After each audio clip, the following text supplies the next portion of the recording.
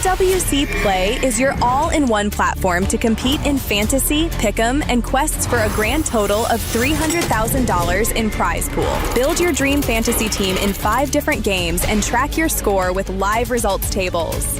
Predict the winner of every game, every group stage, and every tournament.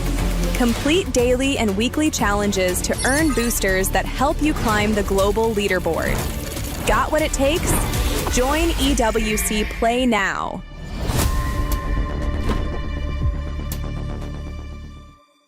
Do you genuinely believe that you are the greatest MLBB player of all time? Do you believe your teammates let you down at EWC 2025? Do you think I'm overrated?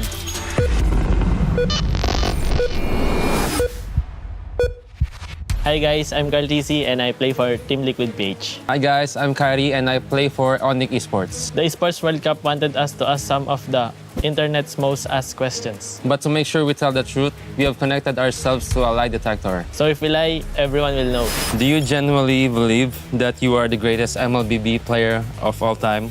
Yes. Yes, he does. Yeah, he definitely is. I think maybe because of all the achievements that I won. Yeah, fair enough. He won everything. Do you consider me your biggest rival? Yes. 100%. Straight away. Nice. Does it bother you that I have more followers than you? No. Ooh. I think you're testing me there, aren't you? No, I'm telling the truth. Do you ever look up how many followers you have? No, not really. Because I don't really care. I think he does care about how many followers he has and his fans. Do you believe you are the best player in Onyx? No. I think you are the best player. You believe you're the best player. I think I am one of the best players. I mean, I think I am one of the pillars of Onyx. Is there anything I do better than you? Yes. Which things? In Assassins and also the face. Yeah. I'm happy to hear that. Would you ever join my team if you were offered the opportunity? Your team. Oh no. No. Why would you wanna join Team Liquid? Yeah, I think if I play with you, a lot of things would be much easier. Yeah. Good. Yeah. Who's the weakest link on your team? I have to answer that? Yeah, you have to. I think right now You is can just lie. Teddy. Okay. He's not lying. He's telling the truth. Sorry, Teddy. It's understandable because he's a rookie, right? Yeah. Do you believe you would beat me in 1v1? Maybe in some heroes. I think right now I would lose to you in 1v1 just because I always see you 1v1 on live stream. Yeah. Do you think we'll be remembered as the 2 greatest players? Yes. Yes. Wow! Ang nagsisinungaling pare.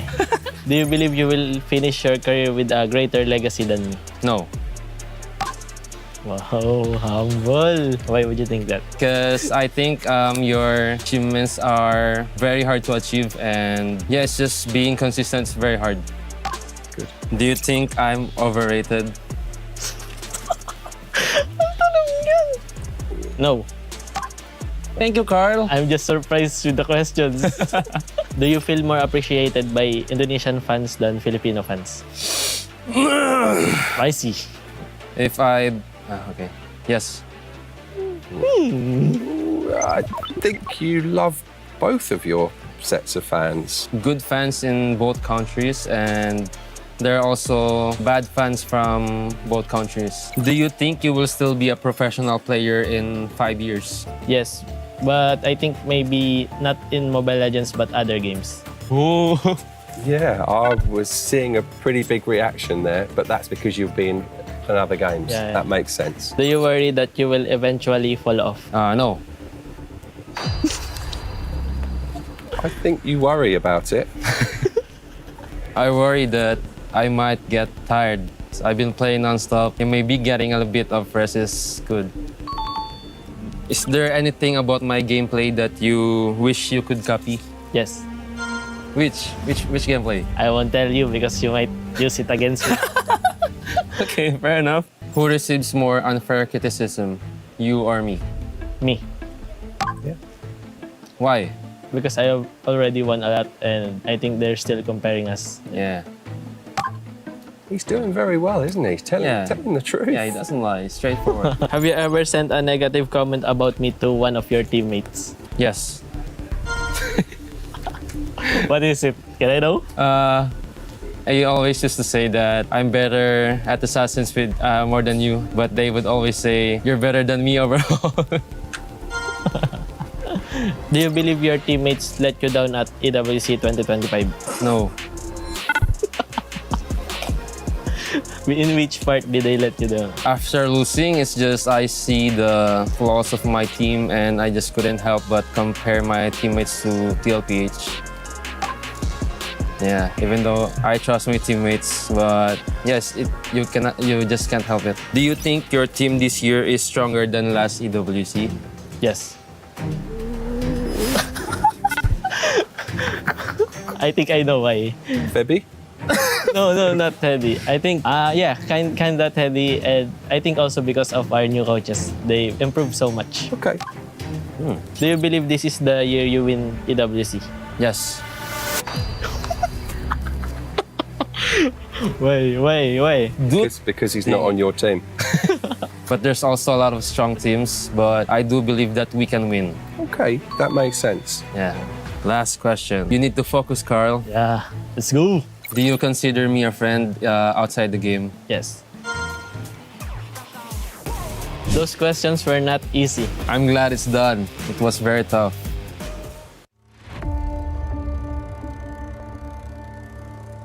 Bloodshed, tears, and glory.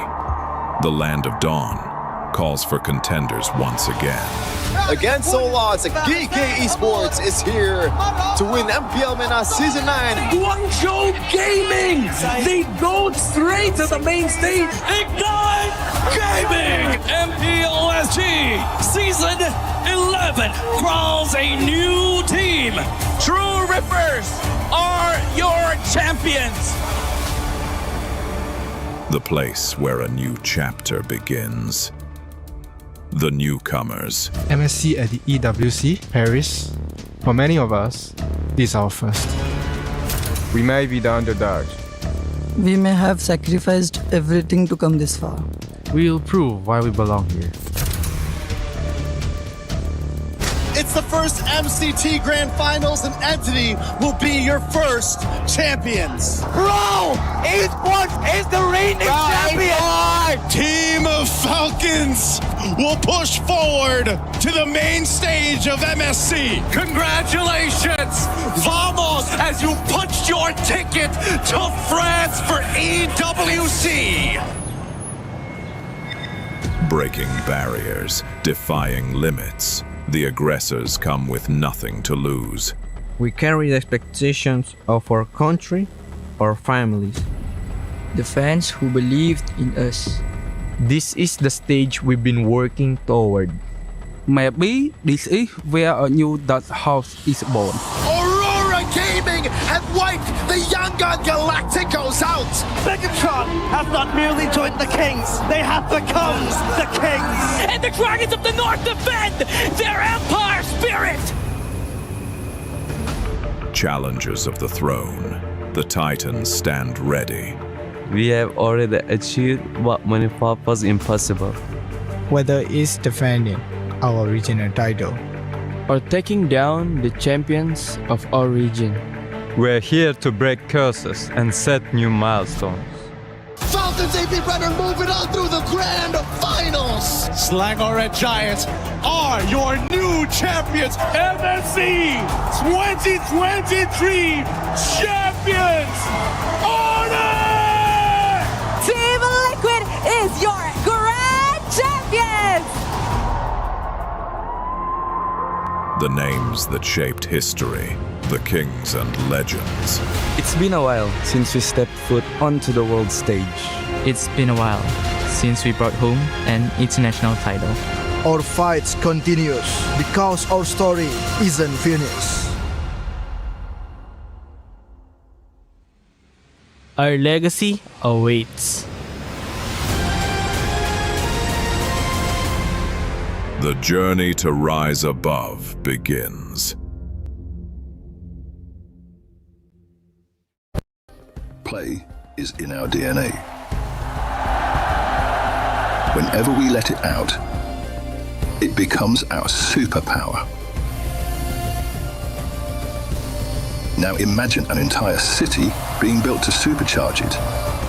Kadir City, powered by Play.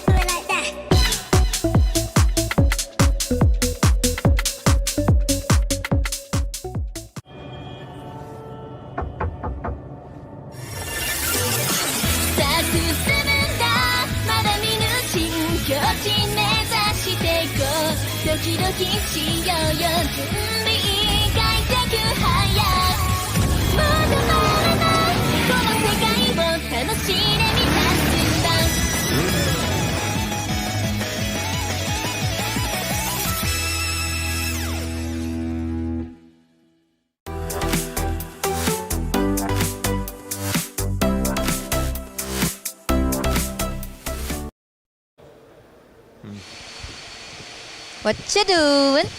I'm busy doing my pick'ems actually. I'm on the Esports World Cup website. Okay. Picking the winners for today. So I was thinking SRG probably going to take game one. SRG, yeah. Up against GK. Yeah. We got that. Yeah, I think that's right. Yeah. Yangon taking on Pro Esports. I'm thinking a 2-0 there as well actually. For who? For Yangon Galactic. What? No, for Pro Esports. I think Yangon. What? I think Aurora take down Onyx. I think it's an Aura matchup, but I'm thinking Aurora. I'd like to say it's Onyx, but seeing their performance, I think I have to agree. I think 2-1. I know you've been doing this a while, but just listen to me. 2-1. Last game, it's Liquid. I'm thinking Entity. 2-0. There's no chance. Did you see how Liquid played? There's no chance. They learn so fast from their mistakes. They're the defending champs. They have the GOAT, Kautizi, they have JP, my GOAT. There's no... Trash. No. Trash. What? Did you just... No. Change it. Did you just submit it? You're not... Chris, what? Chris! It's day 4 of EWC MLBB. Chris! Let's get into it before she kills me.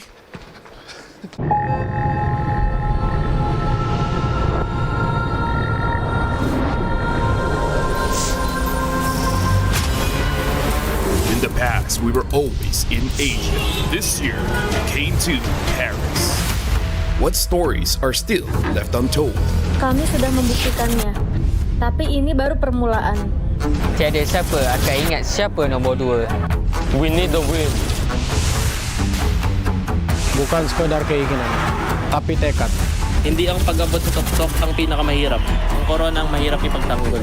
What happened last year became fuel for us this year. This time, we bring it to Paris and finish it. A new lineup, new chemistry, new fire. Once champions, not settling for podium finishes. World champions, defending MSC champions. As the final boss of MLBB, can anyone stop them? Names have been made, stars have risen, but now they need to show the world what it takes to rise above. This time, the world is bigger than ever. Like every year, new challengers step onto the world stage. Some carry the ambitions of 2 continents.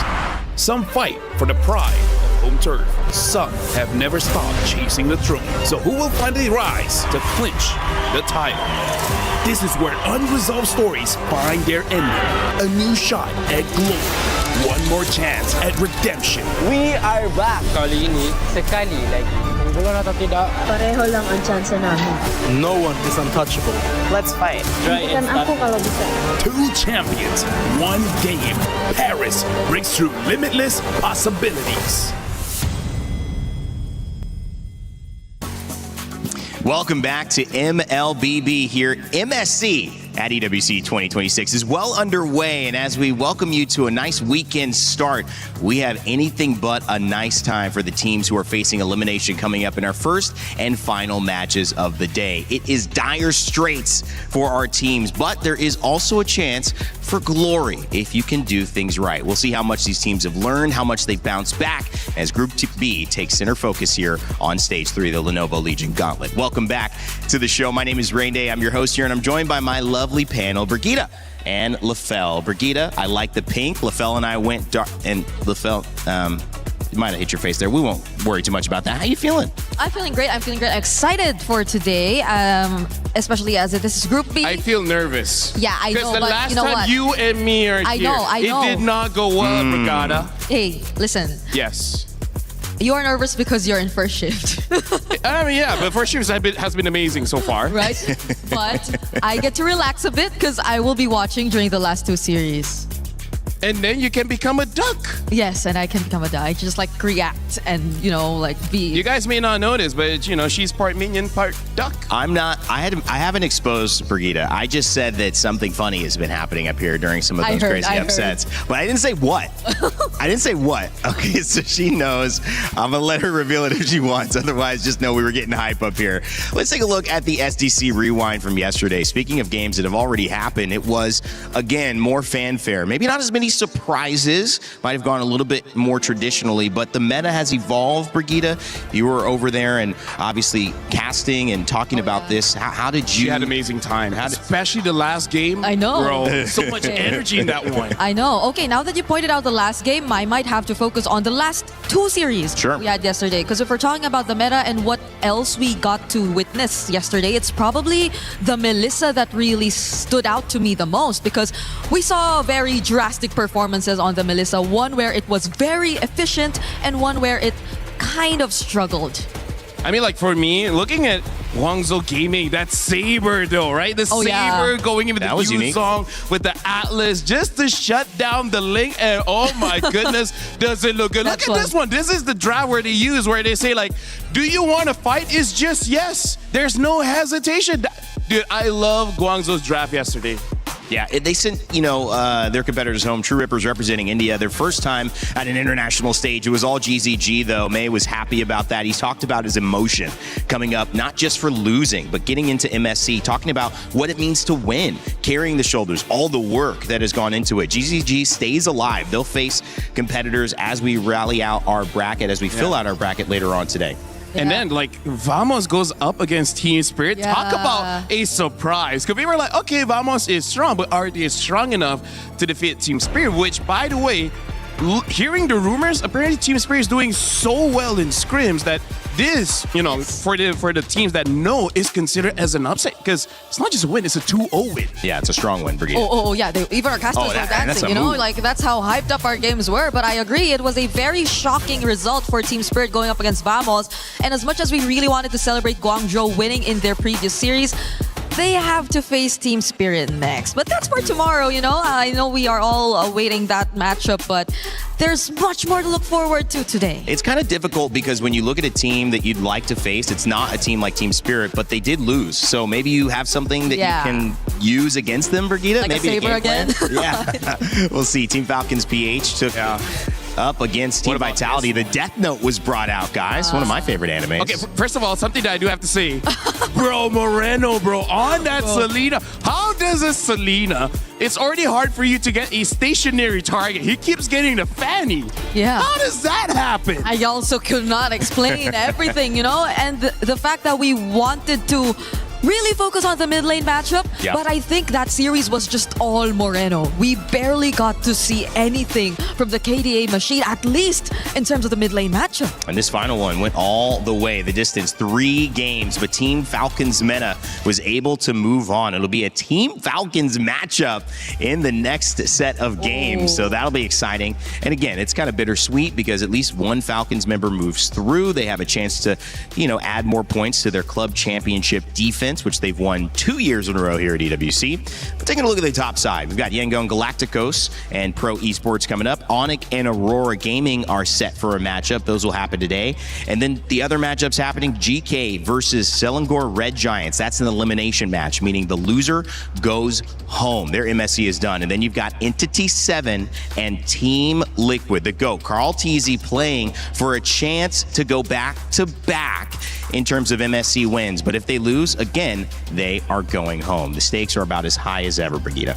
I know, it's feeling like probably the longest day we're actually going to have, just based on the upper bracket match. If we were to focus on that, because I still could not believe we're actually seeing our previous grand finalists in the lower bracket. I like the fact that we color-coded so that it has nothing to do with any of the teams. I do have to say you're close because pink and red are pretty close. But honestly, Rainy, when you were talking about Selangor Red Giants, Brigitte looked at me, elimination match, and then when you said TL elimination match, I was just looking at her and be like, because here's the thing, because the meta is so crazy, it's evolving, I really don't know whether the grand finals of 25 can actually adjust and adapt, because it looks like the fundamentals have changed just a little bit, right? Because before this, you scale up. This time, you might not have the chance. That's a great point. Malaysia and Philippines representing MLBB so well over the course of their tenure in this competition, in this game. Recent grand finalists here at MSC, now both in the loser side of the bracket. I mean, what does that do, Brigitte, in terms of changing the way you're approaching this tournament? Because obviously things haven't gone well with how you started. Yeah, it's I hope something that will not really pressure them as much, because I believe these two teams aren't really new to lower bracket runs, especially SRG. I believe they've been through this also in the previous year, and having to go through multiple elimination matches is something that they pretty much are used to. But you can't take away the fact that they probably have a slightly more challenging route towards the knockouts. If ever they do get past this series, then they will have to worry about the loser of Onyx and Aurora next, which I feel isn't an easy task. That's not an easy task. No, you've got to keep your energy up, especially when you go through a gauntlet like this. So that's the situation. Just get ready. Everything's going to be a battle from now on. And that's the benefit, though, because now you realize that any game can go any way, which means if you're right about guessing which ways those games go, you deserve something. Earn your share of $300,000 by participating in our EWC Pick'ems. That's right. You get to let us know who you think is going to win the matchups today. You saw a great cold open with the Turna and Chris there talking about a 2-0 Entity 7 against Liquid. I'm not sure a lot of people will put that as the pick, but crazier things have happened. I mean, maybe not. Rain Day, I feel like if I can give any advice to the audience, whatever your intuition says, go the opposite. Go the opposite. So far, all the predictions have been pretty wrong. So, don't trust yourself, basically, little Jimmy. Don't trust yourself. Yeah. For everyone that it's a lesson of life. Be yourself. Don't listen. Whatever you think, it's wrong. Exactly. I love that. Just giving the youth. Have self-doubt. Yes. Listen to the haters. At least for this. At least for MSC. At least for MSC, we gotta clear it out. Well, doubt is welcome at MSC. You gotta have at least like 9 days of your life where it's okay to doubt everything. And I think this is what Paris has given us in MLBB. Now, as we walk into the camera shots following GK Esports and Selangor Red Giants, the Giants of MENA qualified as champions from their league and able to now face off against what many would consider the ultimate champions, 5-time Malaysian champions in SRG. Unprecedented success from this team. Brigitte, both teams have a lot to play for. And I'm hoping we get to see them in a similar spot as they were 2 years ago, where they had a near flawless run, where Sekai's was just performing out of his mind, and where he was actually labeled as the Sky Prince? Because that was something we're yet to see from them. Yes, they got comfortable every now and then, but the moment they got their hands on the Ling, I feel like it was a surprise to us to see that kind of performance from SRG. For me, I still want to see him on the Ling. It's just that banner all these crazy crowd control heroes, right? Yeah. Like even you saw like the Belleric, the Eudoras. Yep. Like I really feel like as long as those are not on the table, it's a little bit better for Skies. Because when there's a lot of crowd control, he really can't do much. Well, speaking of GK Esports, who he's going to be trying to do a lot with, they have a team that is built to understand that they have a challenge ahead of them in the Malaysian Champions. Can they do enough to move through this elimination gauntlet and keep themselves alive for one more day? Eterna sat down with Shin to get his thoughts. Hey everyone, it's Eterna here over with Shen, captain of GK Esports. How are you feeling coming to this elimination match? I mean, we didn't get to what we want last match, but today I think we're gonna play better because we got enough time to play more, and we're really excited because we're gonna beat with SRG, so it's really fun to play. Yeah, we're all anticipating this next match. Yeah. And were you surprised that SRG ended up in the lower brackets with you? Yeah, a little bit, but I think this meta, it's there's no really you can say really team gonna beat everyone or something like that. Oh, okay. Yeah, every team has a chance, Every team has a chance. It is a very interesting meta that we're looking at right now. And earlier on, you said that you had a little bit of time, right, to prepare more and so on and so forth. So did you think that was one of the main reasons why you lost your previous match? Yeah, I think we didn't get enough time with each other to adapt to the new meta. But I think now we're gonna play better for sure. Okay, if there was one thing that you could fix from that match that you lost, what was it? I think our draft. Okay, your draft. Yeah. So the drafts have been studied. It's been prepped for today. Did you think that the communication was okay? Chemistry, execution, was it okay for you? I mean, not really, but we didn't get to play the game, so I can't really say that, Okay. But what about you personally? In your performances so far here at MSC, have you been satisfied with it? I mean, not really, because last match I didn't really perform. I think my performance was really bad. Today I hope I can do good. Okay, we're all hoping, we're all anticipating, we're very excited as well. Is there one person from SRG that you think will be the main problem later on in your game? I think Innocent. Innocent. Okay, why is it Innocent? I think he's for me is the most strongest one on the team, so that's why. Okay, so your eyes are going to be on Innocent in this next matchup. Is there anything you want to say to SRG before your match? So yeah, good luck, and let's give a good match to the audience, What about your fans back at home? I mean, I want to thank them for the support. I say sorry for our performance last match. I hope we can fix it today, and yeah, keep supporting us. This has been so wonderful. Thank you so much, Shen. And before we go, I do want to ask you, as team captain, are you the person that usually, supports your team mentally, emotionally? Yeah, I think so. What do you usually say to them? I give a speech before the match so I can get them motivated or feel their hunger, more. Yeah, that's all. Oh, what's it like? Can you give us an example? I mean, I cannot, It's Okay, pretend I'm your teammate. Okay, Eterna, we're going into this elimination match, and then what do we do?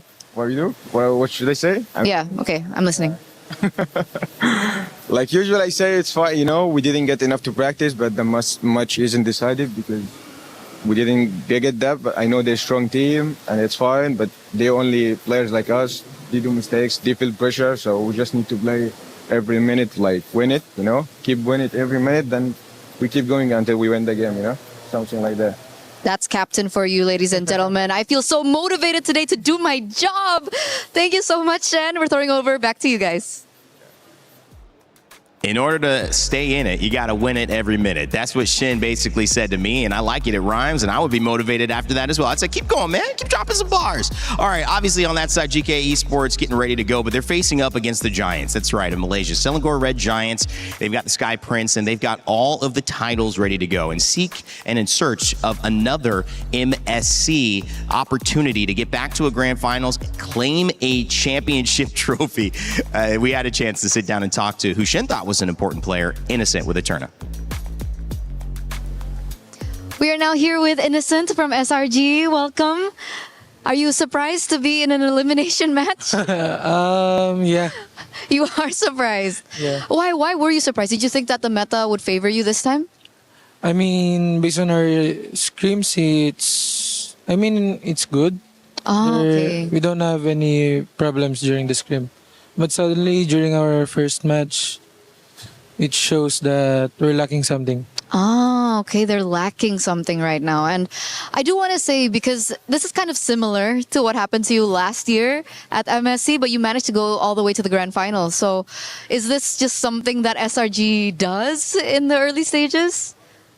I don't know if it's normal for us, but every time that there's an international tournament, we really have this kind of problems during the early stages, and we just need to talk and fix it.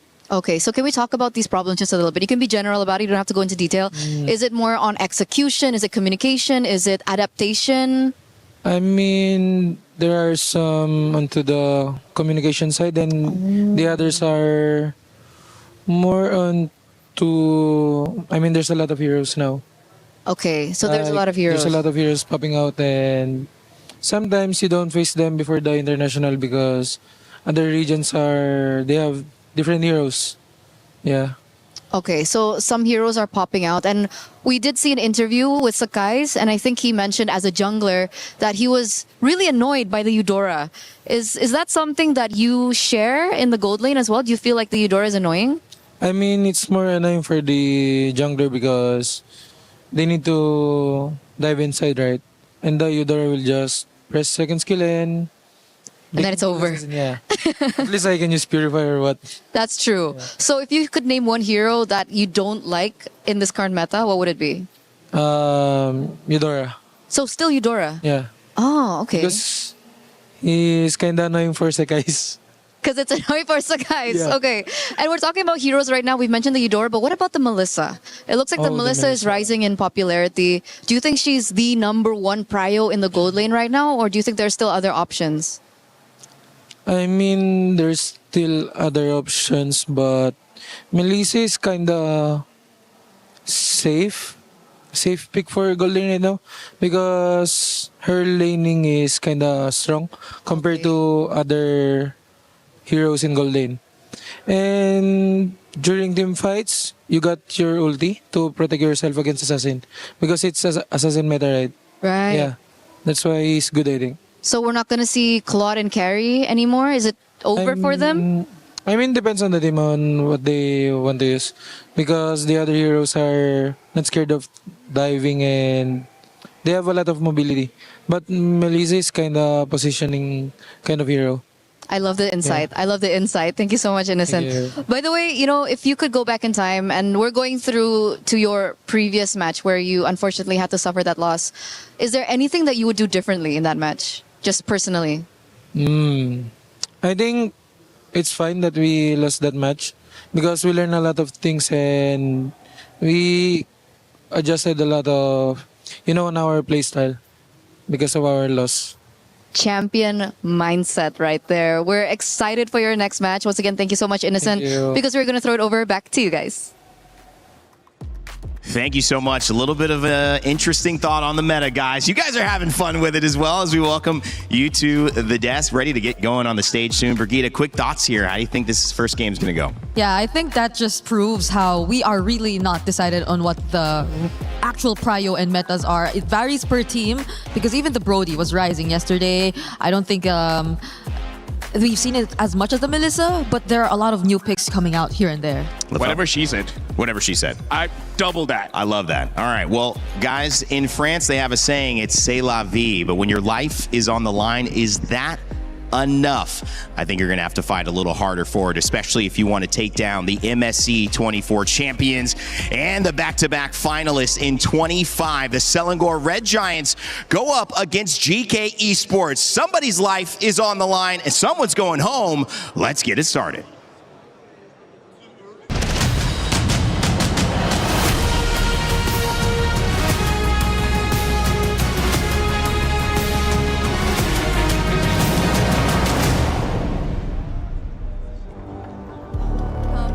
To the fourth day of MSC at EWC 2026. It's Rose and Milosh here again for another day. Now guys, yesterday we sent home 2 teams and 2 teams proceeded to the knockout stages. Today, history will repeat itself as we crush 2 keys and promote 2 teams. It's always a lot of fun to crush keys. It's a big part of what we do here at the Esports World Cup, a part of MSC's trajectory, I guess, the history here. Now, as you said, Rose, 2 teams advanced. That was Group A, our focus. There are 2 that went home, and we're going to continue doing that today in Group B. Though, our first matchup is elimination. So a key to crush. It's the thing I love in the morning. Let's welcome our first competitor to the stage, GK Esports! 1-minute representatives survive to fight another day. Can GK make their own dream come true? A rough ride in day 1 against Yangon Galacticos gave a big set of lessons to learn from. Can they apply them when the pressure is on? Yeah, that's definitely the toughest part. Being able to perform with pressure and of course, their opponents. It is none other than Selangor Red Giants. The champions of MSC 2024 are on shaky waters after losing in their opening match of the tournament. Have they got what it takes to keep the Giants in the game and attempt to reclaim what was once theirs? It's crazy that already champions from 2 years ago are standing here on the cusp of being eliminated. And by whom on the other side? GK, the Plucky Mana team that's looking to make a story of their own at MSC. This is what you watch MLBB for these sorts of storylines and international games. And I don't think it's time to push us too far. Please, Selangor Red Giants. Please, GK, my friends, you may place your keys. Take your seats, players, captains. You may shake hands because this matchup, once more, is about who stays at MSC 26 and who gets to go home. Let's break it all down and get ready for their desk.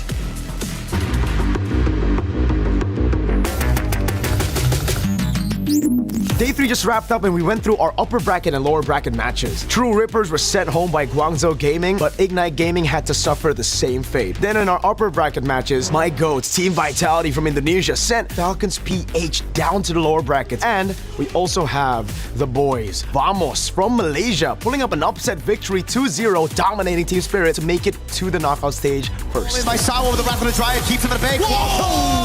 Deficit Blade Steel gets him away, error! As the first team yang lepas ke knockout stage, kita orang rasa bersyukur dan juga lega lah. And at the same time, kita orang rasa bangga juga sebab kita orang adalah tim pertama yang wakil Malaysia yang lepas ke knockout stage. 2-0 for Team Vitality as they secure the knockout stage!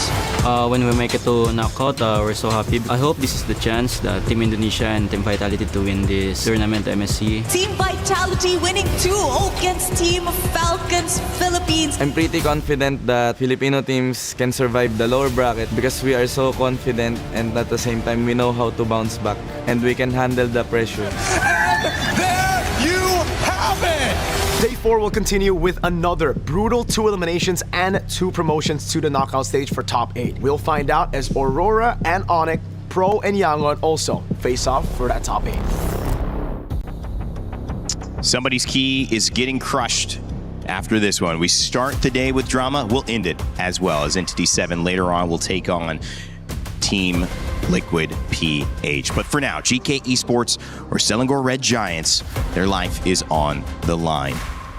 I gotta say, Randy, me and Brigida, we are at the edge of our seats. We're super serious for this one because here's the thing, like Slangway Giants. You want to start off with a lie? They That's were. how you want to do it? They were one of the favorites, Raina. You don't understand how sad I will be if they get eliminated now. Yeah, I think it's just his way of trying to distract himself from the reality that we're actually You're a facing. distraction. Oh, sorry. I'm sorry. I'll say you didn't get a chance to see it, but these two were shadow boxing during that warm up because they were so excited. That was our warm up. I could tell you guys were hype. You were getting ready for the draft, and I'm hyped too because we saw the meta develop over the course of these last 3 days. It's developing still, but these are the moments where you really get to test your ideas. You get to see what they're worth. Everyone has a plan coming into this, but we get to see which ones are prevailing, and slowly but surely we're putting the puzzle pieces together of what's working. Yeah, I think for one, I don't know if SRG want to go up against a Balearic again and again and again,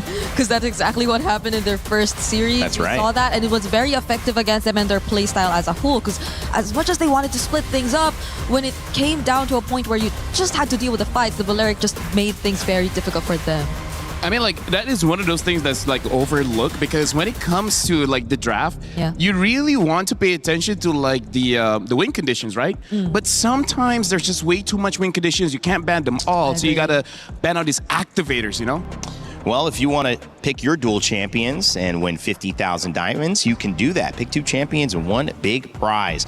A grand diamond prize of 5 winners, each getting 10,000 diamonds each. You can get some exclusive skins, and you can scan that QR code with your phone, your tablet, or whatever device you have that has a camera and get access to it right away. The event ends July 27th. It's currently live right now, so go check it out. Let me just say, Rainda, I feel like this has gotten more and more difficult. Like, before the tournament starts, I'm pretty sure a lot of people said, oh, Team Liquid is going to win. Vitality. Oh, I thought you were talking about the My Champions pick. But now they're like, wait, hold on. After like 2-3 days, and this is just groups, and already like I would say the power rankings be damned. Yeah. Everyone's power rankings has just scrambled after 2 days. Yeah, I mean, you saw the intro. You saw Eterna and Chris. They had a mini debate over there. What a team is trash. Mini debate. We're not sure what You guys agreed, majorities right? feel. Trash? Oh, Trash? wait, what? Oh, no, it's just Brigida. Oh, okay. No, Just hey. Brigida, right? Okay. No. That makes sense. I was like, what are you saying, bro? Wow. But that was me, you know? Yeah. I was supporting them. But either ways, jumping into this draft, the interesting thing, it really is, if you have an identity, that's good, but at the same time, your opponents will know how to counter you. For Slangway Giants, I would say after their first match against Pro Esports, I don't think it's super defined just yet, their identity, because game 1, 2, and 3, it's different drafts. Even the win condition is different. So I really don't know how they're going to approach this one going up against GK. It's interesting. You did mention, go ahead, I don't want to interrupt you there, but I was just thinking Pro Esports and PPP, you'd mentioned that Belleric, and he was so successful against them. What do they take away from that now going into how they prioritize this draft? I mean, I initially wanted to put a bit more focus on that, but as Lafel mentioned, it's a bit hard to narrow down the win conditions and what you really want to focus on when it comes to the draft. And that's on top of the fact that SRG themselves, unlike the other teams who tend to just really go either tanky EXP and they just shuffle everything else in the lineup, they've been using either tanky or damage EXP. So you also don't know what kind of approach they want to starting from the EXP lane, which I think is very crucial in this current meta. So let's see if they get to finally establish it here now that they're in a very dangerous spot. Expanding River and maybe expanding conversation of the assassin meta. 2 characters, 2 heroes that have made the biggest impact in that, at least from an eye test. It's been Harara and Ling. But they have a very different win rate. Over the course of these last few days, we got some stats in the green room. Harara, 73% win rate. Ling, 43. And these are 2 of the Harara Ling assassin users that you might think we might see that matchup again, Lafel. So that could be a big thing on the ban list or not. Okay, so we're already starting off pretty interesting here. Slangway Giants, they are on first pick blue side, GK second pick red side, and a Harley ban. That's rarely a first phase ban.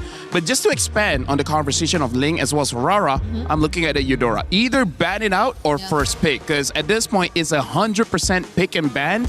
And every single, I would say most junglers, they're like, yeah, we don't like to go up against her. Yeah, but I kind of wonder about the Harley ban. What could have been the idea behind this? Is it just a jungle matchup that they're trying to avoid, or is it a different hero that they're planning to put out and would rather not go up against the likes of a Harley? I see 2.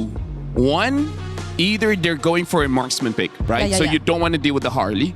or Eudora a ban. nice Eudora ban. The other thing, Break, you remember Aurora? Aurora Gaming with Mr. Big Brain Midnight? Okay. Yeah, when he used the Harley, he just paired up with both side laners that are like very strong and a jungler that's also very strong in the early game. So maybe Harley is also an activator for a pre-10-minute game kind of draft, you know? So I think Slangoray Giants right now, get rid of Eudora so that Sakai's has free time, get rid of the Harley so that Innocent has free time, and they just want something that skills a little bit better into the mid. Don't try to, I would say, gamble it in the first stage of the game. Yeah, and GK maybe sense that it could be a setup for a Fatty to just have an easier life overall, but you mentioned even a potential marksman that just probably doesn't want to deal with the likes of a Harley and a Eudora. What if SRG, as pointed out by Eterna in the interview earlier on, have plans of maybe putting out a marksman like the Melissa later on? Because I don't think the Melissa would really want to deal with the likes of a Harley Eudora, but that's the thing. We're not entirely sure just yet. We're just somewhat, personally for me, I feel like Melissa fills a hole that is currently there in terms of the draft, which is there's not a lot of siege because look at all the mid so far. The Eudora, the Valentina, they've been mid-range mages, right? They haven't been someone that can really push people away from the turrets for you to get the free objectives. And even the Atlas ban. So this really is just saying Slangoray Giants, they don't want to deal with any crazy instant crowd controls kind of thing. I think that's smart because we've seen Atlas punish teams quite a bit. And I think you also need to even consider leaving Eudora open if the bans don't go that way to make sure that Atlas is banned, because I think we've started almost see some things that can deal with it. We brought up the Vexana as well mid that was okay against the Eudora. Maybe there are ways to deal with that. I haven't seen a lot of answers for Atlas, but there's the Freya.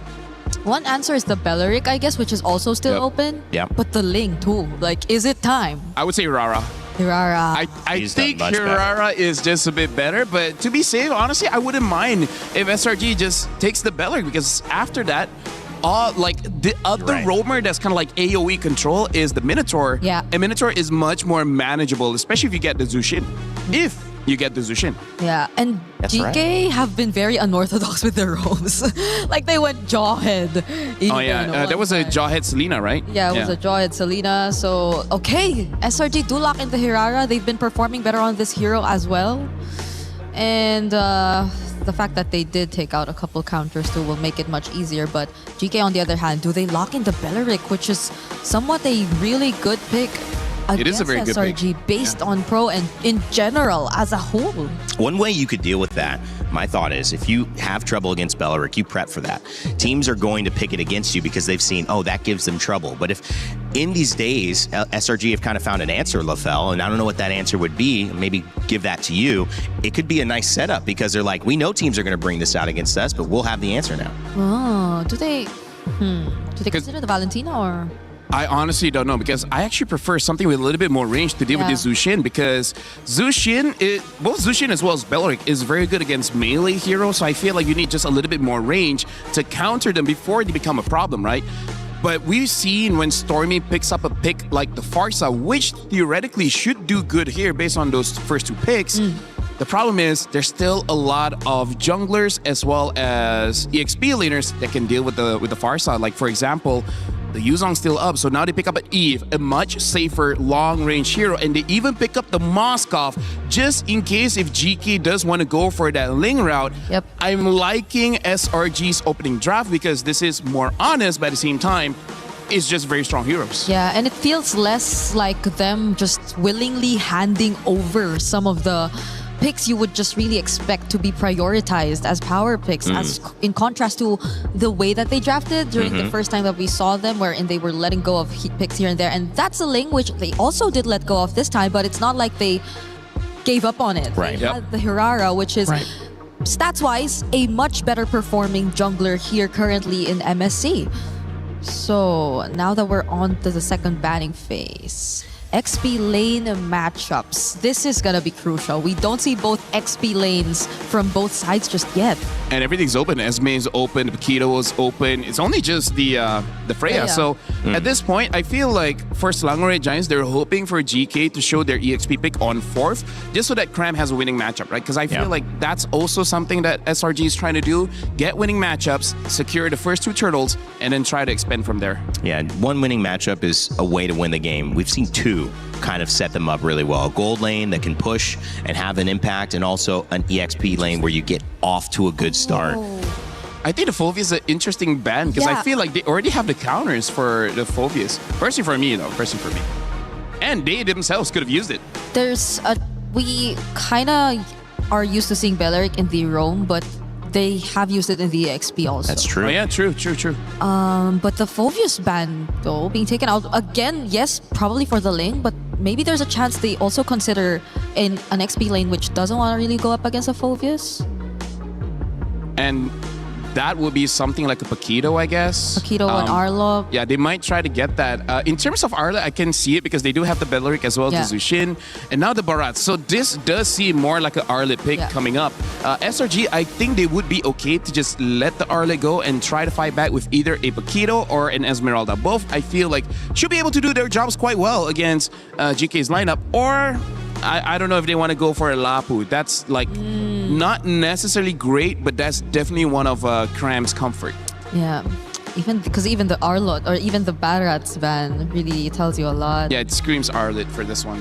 So Harith is taken out too. I wonder if SRG won't want to consider some of the more recently popping out marksmen or gold laners as well. What, like Melissa? Or Claude? The Brody too. Yeah, there goes the Claude. Yep. And expert Rain Day. Hey guys, I'm learning from the best here. Oh, wait. Wait, so they show up the Uranus. This means that SRG, they can get an Esmeralda and basically have a nothing lane. Yeah. Or again, just pick up the Paquito, win that lane, and then just establish pressure. Because as we saw, if you're going up against a Ling and the Ling does not have a good time getting those farms, it's going to take quite a while for the Ling to really be effective in the game. Yeah. And honestly, you don't know the roam yet. I mean, I would have considered Hilda, but the fact that the Belleric and the Juicin are just too good with melee heroes maybe might make you think twice about picking up the Hilda. So other roam options for Yums at this point. I wonder if they want to try a healer. You know, something like Matilda. Matilda is open. Yeah, it could be Funky. Yeah. I love Funky. Yuzhong, what about him? Oh, Yuzhong. Oh, Yuzhong is also very good here. Cram used that. Used that. And into he lost, but he used that. He used it. He used it, you know. Oh, Hylos. Oh. And Paquito. Okay, so a little bit of a different strategy there. And I feel like the Hylos is just a good combination with the Eve. There's a lot of slows there, making it so that the Link can get away. Everyone else, nuh-uh. Yeah. They're just going to stay there. And they're going to be okay with Oh, unique hero. Okay, what's this Hellkurt mean? Who wants to talk about it before we throw it to stage? Wait, is this going to be Hellkurt Gold? No, it's Rome, right? I mean, wait, no, gold. It's gold. I mean, Belly could go EXP Uranus. It's gold. It's gold, Hellkurt. Well, so Hellkurt bursts and then he can make the map dark. Burst and then vision deny. Ooh. We'll see. We'll see. I love it. We rarely see it. It's kind of cool. Reminds me of my old Xbalanque days back in the game. That's very similar, but this game, there's nothing similar to this. This feeling of under the bright lights, your life on the line. You're playing for hundreds of thousands, maybe millions of dollars if your journey continues, and one team is going to have that key crushed after this. Let's begin game one, SRG versus GK Esports, and over your casters, Naisu and Trex. Thank you so much, Rain Day. I'm here with Naisu on the desk. Just a reminder, this is an elimination match between SRG and GK Esports. How are we feeling, Naisu? And you know what? It's weird to start the day with an elimination match, man, but that's been the course of things for the past couple weeks for all the journeys that we've made it up to this point. And now to think about a Hellkurt being placed in the gold lane. If I haven't been vocal enough about how much I love the meta right now, man, this is why. Because we're seeing even this come to play in an elimination match. This definitely makes things interesting, and I gotta say, the past couple big upsets that we have seen throughout the past few days have been because of picks like this. Now, The Hellcurt in the gold lane, not something you normally see. A little bit of action in the mid, though. First blood over to Stormy, Naisu. Wow. All right. Already burning a couple revitalize there to keep him up. But yeah, I was so surprised that was that early on that you're able to get a kill on Shen. A little bit of a misstep. Yeah, definitely a misstep. Yaga in this gold lane. Back to this Hellcurt, though. Nothing too crazy as far as emblems go across the map. We do have the pull together on Quanok. Overall, though, I'm excited to see how this plays. Are we going to see the Hellcurt roam around quickly? Normally, gold lane doesn't get too much action in the early game, but because of the speed, once he hits level 4 as well, getting the Dark Knight Falls might be able to help GK in terms of getting some of these first turtles. He hasn't hit level 4 yet. May be able to get it before this turtle. I'm wondering if SRG is going to want to rush it because they don't want to have to deal with that Dark Knight Falls. Because even when he's on the opposite side of the map, his team can still capitalize from it. So it's something we definitely have to watch out for, especially with the range, with the possible surprise of Shen hitting a Wrath of Dryad, something of that nature. So I'm excited to see how they utilize this pick. Oh, Eisenburn in the Flicker too. Yeah, you're right about that. The utility that a Hellcurt can bring just with, darkening the map with his ultimate, that Dark Knight Falls, is great, but still, I think that's the main thing. Can he get out of the lane? Can he join these fights? It looks like he wants to do exactly that. They're going to force a fight anyway. Beacon already used. Shen able to flicker out for now. Dark Knight Falls comes through. They collapse on Sakai, so able to pick up one. Turtle still for the taking here. So for this, you got the numbers advantage, and there you go. Yaga's making it work. Gets another. Yaga. Things already turning around for the side of GK. Looking good. They take a death early on. But we're already seeing the possibility that Sakai's is going to have to be careful going off on his own, even if it looks like he can secure a kill, because at any point, Dark Knight Falls comes down, Yaga pops up, helps gets the kill. He is an assassin. He's still squishy. And that's what I feel like is going to be the target. You add that up with Stormy as well.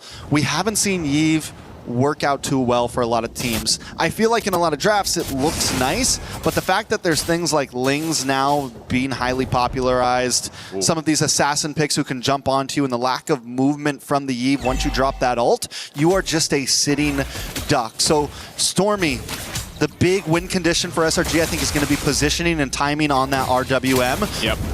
And the same thing is going to go to GK with this Dark Knight Falls and things of that nature. Quanok already using the beacon. Actually going to flicker forward. Dark Knight Falls. They want to collapse on Stormy, as you were mentioning it. Tempest Blade's already going to be used. Yeah, trapped into a real-world manipulation, though, too. On the back foot, GK has to disengage. They wanted to go for that. Now multiple members are low, and here comes the follow-through. A spear from Innocent will be the find a double. He does it again in the mid lane. He just never misses. That's the reality situation with Innocent. And I want to go back to what I was saying with Stormy. That last RWM was huge, but Cram. Oh, Cram. Okay. This is why the Paquito's so deadly. Couple combos, and you're half health or less. Yaga's going to get spotted out. He does get stunned here, but he's fine for now. Yes, back to what you were saying, Trex.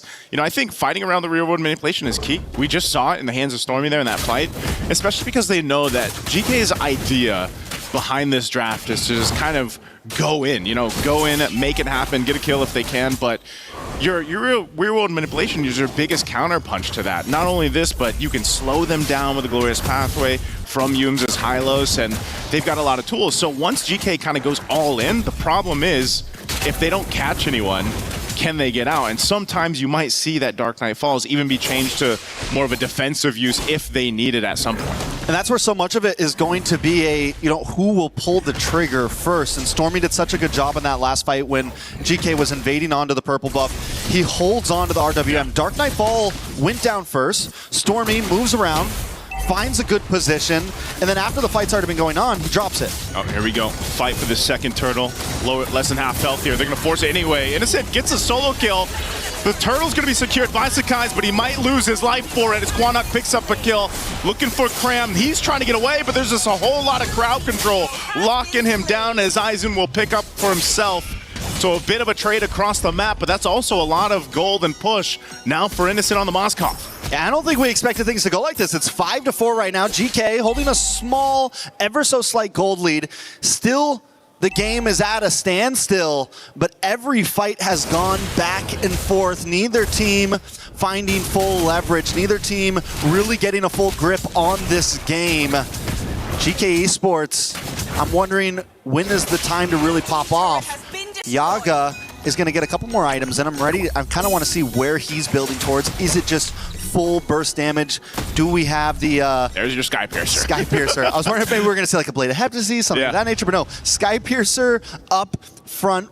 Berserker Fury already in for Zeno. On the opposite side, Innocent having a great game. 3-0-0. He's already got 2 items in, looking for that third. We're talking about a possible 8-9 minute third item very early in this game as long as he keeps on this path. Yeah, Innocent's going to be a problem for GK, and that's why, you know, at some point, Yaga's kind of his game plan will be just to lock down Innocent, you know, try to go in. Of course, he's got the execute there to work with too, but you know, that's the problem with the Hellcurt is you are very squishy, but that's, you know, the price you pay for this kind of kit and the ability to go ahead and darken the map. But now Aizen spotting things out. Even as a Uranus takes quite a bit of damage himself, GK wants to fight this. RWM already dropped down too. Dark Knight falls to follow through. They're going to extend it further. And now here's the surprise as it comes on through as Quanok is gone. Wrath the Dryad won't be able to help save them as Shen falls next. Now Yaga, there's some low health bars here, but it's too much of a risk to follow through. Patience is key in so many of these fights, and for a second, GK felt like they had the advantage there. Cram should be okay here. They wait for the RWM to come down, and that's after that comes down, Yaga drops the Dark Knight Falls. But what GK doesn't know is you've got Cram hiding out in this bush. Everyone's just waiting for the Dark Knight to end, and they all re-engage and get the win out on that Tim fight. SRG stealing away the lead.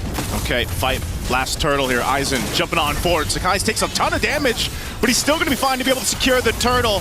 Yume's left to his death as he goes down, but Cram looks to capitalize on a kill. An SOD won't connect though, so they fall. Aizen falls here. Dark Knight falls once again. Cram will go down. Yaga able to pick up another here. Good push though down bot by SRG. Sakai goes in with the combo, gets his own revenge, taking out Yaga. Zeno's not going to try to commit to it. Yaga goes down. I feel like at this point, though, Yaga can die. He's always going to pack a decent punch. He's going to have utility. When will that eventually fall off in the lack of a marksman, though? Innocent going to try to get away. Still has a Purify. Should have room to work with. Picks up the DHS. He goes and tries to target Quanok. He knows the rest of the team might try to make their way here, but Yumes is going to be too late. It's a shutdown. Quanok gets the kill on Innocent. A beautiful shutdown at that, going into the hands of Quanok. After taking the 2 deaths, he's going to need some of that gold to kind of pillow some of the losses he's had. On the bot side, though, GK losing so many towers, already down to the inhibitor, top side as well.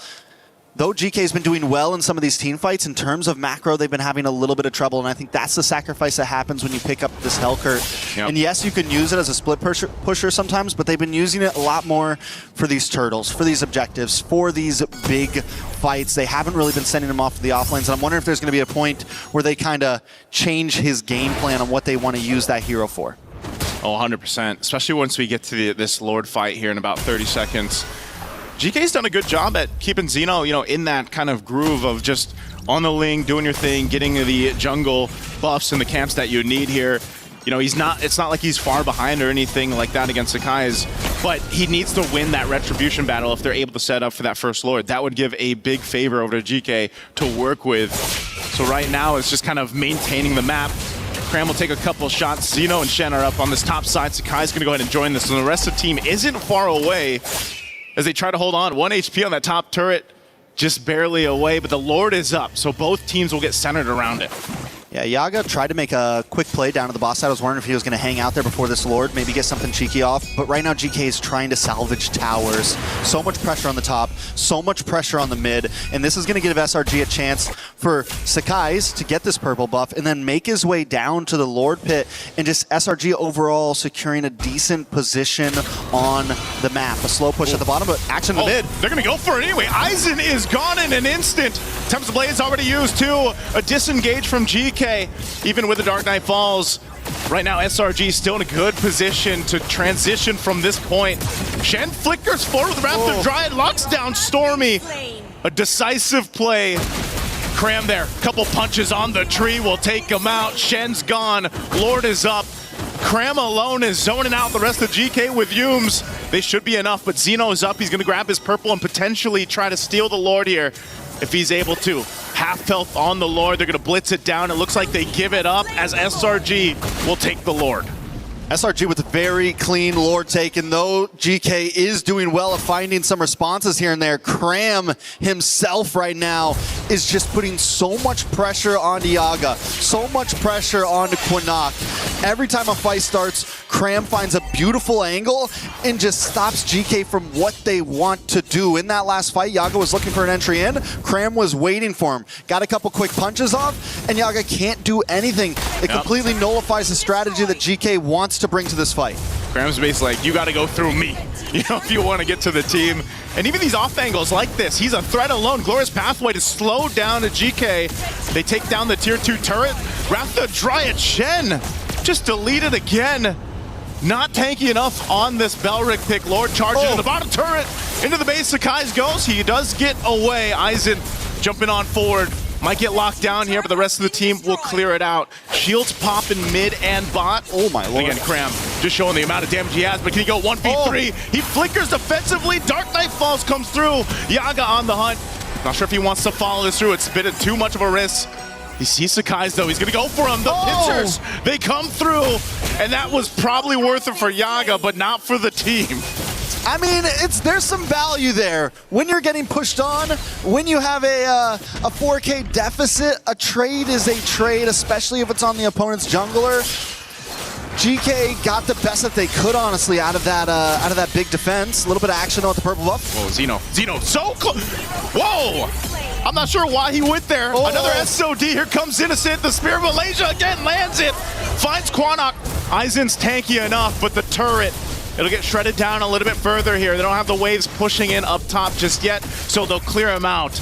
A big play from SRG off of the interesting decision there from GK. Yeah, Zeno should not have gone for that. GK definitely choosing to pick fights at a lot of the wrong times. The fact that they were able to keep their inhibitors was good. All right, they've only got a few guys left, but they're gonna lock it down. Shen trying to keep them at bay, clear out the minion waves. Top base turret's gonna go down here. Bottom one is left. They're gonna go focus on this next, but everyone from GK is up. They should be able to clear out the minions. That they do, and SRG has taken pretty much what they can for now. Yeah, the fact that SRG still ended up getting those inhibitors is because of the huge mistakes done by GK. And SRG's been capitalizing on every single one. Fine, you want to come too deep? We got an answer for you. And that answer has been Cram. That answer has been Stormy and Innocent. When it's time for GK to run away, somebody always gets caught by the Spear of Destruction. Somebody always gets caught by the RWM. And this is what we were looking at from Stormy. This is what we were looking for, at least, to hold on to those RWMs and make sure the timings are correct. And instead of using it as a big team fight mechanic, he's using it as the net, right? He's using it as something. Yaga. Oh, Dark Knight Falls, but Innocent, he spots him out. It doesn't matter. Innocent picks up another, and the team fight is getting decimated in the jungle. Another SOD. He doesn't miss. And Zeno falls. Aizen could be next. Last one for GK. And they just get wiped off the face of the map with SRG. They don't need a Lord. They got a wave of minions coming down the mid, a 7,000 gold lead, and death counter's too high. Too high for GK. They're going to have to scrap this one up and go next because SRG came through in game one in this elimination match. Definitely a tough start to that game for SRG. Another pick to throw them off their balance, but they held it together. And as the game went on, the lead got out of hand for GK. Things got a little too crazy for GK, and SRG kept their cool and took the victory. Again, man, there was an attempt there, do something unique in the draft. Interesting in the draft, gold lane Hellcurt. You could see where it could work. There was uses for it, but essentially you have no way to even contain Innocent. Whether it was Innocent or not, if it was just a Moskov has free reign to do what he wants across the map, and you have to kind of deal with that. The macro threat that Moskov had in comparison to what was going on as a team just was too much to deal with. And again, when you have someone like Innocent who's, I don't know what his accuracy is on those spears, man, but they just seem to hit 9 out of 10 times. We need a percentage on that, honestly. Something like that. And, again, you have tankier heroes on your side for GK between the Uranus and the Belric, but it just wasn't enough. A lot of the times they were initiating into this fight and they would just get decimated more like quicker than not because of the firepower that was packed in to this lineup of SRG. So go back to the drawing board for game 2 because this didn't work. The early game was better. I feel like they were actually able to maintain, the game and not lose this crazy lead, but GK's got to come up with something else here, Trex. I mean, I get it, right? Game 1, you try something because if that something works, it puts you in such a huge advantage for the rest of this series. It's a mental game, and GK was not able to pull it off. But even more of that, SRG was able to keep their cool through it all. Let's see what our panel has to say about that. Rain Day, take it away.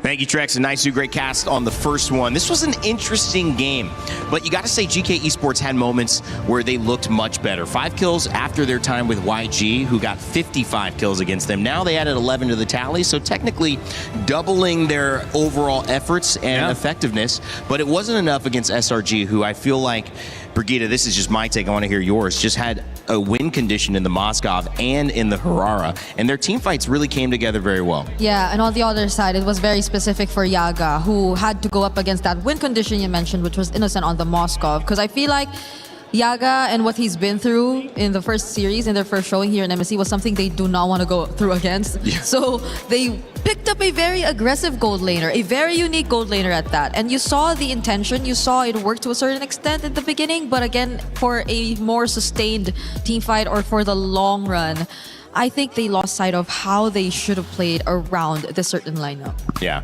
LaFell, I mean, when you go to that matchup specifically, it is kind of tough because, Helkert wants to get in and wants to stop Vision and kind of reap through the chaos. But Moskov, if he's your person you're trying to shut down, one knockback and now your whole plan is like delayed, and that delay could be it doesn't work anymore. I mean, the crazy thing is we'll have some time with the Telestrator later because in this game, funnily enough, the thing that I got to talk about the most is actually the map because that's what Slangray Giants used to defeat GK. And here's the thing, it's not that GK does not have ways to stop it. It's just that somehow they weren't able to just because Innocent, he himself was invisible in the map. The moment he shows his face, sure, he dies. He made that one mistake, but then never again. Yeah, you would think that GK would have a less harder time finding Innocent because they had 2 assassins. They had such high mobility heroes and even a Uranus who could just pretty much, you could rely on him to control the rest of the map. And he's the guy who could just split up from the rest of the members. Actually, 3 of them, like either of these 3 could just go and take their separate ways from the team, but it still didn't work out. How'd you feel about Cram? I feel like his Paquito is pretty impactful.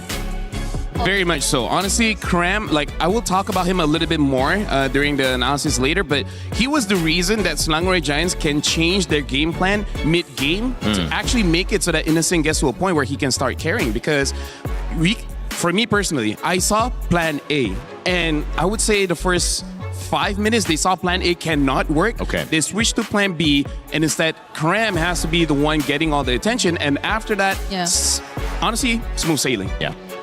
Cram just did not hold back that game. I feel like there was this one instance, even when I was watching, that he was already caught by 2 members. They were trying to poke him down. They were trying to threaten him out of the lane, but he stood his ground. He just stayed there, hid in the bush, and was ready for a potential re-engage if ever GK actually wanted to go for one more round. And that's the thing about Cram. He's a very aggressive XP lane, and the Paquito, I think, allows him to really play the kind of playstyle that maybe we've been missing in that first series that we saw from SRG. And it was really interesting to see the results of yesterday's performance, or not yesterday, but the day we saw Selangor Red Giants fall earlier on because the Belleric gave them so many issues. GK prioritized the Belleric this time around, guys, and it doesn't give them any issues. And I think that's just SRG know we need to have an answer for this. The Paquito worked really well to give them the space, but LaFell, I want you to break down what you saw in that game.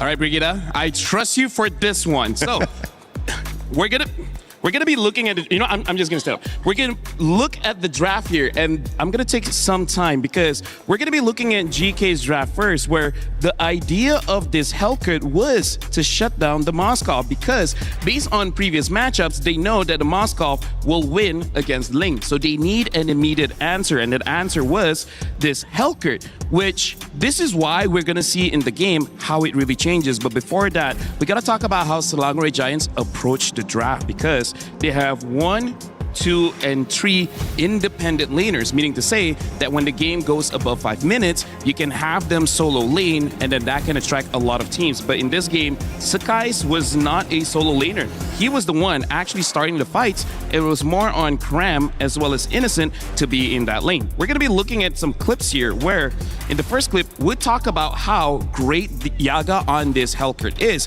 which by the way, it's a very toxic Hellcurt, you know, with Master Assassin, Rupture, as well as the Execute, just to make sure he actually gets the kill. Because as we're looking at the positioning here, you can see that Sakai's is supposed to have a flank angle because his job is to actually have and engage with the stun.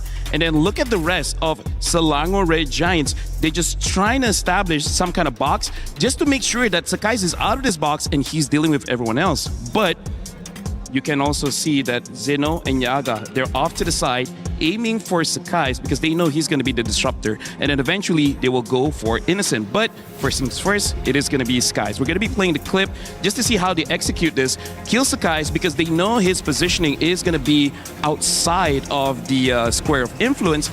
And then after that, even eventually killing off Yumes. This is where the draft works really well. And then we can see in a different clip here, this is where I want to show actually the minimap. As we're looking at the minimap here, you guys can see that okay, never mind. You can see that Cram is all by himself, right? And he's been doing this for the good 10 minutes of the game. Yep. He's all alone, and every single time a gang comes up to him, he never dies. That's the big thing, because we're looking at the minimap and see that the rest of the team, they're always together. Look at Innocent's positioning on that Moskov. He's close to the Eve, and even Sakai's is close behind. So the entire game, they made into a 1-4 split where it's supposed to be the Moskov. But remember, Moskov did die that one time, so they changed the plan. Cram is the one going for the solo lane. And then after that, we can see here, this is where we start to see Selangor Giants win when they split up the fight. And that's why, Rain Day, you were talking about the Belleric. Belleric is good in a big fight. So don't have a big fight. That's right. Separate it. This is where Innocent had that lucky win, where he found Yaga before Yaga was able to take him out. And then we saw in the team fight, things got much easier. Look at this. Already the Wrath of Dryad already been used, but Stormy is already out of the way. Even though Aizen is chasing him, but this is the position that Stormy wants. As long as he's not captured, he is not chain CC'd, he's able to deal the damage, because in this position, he's the one with the most amount of damage in the team, where the analysis is done. But if we look back into the items, we can see that Sakai's was using Queen's Wings, so his build is not full damage. He's built more like a fighter, surviving as long as he can. So his job, look at this Sakai's build. He has 2 Spell Vamp items with the War Axe as well as the Queen's Wings. He's not about assassinating people. If he gets it, great. But if he doesn't, that's not his main job. He's just there to distract. The damage is coming from Stormy, Cram, and Innocent. Yep. SRG were just so efficient. I think this was the most Thank you, production, by the way. That was amazing. Hey. Great How job. about my, Great job to you and Brigida. How about the mic holder? You are She's the best. barely almost sweating right now. Yeah. Later, I'll make sure that you don't have to stand up and that you'll just have to sit down while doing it. No, you stand up after this. Okay. No. Oh, wait, hold on. Okay. Hold on, that's too much. Going back, yeah, I agree. It was a very effective play from SRG this time, because I feel like in the last few games we saw them try to split things up. They weren't consistent in doing so. It was eventually almost always a point wherein they had to still resort to team fight, which again highlighted the impact that Belleric could potentially have. Yeah. So in the scenario, I think they found a way finally around it. So it might be one of the picks that they're willing to give more so than the others we saw ban, which still remain a question to us, by the way. Why the Harley, right? Why did they take that out, and what could be the reason behind? I honestly feel like they're going to play this option, right? Play 1-3-1 and then eventually become a 4-1. They're thinking against a Harley, they cannot win the side lanes, right? Against a lane, they can outplay that. So I think that's just going to be the strategy coming in from Selangor Giants. They're going to play the map instead of the straight up team fight. That's a really good point. I mean, they've obviously come in with a plan, and sometimes taking a loss gives you the most amount of information. We talked about it. Even when you look down to Entity 7 and Team Liquid PH coming up as well, a lot of people surprised at some of the loss, but also there's a good chance to learn something valuable, and you might say invaluable, if this is the beginning of another SRG run to finals. Because if you're going to give it up, you need to know how to deal with it. They certainly definitely found a way to deal with it, but the question is now in Game 2, will they give it up? Will they go back to the same? Will they let GK Esports switch it up, or will they have another plan of attack?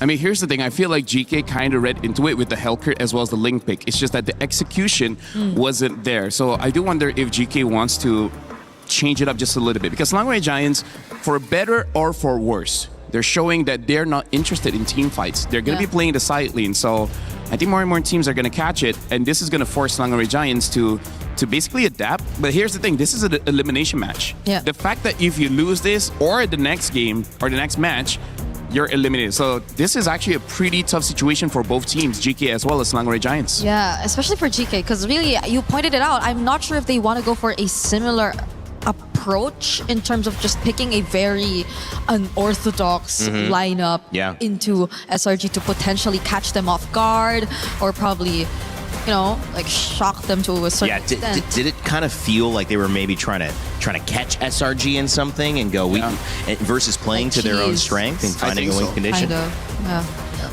Because I think it was something they observed. But that's the thing, like you get to observe it from one team, but you have to also acknowledge that that team is definitely going to learn from it. Yeah. So they're less likely to replicate the same mistakes that you saw from them, though you could definitely consider it. SRG this time showed that they were not the same team that we saw 2 days ago going up against Pro Esports. And this is my question, and they answered it already. You got to ban the Moskov or deal with what made that first thing do. But again, it's reactionary to what has worked. We'll see if that continues with the Fanny and, of course, the Marcel band on the other side of SRG. Honestly, I like the ban here coming in from GK because they're betting out the Moskov. The other gold laner that can play the strategy that Langway Giants already did was the Claude. Those are the only real two marksmen that can go play the side lane. They can go for a fighter. There are quite a few fighters that can handle the long lane well. But right now, with this Moskov ban, with this Harara ban... Interesting. Freya might eventually be let through. The Paquito will get through again. So, yeah, SRG, they're banning out the Harara. Do they just go all in and ban out that Ling as well? I think you have to ban Atlas here. Who Atlas is also a pick you got to consider, yeah. Because they're also leaving the Eudora open, so there are just so much trades that they could play around if ever they do leave that Ling. And if they hand over the Atlas, then maybe they can also consider the Beleric for themselves. So I think there are just so many trades on the board right now. Yep. SRG might even consider a throw ban at this point if they just really want to let all of these things keep open. something open. Yeah, because at this point, I feel like it's either Ling or Eudora, because I feel like the rest you can kind of deal with. Yeah. Even if they pick up Atlas, you can pick up Beleric, Valentina, and then suddenly you're looking pretty strong, vice versa. Or maybe even try to ban out of Valentina and then ask Harley, the question. It's Harley. I mean, like, in a way, it opens up the draft. And it does keep them, you mentioned the only other people that could do that, maybe the Claude. Claude's still open. That was actually banned by SRG to prevent a counter to the Moskov that they wanted it to go. But now that they've revealed that's what they want to do, they're going to keep it open. Maybe they can do that since the Moskov is banned. Yeah, the only thing here is GK. I kind of feel like out of all the picks, I'm actually feeling that Eudora is probably a very strong early pick, but instead they go for the Ling. Might be a mistake. Eudora then, Atlas. Yeah, exactly. Langway Giants can go Eudora Atlas or Eudora Beleric, whichever is their pick. Yeah, whichever they want, honestly, because either the Atlas or the Beleric, I feel like would be really great tools already. You have so much ways to force out a Purify, and then GK might settle with just a Purify gold lane as well, which... We're not entirely sure if they will revert back to a marksman gold lane either. True. Earlier, again, you already saw them going for an execute Hellcurt in the gold lane. So. Honestly, the fact that Innocent was able to survive for such a long time is actually a, I would say, proof of his skills as a marksman gold laner. He just doesn't miss the SOD. No, I was saying that immediate play that we saw, I was like, that was amazing. They skipped the Eudora, they go Valentina instead. I'm not sure how much I like this. And I'm guessing I don't. Why is that? Because nothing to steal? Or does it stop something from being picked? It's the Occam's razor. Sometimes the most obvious pick is the right one. And the obvious one here should be the Eudora. Right. And the fact that they did not pick it up is very interesting. Because as of right now, they don't have a real way to stop the Ling. I mean, like Atlas, if you can catch him, sure, but you can't. It requires skill and luck. Are they opening up something on their side? I mean, how the glue comes in. Must have a plan in mind, right? 'Cause Yeah. I think if the Eudora does get locked in by GK here, which they don't, okay, Take then the that's when quad. they might have to change something. But even GK just let go of the Eudora entirely and say, we have something else in mind for our mid lane pick. This is very interesting because GK right now, they're drafting in a way that Selangor Giants wants to play. So they're asking Selangor Giants, do you want to fight fire with fire and play a 1-3-1 comp? Or force Selangor Giants to play a team fight comp, which they have been avoiding for quite a while. But no matter what, they at least need one. So maybe the Paquito gets picked up again, handle the long lane, either deal with the Ling or deal with the Moskov. Deal with the Claude. Yeah, because I think it will enable whichever option SRG wants to go for. If they want to go split, if they want to go team fight, the Paquito works Or both pick up ways. Nolan. Barats is available still too. Yeah, to help out in. They pick up the Paquito. Makes sense. Because again, they need someone to deal with the silent. Because if Paquito gets banned, I think the only other option might be a Benedetta, but that one has so many room for errors. Like, it's very easy to mess up that lane. Could get punished real quick. So now we at least get to see the XP lane for SRG, and they again have not revealed to us the jungler yet. So GK might want to really focus on narrowing the hero pool here for Sakai's later on in the bans. But SRG, what mid lane picks do they not want? Eudora. You know? Yeah, ban out Eudora probably. I have a thought here. We saw that build. I mean, it was Assassin pick, but it was pretty utility. Yep. So is a utility jungler a thought here for Sakai to kind of mix it up? I was considering that if the Eudora was locked in for GK, but they didn't lock in the Eudora, and honestly, maybe. Yeah, honestly, that's a very good insight coming in from Ring. They might opt for something like an Akai instead. Yeah. And letting Innocent to perform. And I feel like GK, they're reading into it. That's why they're not becoming the Eudora. They're even betting out the Brody. So, hey, you might be onto something here. This could be interesting. We saw Barat's jungle once, still not banned. Akai was used really well also. Yeah, though there isn't a Mathilda really, but I don't think we're seeing the Mathilda as a requirement to the Barats anymore. And still Melissa. Oh yeah, Melissa is also there. Surprisingly, again, like I said, we had a 13-minute game where the Melissa did over 100,000 damage. Yeah. That's way more than I would ever anticipate. And they're still not banning. If they don't ban the Eudora, Okay, now they ban. There's Eudora. Maybe they're just messing with the head of Costa Rica. Be like, hey, we may pick it, we may not. Because they are on the red side. They have last pick. Yeah. They can really play with the minds of GK here. Yeah, so do they take out another safe gold lane? Oh, they let the Melissa Harith through. Instead, they decide to pick the Melissa. Well, in the words of Innocent, he already described the Melissa as a very safe gold lane anyway. So, And I think there's no more safe gold lanes unless you want to consider a Bruno with the House Claw where your healing is just enough to survive. But even then, that's not a guarantee. yeah, so it's that's not a probably guarantee. another Harith carry option here for SRG unless they want to go something unique or want to flex the Paquito in gold. It could. If they do that, they go for the Yi Sun Shin. But going up against a Ling as well as a Claude, I don't think the Yi Sun Shin will have a good time. It is an option, just may not be the best option. Yeah. Because at this point, it's just the Yi Sun Shin left that you could really consider. So, wow, great call there. yeah, they go for. Yeah. This is looking to be a Paquito gold given this Yi Sun Shin pickup. Yeah.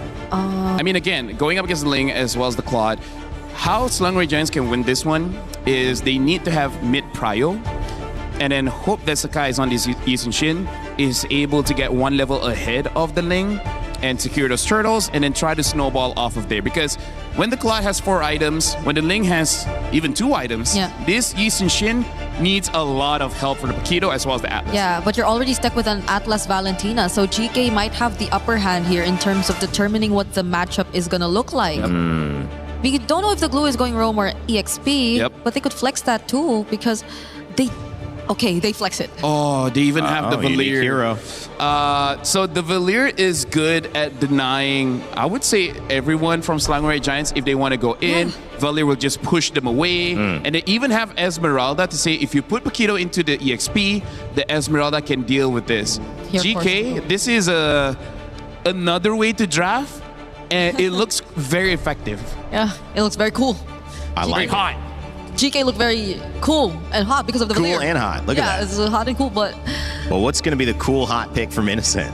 should be EXP. Should be EXP, right? If they don't want to put the Paquito against the Esmeralda in the lane. They need someone to deal with this Valier, so someone that can dive. Yuzong, a Lapu, Dairov just to deal with the Esmeralda. Oh, wow. This is very interesting. It's only been Falcon's PH using the Dairov. I think the last time... I don't think it won either. It didn't, no. The last time Kram used the Dairov was MSC 25 during the group stage, and he won that one, but that was the only time he used in that competition, so... Wow. Quite a long time since he's used the Dairov, especially here in International. Who gets the edge from you guys? Quick thought. This is...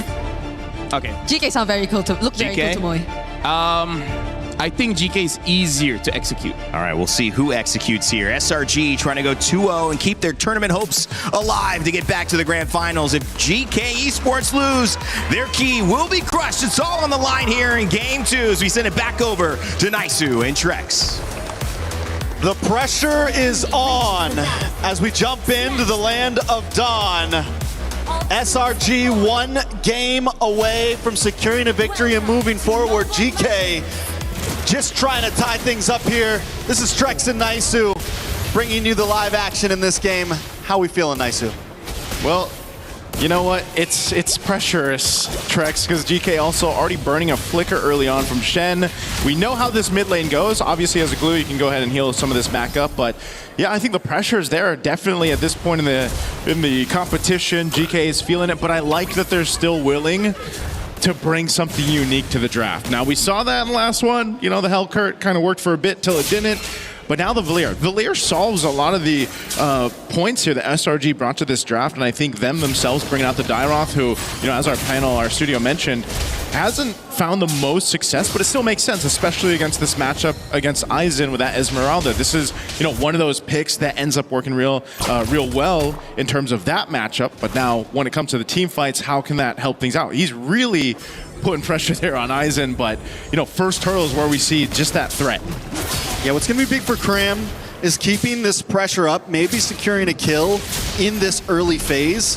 First, second turtle, going deathless, and making sure you get that scale on. Kram has to be careful on a hero like Dairov. We've seen it before.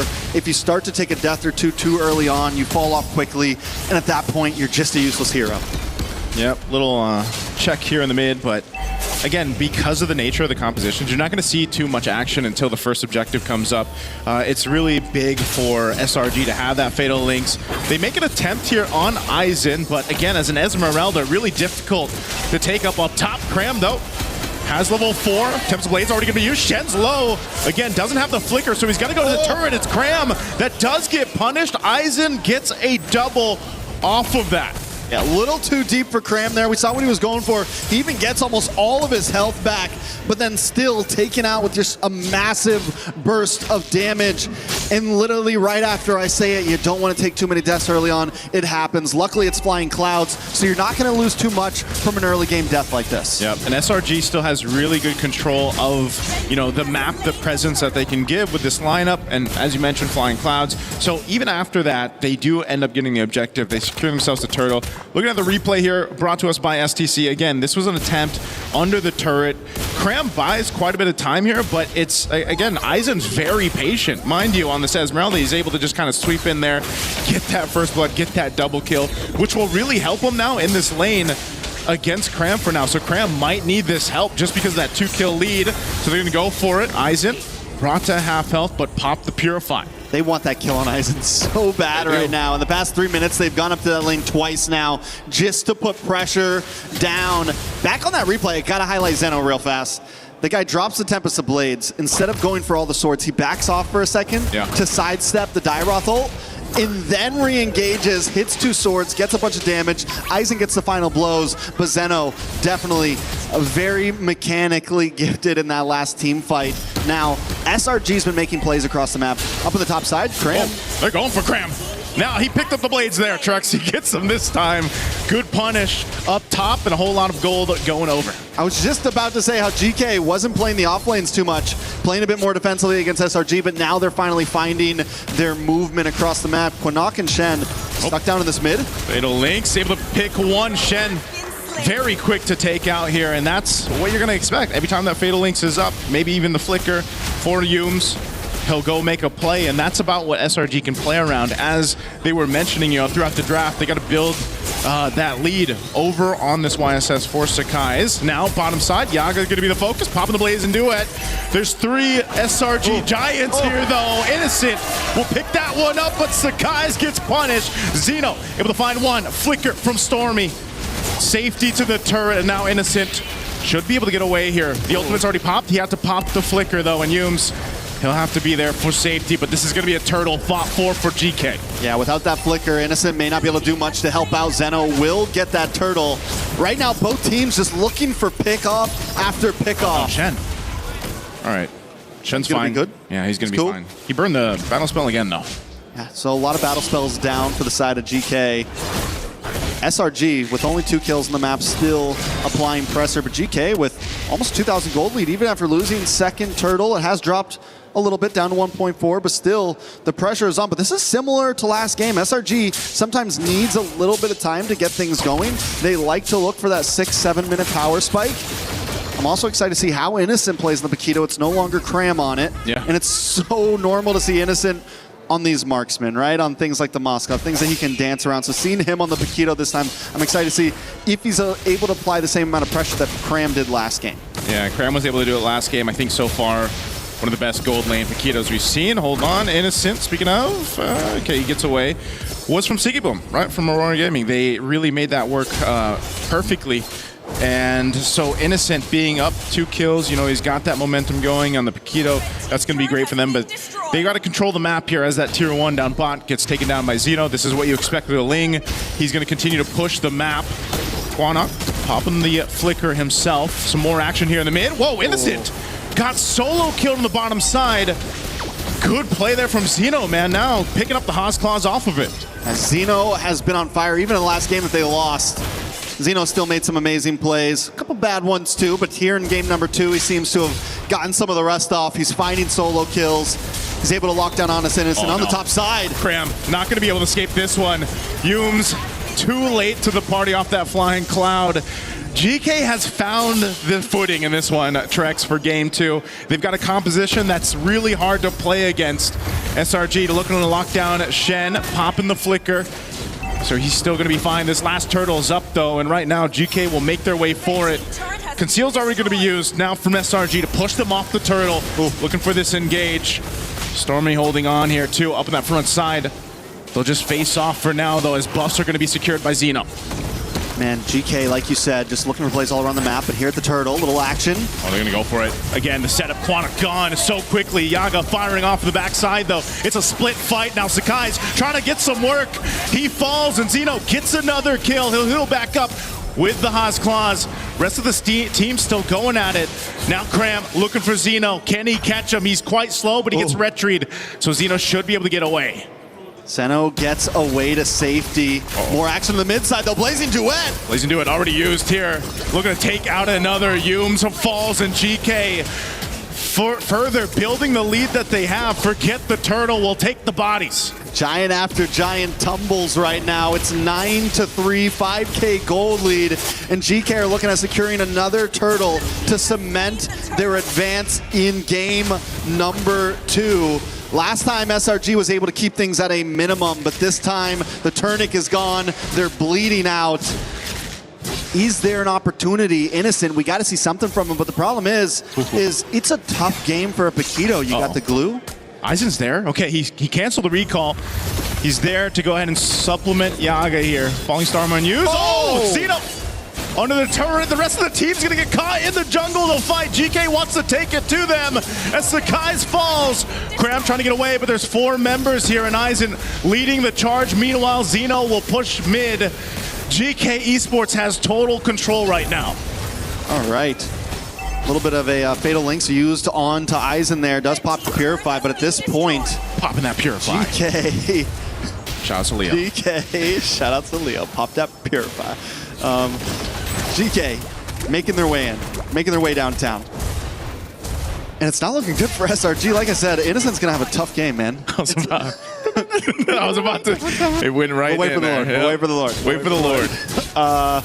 So as I was saying, we wanted to see Innocent do great things, but you know, we can't count him out completely because the problem is this is a tough game for fighters. This is a tough game for the composition that SRG brought. The moment we kind of called it, we said, big chance YSS can come in and then they go for a double fighter-fighter. But the problem is before they even did that, they lock in the YSS and then the Quinnock comes in and we just know, ooh, this is going to be tough for a big fighter composition. 100%. You see the Valier, you see the glue. Those are things that are just going to give Cram and Innocent a hard time in this game, and it doesn't give the space for Innocent. It doesn't give the space for Stormy. And at that point, how do you even counter this? And every time that someone's been on their own, GK has been all over the map. Zeno's been finding the 1v1s, and the rest of the team is finding pickoffs as well. So SRG's is getting slowly backed into this corner.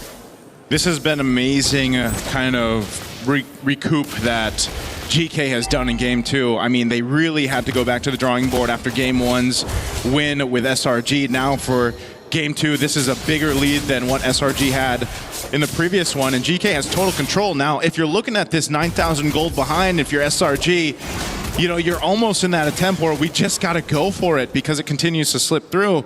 And even so, even being down this much, GK will still take things at ease. They'll slow it down. They need that purple buff for Zeno, and they'll just wait because if SRG overcommits into a fight, Trex, they could get destroyed really just because of the economic lead right now for GK. I gotta say, this is something so many teams have really stepped up to the plate on in terms of this MSC. I haven't seen that many super big brawly matches. A lot of teams have been willing to take the Lord slow, been willing to dance a bit, play the macro game, even when they're 8,000 gold ahead, right? Yeah. They weren't trying to rush things. They know that at any point, SRG is still a threat. Sometimes a dog backed into the corner is even more dangerous than one that's on even footing right now. Think about a giant backed in the corner. Exactly. GK respects that. They know what they're dealing with, they know the enemy, and they know they have to approach this meticulously.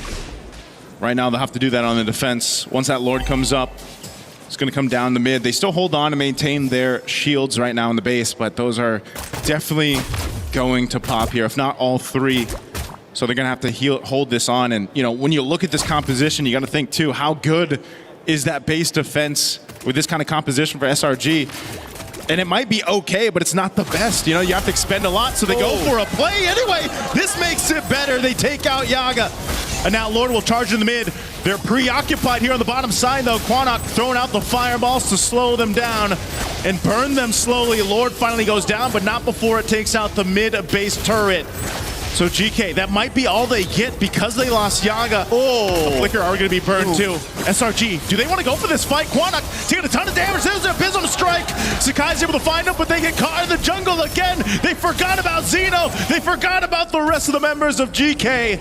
And they're still here now, focusing on the bottom base turret. They're going to lock down on Innocent with a 1-2 punch in the shields, but they get shredded through anyway as GK picks up another and a base turret. Once Yooms misses that Fatal Links, SRG had no reason being there because now GK's at their base. Stormy tried to clear it out, but not enough. GK will hold on to their hopes for MSC and take us to a Game 3.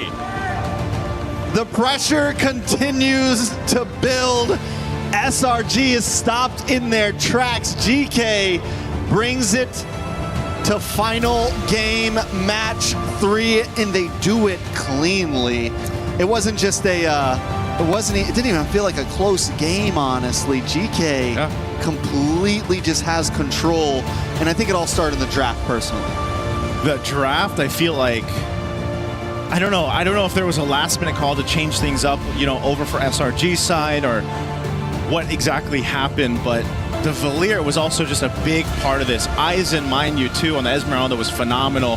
When we first saw Aizen, a couple years ago when he was back on Lil Gun and, making a name for himself, I remember he was one of the players to stand out, and in this game, he standed out for GK with the rest of the squad here to follow through, just because, again, they had to come together as a team, play around the Ling, supplement that so that Xeno can do his thing, and, this was really a team effort for them to get to a Game 3 after how quick of a game and devastating a Game 1 was against SRG. So, and now Trex, it comes down to it, when you got that one game left for either of these teams to move on forward for MSC, I don't know, do you still bring something new out or not? There's a lot to question here.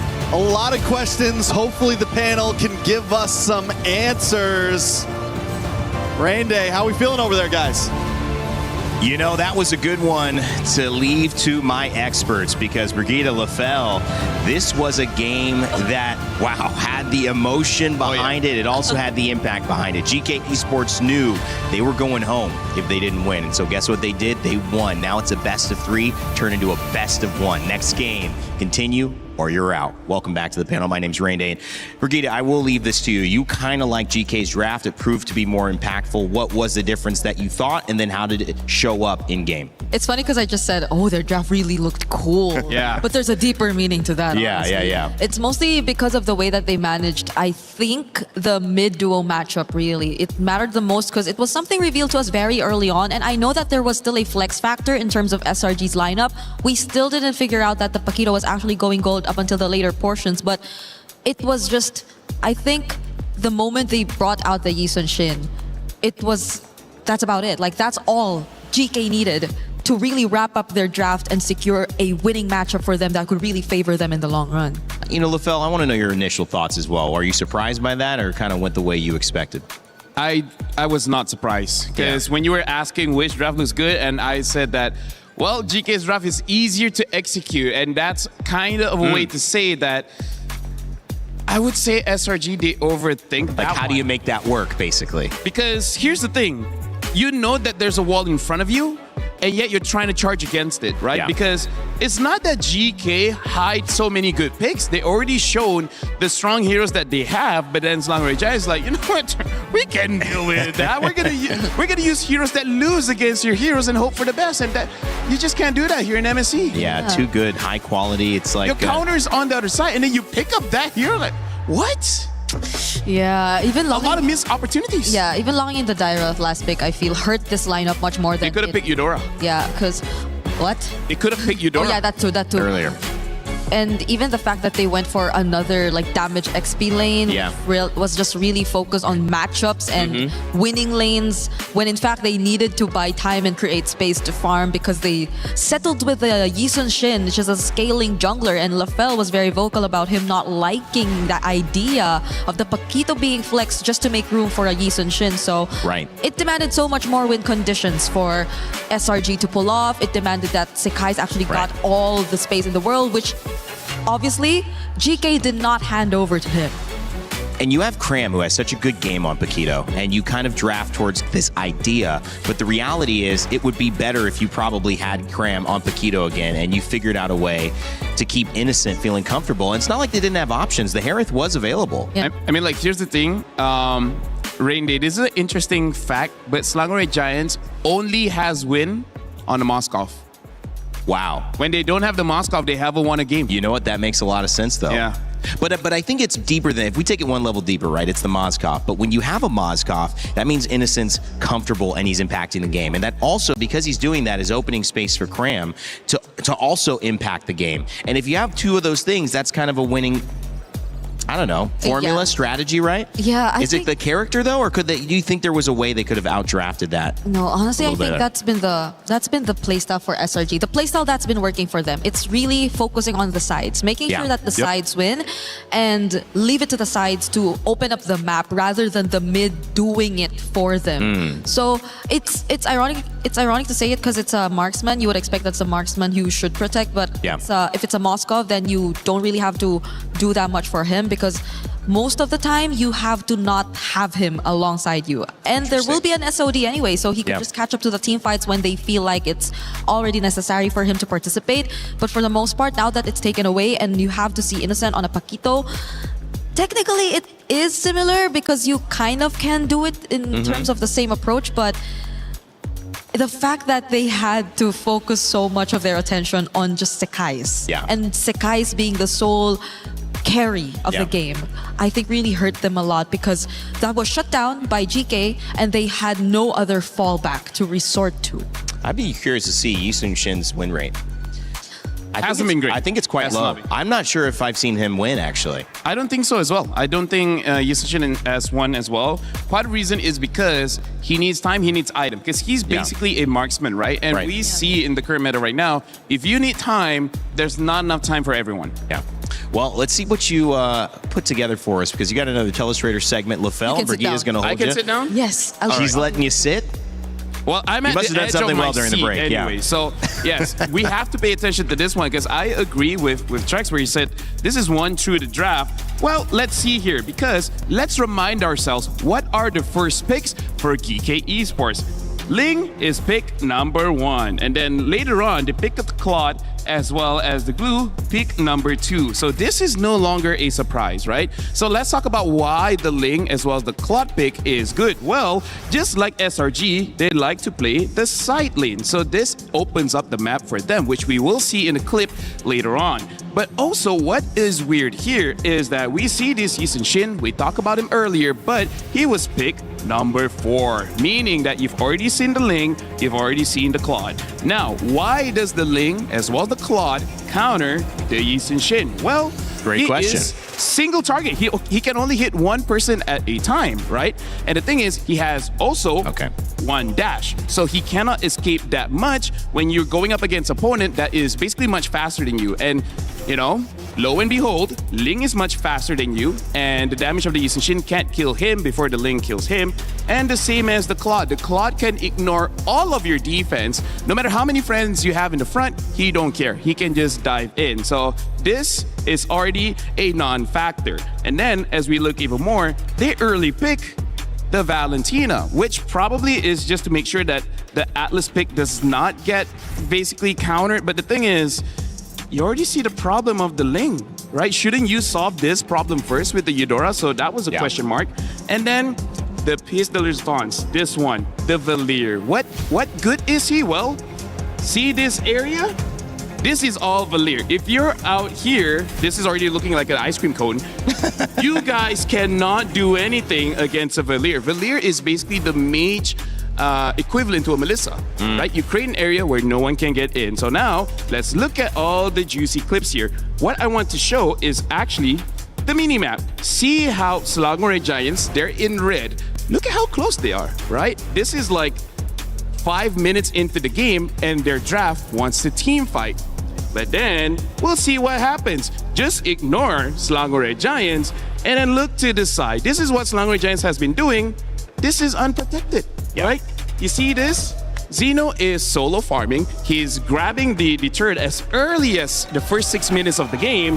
And then all the while, SRG, they are getting what? Nothing. They're not getting anything. So this is already losing the macro based on the draft. But then we're going to look at the later stage of the game. And the one that I really want you guys to focus on is this, right? The Valier is here. And yet you see Selangor Giants, they are here. They're all separated where there's a clear line that the Valier is making saying that you cannot cross this line. If you can't cross this line, then you basically cannot fight anything. This whole area right here is controlled by Valier. Nice rectangle. And this happens quite a lot of time. Imagine one hero denying that big area. That's huge. That is amazing. The fact that Selangor Giants had no real range lost them the game. Great segment, LaFell. Great analysis as well. And Brigida, great mic holder. Well, I've considered reaching over and going, do you have anything to say about that? Which one? Just whatever. I just wanted to get involved in holding a mic to you. Okay. So for me, thank you. This is how it feels like to actually have the mic.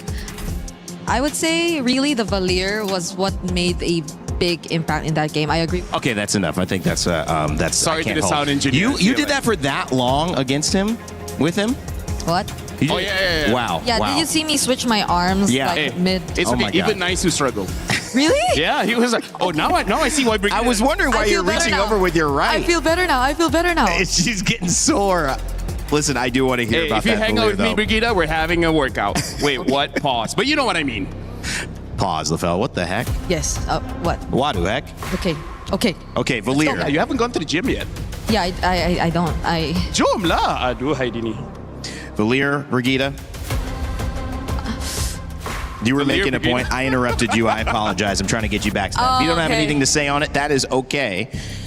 I can move us on to a different conversation. It's okay. No, I really feel like GK 100% won that draft. Yeah. And I don't know whether Slangoy Giants like anticipated that or they were just as surprised. But hey, Salutes to Coach Costa Rica. GK won game one, and now there's a real possibility Slangoy Giants, being one of the favorites, gets eliminated here and now. Game 2 victory for GK, bringing it back. SRG started strong, and now they are potentially facing a do-or-die situation. But they've been there before. They're kind of comfortable here. M6 saw them do it again. And we'll see if this is just another part of their story or if this is the end. Remember, the winner of this will advance to the lower bracket between Onyx and Aurora Gaming. We'll see that game come up a little bit later, but either way, challenge is just beginning. It's like from bad to worse. Yeah, I know. It's like, hey, congratulations, but also it's gonna be pretty tough. By the way, Slangoy Giants, they are first pick here. GK is on the second, Expanded Rivers, and Slangoy Giants, they already banned the Eudora as well as the Harley. And the Moskov has been banned out. So I feel like Slangoy Giants, if they want to play how they usually play, which is those side lanes, they might have to consider picking up the Ling early and then later on picking the Keto. Because, oh, by the way, ladies and gentlemen, we have a sub here. Looks like Sakai's will not be playing in game number 3. Oh! It's going to be Uni substituting for the jungle role. So wow. Wait. I don't know whether the draft is going to change now with Uni playing or not. What's happened here, Brigida? Your reaction tells a big story, but we can't see it on broadcast. I think it's just more on my emotions of being shocked and disbelief that it's not Sakai's playing in this do-or-die match. Let me ask, because I'm coming in and wondering, I've not seen this before or in this moment in MLBB. Does this mean Sakai's wasn't performing? Does this mean they feel that Uni can provide a hero pool that's better in this matchup? There can be an angle where you could consider that, but also maybe SRG just wanting to switch up the plan overall, because there might be some difference between their playstyle when it's Sakai's and when it's Uni, and that is something we will actually get to figure out here as we get to see the draft and how does this change the draft for SRG, because they went for very similar bans. The Hirara is open again. We can see Uni on the Hirara if they want to consider that, but you have the Ling option as well, and they banned out the Eudora. Yeah, at this point, it really is your own flavor, because Uni can definitely... Well, I haven't seen him use the Hirara because it's still a very new pick, but you know, when the Ling was meta, Uni was pretty good because in Malaysia, Sakai's is the #1 jungler and Uni was the second. But honestly, after MSC, it looks like Air 44 might be taking the #1 spot. We'll see how Uni performs in this one against GK, because again, this is elimination. This is very serious. And this is nerve-wracking as well. If you're Uni, all eyes are on you. But the good news is they let the Hirara through this time around. And I think that is a big part of the win condition. And remember, 73% win rate. That went up in game 1 as they won with the Hirara yet again, and the Ling lost. So now, we'll see if they can improve upon it with a response pick of the Freya, finally let through, and on the side of GK Esports alongside Zushin. Yeah. I would say this is pretty smart because they pick up the Freya because that's what they want, but they also pick up the Zushin because if it's just a Freya, Slangoy Giants will reply with the Phoveus. But now they're sowing a Zushin, and an option of a Hylos can come in later, and that will completely deny that Phoveus. So they're asking Slangoy Giants, do you want to take the bait? Do you want to pick up a hero that can deal with the Freya, but then basically be useless against everyone else? Or do they deal with it differently? Because I think the Belleric is also still an option for SRG. Yes, true. So if they just don't want to match it, which SRG have been doing even in game number 2, right? They went for a Dairoth into the Esmeralda. It's a very straightforward approach. Then maybe they can consider a Belleric. So Oh, they get the Brody Paquito. Well, they want to win the lane here. Brody is one of those, and I think the Paquito is also a takeaway because I think Brody, there are some tanks that he can deal with or fighters in the gold lane that he can deal with. A Paquito, not so much. So what we're waiting to see is that Brody, kind of just like Moskov, he has a stun with his second ability, and if he wins the lane, level 1, level 2, he can freeze the lane, deny a lot of minions, and basically win off economy at that point. So Slangoray Giants, this is a different way that they're drafting right now. Yeah. But still with the identity of having very strong side laners. Yeah, still playing around their sides, I feel, and Uni might just change it a bit because we haven't really seen his playstyle yet. Yeah. We don't know the kind of jungler that he is. We know for a fact that he's on the Hirara, but how does he activate the sides, right? That's something we are yet to see. At least SRG now saved their mid duo for last, so they can also really capitalize on that. But now we're heading into the bans and they're just about to lose out on more options. The Eve also taken out by GK already.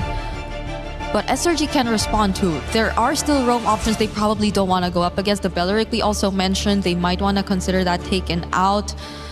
But they focus on the Esmeralda. Yeah, you don't want to add more counters to your lineup. Valentina, most likely not. I mean, my thought is, I haven't seen Valentina have the same impact that I think the players have been hoping for. I haven't seen her be the win condition. She's a good pick, and she's good on paper, but I've seen so many other picks be the difference. I'm curious if they let her go. Both teams, she's been picked before in game 2. I'm curious if they let her go here and they look for a different mid option. I guess, mostly depending on what the 4th pick for GK is gonna be, maybe, because at this point it's just really nothing that you get to take your ultimate. Right? More so, the range is also gonna be lacking again to a certain extent. Although you have the Brody, and honestly, Brody is probably one of those marksmen who just really thrives when it comes to range. But other than that, it kind of might limit them a bit more if they go out in the Valentina again without knowing what the EXP is gonna pick. If it's not just really gonna be a heavy duty ultimate that they can pick up. But there goes the Did they like ban. the Valir? That's the other question. Did they like it? And they say maybe we want to consider that as well. Belleric banned. Into this lineup, I think it'll be... I think it's usable. But I wonder if they want to go for something else because right now, Slangoray Giants, they have the damage, right? They're not lacking in that department. They just need utility. They need some kind of crowd control. And ultimately, you want a mid laner that can survive a Ling as well as a Freya. I think that's going to be the more difficult puzzle to solve. Like, you have picks like the Valir, which can honestly help you against GK's lineup. But once you use your ult early and you don't have your flicker, then most probably you will die. I agree though. It might be one of the safer picks, like the Valentina against the Ling. But I think there should be much more considerations other than that. It really is just the crowd control here because the mid lane is also going to be pretty important. They pick up the Hilda here, which might be a bit dangerous. And now the Kimi. Okay, so now I see the idea from Slangoray Giants, which is we have more muscle. We just charge forward and we just show that we have better mechanics and damage in the early game. But now you know that you're going up against Freya in the gold lane. That's going to be tricky. We'll see whether Slangoray Giants will gank the gold lane a lot or try to help out the EXP. Either way, they have a side lane that wants to win that and destroy the turrets early. Slangoray Giants, high risk, high reward kind of draft, but I would say it's much easier compared to game number 2.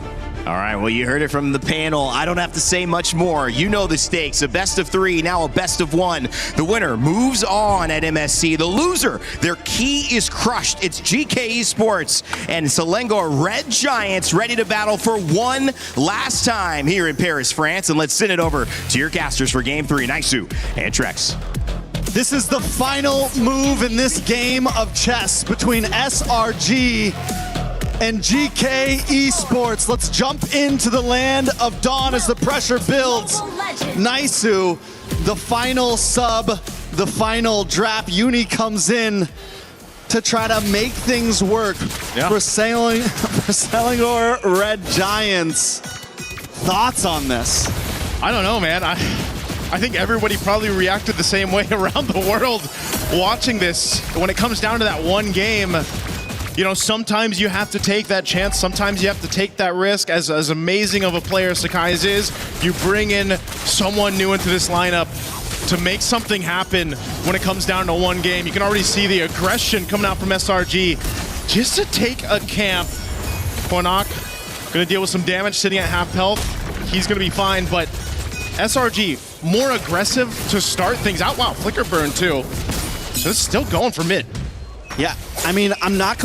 Ooh, Uni actually able to still get that. The retry was a little early from Zeno, and he's able to get his own camp, but I'm not against completely the aggression that SRG is bringing. Sometimes in a game 3 like this, both teams take it slow, but SRG says, no, we're gonna hit the gas, we're gonna try to catch them off guard, and that is how they are playing this right now. The Kimmy pick, another throwback to old metas along with this Hilda.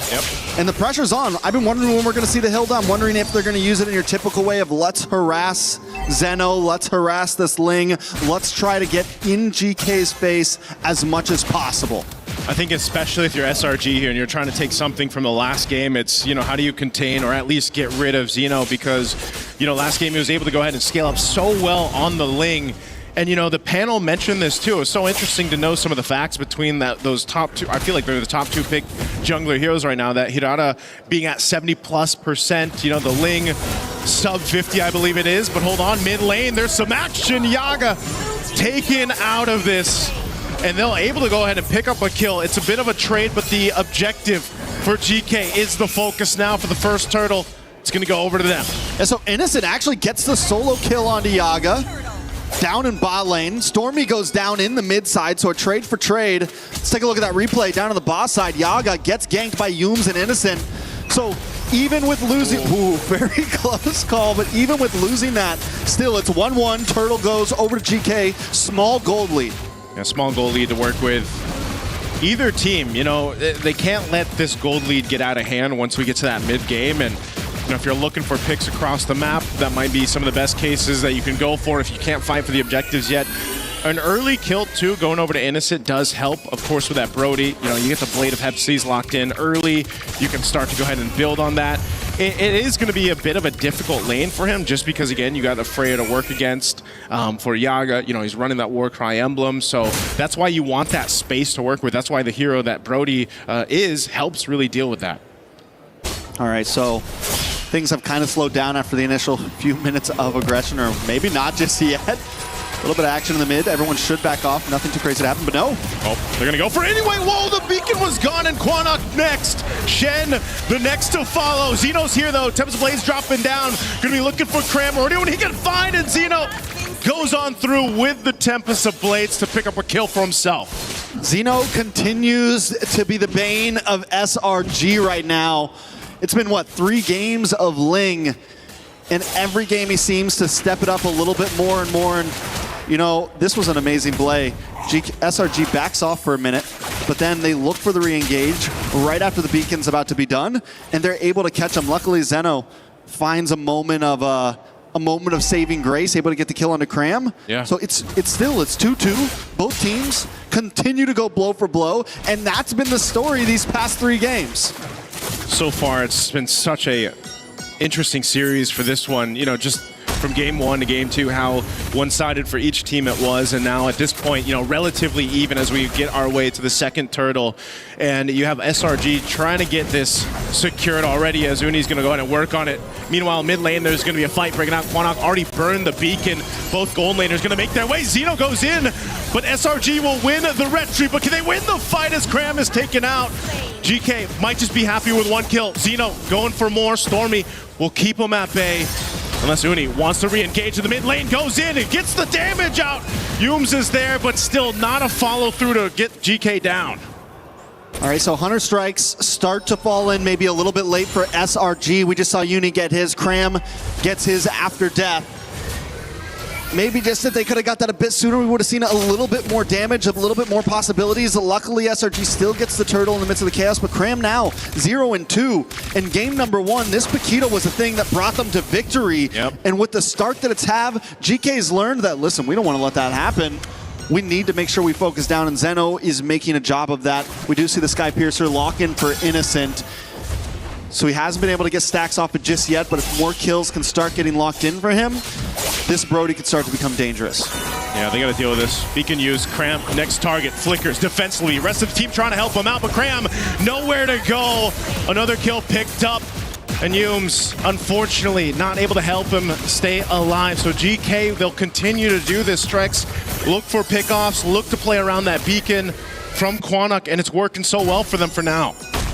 SRG, this game, not really waiting for the power spikes to hit. Yes, Cram got the Hunter Strike, but still, you can't just go in like that, especially when you are behind, especially with the composition that GK has. I think the goal should have been to wait just a little bit longer, maybe another minute or two to really start trying to make those plays happen, especially since he's already taken 2 deaths, and now it's 3 deaths. So hopefully Cram can kind of back off a little bit, slow it down, wait for your time to shine. It's what you did in game number 1, and it's what you're going to have to do in game number 3 to get this victory. GK, on the other hand, just need to keep capitalizing on these small mistakes. This is one of the difficult things, though, to do, you know, when you are a Piquito that is, you know, you've died a few times, you're trying to figure out how do you bring that value to these team fights and, you know, turn the tides of them. And unfortunately, when you're down, it's a little bit harder to be able to do that when you have the lead.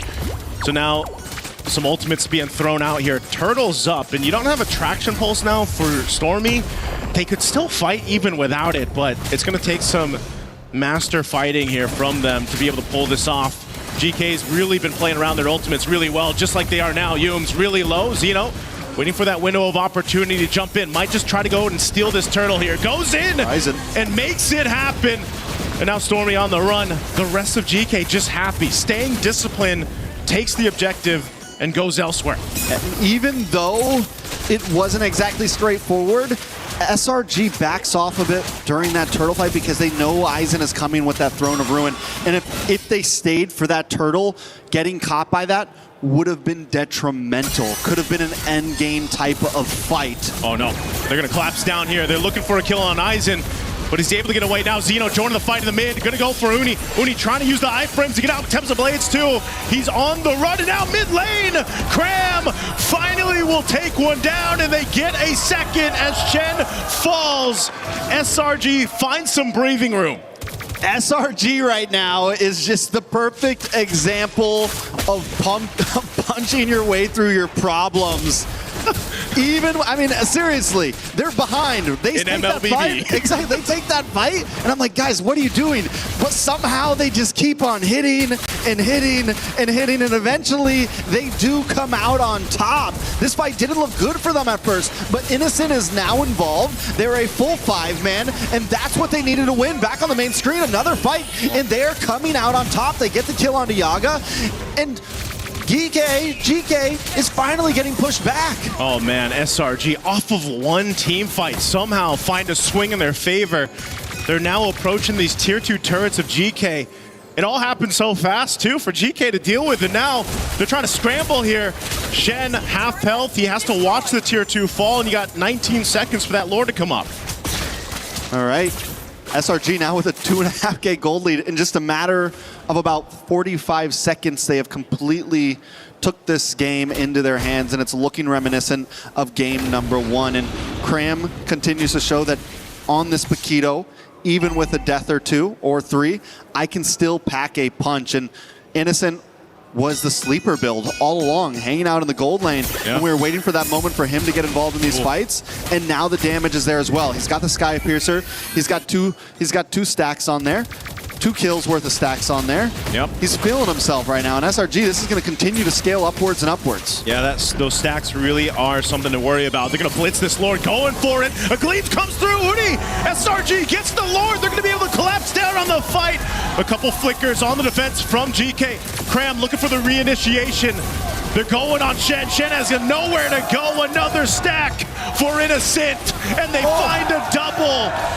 Add another one to Innocent. Sky Piercer. 5-0-1 on Innocent. Shen sacrificed himself to make sure that Zeno can get the purple buff, but the fact that Quinnock falls after that might be a little bit too much for GK to hold on to. It's a 5K gold lead, and a Lord is coming soon. Oh, this was worked so well. Again, they blitzed it. They tried to go in for an attempt. They're knocking on the base turrets now, too. Back in the live cam. Traction pulse already thrown out, sending GK back to heal up. They're going to defend this Lord push. SRG with a swing in their favor. Uni jumps in, bringing down half health bars for GK. They're going to collapse down anyway. Cramps in the base, punching, looking for Yaga. Finds him as well. Takes out Aizen. SRG, they brought out a new Titan. No, a new Giant to the mix. And they move forward for MSC, keeping their dreams alive. SRG continues to brute force their way through this bracket. They take some losses, but today they move forward on to their next opponent, GK Esports. They put up a great fight. They tried their best. They brought the Giants to game number 3, but with a quick change, a quick flex, SRG take the victory. Hey man, that was a risk in itself, but it paid off. And it felt a little dicey there in the early game, mid-game. GK, hats off to them, man. They really put up a fight against a team like SRG, you know, who's accomplished so much. And again, a lot of people probably question the switch in to bring Uni, but hey, it ends up working out. He played this Harara really well, allowing the team to shine, allowing Innocent to get the stacks that he needed on the Brody. And you know, it just ended up working out so well for them. Sometimes that's what it takes to move on to the next stage of the tournament. You know, when things aren't clicking, things aren't working, where do you go from here? I mean, this was such a great initiation too from SRG and the team.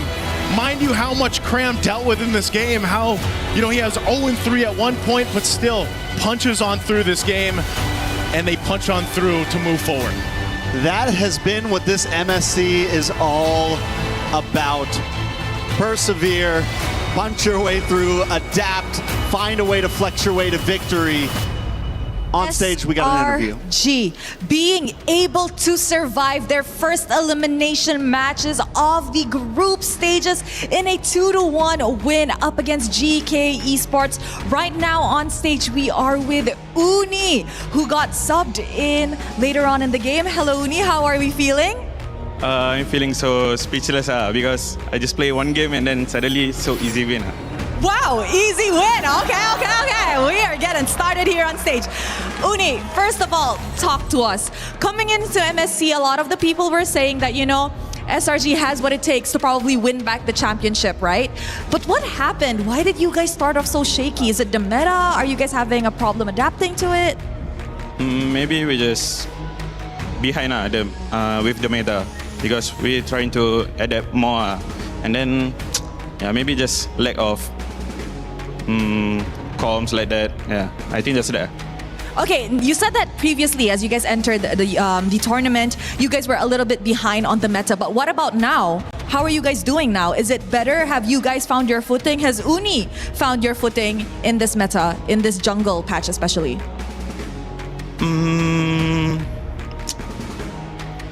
I'm also not sure about that because I rarely play in training, and yeah, I just keep learning with the team, and we all the teams trying to adapt with the meta as fast as possible. Yeah. I agree. All the teams here in MSC are definitely trying to adapt to the meta as fast as possible. But let's talk about your next opponent. Now, your next opponent, I'd like to think it's going to be a tough one because you guys will be going up either against Aurora Gaming or Onyx. Whoever it is, it's definitely going to be tough. So how is SRG going to prepare for that matchup? I think after this, we're just going to go on our training back, and then we just focus on our enemy. We don't care our enemy, who is them. Yeah, we just play as a team.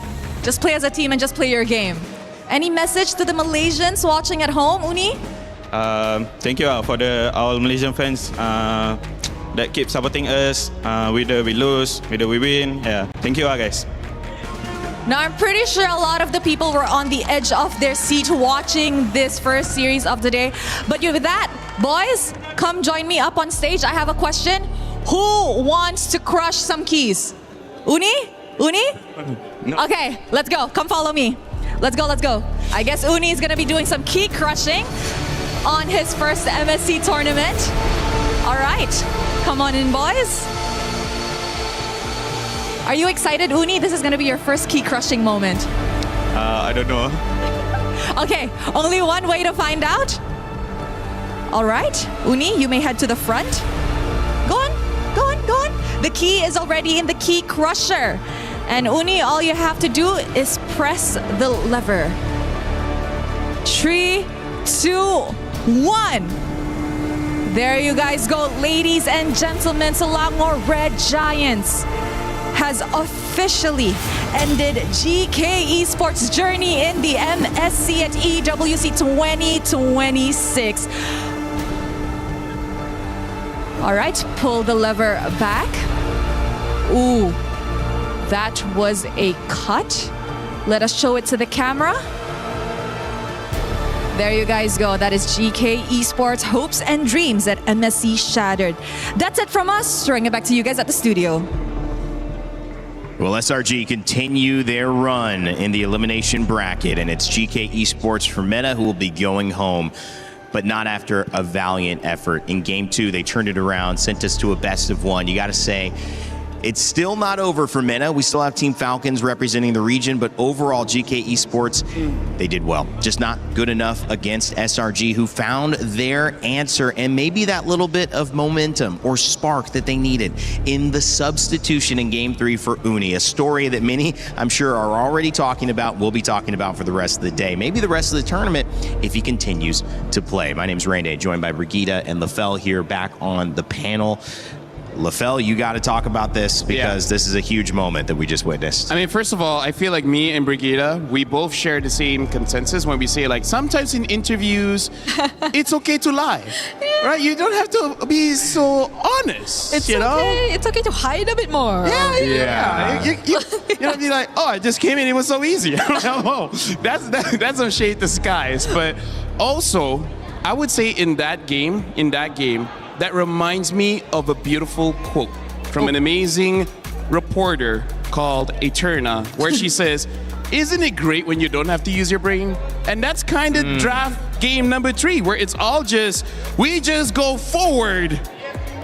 And that's the best plan we got. And then just keep on pushing. It's nothing you have to overthink about. Exactly. Nothing you have to overthink about. Just go. You see bad guy, you hit bad guy. You go bad guy. You see friend, help friend. It started with Stormy on Kimmy as well, which was super cool to see. I mean, here's some stats that are pretty interesting. When you look at Paquito, 2-0 when Cram played him. 2-0. Won both games on Paquito. The second game they played Paquito, it was on Innocent. And Innocent, when he's on a marksman in that gold lane, he's 2-0 as well. So the fact is they found a way to, I think, change what went wrong in Game 2, get everyone comfortable again in Game 3, and that ended up making a big difference. Another win for Harara as well. Yeah. Oh, by the way, let me just very quickly, Selangor Giants has to hope so hard. Yeah. They're not going to fight against Aurora because we see that their early game is not there. Yeah. Right? And they, like Team Liquid, like to scale up. That is Aurora's specialty. Their early game is the best in MSC so far. Yeah. So if somehow, some way, Onyx wins, Aurora goes down,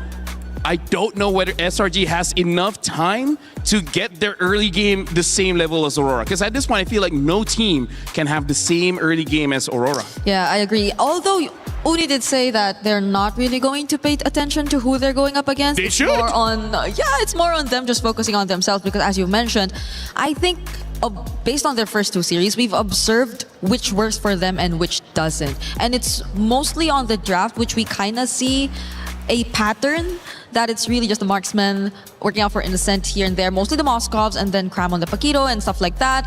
But now that we have a change in lineup, which we don't know if they'll be sticking with this throughout, then there has to be some work done to polish some things here and there because you, again, never know what to come up against. They put themselves in a really interesting position if they don't keep Uni because you solve a problem and maybe it's matchup dependent. We don't know what the conversation was between Sakai and the coach and who made that decision and how, they said, well, maybe Uni just needs to come in for me. Maybe Sakai volunteered. We don't actually know. However, I do think that when things work, you have almost, in my opinion, the onus of responsibility to try to keep it working. You don't want to stop your momentum after you found it. And it feels like they did have a very easy time on the Harara back when Uni was there. So if that's the meta, if that's what you're going to be playing, it may be nice to see. And as you look at these damage stats as well, I mean, no wonder, second in damage, I believe overall in the game, only to Stormy, who was on that Kimmy.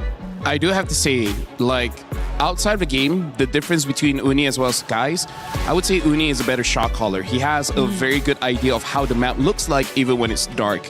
And then in game, Skies is the guy that's willing to sacrifice himself to get 3 kills.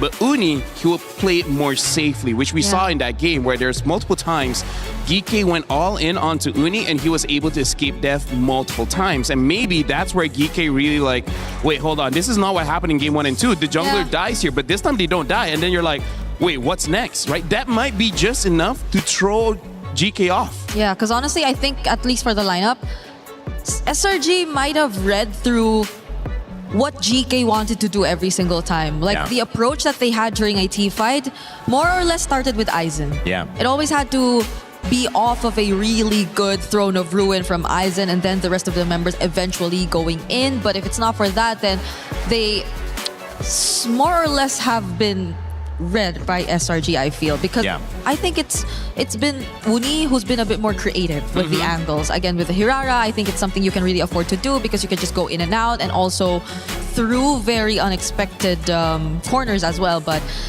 I guess GK was also able to read through that and prepare for this potential switch up that SRG eventually showed us. When you have moments where a team has your game plan, typically, and I relate this to the football world, the soccer world, I played that growing up in my life, and that was football. Yeah, just sure. Want to let you know. Sure thing. Football. All right, football.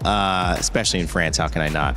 I think the interesting thing is you need a little bit of creative individual brilliance to break through it. And at the same time, when a team is packing it in and they don't want to let you score, and that's their strength going for a tie, the second you do score, that changes what they have to do. They've read you, but now they're struggling because they have to play offense when they wanted to play defense all game. I think Uni might have come in and had a little bit of moments getting in, getting out just barely with individual brilliance, and then that opened up this team fight that maybe shouldn't have been opened up with SRG's lineup. Yeah, bowling is amazing, man.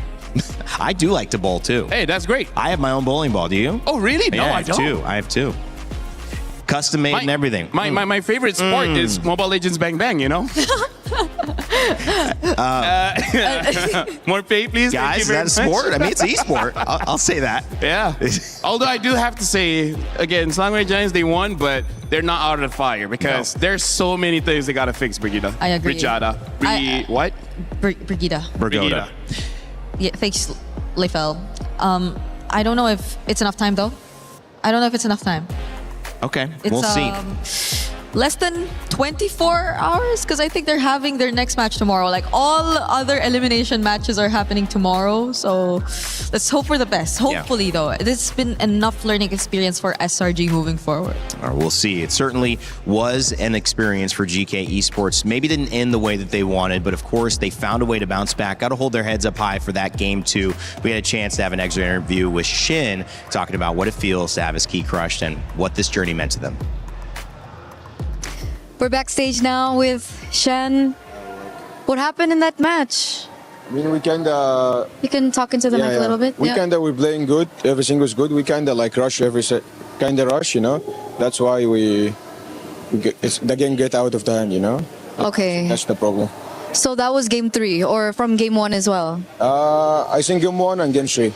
Game 1 and game 3. We kind of rush a bit. Okay, because in game number 2, I think that was a valiant effort. 10,000 gold lead for you guys. You guys are definitely on the right track. What is it? Was it a communication error? Was it a shot call error? What made it so rushing? Yeah, I think we all was like good with the draft. After that, we moved to the gameplay. I think everything was like comfortable to play, and everything was good. Everyone doing his job, so it was good. You know, it was a good match for us. Yeah, that's it. Are you okay? Yeah, I'm good. I'm good. Is everyone fine as well? Yeah, they're fine. They're fine. They're fine. That's sad because we could win, but yeah, I mean, it's fine. You were very close. You were very close.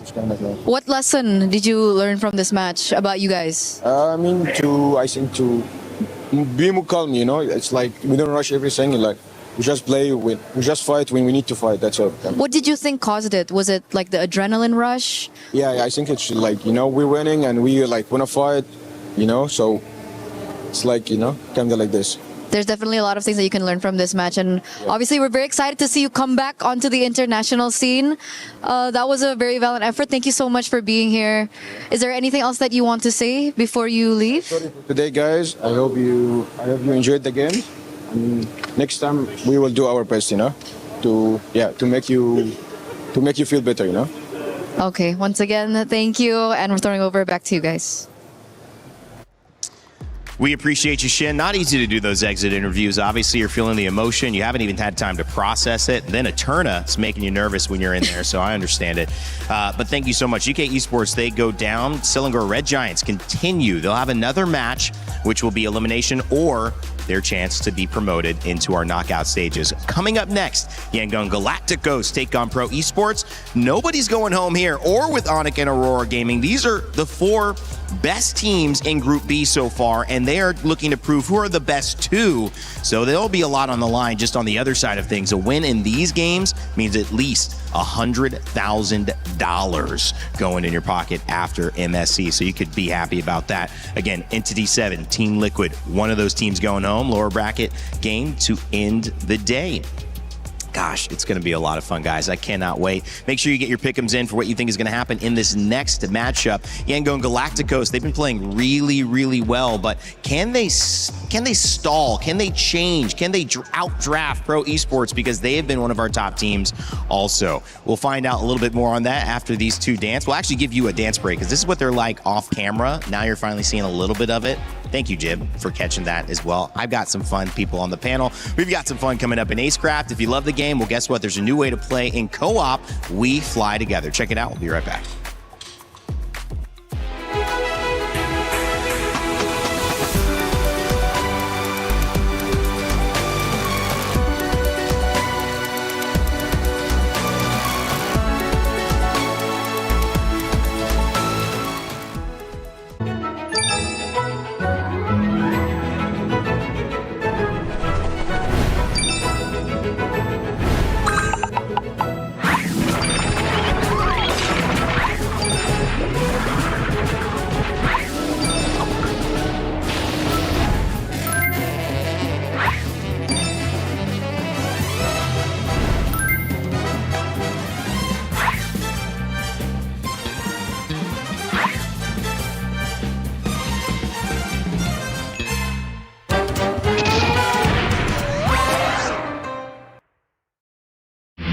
A lot of people are haunted by their past. I'm inspired by it. They're not just playing for themselves, they're really playing for their entire family. They have defeated their demons! They have crushed the curse! He thinks he can come in here and play my game! Let's go. He knows nothing! Let's go! Tyler Wine, you're done. Raw energy, half for half and blow the house down!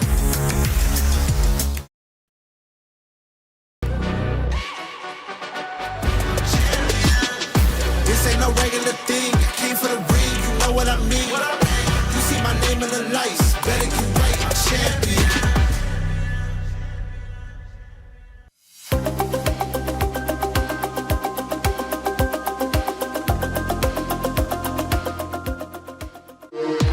We were there. For every click, every clutch, every respawn. We were there for the years of grind. And we're here. Now. The proud founding partner of EWC. Powering the biggest event in gaming. Shoulder to shoulder with the world's best. Making history. Greatness deserves a stage. Lenovo Legion. Reach your impossible.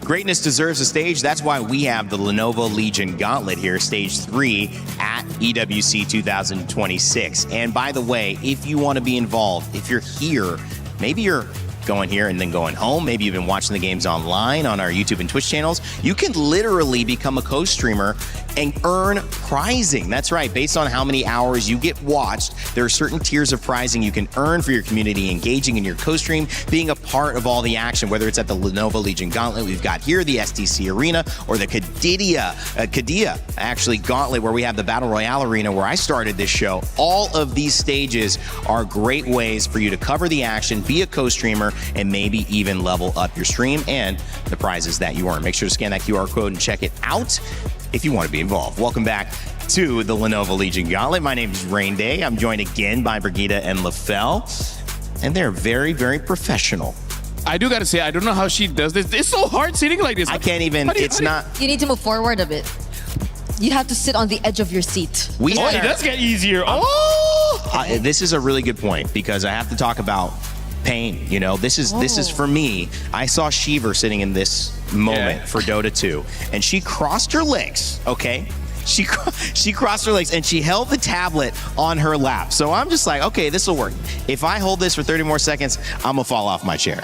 Okay, this is not functional. So I don't know how they do it. Brigitte, you got the cross leg buff. I mean, we're too big. LaFell, I mean, look at my thighs. It's the soccer thigh, the football thighs. Oh, he got hurt already.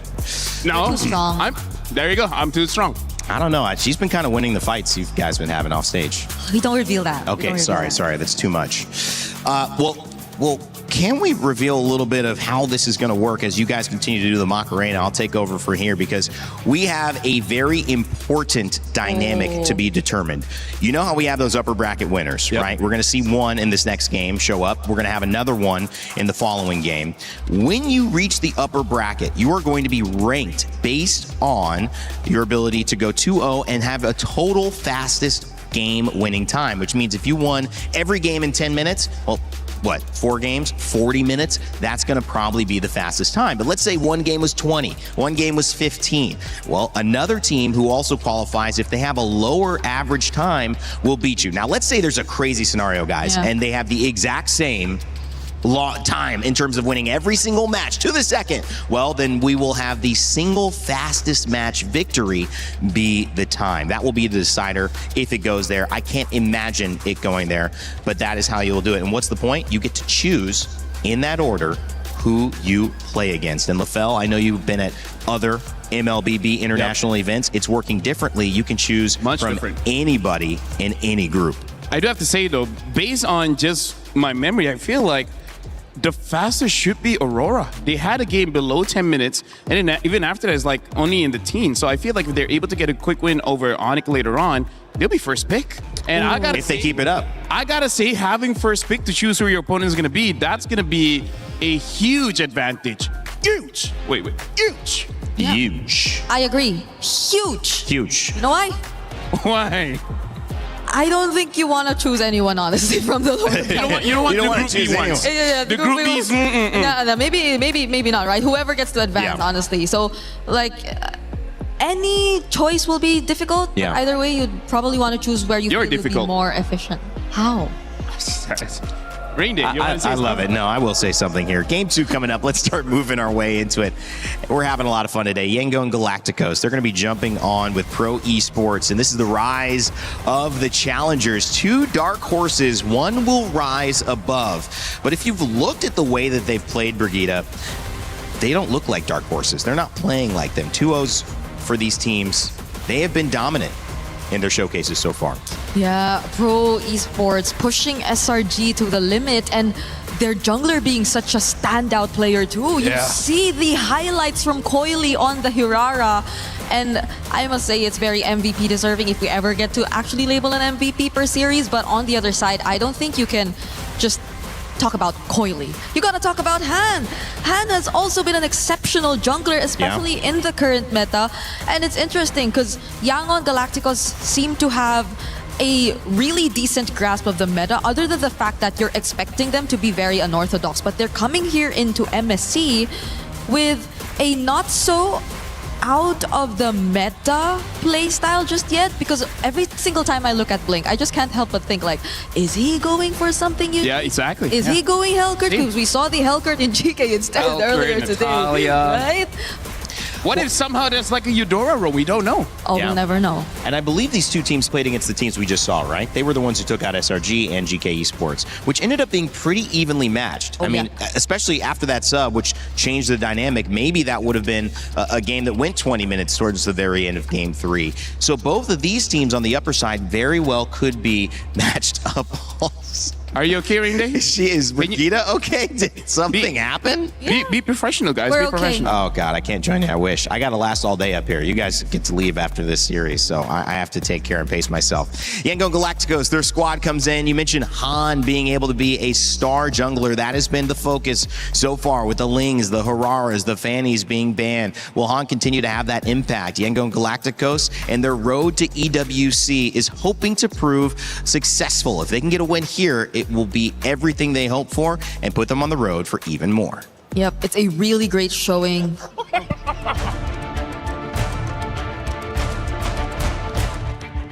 We start Young Galacticos on MSL Season 1. After we lose in M7, all of us, including the player and the coaching staff, decided to do better. I think we can win this one because of the mindset we adjust and the maturity of all the members of Young Galacticos. They are expecting to be a champion. If we achieve top 4, it's mean a lot in terms of the pride of Myanmar, because back then on M2, Myanmar is one of the top teams. As now, Bournemouth scores. Have they done it? They have done the unthinkable, and now they make history. The first Myanmar team to make it towards the grand finals of the M2 World Championship. Bringing the Myanmar back on the top 4, it's mean a lot to the people. As a foreigner, what makes me decide to stay on Young Galacticos is because of the dreams of the players. After losing on M7, I think I am accountable for their dreams. I really want to show them that esports can change life. I feel like such a great showing for Myanmar, honestly. If you take a look at the performance from YG so far. Why are you laughing? Oh, no. Okay. No, because honestly, right? You see the games that they've played, they've all been very dominant. On top of the fact that I need to take off my glasses. Ying and Kaize. Yeah. Still deathless. You know what? Yeah, that was a really good point. We love you, kind of a long point, Never too. change. You might not have caught all that on broadcast as well, but I said a lot. It was special. We do have a chance, though, to talk a little bit about pro esports as well. This roster setting up Coily against Han, but you've also got Sorry, I'm Felix, which I love that one. He says sorry before he jumps in and has to kill you. That's a great matchup. We'll see. Their road to EWC also was lit with fireworks, and it's landed them here at one of the biggest tournaments in MLBB esports. We'll see if they have what it takes to move on past their opponents. You want to say anything about this? Pro Esports start in MPL KX Spring Split 2023. We qualify from Challenger Cup, and I joined since the beginning. And after 6 seasons, we finally became the champion of MPL KX Season 10. Coily! Coily! Triple kill though, Lin! Maniac! The grand final! Pro Esports is the reigning champion for MPL KX! When we win MPL KX, of course we are excited because we've been having this dream for many years already, and it's our first time winning, and we qualify to play on international stage, which even make me more happy and excited. Your mastermind, lift the trophy! After we winning, I feel so impressive to come back to EWC because since last year I didn't make it. Right now, back to the EWC feels so impressive. See you soon! Now on to Kenji! It's a double kill for Seoul, and it's a 2-0 clean sweep for See You Soon! The Cambodian Owls will fly onward again. Because last time I come here and I just make it to top 5 and top 8. So for the best player that I had, I think we can make it to the grand final. In Pro Esports, we are like a family. We have a good bonding. So I'm pretty confident with them. They always talk out to me like, it's okay, don't feel pressure, just enjoy the game. For us, it's like a dream to represent our country. Not many get the chance to do it, and when we have the chance, we gotta do our best. អរគុណអ្នកទាំងអស់គ្នាដែលគាំទ្រ Pro Esports ហើយកុំភ្លេចគាំទ្រពួកយើងនៅ EWC 2026 While that key in sight in that slow-mo shot, it is not up for grabs just yet. These teams are not facing elimination. They're facing something even greater, a chance to get that much closer to that $1 million first place prize as LaFell and Brigida get serious, ready to go. Oh, yeah. Yep. We got to start talking about this matchup, guys. I mean, quick thoughts after seeing those two roads to get to EWC. You know, Cambodia representing their country, Pro Esports said. I mean, that's a big deal. I agree. I think for the longest time, we're so used You're to a big seeing deal. Thank you. CFU on the international stage, but it's always been a struggle for them to make it far. Though they did get some upsets and on very close to getting upsets a couple times in the previous internationals that we've seen them. The confidence and the way that you hear Pro Esports talk about their team and each other, I think that says a lot about the amount of practice and the amount of connection that they have already established.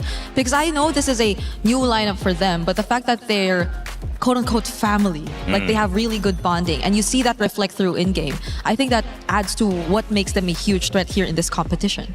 I mean, Yangon Galacticos in Myanmar, again, you talk about the regional representation. It's not just your team, it's not just your organization, which you have a lot of esports from the same place. You don't really have that here. You have maybe one or two max. LaFell, this is a huge opportunity to say, well, we got at least $100,000 in top 8 if we win.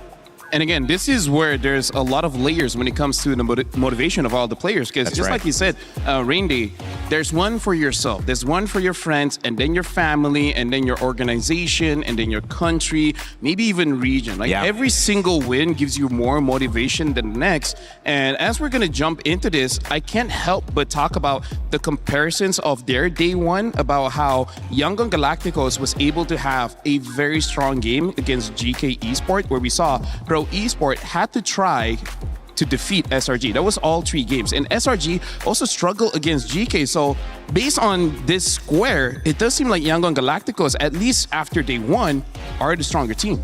Well, it seems like we have an audience that agrees with you, LaFell. 65% for Yangon Galacticos in the Pick'ems results. Pro Esports get a good 35, though. Brigida, that's not like out of the park. No. And I'm glad it's closer now, because every time it was significantly favoring another side, we always just get upset. So I don't think we can define like who will be the underdog specifically here in this matchup, which really makes it a must-watch. Well, trying to learn about this meta and so much involved in this one is all that we can do to help put these two teams together. Dark horses most likely considered here.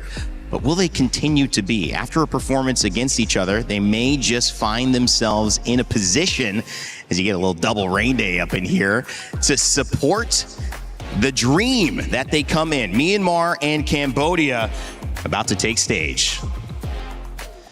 Thank you very much, my friend Rain Day. I mean, double Rain Day, that sounds like a good day to me, but we've been having a great one so far. SRG surviving, they continue on. GK's run has ended here. What do you think about that game, Rose?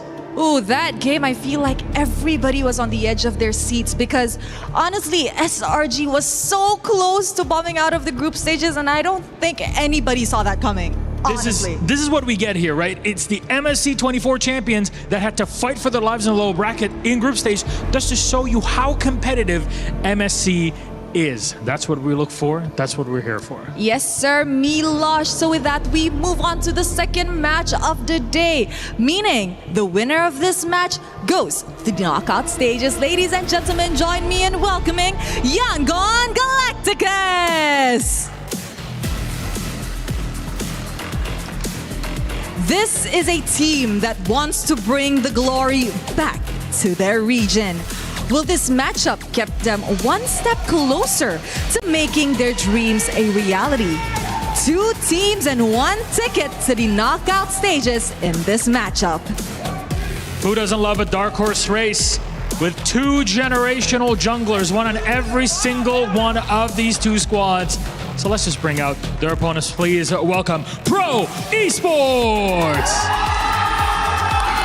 The crowd has said it, you can hear it, and it's from one dark horse to another. Let me tell you, their stable is stacked, and they showed it versus SRG. Add to their talent the fact that this is a perfect storm for a Cambodian team to make the knockout stage once again. I think the recipe for success is all laid out. Ooh, Milosh, this is going to be a very spicy matchup with that.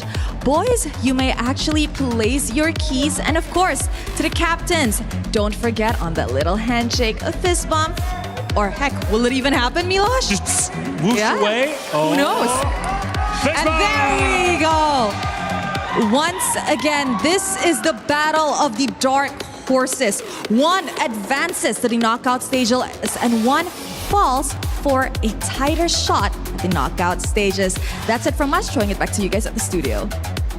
Thank you, Rosa Milosh. The dark horse race continues, but again, like I prefaced, anybody who's been watching these games and these two O's should think anything but that these two teams don't have a chance to win. Their success has not only happened in their region, now they get to do it representing themselves on MSC's stage at EWC 2026. And as we continue to highlight the conversation between who will be the best jungler, which assassin king will reign supreme. We've already seen Princes stumble, I would say, earlier on in that game. And we've also now got a chance to maybe claim or crown a new king.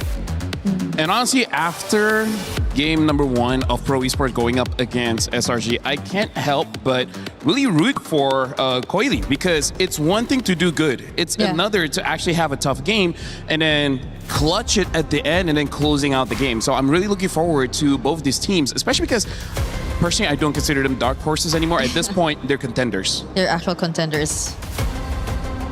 Well, coming up in this shop, you have a chance to grab that new interactive effect. Rhino Day is live. Make sure to grab your cool stickers. What do you call these guys? Emotes? Emotes, yeah. Emotes. So emotes in the shop.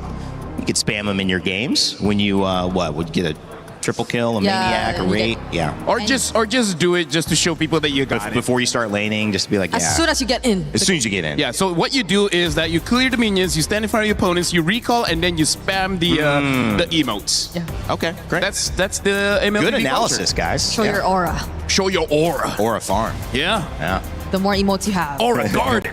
Nah, it doesn't work that well.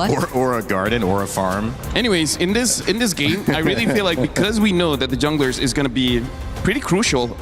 Funny enough, I really feel like we got to look at the roam matchups, because both the Beleric as well. I mean, like, as much as we want to build by saying that the roam is, I don't know, expanded, because honestly, there is quite a lot of heroes you can use in the roam position, but just by how good Atlas and Beleric is, there really is no reason not to pick them up if they're open, right? So much roam heroes to expect, especially if you're talking about Blink, but at the same time, he's just only been on the Atlas and the Cho.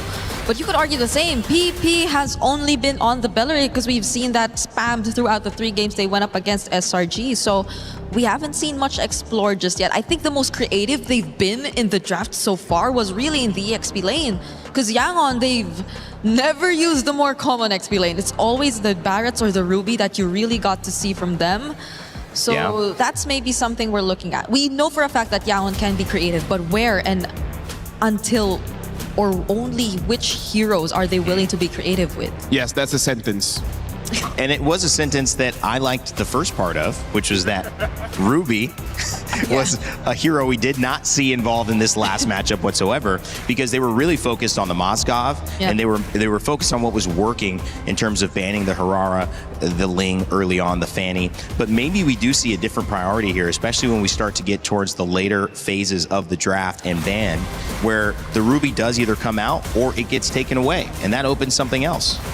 Well, we're looking at the map here. So far, I feel like for both teams, Flying Cloud should favor them quite a bit because they like to fight, but now Dangerous Grass. And this is what I bring up every single time we're in Dangerous Grass. Sometimes you go autopilot, but where you forget that there's a new grass on the map in front of you, and your opponents might be waiting in there. But LaFell, realistically, for someone saying, hey, what's going on? This is cool. What's some MLBB? They're in Paris. Let me check this out.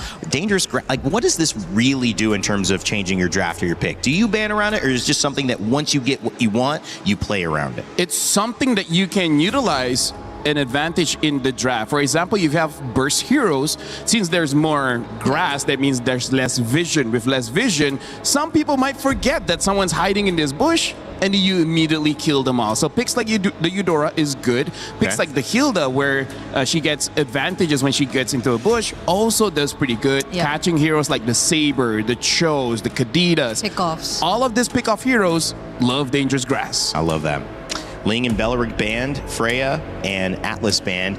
Do you feel like YG say, PP, what else do you got? Because they take the Belleric away right away. Yeah, they No saw, Atlas and no Belleric. yeah, they saw how comfortable they are actually with these picks. So it's great. I think now that we're in dangerous grass, it's all the more reason for them to just go more creative. Go crazy with the picks. There are multiple options out there and potential for pickoffs. But the Valentina... Interesting ban. Maybe just to open up the draft, trying to force Pro Esports to ban out the Harara, because if Harara is let through, you know that's going to be first pick. So it's both the Belleric Atlas and the potential Ling Hirara banned out. Actually, no, maybe YG just picks up the Eudora first and be like, yeah, I dare you to pick up Hirara. That too. That's a good way to do it, but I feel like this sets up a good thing for YG, and this is where you want in this part of the pick. Because obviously, if you get the Harara, great. If not, you get the Eudora, most likely to counter. So they feel pretty good. I think that the question is, if you give Han the Harara, you still have a Fanny you could prioritize. Oh, yeah. Oh, I forgot about that. On the side of Coily. But that was Yangon who also used the Fanny recently. Oh my Mars. God, we forgot. Forgot. I mean, rarely picked up, right? So now they can pick up a Eudora +1 plus the Fanny. Oh.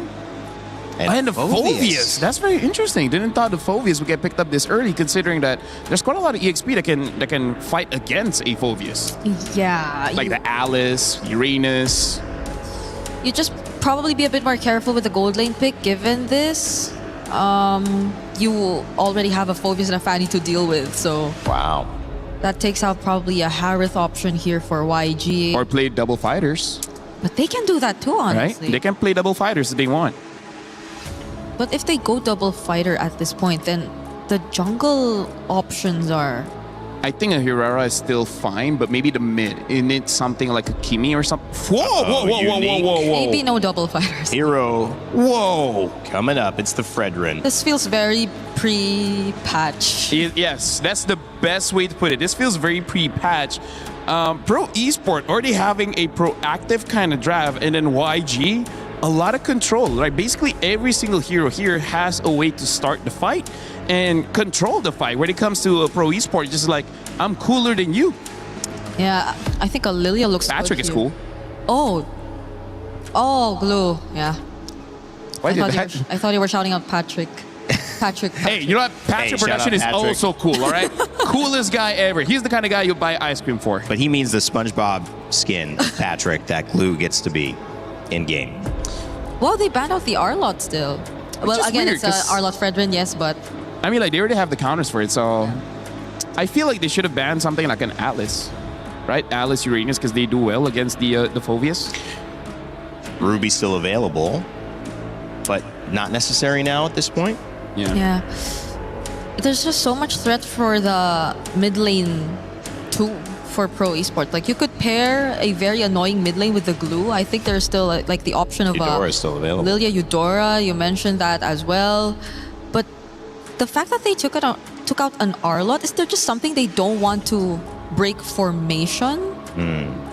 And look at this, YG, they ban out the Eudora because, again, even though they don't have an assassin just yet, you just know the EXP is going to be a damage dealer, the gold laner is going to be a damage dealer, and having a mid-trio like Marcel and Fredrin always in front of your face, Eudora has an easy time to stun both of them.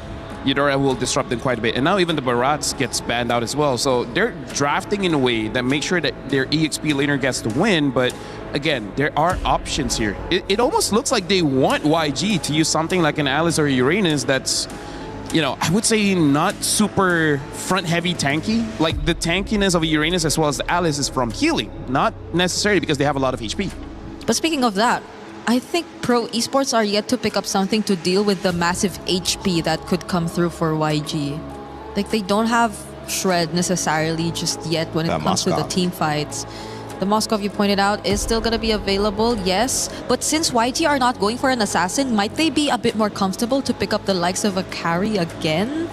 Maybe, honestly, maybe. Because you know that it's not going to be an assassin. The roam is a question, the XP lane is a question, so that's only probably the next consideration that they're looking at before locking in their goal lane. What's this? Let's go pro. I'm fan of PP. Oh, he loves PP. Oh. Claude. Which is, I mean, very good. Very good. We've seen Claude prioritized in almost every game so far today.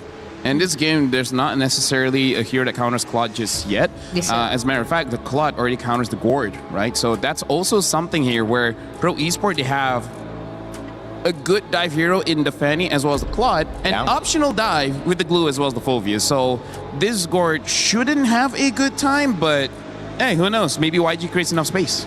Yeah. And what does YG lock in for their gold lane and their XP? Yeah, Paquito is still up. Oh, though it's gonna go into a Fulvius. It's not great, but hey, ignore the Fulvius, then you're good. Moskov gets picked up here for YG. Should be able to deal with the Fanny, and to a certain extent, the Claude and the Uranus gets picked up. Like we've been talking about, a good fight against the Fulvius. And overall, this kind of draft, you need a front line, because the Marcel is more of a support than a tank. Okay. Right? You still need a front line. Pro Esports just need their mid laner. I think there are just a multitude of options out there. The Lilia still there. If they Lilia sounds great. Lilia sounds great in this lineup. Even Valir is going to be super annoying. Yeah. Previously they used Vexana. I don't know if they want to go for that again. Vexana ban. Oh. So yeah, I feel like Lilia and Valir are two very good anti-tank options that they can go for. Honestly, I'm good for either. If they want to increase another unique hero, they could pick up an Aurora. Oh. I like me an Aurora. Has not been seen for years at this point, but they pick up the Zetian instead. So unique. They want some scaling when it comes to the late game in case the Fanny doesn't work out. Guys, in terms of execution, who do you think leans towards it being a simpler job to get it done? I don't know if I'm just more used to seeing the Fred and the Gourd and how simple the lineup of YG is, but I feel like definitely mechanics-wise, it's also the easier to pull off lineup compared to Pro Esports lineup right now. I agree. It's just that I would say Pro Esports, they're scaling. Maybe they're able to outscale, but that one is more of a matchup in the gold lane. Well, after the last 3 international tournaments for Cambodia, they've got a new representative who's looking to finally make it into the knockout stages. But will it be Yangon Galacticos from Myanmar, who shut down their dreams and maybe have a little bit of a story to tell for themselves? We'll find out as we begin game 1 of our second series of the day. It's all upper bracket for the next 2. Let's send it over to your casters, Naisu and Mirko.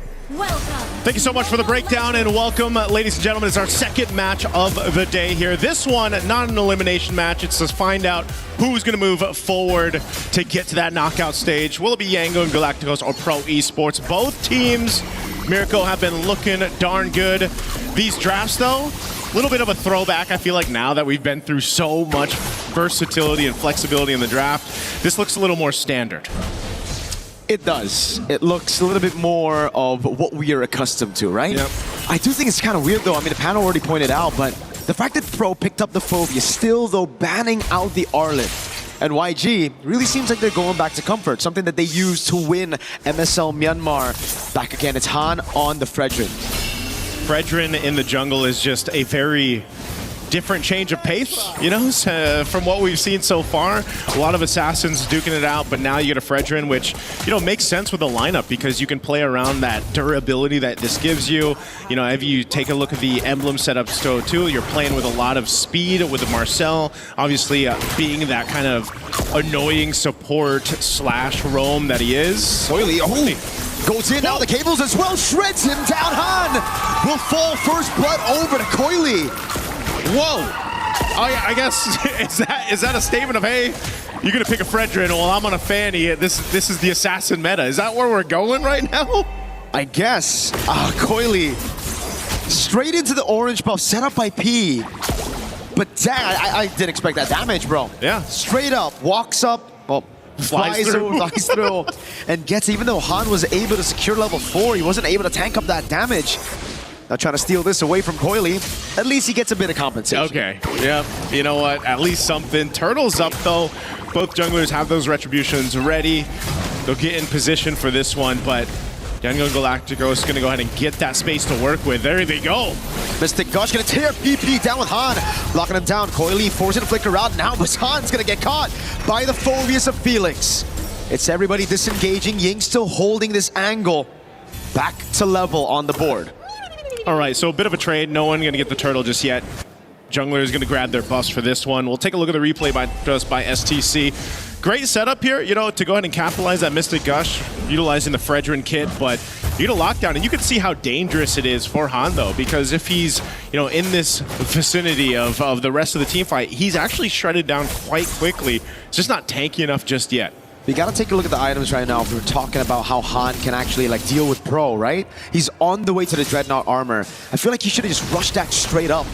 He went for the Ares belt first, a bit more HP, trying to play around with the passive and then Praetor's Wrath. Let's see if it works out. Felix on the turtle. Yep, just walking out. This should be free. Yep. No purple buff on the hands of Coily. A straight up red tree now is Sa. Has to flicker out. Good taunt though. Brings Felix in for the shoulder bash. A dark wave lands and then Praetor's Wrath is right there, but Felix is able to sustain for a bit as Coily jumps into the back again with the cables. Tears through Kaiser. He gets another with the cutthroat. Big double for Coily. Han isolated and it will be fed over to Kuzin.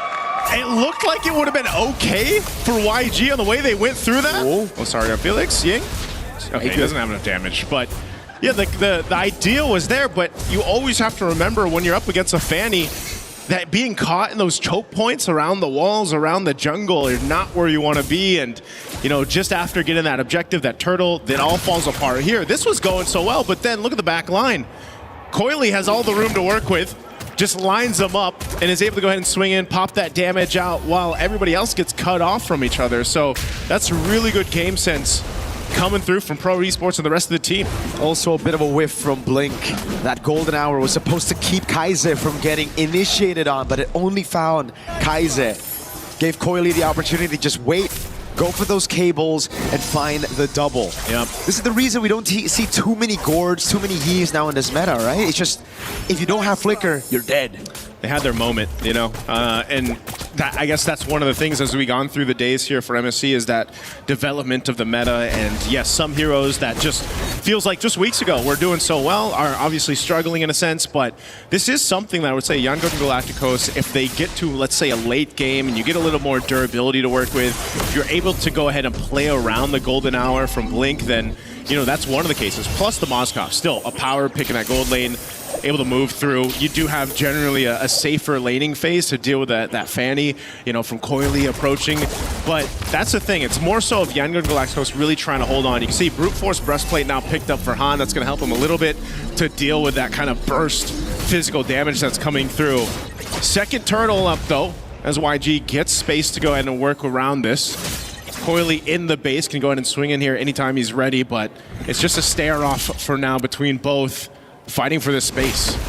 One thing you got to take into account if you're Pro is Sanji at the bottom lane here on the Moskov. He's chosen the Bargain Hunter for a reason. He knows his job this game is just to farm out. No pressure here. Han's going to be able to take this for free with Retribution. It's going to be the Mystic Gush now on P, but he's able to flicker out now as Kozin gets caught by a ton of big bonk as well. Great Fury of the Phoenix in the bottom lanes at 1v1, and it will be Coily to pick up the mega kill to stop Sanji from scaling on the Moskov. You got to give it to Coily and the rest of Pro Esports. They know that, okay, objective, Turtle's going to go over to YG. We might as well find something else. It looks like he's going to be able to get the turret down nearly. Yeah, should go down here. They trade out a kill and a turret. As we look at the replay, once again, this was a really good decision from Coily. Again, he has all the room to work with, even pushed back by the Spear of Misery. It doesn't really matter. He's able to go ahead and find the kill. I was looking up top, the taunt landed on Kuzin, then we saw the Fury of the Phoenix. So in our eyes, it was like, oh man, Sa popped that a bit late to save Kuzin. Turns out it was a call from Coily probably down below to go for that kill on Sanji. That's why the Fury of the Phoenix was tying for the pickoff on Sanji rather than to save Kuzin up top. Blink though. Golden Hour, the SOD lands as well. PP gonna be able to actually walk away from the Appraiser's Wrath now as that's a shoulder back from Felix. A flicker out, away from the Mystic Gush. Coily with a jump in the cables. Pro, great disengage. Yeah, good use there. Again, to keep him at bay. Coily had an angle to go for, gets stopped in his tracks. Golden Staff here picked up by Sanjeet as they continue up the top. Here the Phoenix appeal for Kuzin as he gets away with BMI, and Felix finds the pick up by Ying. Dives on the turret, picks up the kill on Kuzin. Now he's taken very low, still able to sustain. Again, the missing projectile saves him, but Coily walks up, finds the unstoppable now with the cables onto Blink. It's Han with the flank on top. It's a big bonk, and that's going to be 2 for Han. Coily, though, wants another.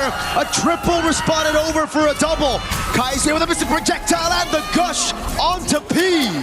What a bloodbath from that top lane. Both teams able to get multiple kills. As we take a look at the replay brought to us by STC again, Fury of the Phoenix is great. And look at both junglers. They have their moments here. Han cleared out that mid lane. He makes his way up to the top. He sees multiple health bars low up on this tier 1. He sees his moment because he knows Coily's having his own. So might as well go in for this.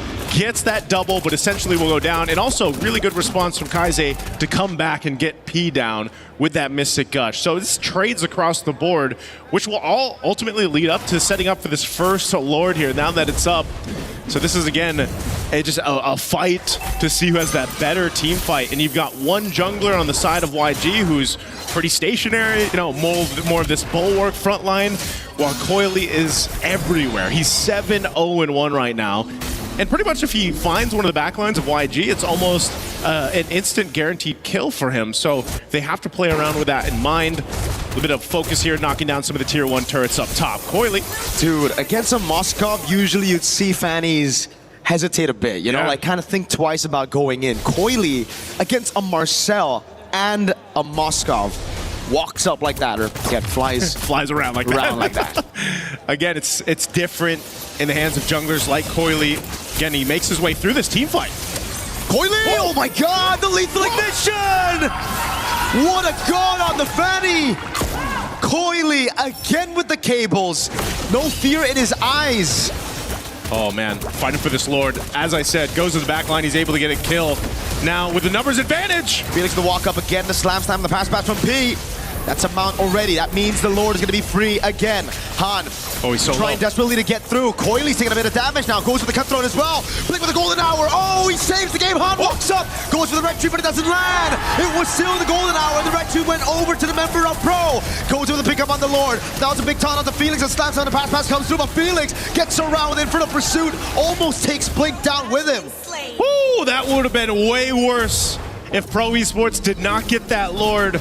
Kozin was able to go ahead and secure it, I believe, just in that midst of that fight because Coily went down. That's also a big shutdown, though, taking out Coily like that. So for now, Yangon Galacticos, they found a little bit of momentum to work with. They should clear out this Lord relatively easy. And now some of that gold starting to build up, starting to go in their favor. Sanji's got the items mainly that he needs at this point, and the rest of the team is starting to get tanky enough to deal with it. It's more about the execution part, the micro part when it comes to these team fights. The biggest threat here, too, is Kaize on that gourd against Coily. If he's taken out and he doesn't have a flicker and he doesn't, have that whatever defensive item he decides to go with, that's just unfortunate because your whole game plan is I'm gonna get a stun off, Mystic Gush real quick, get some people low, and build off of that. But he knows he's gonna be a target, and so now for YG they have to adjust these team fights. And it's just so sad to see the golden hour now 2 times. First time was okay, that was just unlucky by Blink. Second time, miscoordinated by Han and Blink. Right, the golden hour was there, it delayed the Lord. Coily was already dead, but Han went for the red tree. Because the Lord was still in golden hour, the red tree went to one of the Pro members, and that's why Kozin was able to steal it away. Yeah, once again, Marcel, that golden hour is so valuable, but at the same time, sometimes it can backfire in a way that you don't expect. Now it's pretty much even across the board, except for the fact that you got a couple extra turrets for Pro Esports off that Lord take, off that Lord push. Helps open the map a little bit for them, but they still have plenty of time to go ahead and find something here. You've got some pressure on this purple buff. Uh-oh, they're gonna all in on P. Flicker out of their Praisers Wrath and a Mystic Gush already. That's gonna be Coily with the damage. Oh, the mount as well. Big Fury of the Phoenix. Onto a choke point. Han with a taunt. Onto 2. Ying still trying to buy some time as Han pops P. Okay, they fight back again. It's been trades all game long for the past 12 minutes here.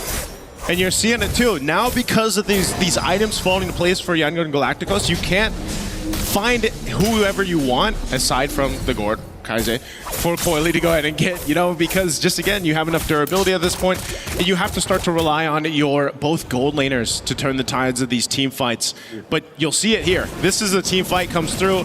P surviving this is also crazy. Good use of the defensive flicker, staying alive, and then he mounts up and brings back into that Fury of the Phoenix blink. So really good timing there, but Han also gets his revenge. Again, he had a tough start to the game on this Fredrin, but so far he's really found footing. And the gold lead is non-existent for YG versus Pro. We should have expected this coming into this matchup.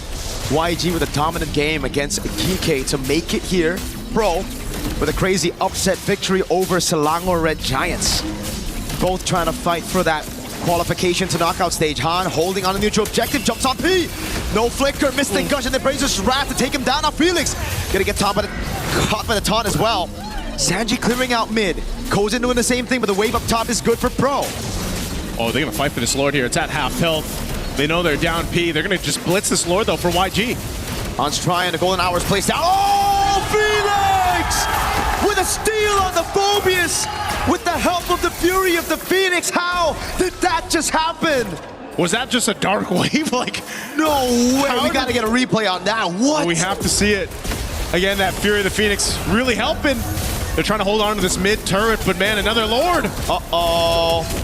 I thought he was gonna pay for his sins, but no. Flicker, get out of jail-free card, Coily.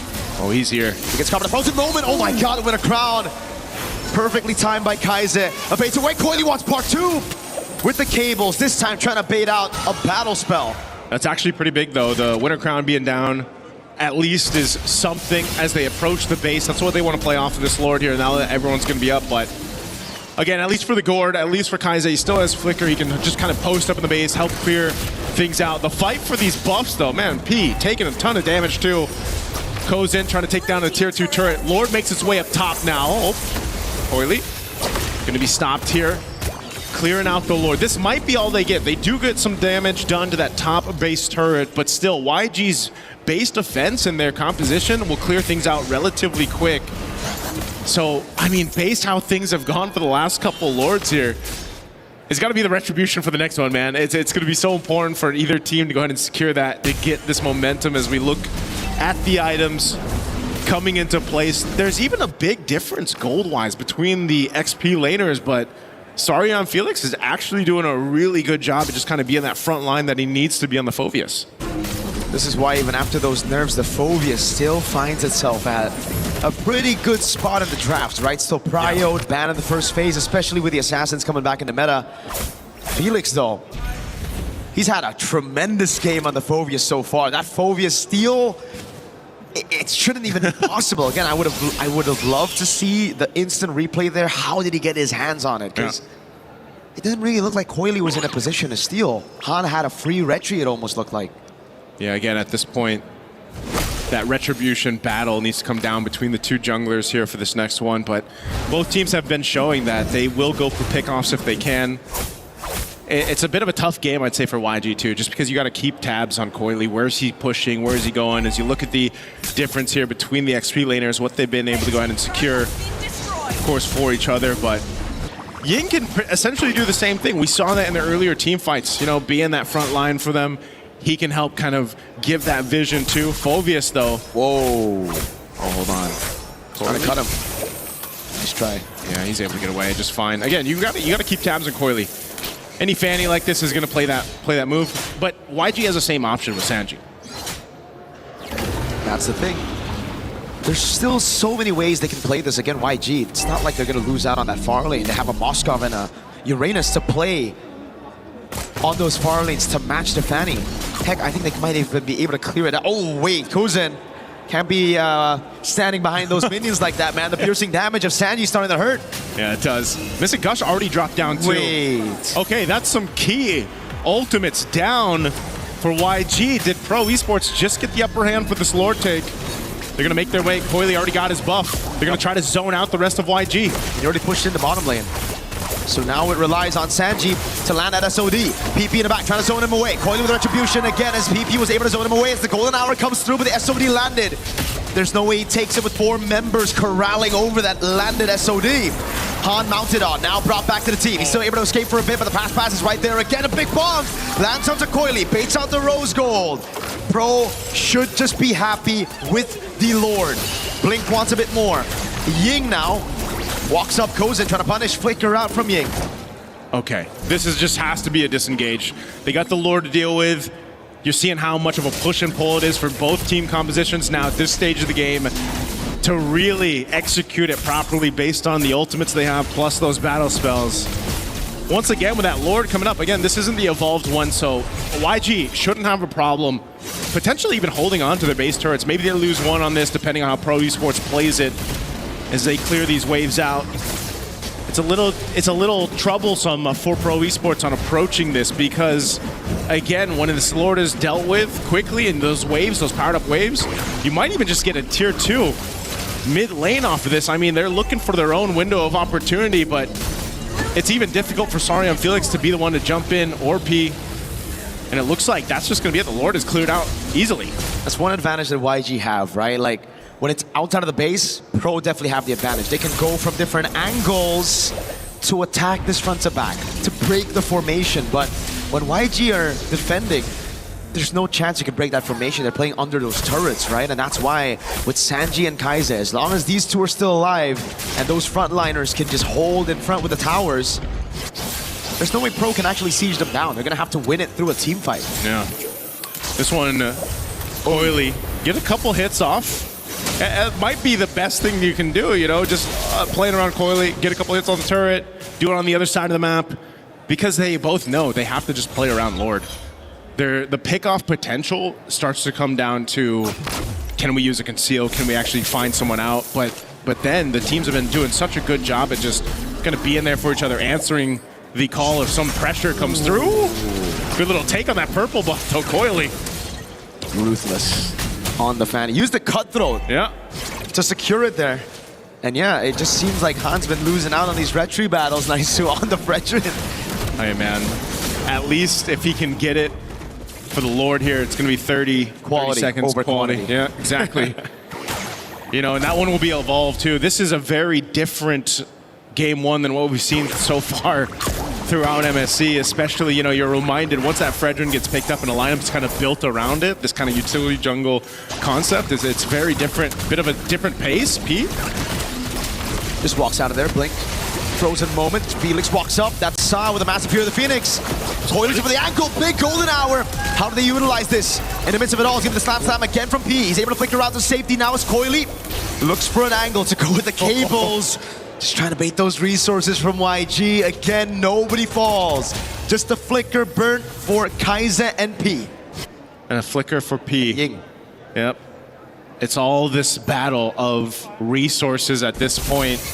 Coily, as hell of a start that he had in this game, he knows that he can't just throw himself into the arms of YG. And so he's going to continue to push down that bot, it looks like. At least cut that wave through. YG's going to make an attempt on this Lord. It's half felt right now, but Coily will be here in time to face off. He has no flicker. They know it. They're going to try to burst him down. The taunt lands as well. P's able to survive. Oh my god! Oh. The rebound with the Fury of the Phoenix. Good golden hour in the back line, but Coily's able to buy so much time. Sanji caught in the dark wave. Now the blazing duet from Kuzen. Oh, Sanji. It's all up to Sanji now. He's going to be confident slam and a pass with a nature and also the immortality buy. It's an immortality buy for Coily as well. Dark wave lands. Sanji's still there. Ying trying to buy some time. As Blink is in a 1v1 against Coily. It's an all-out fight everywhere in the map. Again, Coily trying to chase Blink down. He's running away. He finally gets cutthroated and assassinated up top. Oh, I thought that was a nice block, though. I thought it was going to land on Coily, but man, they bought some time, but Pro Esports, they want to go for this tier 2 turret. They want to take this purple buff out. Wait, they don't go Lord. They reset the Lord. They reset the Lord. I have to go. Let's look at this replay again. Started things up with the Mystic Gush over here. This fight breaks off into 2 areas. Collapsing down, golden hour used into that Fury of the Phoenix. Meanwhile, also a real cam. It looks like Pro Esports is going to secure themselves that Lord there, but you know, that was a fight that was dissected on through, and that's one of the things that Fanny will do too. You know, you were able to go ahead and split the fights up, focus on the right targets. Golden hour, it just feels weird in some of these instances because it's like it's clearly there to stop the momentum of a fight, but sometimes it ends up just kind of splitting things off in an odd angle for YG. So now it's back to the defense of YG. They have a good composition to defend, but Pro have an evolved Lord now. At 22 minutes, it's a different kind of Lord. Wind of Nature for Kuzen. Bootless at this point for both of the gold laners. Okay, clear out these waves. Lord is up top. It's going to get that charge in. Taking out the base turret. YG has no choice but just to let that go. They're going to have to deal with the Lord, clear it out. Potentially losing some more base turrets. Conceal is going to be used from Pro Esports though. Double top from Han now with the force play as well. Coily with a jump in the back line, but it's going to be the winner crown again. Flicked around, Blink shredded to pieces, but he gets the golden hour. All base turrets taken out now as Ying buys the immortality in time, keeps himself alive. Han! With a big taunt on the Brazier Strap, but Kozen was able to Wind of Nature all of that physical damage. Okay, YG lost the base turrets, but it's okay, they're still in the game.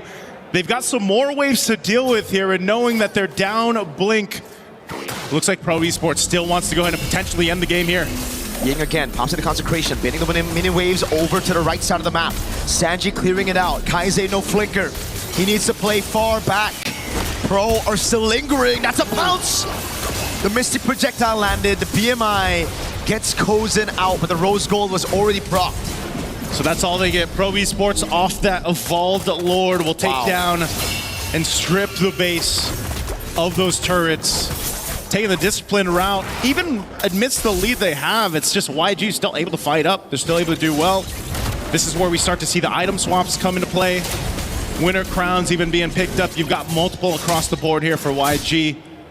Wind of Nature sitting on Sanji. Sanji has been doing a great job just staying alive because he's so pivotal for them to actually be able to stay in this game. Kaise as well, very happy with his Mystic Gush timings, but he's got to go in a way where we saw in that last fight where he pops the Winter Crown, he Mystic Gush. It's still being used even when he's frozen, but again, it's better for him to go ahead and do that in the base. But this time, now 24 plus minutes in the game, this Lord, I don't know, man. If Pro Esports able to secure it, even with this kind of defensive line that YG has, I don't think you can defend against that. Coily still pushing in that bottom wave. He knows it's going to force someone from YG, force Sanji to go clear that out, respond to it. Holy moly. Even with the guaranteed slow push, Coily decides to shove it straight inside the base. This means Sanji's going to have to deal with it. And he shows up on the map. Kozen utilizing the position to go on to Ying. He has to win a crowd. Pops in Consecration. That's the Fury of the Phoenix. Baited out already by YG. This could be the angle. They've reset it, and Sanji has cleared out bot. Yeah, he's cleared out bot. He's handled the waves really well. YG, this is a Lord dance as ever. Still half health on it. Fury of the Phoenix still on cooldown, so they don't have that right now. And Han's tanky enough to go ahead and sit here, like we've seen so much before, on this Fredrin with an immortality to go ahead and just tank up the shots. Blink jumps in. Golden hour doesn't land on anybody. Felix is able to evade right now as he lands the Dark Wave, but Coily's gonna go up top. Mystic Gush and a big appraiser trap. Coily in the base. Blink trying desperately to go back into the base to save it. He gets there in time, but Coily has a few minions on it. Now it's gonna be the SOD that lands. Sanji gets Coily down. His first kill of the game, and it's a massive shutdown. Both junglers though will be taken out. A last-ditch effort from Coily to try to make something happen, knowing that the Lord was secured by YG. Really good timing against Sanji. Might have been his first kill, but it was an important kill. Might be the one to potentially win them the game here. They've got a really strong, evolved Lord to march down this mid lane. Now, 45 seconds for Coily to be up. Can Pro Esports delay this further? And without Han, the same thing. Is Ying going to be the guy to go in and tank this, lead this, or will it be Blink? He's got a golden hour that he can play around with. The game plan here might just be to knock down some base turrets. Mystic Gush already on Felix. Golden hour catches 3. No follow-up though. Felix is able to escape. That Fury of the Phoenix from Sa, buying them a bit of time. Now can they clear this Lord? Base turret, I think, will surely fall. Sanji's on it already. But hold a second, after that charge, it doesn't seem like YG have the resources one hit to push in forward even more. It's just going to be the base turret taken by the Evolved Lord. Pro, again, able to defend through the wins they got all the way from the start of the game. Those base turrets on the side lane, nice. Yeah. So Pro Esports, mind you, again, they were up quite a bit, 7,000-ish gold. Again, at this point, it's more about switching the items, but they did lose that lead that they had. They also lost a base turret off of that. So YG now in a position, now in a seat to actually go ahead and be in a better position to win the next Lord fight. The biggest thing for Yangon Galacticos is literally just dealing with whatever Coily is going to do. He's the only guy that can push the opposite side of the map. And Sanji so far has been the guy that YG has counted on to deal with it. Ooh, dude. They This is flicker down. very squishy, Patrick. In the face of Mystic Gush late game. Yeah, it's definitely hurting. A flicker down is something for YG to play around with. Some big waves down bot that they're going to have to deal with too here, but it's just playing around each other because they just know that if Coily jumps into this backside, even on Kaise, and gets a winner crown, that's value. Everything comes down to pop in battle spells or defensive items now that we get this point. You're going to see these potions being picked up now too. 28 minutes, man. This has to be, if not our longest, one of the longest so far for MSC groups. Fighting for this Lord up. It's going to take some time to go ahead and take this one down as both teams get in position. A whole lot of immortalities to play around too. Sanji clearing up that bottom side. Conceal's going to be used. Pete pushing out Han here. And just fighting for this space right now. Pro Esports trying to control this space around the Lord, but it's just too much to hold. That wave bot is just so annoying for YG. Constantly gonna have to send someone down below. SOD nearly lands. Blink was the one to give him vision for that attempt. And that's where the mechanics come through. 28 minutes. Yeah. It's the macro, obviously, but you have to be clutch in these moments. You have to be the one to make the play to win the team that game. This is like the most macro game we've seen so far. I feel like one of the biggest ones too at this point. Well, Coily. Game one, Coily's just gonna go ahead and sit down to that bot side, but look who's rotating down. Sanji and Blink. Mystic Gush already used. Lord's gonna go for a bit of a reset there. Oh, that is a big whiff. Coily stays for a bit too long, gets caught by the Spear of Misery from Sanji. It had to be also that snapshot, right? I mean, they got him on the wall there too, that spear. That is a huge pickup, and now without Coily for 60 seconds, a whole minute, YG cleared out the waves, and they know they have the space to work with for this Lord. And Mr. Gush. All in onto P. Fear the Phoenix, P. Immortality down already. Blink now coming in as well. Good taunt and the pierce from Sanji. Ying taking very low. Cruising to be look for the play. Flickers in the Blazing Duet and the Wind of Nature as well, but Blink is able to get out of the way of the Blazing Duet. Felix, 3-man Dark Wave, has to flicker out. Big Bong with a missing projectile. Goes in as the Immortality, but he's going to go down to Ying. A Big Bong sends Han, or rather Felix low, but now it's Sanji with Wind of Nature. That's an Immortality already down. Assault's going to get flickered down, but he buys the Immortality in time. Wind of Nature, everything with the Wind of Crown as well, but it won't be enough. It's a big wipe for YG as they come back in game number one. Talk about a defense from Yangon Galacticos to hold on strong even when down for the majority of that game. A composition built around base defense. Well, you see exactly what that can pull off here. Really good timing, really good game sense to make that play in the bottom lane, find Coily, and then make something out of it. They knew that they either had an option. If we get Coily out, we could probably just get the Lord, and if not that, then we could just win a team fight. Not having that threat anymore, and so Yangon Galacticos knew what they had to accomplish. They did it perfectly with this lineup. Took some time. They really had to buckle in for as we look at the highlights from STC with this one. Again, very strong showing though from Pro Esports. Coily on this Fanny, phenomenal, but eventually it kind of falls to a different point of the game. You know, you're not able to go ahead and just swoop in like this, get kills. Han really held on, built up that durability, and you know, you got to give it up to Yangon Galacticos to hold on together. YG winning this game with an unorthodox composition. Yeah. We have to say this. This is meta. A few patches ago, this was the best composition you could go for. But in the current meta, we've seen more assassins in the jungle. Coily had an 8-0 start to the game. Yeah. Yet it was the utility jungle of Han. Yet it was them coming back through crazy steals, honestly, crazy mistakes as well, but then adapting and downloading the pro movements as the game got to that late stage.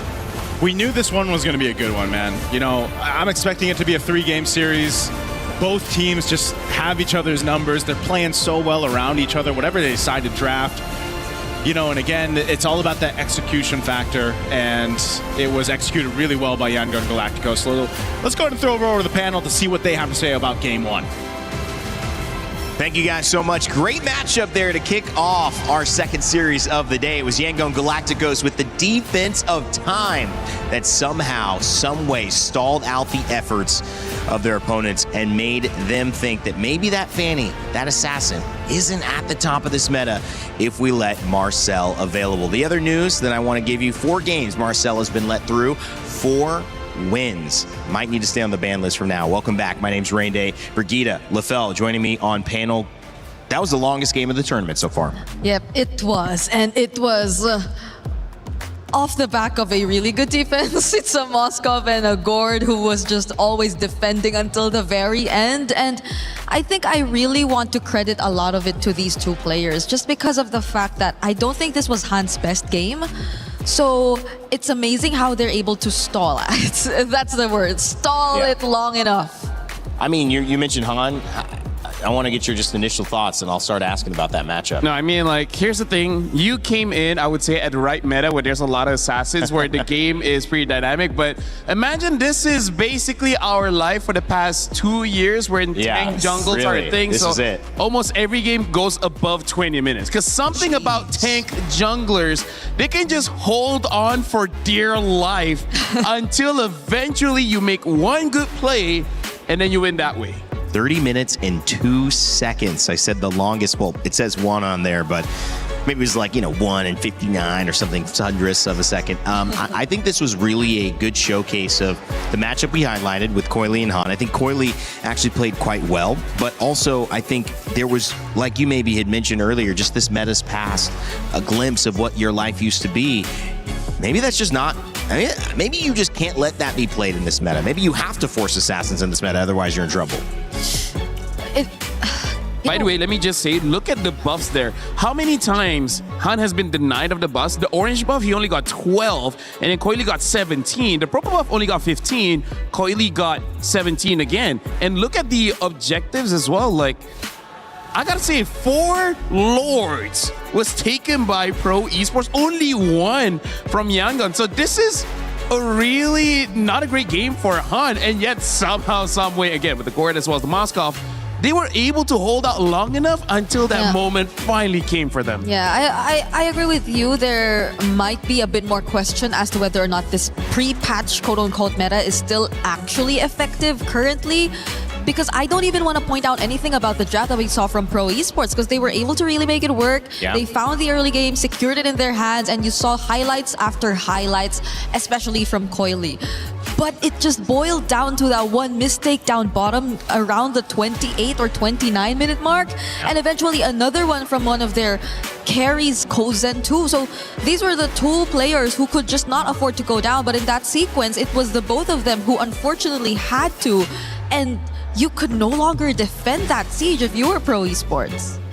It was a style that they ended up needing to draft around, having seen the Fanny come out, the talent of Coily, and he put it to great display. He showed how effective that character could be, but it wasn't enough. Leading the entire time, Pro Esports stumbled at the very end. YG maybe made them stumble, and they got the win. Game 2 is upon us, but Lefel, before we do that, break down what you saw in Game 1 that led us to this longest game of the tournament so far.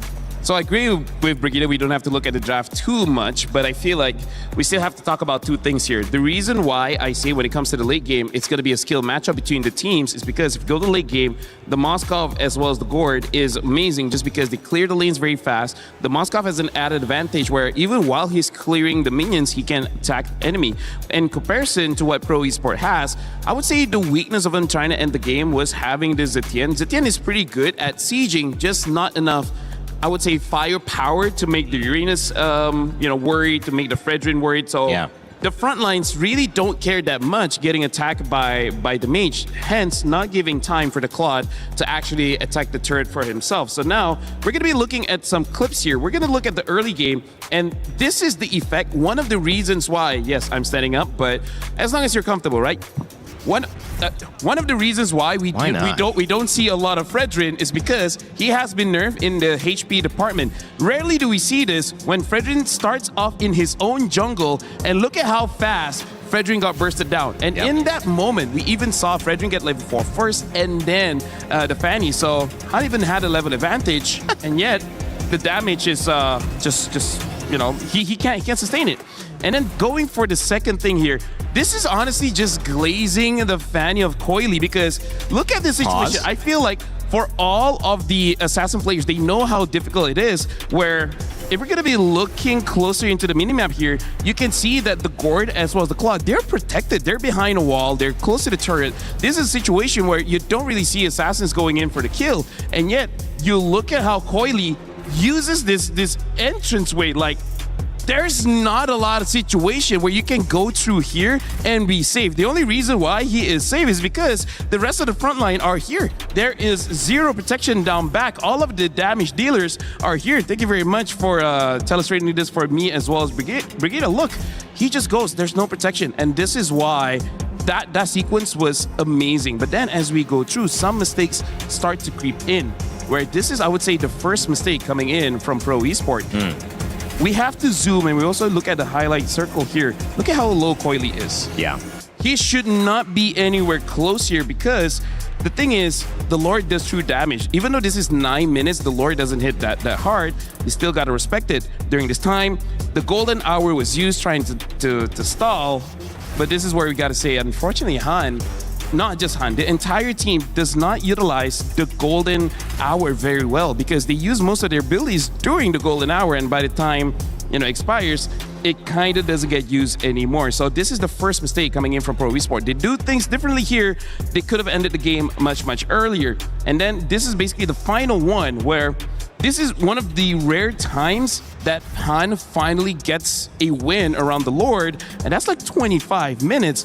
And then at this point, this is where winning really counts on skill and a little bit of luck, because Coily was trying to end the game here. But then as he's reaching forward, he got hit by the SOD. Man. Look at how perfect that hit really was. And then Coily was next to the base as well, so he will get stunned up if the SOD did not hit. I don't know about you, Brigida, but do you feel like Coily could have ended the game? I feel like he can. Thank you so much, Rain Day. There's a world where he can, especially as you could see. What is that? You could see how it's just taking a bit more time for Kaiser to go in. He doesn't have the Mystic Gush either. Yep. So he can only rely on basic attacks. He honestly could have ended the game. And I would say those are the two mistakes that happened for Pro Esports, which is the Lord at the 9 minute of the game, as well as at the end of the game, they just don't have enough firepower to actually end it. She couldn't let her card fall. I get it. It's okay. I got you. It's okay. Thank you. We're moving and grooving over here. You know, this could have been a standing. Hey, this is our whole stage. This is our home. We can stand if you want. We sit, we stand, we do it all here at MLBB. What a fun, game. We're a fun bunch. Again, this is such a fun bunch. You guys are obviously fun, but this game is so fun. It's so great to dive into it. I've loved coming from Apex, right? I mean, we're so focused on the game and where the game goes, how it evolves, how it grows. We are fans of that. We want the best for that. This game, the sky is the limit. Obviously, so big around the world and so many great communities who are involved in it. Games like that, if you're a fan coming in and saying, it's EWC 26, I want to check out MLBB. Maybe it's my first time checking out this game. That is one of the reasons why you say, wow, this is fireworks, and I can just jump on this right away, maybe play alongside, grab your phone, grab your tablet, jump in, bang, bang, let's do it. I love it. Become a bang banger. Yeah, become a bang banger alongside us. Let's go, man. I'm having a blast. I know you guys are as well. Let us know in the chat if you're having fun as well. Any co-streamers also. Hopefully you guys are enjoying this event. Flying Cloud will be where we set up the stage for our second matchup. It was all Pro Esports until the very end. And I guess that's my biggest question to start with this second draft. Yep. Did it go right and you executed wrong? Do you try to keep up that playbook and say, listen, there's little ways on the Lord fights, on these little moments where we could have won that game, so let's not deviate. No, if I'm Yangon, I would really get a big takeaway from that game. Even if I didn't, even if I won. Yep. Even if I won, I wouldn't want to put myself in the same position because you worked too hard for that one win that was the longest game of the entire MSC too. And I think that's enough to show you that it's not going to work against the lineup that Pro Esports could potentially put out. But this Look at the change. Yeah, well, you're still seeing respect from Pro Esports nonetheless. They would rather not have them pick up the Fredrin again. Yeah, but the thing is, there are other tanks. I mean, not that I want to see it, right? I want to see the assassins. Yeah. But also, I do want to say, like, for Pro Esports, in terms of answering what Rainday is saying, it's kind of like the only mistake they did was not ending the game. Right. Everything else was perfect, right? Right. Where personally for me, I would just say, you know what? Glue and Phovius, you guys don't matter. Dive into the turret. If you die, you die. But let me end the game. Because that's, I would say, one of their mistakes. They should have just been brave enough to sacrifice some of their members and then ending the game. But again, going up against a Moskov as well as the Gord, it's kind of difficult to end the game. But now, the Freya does get banned out. Hirara is still open. Same as multiple other heroes like the Eudora, the Zushin. Quite a lot is still there. I mean, I think the good thing that's happened here. Oh boy, we probably did not expect this. But you know what? It kind of gives you an insight, doesn't it, Brigitte, into like how comfortable PP probably felt. Wow. That Sorry, I Bellerin. just saw it. Finally. They probably were like, that's kind of how we've been winning. That's where we feel comfortable. So we should just prioritize that. Yeah, I feel like it's a finally moment here for PP because a lot of their playstyle really revolved around having a really reliable Belleric in the middle of everything. And that hands over the Hirara to end the Eudora, but I'm thinking this is something they should have expected, right? The fact that they went for the Belleric means that they should have pretty much expected this, and at least they can draft around this hero again, which worked out for them. Yeah. They don't actually have to change anything. They get PP more comfortable. They get Coily back on the Fanny if they want, and they can start looking at other lanes, try to secure maybe their mid. If they want to do that. I'm just thinking here, like, they're letting go the Eudora. Do they want to go for tank jungle again? Because there is still a few heroes that's pretty viable, but no, they go for a Yi Sun-Shin instead and a Ruby. Whoa. Randy, for now, I don't think Yi Sun-Shin has won a game yet. Hasn't, no. So, I don't know how to feel about this one, especially this early. Right? You're showing your hand quite early here. Yeah. Because even the Ruby, and it's not like you're seeing a dive comp per se from Yangon just yet, but it seems like Pro Esports have built on their catch, have built on their capability to just... It looks like for Pro Esports here, they just want to build a castle around Yi Sun-Shin, right? Have a lot of utility and then let him free hit. Well, think about how long that game was, right? Oh, yes. The ability to scale, having an answer for late game. Yi Sun-Shin does suffer early, but late, that's where he's going to shine, right? And Hirara, not like a Ling or a Claude, can dive in super fast. She can still dive in, don't get me wrong, but not the same way. And now having the Barats, where I think that's a pretty good answer to what Pro Esports are already showing, because when Barats gets the max stack of the big guy, he does have some resilience, meaning that he doesn't care too much about crowd control. He does care, but not too much. So that's a good way to like just be a front line for the team and waiting for your opportunity to go in. I'm going to say YG is drafting pretty sound, and Pro Esports does seem like they're showing new-ish things here. Yeah, I agree. It's also making me wonder, because I think the probability of us seeing a double fighter lineup in Pro Esports is pretty much very high. Yeah. But for YG, on the other hand, who are showing a Hirara right now, I'm wondering, and a Barretts too, I'm wondering if they're planning to even consider that route as well. Because if they do, then that's going to make things... I guess that's going to allow them to play around the Hirara, yes, but the range, I think, is going to be a problem. Melissa. I feel like Melissa would work well against the fortress that Pro Esports is building. Yeah. As of the moment, they still have that option. They can pick it up. They banned out the Carmilla. Interesting. We haven't seen a Carmilla just yet, so maybe they got some information about what's going on with Young Galacticos here. Right now, they can pick up their gold lane if they want, because they don't have the gold lane as well as the roamer. And I feel like showing either or doesn't exactly expose your draft too much. Because it's not like, oh, you show Melissa, I'm going to pick up something like a Farsa to kill you. There's multiple ways to deal with a pick like that. And you know that the Yi Sun-Shin is going to the jungle anyway, so there's less things to worry about. It's, at this point, really just a potential... What if Yi Sun-Shin gold? Oh. I don't like it, but hey. Who knows? Oh. Ixia. Okay, Unique hero. Another new pick again. Okay, We're going deep here. if they're going double fighter, then the other fighter has to be a backline. Yeah, like a Lapu, Benedetta, Yeah. Yuzong. There has to be someone to reach that Ixia because, well, it can I also think be the CC mage. is okay. I think CC is okay. Yeah. If you want to put CC gold, but Ruby EXP against Barats may not be a good matchup there. Or if they don't want to do that, then maybe the mid lane too can compensate for the range, for the reach. Eve probably is the safest. Yeah. We don't see much Farsas currently, so. We see one loss, but we seen one. So let's see. Oh, All right, they pick up the Vexana as well as the Uranus. I feel like Vexana. I like this. Vexana has one win. But do you remember how I was mentioning that she is pretty tough against Eudora? In my limited experience. I mean, you're not wrong. You're not wrong. But I'm just saying it's like a matchup that does okay, which it means you're not going to get behind and you might be able to pressure her out so she doesn't get ahead. Another element to the fortress. Just add a Lord as well. Right? This is a clear fortress for Yi and Shin. This is a, I don't know, walking battalion? Walking? Not all of them walk even. It's a strong vanguard for sure. Last pick coming in from YG. it's all for Coily now.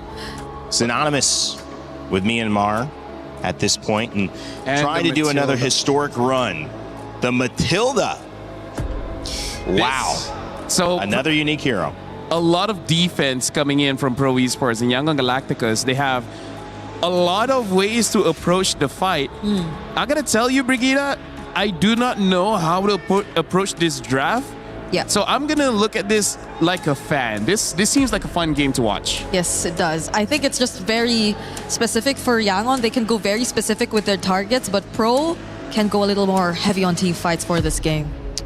Well, I'm the pro analyst. I know exactly what's going to happen. Vexana's going to beat Eudora in mid lane. I can't believe you guys don't know it. My Grandmaster rank games, I already figured that out. Okay, let's send it to two guys who have a better idea of what might take place here. Game 2, trying to tie it up. Nice, Mirko, what's going on? Hey, we appreciate that, Rain Day. You know, I see you climbing the ranks there, but let's go ahead and jump into this one. It's me and Mirko to bring you the action right now. Again, it's interesting drafts across the board. Another unique pick. Yangon Galacticos, last game paid off with patience because they turned the game over on its head, got the victory. Now, Pro Esports, I like it, man. This is all playing for your Yi Sun Shin. Maybe that's what it's going to take, Mirko, to get him a win because, yes, the YSS hasn't really won anything. Nope. Been used twice already. P already has to use a Revitalize early as well. At least there's one thing, right? YG technically only have one frontliner. So if Pro want to go front to back, they technically don't need to deal with too many tanks. The thing is, it's a barrage with the help of Matilda, though. I was going to say, you know, it's one thing to have one frontliner who can just go anywhere, you know? That's with the help of the Matilda. And even so, if I recall correctly, the Matilda can also do some interesting things with a Nixia pick, man. You know, drop down that full barrage and Sauron through. So I feel like for Yangon Galacticos, the upper hand here, aside from just Sanji. Okay, that was all right. Burn the flicker. One of the upper hands that I was going to say. Oh, hold on. Whoa, a Purify out. First blood for Han still, despite the Purify from Felix. So that's an upper hand, getting the first blood, but it's also just, again, mobility options that they have to play around with this composition. Taking a quick look at the emblems, you can see where they're going with this. Again, the Matilda is going to have a whole bunch of mobility to work with, and this being Flying Cloud also kind of brings everybody back to the team fights really quickly. The Barrett's being the one tanky guy, you can see him. You know, he's got the tenacity, he's got concussive blast, he's on the tank emblems. Ying knows his job for this one. Koza's going to be able to take that gold crab away from Sanji. Obviously already won that lane earlier, but Sanji can just walk back up in Flying Clouds very easily. That's the thing. Doesn't matter if you really bully your opponents here this early on with the Flying Clouds map. Oh, big chomp by Ying, spits him out as well, gets a stun, and look at the peel from the rest of the team. Felix able to stop that from happening, the pick off on Coily, but he's a bit too low to participate around this turtle fight. Yeah, I really like that sound effect there, Miko. That was a good one. Now for the turtle, fighting it off. Not sure if they're going to get in range. Han gets the turtle secured. Okay, circling Eagle. Oh, not on Sa. JP was already a free kill, I'm guessing, for Blink. YG go up 1,000. Up 1,000 gold because they've got a couple kills in their favor. A turtle, a little bit of extra gold off these gold platings too. So this is all really starting well for Yangon Galacticos, and I think that's why even our panel was kind of mentioning this with the composition that Pro Esports brought to the table. You know, playing around your YSS, you've got enough bodies, I mean, even an extra one with the Eternal Guard to protect you and give you space. But if you're not able to go ahead and utilize that and let Coily get farmed up here, scale up, it's going to be really difficult for him. I mean, look what Han is doing to Coily's jungle. Hey, if he can win on a utility jungle in this meta, imagine what he does on a Hirara right now. I wonder how he feels after going from a Fredrin to a Hirara. Hey, to be fair, I think Han's just chill with it, man. Like, I don't know how many heroes he has in his pool, you know? Like, we've seen him on a Fanny as well, and then the Fredrin, and now it's going to be the gank onto Kuzen onto the bottom lane. Oh my god, the full barrage as well with the guiding wind. Kuzen still able to stay alive for a bit, though. Good Eternal Guard on Blink, but he's able to flick around and gets the guiding wind out away from the roots. Able to get away off of that, too. I mean, that's dirty to see, but yeah, makes it work. Again, they said this is going to be a fun composition to see in motion. Well, there it is. You do something like that. Looking at the replay brought to us by STC. Brings it a little bit too far, you know, but still able to cap out a kill under the turret, and then good flicker usage there to stay alive by Sanji, and then guiding wins on out from Blink. That's a tilter, bro. That is. After losing that close 30-minute game, this is usually what happens, you know, after you lose a close 30-minute game, it might be a quick one in game 2. We saw the Burmese fans earlier. Yeah. Up on stage. I got my sound effects approved, by the way, by the king. the king yourself. The young man from the Philippines. Yo, shout out to the king, man. Shout out, man. We'll see you really soon. And now for this second turtle. Up here, Pro Esports has control of it, but they wait for Coily to get in range here. Little poke back and forth right now. Both teams, Ying playing up that front side. There's the Mount Shocker. Pulled in the Dino, the Eternal Guard as well. Full barrage comes around. The red tree is good for Coily. Dives onto Han, untargetable for a bit. Able to escape with the help of the Flask of the Oasis. So it ends up being a big win for Pro finally. XP and Turtle. Yeah, that's something they needed. At least get the objective secured. You don't want to let this scaling happen even further for YG. Up 2,000 gold at this point. That's a Sky Piercer also picked up for Han. They're going to go ahead and just keep Kozen back here. You know, one of the things too, speaking of this, hold on, Circling Eagle. Oh, stun. Oh, God. Oh, God. Yeah. I was going to do the caca, but... Welcome to the Thunderdome. We need a Thunder effect, man. I don't know how it's going to work. I don't know if Leo's going to approve that one, but that one's not. He'll come up with something better. But that is the interaction that you can expect. One of many that Yangon Galacticos can go ahead and play around. And so for Pro Esports, you know, that's one of the hard things about it is like, what way is YG going to approach our fight? You know, or they more so just kind of have this universal, straightforward approach. We saw it where they're able to go ahead and bully off Yangon Galacticos off of an objective. But even so, if that ends up being the case, you know, once the Lords come to play, the approach is going to be different. So Pro are just going to take it slow, but YG scaled pretty well as well with the Ixia, right? Yeah. So, I mean, we're just going to have to find out again. A 2,000 gold lead for YG. We've seen massive gold leads turn around in very, very good games like yesterday, Falcons Meta against IG. They held like an 8,000 gold lead. IG were able to come back through forcing Falcons Meta to make mistakes. Seems to be the case, you know, whatever team makes these mistakes kind of gets punished on them. The teams so far that have been competing throughout MSC, they all do that really well. Once they see an overstep from the opposing team, they're able to go ahead and punish it. Now this is also just the nature of the compositions you have, you know, with a Eudora. I mean, there's a reason why the Eudora is picked up so much. One of the top picks right now in that hero pool. Last turtle though, again, playing around that stun that you have, the mobility that Matilda brings, YG will wait for their own moment. Goes in. Oh, the chop missed. Ying's going to be pulled back as well. Oh, great taunt to read the flicker too. But it won't be a kill. They're just buying time right now for Coily to get his hands on it. But Han walks up. Great CC from the Circling Eagle of Blink. To steal it away now, Han locking him down for Sanji to get a few shots on that full barrage. PP with a walk up, a taunt that doesn't land. And it's the combo, but it's It's a Belleric. He should be able to get away from this, right? Hold on. Revitalize taunt. Oh, he picks up the kill with a basic attack through the CC chain. How many stacks does Han have right now? Can we take a look at that? I mean, I know he picked up the Sky Piercer, was it a couple kills ago? Let's take a look at the replay here. This looked like it would be so good for Pro Esports, but Blink with that Matilda coming through on the circling eagle, and then Han able to swoop on, get that, and then capitalize a kill. You know, this is one of the things you got to watch out for. We've seen it before where Hirara gets like max stacks on the Sky Piercer, and next thing you know, you're gone, you know? And so Pro Esports, even if they want to buckle in a little bit for this, it might be one of those cases where you don't want to wait too long just because of the scaling that's happening here with YG. Now, bringing it further, you can see, okay, couple stacks. So 2 kills off of that when he picked up that Sky Piercer, but it's that threat now, that threat of just kind of almost lining up the kills too easily for YG to capitalize on.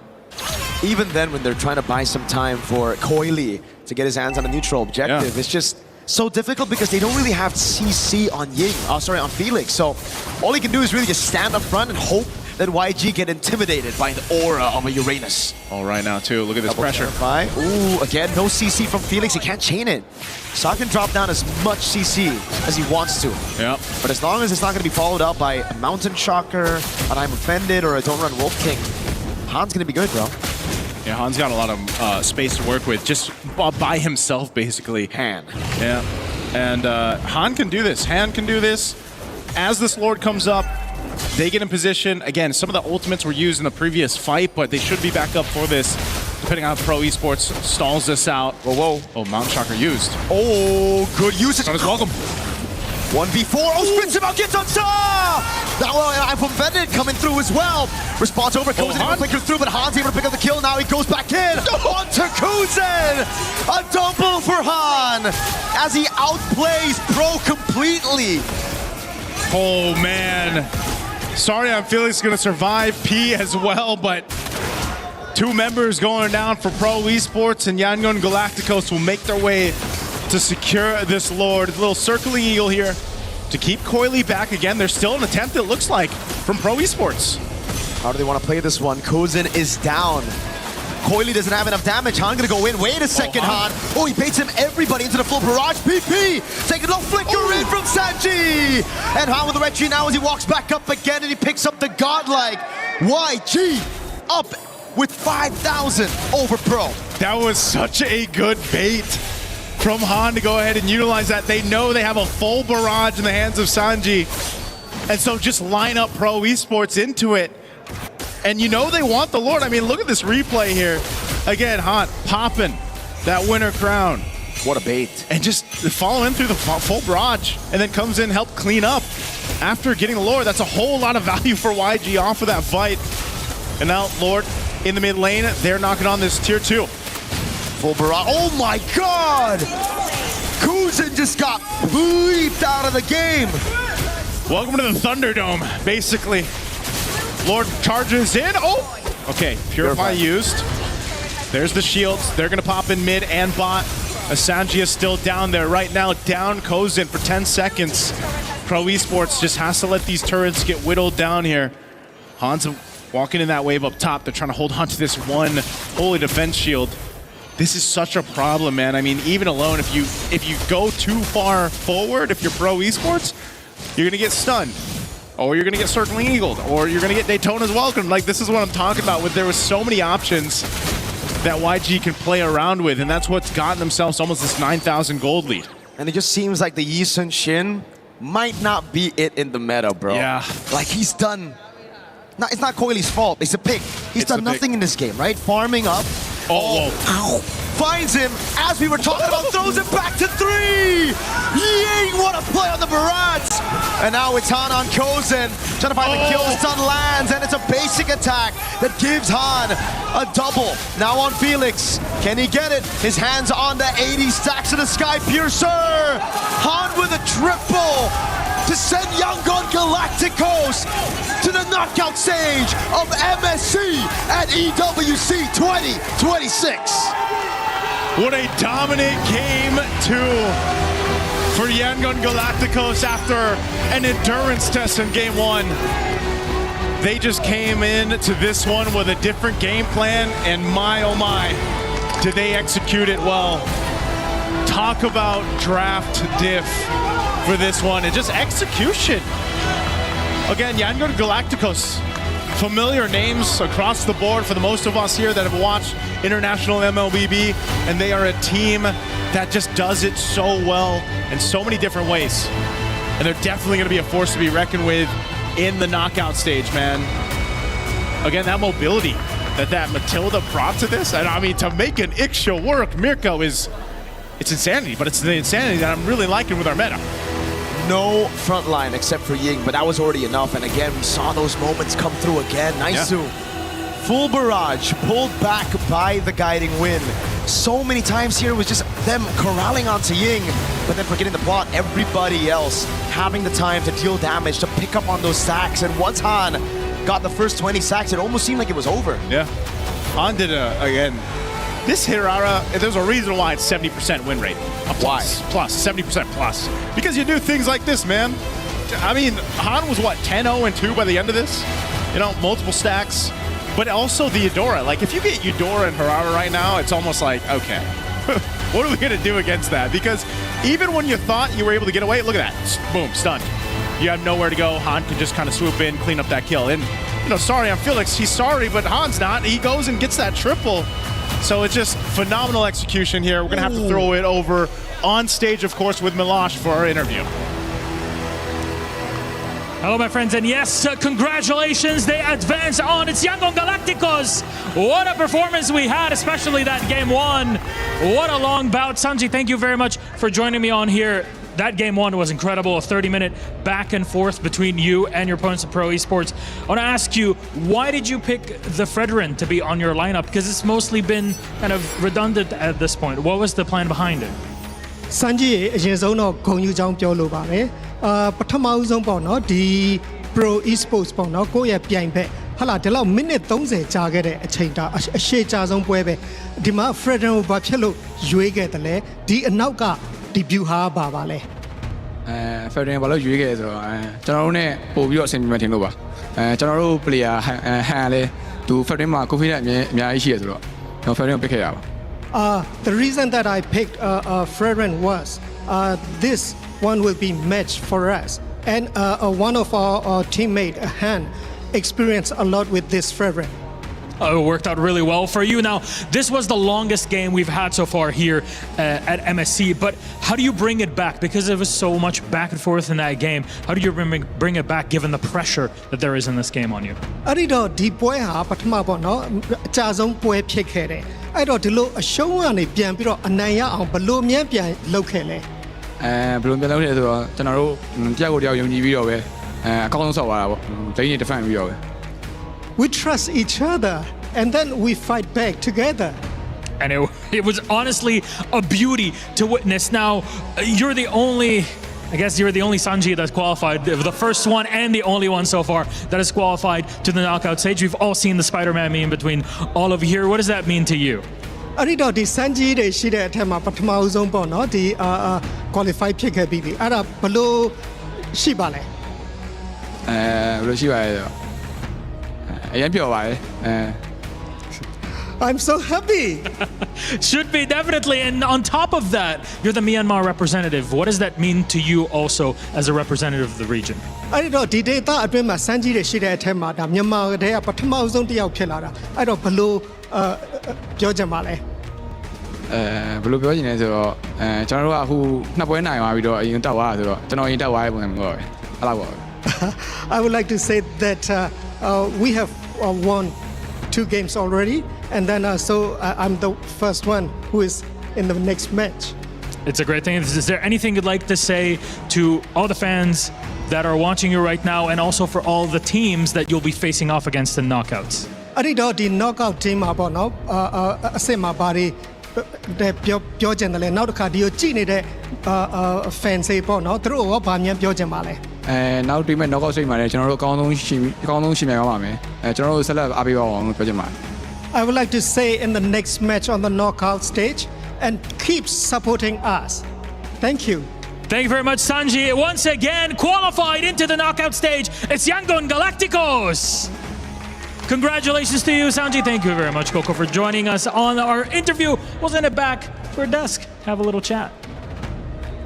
Thank you so much, Yangon Galacticos. Make it through, and $100,000 at bare minimum for them as they advance to the knockout stages. That's going to be a fun one, but we'll see who waits to join them as we have another one coming up in just a moment. Welcome back to the desk. My name is Rainday. I'm joined by Brigitte and Lafell. Brigitte, that was a game very different than game one. Very different. But Very. the same result for YG. Yes, I'm happy to see and hear from Sanji. Because I can still remember your joke about rumor has it still goes on. It's still going on. It was that funny. She's still thinking about it. Yeah, I still think of it. And it's great. It's a great showing. I think whatever we were thinking in game number 1 about YG and them probably struggling or having a slight misunderstanding or being behind of the meta, I could just disregard all of it now. At this point, I'm just thinking it's mind games. I told Lafell, I think it's just mind games. Yeah, it might be, Lafell. Yeah.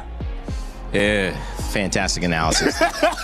Thank you. Anyways, honestly, like, it's nice to see Han going on that assassin again. Because on that Predator, I think even he was like, Coach, no more. First time, last time. And then the barrage though. Let's talk about the barrage though. It was so good. It's close to a quack. It's close. It's close. Hey, you know what? Technically, it's a giant chicken, right? Oh. Because it's a dinosaur. Yes. Dinosaurs are giant chicken, and chicken are like ducks. Is that how it goes? He always does his research. Wow, that must be proven. That's got to be proven at this point. Because the T-Rex... Distant ancestor. Yeah. Because the T-Rex, doesn't have skills. It has feathers. Oh, well, we just figured something out. And at this point, you can hear the crowd excited. Yes. I think that's a Kelra excitement as Onyx takes the stage. He's... Mogging is a word that was used to describe him, and certainly I would agree. This one, though, maybe mogged in game. YG 17-2, a 12-minute game. A big important thing about this, guys, that we have to consider, that's a short game. That's going to help them get a higher seed in terms of picking. And, if they, obviously, however, guys, I think it's also balanced out by the first game being 30 minutes from now. I don't think it's going to help as much. One of the shortest and also the longest, so it's moot. I mean, like, here's the thing. I feel like something to consider is that you don't want to be like number 3 and number 4 in this selection, right? Because number 4, you don't have a choice. Yeah. Right? Number 1, number 2, I feel like you still have some solid choices. But then number 3 and number 4, you will have like champions for sure there. Yeah, but that's if it comes down to the shortest single game time. Yeah, exactly. Because if there's no tie, with that 30-minute game, with that 30-minute, I don't know. There might be 3 or 4 after that one. I'm like looking at it, 30, 20, 47. That's like 22-minute average. That's not so great. However, that is an indication that maybe these upper bracket games, we're going to see another one here. You saw Onyx, you see Aurora about to take the stage. That is going to be another tight contest with 2 metas, 2 ideas, 2 strategies that maybe lean towards longer games themselves, Brigitte. Yeah, we've had long series. The first one, game 3. That's what she said. This one, not necessarily game 3, but it feels like we had a game 3. Yeah, it does feel that way. Yeah. 30 minutes. Honestly, like, this is going to be such a good game to watch in the green room on the sofa while having lunch. Eat some lunch. Right? Come on. Or together with the audience. No. No, green room, lunch. That's going to be good with Aurora, though, can you, I mean, it might be 9 minutes. What? You can't eat lunch? With like a Raphael Amid again? Maybe, who knows? Can we eat lunch? I saw someone. Did you see that? You know what I want here? Guys, you know what I want at the venue? I'm just going to say it. It's personal preference, ice cream. Oh, that would be so good, bro. If there's any way we could like have an access to ice cream. Yeah. I mean, that would cheer me up. Speaking of ice cream, Aurora Avalanche, though, I don't know how Onyx can deal with that because Aurora, they finished the game so fast. Like, what do you have to look out for? Rafa mid again? That's right. Something like that, something crazier. He said they weren't done. There's still more. Yeah. Brigitte, but what could there be? I mean, we've seen these meta changes happen so fast, but also it feels like in the sets, they're happening very slowly. The one pick is trying to counter this other pick. We're really getting to that point in this tournament so far that chess is being played and we're working on just your approach to the game, not really understanding the pieces.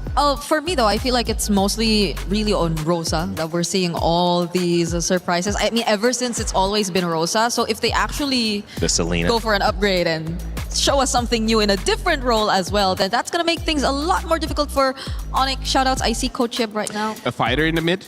Let's break down a little bit, guys. I think maybe a learning lesson there. If you are pro, you do get to go ahead and play again, and that is a benefit for you. You don't have to worry about being out of the tournament yet, but yes. I keep going back to that Belleric first pick and leaving Hirara and Eudora to YG. Yeah. I feel like although it was a comfort pick, that was probably letting too much go, and in hindsight, it seems like it was. Yeah, I really feel like that Eudora is very pivotal to deal with all these assassins. Like, do it with me, No, you can go. No, I was doing this and then you follow. You gotta commit now. Okay. All right? Yeah, there you go. So I feel like Eudora really has to be respected, even first pick. Like, you may not have a good Eudora game by having a lot of fighters as well as assassins jump onto you, but you kind of don't want to fight against Eudora. I feel like that's the biggest problem. Not that you don't have it, but more like your opponent has it. Yeah, and imagine they were too free. They brought out an Iksha. How come everything turns into a dance move with you two? Yeah, I'm suddenly starting to become a choreographer. After You all are. these You're both learning This very is a well. weird brother-sister situationship, you know? Yeah. Situationship. Hold on. All right. Well, I think it's time to move on to today's schedule. We're getting wacky up here on the panel, as we like to do here at EWC.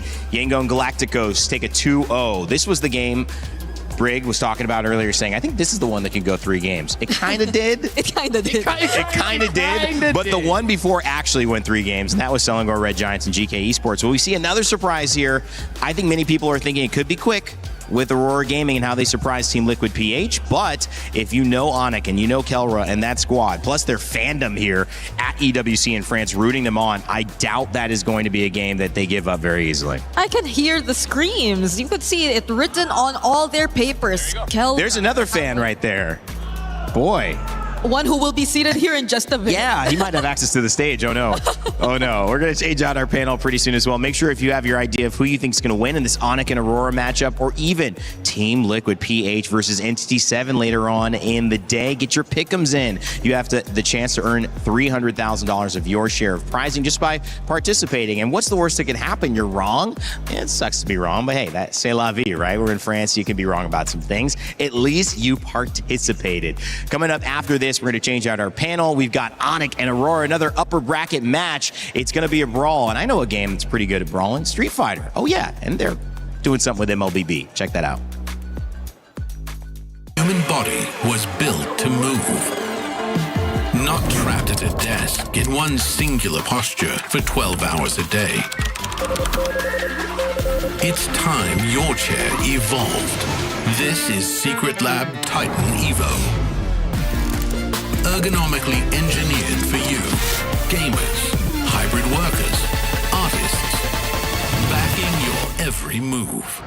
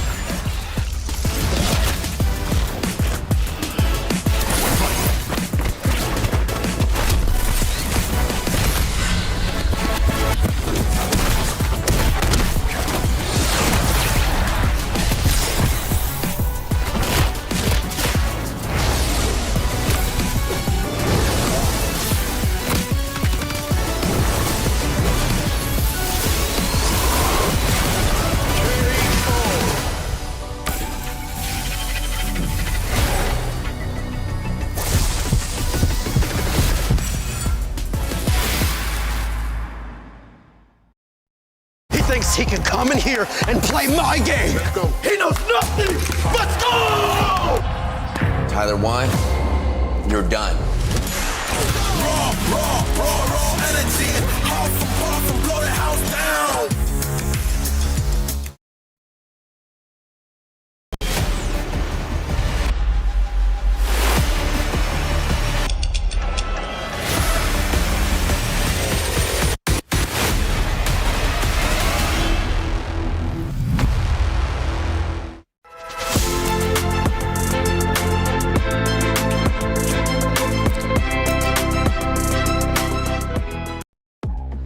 Welcome back, ladies and gentlemen, to the Lenovo Legion Gauntlet here at EWC 26. We've got MSC action all day long. 2 series down, 2 to go. And this one's another upper bracket match, which guarantees the winner of a spot in the final 8 and also $100,000, something that you can be very happy about leaving Paris, France with. For the loser, they're still alive and they will face off in an elimination match later. But of course, I'm joined by 2 amazing panelists to talk about all the storylines that'll be developing. Renmar and this time, Gideon, my man, off the desk, joining us on panel.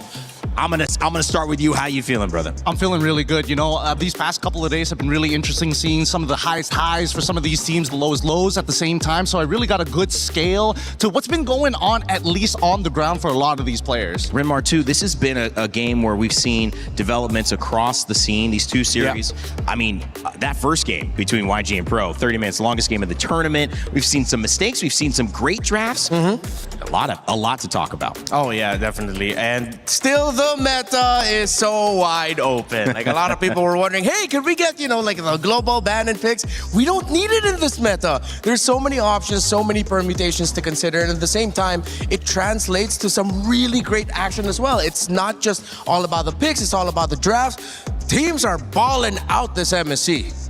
Yeah, I mean, this is honestly a tournament that to me has given us a little bit of a surprise, Gideon. But it's continued to kind of balance out, in my opinion. Have you felt that we've like caught our footing here, or do you feel like there's a little bit more to go? I think there's a lot more to go, actually, because especially when you're casting the first couple of days, you're expecting a lot of these teams to come in with their comfort picks first, put their best foot forwards, make sure they get the games that they're looking to win, and then solidify their lead. However, I think we've seen that as of right now, the meta is way more open, as Renmar mentioned, and a lot of the draft starters, they're not linear anymore. And I think that's the biggest problem. A lot of these teams here today are still adapting from the day before. We've already seen 2 different variations as we've seen the past couple of 3 games. It's great. Adapt to the adaptation and just keep going. We'll see what mutation of this meta shows up. And speaking of what mutation shows up, because that's benefiting certain teams that are ahead of the curve. If you are ahead of the curve in terms of your win, the upper bracket is not settled once you get there. It's settled how you get there. So if you are one of the teams like we just saw, Yango and Galacticos making it to our upper bracket, you're going to have a total time that it took to win your games. That total time will be compared against the other 4 teams that make it 2-0 without losing a game. And the fastest total game winning time will have the first pick of the other 4 teams that qualify, having had a loss, 2-1 in our elimination matches, who they want to play in the knockout stages. So essentially, you get the fastest time, you win the fastest, you're going to have your first pick of who you want to play in your quarterfinal. The lowest time is going to be given their quarterfinal in the 4th position, which Renmar means there's another layer of drama, spice here in France for MSC. Yeah, and it fits the meta so well because teams are encouraged to go faster. Teams are encouraged to not really wait for a certain point for their winning condition. They want to get their winning condition as early as Turtle 1, as early as the first few kills in the first 3 to 4 minutes of the game, and then you snowball from there. All right, well, it's time to bring up our Crunchyroll story of the day. And of course, when you take a look at it, this gives us some nice highlights, but this one is done with the GOAT, now with the Sky King. We've seen Carl Teasy and Team Liquid, the GOAT, find their way into an elimination game. Maybe something that they'll be able to work on. We'll find out in just 1 series from now. But it is up to the Sky King here on this stage to prove that he has maybe the main narrative in this tournament. Yeah, because now people are looking at TNZ based off all of the rumors and the scrims, quotes from the players. They're all looking at TNZ as the best jungler right now at MSC. Well, you can ask Niall. Niall would say, well, I'm It's number me. 1. Yeah. But a lot of other players would definitely say TNZ. And yeah, it's interesting in the in a meta in an MSC where you have Carl TZ, Sekais, Kyrie, Kyle TZ, all these fantastic junglers around the world. TNZ, who's always made a name for himself every international, now it's much more obvious that you really have to watch out for TNZ. He might just be the hitman here. He's already found one headshot already on Carl, and I mean, luckily, you know, there's still a second chance for Team Liquid side, but I think against the Sky Kings, until we see Kyrie on that Boxia, he might have a shot, he might not have a shot. I want to see how they force it in a meta like this that's so rigid. One of the interesting things about these two teams, and we saw it before, is that everybody had a game plan that worked. We saw a lot of 2-0s in these upper bracket runs to get here, and Aurora Gaming was no different. But Onyx has had their own traveling fan base. They have had some incredible moments with this roster. But Aurora is not anybody that you can just sit back and say, okay, let's show up and play. You actually almost have to expect the unexpected, Renmar. Yeah, that's what I'm expecting. The unexpected. I want to see a very tailored draft again. We saw the Raphael in mid lane the last time from them. I want to see if they have something like that prepared for Onyx. Did Coach Midnight and the team come up with something very specific to deal with the Sky Kings? All right, well, Onyx Esports, let's take a look at that roster that's showing up as well. We've got a chance to see Lutpi, we've got Kyrie, and one of the main stars of this, Kelra. I mean, Mog is an understatement for that guy. Had a great interview. The fans were cheering for Onyx. Let's hear a little bit more about them before this day's match. Eterna here, and we are now with the Gold Lane Standard, Kelra. Hello, everyone. You're still the Gold Lane Standard, right? No. What? What do you mean, no? For me, the real gold standard is OHEB. Still OHEB. Okay, still OHEB. Still OHEB. All right, but you know, you are still a very strong gold laner. I think a lot of people still consider you the gold lane standard as well. And you're up against a very tough opponent too as well. Yeah. I heard in scrims they're very strong. Is that true, or is Aurora strong it's in scrims? 100% true. True. It's 100% true that 100%. Aurora is very strong in scrim. Why? What makes them so strong, Kelra? For me, it's because of Chensi and also Rosa. They give Chensi more space in game and their aggressiveness. Speaking of Rosa on the Selena last year at MSC, I know you're under a different banner, you're under Onyx PH, but they beat you in groups. Yeah, I want to take my revenge with Kyrie right now. Take your revenge with Kyrie against Aurora? And, yeah. You have something to say to them? Oh, just good luck and have fun. Chensi, let's play basketball after this match. And Lunar, let's play basketball again. Again? So you played basketball already together? Way back in M6. Oh, who won? Okay, I think he lost. He won. I won. Okay, Kelra won. But what about this match? Who's gonna win? Let's see. Let's see. Be humble. Sit down. Earlier on, you mentioned Kyrie. What? Do you think Kyrie is on par with Tianzi in the jungle position? Kyrie, Chensi. Okay, so Kyrie's better than Tianzi. But little bit. But a little bit. Okay, little bit. So, coming into this, you're confident? 100% confident. Is there going to be a challenge for you? Yes. There is a challenge. What's the challenge? Chensi's Hirara. Oh, Tianzi's Hirara. I don't think that's going to be let through. So, good luck, Kelra. Thank you for this interview. We're going to throw it over back to you guys. I would have loved to see that basketball match. We have a court here at EWC. Yeah. I mean, we can get some shots up. Hopefully, they got to watch out. Kelra is really good at shooting three-pointers. Yeah. Like, the humility was there, though. He didn't want to say that he was the winner, but he had to correct Eterna, right? Yeah. He had to correct her. I also love the fact that he only talks in statements. It's just factual every single time. He doesn't pose, he doesn't give you any kind of space to be like, oh yeah, I'm going to... No, this is it. That's it. I love that confidence. Yeah, and strangely enough, even though he hasn't been with King Kong and the team for some time, he sounds a lot more like King Kong now. Or maybe they sound like each other. I'm not sure. Well, when you look at that team, obviously they've got to go up against an opponent that's been surprising everyone. And we thought, can it be the Sky King now that goes down? TNZ has been a threat, but so has Rosa, bringing out that Raphael and Coach Midnight as well. Even Lunar got a call out. I mean, you know, the only person not mentioned is Pagu here. This is a team that we need to see. And when you put this team together to get here to MSC, their journey just beginning. Now they have a chance to make it into the knockout stages and do it by taking down some of the best.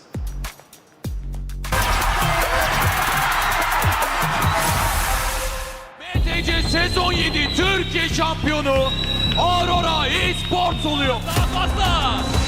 O zaman şampiyon Aurora Gaming. We are Aurora Gaming, 3 times champion of Mobile Legends Turkish Championship. Selangor Red Giants throw Aurora Gaming down to the pits. Bu zamana kadar katıldığımız tüm turnuvalarda birçok güçlü ekiple karşılaştık ama açıkçası beni en çok oynamak istemeye teşvik eden ekip SRG şu anda. Çünkü yaklaşık 200 senedir sürekli onlara kaybediyoruz. Hiçbir şekilde win alamadık. For us, it's hard to beat SRG because they used to adapt a bit better than us. I hope this time it will be different.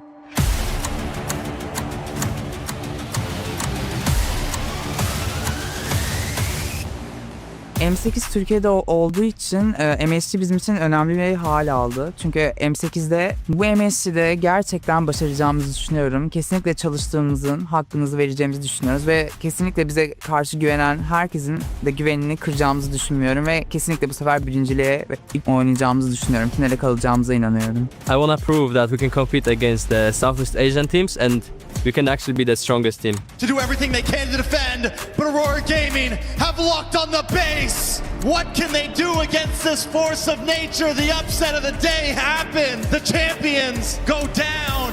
To all the fans around the world, Aurora fans, we want to prove that we are very strong and we want to make you guys proud. So keep supporting us, guys, and keep watching. Well, Turkey very, very happy with that result. Aurora Gaming looking to continue. Rinmar, with everyone knowing you're putting up a surprise, I mean, can you keep surprising people? I still think we can, and I still think they can, but for a lot of people, I feel like if this was at any point in time, it would be very unexcited. But I think it's one of the first rare times where we've seen Aurora Gaming is leading a prediction against Onyx. I think there's some amazing. It's some really good arguments here. I think that this is one of the few times that Aurora Gaming are coming into this with the perfect storm. I mean, our international at the end of the year is going to be in their home country. So this year is going to be huge for them. On top of the fact that the meta actually supports a lot of their players in their previous history. They played it before. So they've got a backlog and plenty of wealth when it comes down to creative drafts. That M Series being held in Turkey. What a great place. A stop off normally when we head to Riyadh. However, this time around, it's all Paris, France. Aurora Gaming representing Turkey A, trying to keep surprising their opponents, and they'll face off against Onyx, who want to represent not only the yellow, not only the fans here in the building, but their shot at taking down the team that looks untouchable. Will Kelra really claim the gold standard in this matchup? Because if he's going to do so, it puts Onyx in a dangerous position. Getting ready for our third series of the day, $100,000 and a spot in the top 8 knockout round on the line. It is Onyx versus Aurora Gaming, both 2-0. Somebody's gonna lose, so let's kick it off. Thank you very much, guys. And oh, wow. First up, before we even talk about match 3, let's touch on match 2 because the first game went on for half an hour, the longest thus far in MSC. But the second game, it flew by in a blink of an eye. It was clear that the first game was kind of the big, I guess, the piece that broke the camel's back. Because in a moment like that, you're thinking, all right, a back and forth 30-minute, there's no way we can continue having this for game 2, for game 3, and that was indeed the case. It's so exhausting mentally to keep that up game after the other, and honestly, it just worked out well, right? Myanmar moves on, we get to see them in the knockouts, but that's for later, Rose. Because now, in the present, we are gonna be watching the third match of the day, where we will see the Sky Kings going up against Aurora Gaming. So ladies and gentlemen, join me in welcoming Onyx!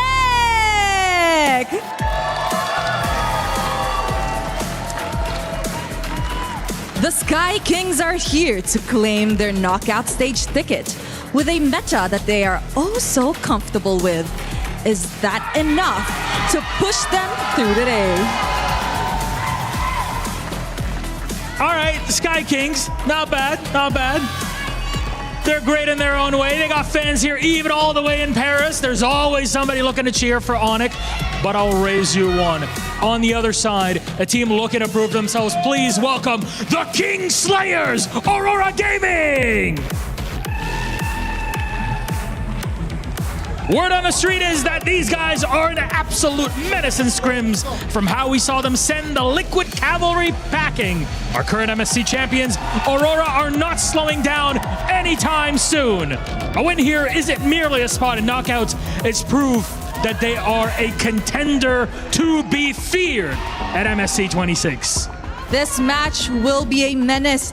This match will be chaos, and oh boy, will it be fun. That's all we're looking for here, so please, Aurora, please, Onyx, my friends, you may place your keys, take your seats, and captains, remember, quick handshake before getting into this one. Rose, if you ask me, this could even be a final in its own right, and we're gonna get here. There we go, respect between both of our teams. Let's see, will it be the Sky Kings? Will it be the King Slayers? Our panel, break it down. So exciting to be in a moment like this at MSC where the fans are ready, the audience around the world is ready, the players certainly ready, and I know my panel is ready. Rinmar, Gideon, it's time to break down this draft, start talking about what these thoughts could be, what else could catch us by surprise. Could be a performance, could be a lineup. So many different ways. I think first starting off with Aurora, you have to look at the gold lane in Sigiboom. Great on the Freya, great on the Paquito. That's one thing that Onyx needs to look at. Next, of course, you're going to be trading around the centerpieces in the center of the map with the Romid trio. But then you also have to consider, wait, what are they fielding for Rosa? Are they really gonna go on with the rumors that we've been hearing that there are some teams still considering fighters even in the mid lane and then just shifting around there? Is that a knockouts thing? Is that gonna be a group stage thing? We don't know. It seems like the more we talk about the draft and consider the permutations, it's more difficult for Onyx to think about Aurora. I agree, but we have to listen to, what not only the fans have said, but what we have on data so far. So far, the permutations when it comes down to that mid trio has been devastating. Do you attack the jungle? Do you start attacking the supports? The big Belleric Atlas Valentina trade is still up in the air, and I think right now Coach Midnight is already thinking about it in his head. How could I either blind pick or have flex picks in that particular area to keep teams on their toes? 2 champions, 1 pick. Make sure to grab your My Champions pick in-game right now. 5 winners, 10,000 diamonds each. Scan that QR code. Events live until July 27th. Good points they're getting in as well. I mean, talking about that Atlas and that Valentina conversation. Also, I think it's just a matter of how far do you go into the assassin pool, because we started off with Hirara and Ling, and then we started getting Hirara Ling bans, and now we've gone into sometimes Marcel's, which has a 100% win rate after being let through 5 times, to the Fannies being much more allowed versus they were banned earlier on. And we're even seeing YSSs which have a 100% loss rate every single time. So Gideon, I think, still trying to figure it out on that backside of the assassin bans too. Well, I think the backside of the assassin bans, it really just boils down to whether or not Hirara is in play or not. I think Yishin Shin into the Ling has been a matchup that a lot of these junglers have faced off before in previous metas, that it becomes somewhat a little bit more comfortable. And honestly, the matchup hasn't really changed in terms of item progression or even power spikes. But is it tempo? Is that the problem? I'm glad you mentioned this. I'm looking at Remar. Both of us agree. It's all about tempo. That's why everybody is looking to pull yourself together on that flicker just to make sure you're just 1 second faster, just 1 moment quicker to catch you off guard. I could be in the club, though, that is asking, may we no longer see Claudes in the YSSs? I don't know, it's just not doing it for me in this meta. The YSS feels cursed. The Claude has less than a 30% win rate right now with multiple picks, and there are 2 very talented gold laners in this matchup. You have Kellera, you have Sigiboom. I know they can do a fantastic job with the Claude, but I feel like in this meta is such a dangerous spot for him right now. Hell, even Onyx was able to bring back a Granger and make that work. I'd rather see that right now instead of the Claude. Well, these early bans are going to set the tone, and what they've done is answer at least one question. Marcel, not allowed. Neither is Atlas or Hirara or Zushin or Paquito, which has been kind of a flex potential gold lane or EXP laner that's picked up in that second phase most often. Atlas a first pick, so is Marcel, and obviously Hirara. So it leaves some things open, Gideon. What's your thought?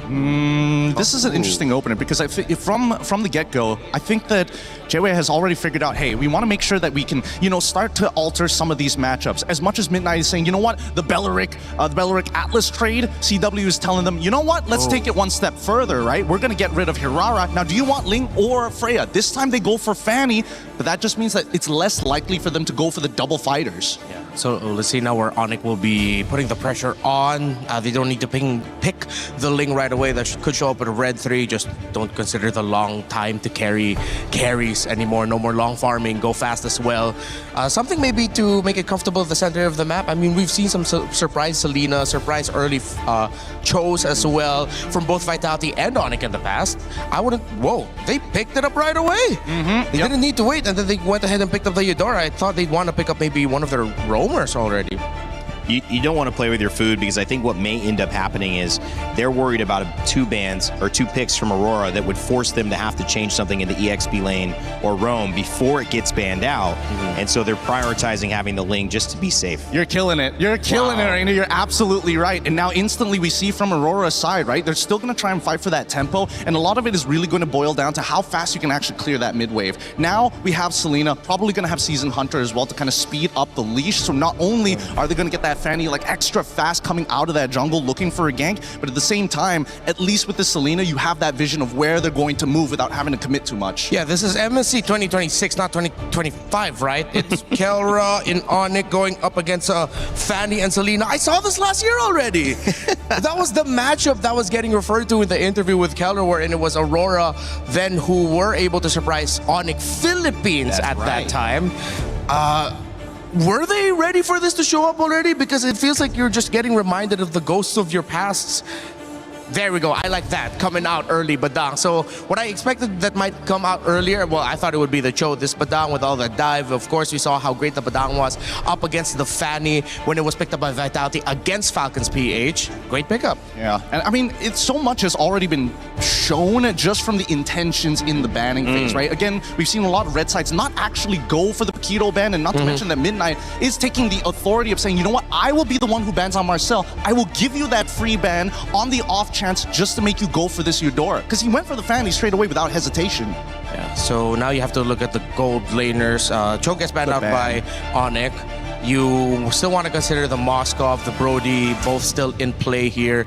Both great against the Fanny, but then this Uranus, I think, is putting a big question mark for Onyx in terms of their overall damage profile, especially early on if they want to fight for the major objectives, because you have the Uranus there. Aurora, rightfully so, take out the Brody. I wouldn't be surprised if that becomes a Moskov ban later on, so you're really dwindling down the picks that Kelra could pick up. That would be great against a lineup of Aurora. Yeah, it makes a lot of sense here, and I think even for Onyx, they understand that even if they do end up having to play against the Belleric, they can either ban it out now or look for something that utilizes concussive blast to kind of help them clear that wave. Because so far, based on what we've seen, Selena's kind of by herself right now, and the only other thing they have to worry about is single target lockdown. Yeah, we saw one great combo from Vitality, the Badang, and the Melissa that is also still in play here for Onyx if ever they want to pick it up, because you know you're up against a Selena that would want to get close. Once that arrow gets hit on the Melissa, if ever the rest of the team is going to collapse and they have the Badang with it, we saw that a team that's just rolling through with a Fanny up against a Melissa might not be enough. They will leave that open. They take out the Esmeralda instead. I feel like they're trying to set up for potentially Harith here, right? They know that the EXP lane is kind of out in the open, and more importantly, they've got the Uranus as well. They just want to make sure that it doesn't overlap. I do want to see this Melissa, though. I am interested whether they want to go for red for Melissa or they're going to wait up till the very end once they got the final confirmation. Could be until the very end. They could also be thinking of damage profiles and considering, are we crazy enough to pack a Granger up against a Fanny? We do need someone with a Sky Piercer, if ever, to start giving difficulties for that Uranus. But can you even start snowballing kills around that, considering that there is a Fanny? That might be one of the conversations that Onyx is having right now. It's early game stuff, but like, I'm thinking about the late game as well, because at this point, now Melissa doesn't really have much contention anymore. I don't think there's actually a quote-unquote winning matchup, thanks to, CW getting rid of both Freya alongside with the Paquito, forcing Aurora to kind of play, you know what, we got to start team fighting, but majority of the heroes don't scale, and there's the Harith. They needed that to match up with the Melissa. Minotaur as well, very good at the initiation. We'll see if they have enough peel, and that's the conversation too going on the side of Onyx. What are they going to bring to round out this lineup? I'm thinking maybe an Alice would be their last best bet. Alice versus Uranus in lane, and then you also have the AoEs to mess up with the Harith. If ever, wherever the Minoan Fury is, that's where you drop your Throne of Ruin so that the team fighting is a little bit more awkward for Aurora. I do like the Harith and Minotaur getting picked last. It's one of the heroes that, despite you not having a ladder reach, Minotaur covers a lot of space with a Minoan Fury that would make Melissa quite troubled but not countered. Yeah, I think there's also an argument for, even Phoveus to a certain degree, right? Do you want to have a strong side lane or a weak side lane or something that is contestable? And it looks like they actually want to go for something contestable, right? Interesting. They want to fight, they want to engage, they have it all in this package within Sora. Wow. Honestly, looking at the lineup, you could cover up the names and it would be hard to tell who's who. Except so far, Melissa has just been great so far in this tournament that it's hard for me to lean away from the Onyx draft. Maybe it's really just because of the Melissa's record right now that I'm favoring theirs a little bit more. But don't get me wrong, Aurora has answers. Well, this is going to be a matchup between the jungle and really between all the roles here, whether it's Kyrie or TNZ or whether you got Kelra and Siggy Boom. It's a matchup of even coaches and minds and maybe just the leading edge to MSC. Who knows what to play a little bit better than their opponents. Both teams have knocked anybody who's challenged them back down to the floor. One of them will take their first blow today. One will move on into the knockout stage. Let's get it started and send it over to your casters. Thank you so much, panel. Here we go. This is the most anticipated match of the day. It's the battle for knockout stage. One whole match. Could be 3 full games of this incredible matchup to send us one team to the top 8, the last one. I mean, Aurora has just shot into the limelight, and now they're going up against another huge, fierce opponent, Onyx. Another favorite for this event. Can Aurora take them down, or will Onyx show that they are still champions in their own right? TNZ early on already. Trying to go in. Whoa! A lot of damage. TNZ falls. First blood over to Kyrie. Maybe biting off a little bit more than he can chew. That was very much TNZ-esque, but not the TNZ you would expect here after that match against TLPH, where we saw such a clean TNZ. Getting a bit too feisty early on could work, could also bite you back in the butt. Emblems though, we're gonna take a look at the checkups here. Bargain Hunter already to pull yourself together for both Minotaur and Melissa. It's also the Wilderness Blessing here for Rosa instead of what we've seen from Moreno, the Bargain, or sorry, the Bargain Hunter, or even the Season Hunter for a lot of different Selenas. Keyboy doing really well with these walls though. Even that earlier catching TNZ, the wall just came out of nowhere, able to stop him. And Kyrie immediately capitalized on it. We just saw it once again to slow down Pagu, to, if you're gonna come into our jungle, be ready to possibly be taken out. And that is what Onyx has already shown Aurora. We gotta take a look at the bigger picture as well though for Aurora. They have the 2 lethal ignitions. One burst, one good arrow could send Onyx back a lot, but I think Onyx just have the counters here. Missile arrow. Speaking of arrows, a lot of damage on a Keyboy. Brings it down to about 20%, but Kyrie maybe looking for the re-engage here. TNC's there as well. Wants to dive in, not gonna fully commit. Aurora's learned their lesson. They're gonna kind of take things slow. No purple buff just yet for Kai. He's gonna be delayed quite a bit here. TNZ should be able to get it before Kyrie, and you can already see Rosa here trying to maybe force out a retribution, but knows that it's a bit too risky to go all in. Arrow lands. Oh! Rosa takes the purple. Very well done, but Lunar taking a lot of damage. Loopy able to get the kill. TNZ wants to engage as well, but look at the damage. Keyboy tries to stop him. TNZ can't be stopped. Gets the kill on a Loopy, but now Pagu in a little bit of danger under the tower. Kyrie doesn't want to let him get away. Tempest of Blades does come down. Kyrie in a bad position though under the tower. Has to back out, but Keyboy wants to chase it as well. The response, Keyboy bites the bullet for diving too deep. No purple buff on the Ling, and you can see instantly a massive mistake, I'd say. In those blades, he couldn't catch all 3, or even couldn't catch 2. Caught 1, and that was about it. We take a look at the skirmish again early on. It was TNZ going in a bit too aggressive down the bottom lane. Live view. All right, TNZ doesn't go for the kill. But then it starts off with the purple buff being stolen away here. Keyboy as well wanted to go for the pick, but this is why the Minotaur is so good at making you miscalculate. You can see a bit of frustration there for Keyboy. The heals from the Minotaur, it gets bigger as you get lower. All right, so each team has now made their small mistakes and recovered from it. Gold at a standstill, and it's still first turtle. We're almost 4 minutes in, and the first turtle has not been taken. Blade does get locked in for TNZ, gonna be able to see a little bit more damage before this turtle. The thing is, Strex, and I think for a lot of the viewers, man, we are so used to seeing tank jungles that they usually just don't retreat for their buffs. For Assassins, I think their buffs, purple mainly, is more important than these turtles. So As Kai, I think you gotta be a little bit more concerned about your purple buff. You need to take it away. If it's getting threatened, retreat. It's all good. Aurora, though, with those 2 kills up top, will be able to pick up the neutral objective for free. And now it's back to a level playing field. Oh, what an arrow there. Crazy angle. Sigiboom and Kelra have been going head-to-head. The range on Kelra is almost matched, honestly. Sigiboom's, even with being outranged by the metals, he's still able to kind of keep up in this lane. Lunar. Down on the top side. Lunar may not be able to get away from this. Tempest of Blaze does come down. They're able to collapse onto him. Loopy gets the kill. Tienzi's got to get out of town. Over to safety. Another kill into the Book of Onyx.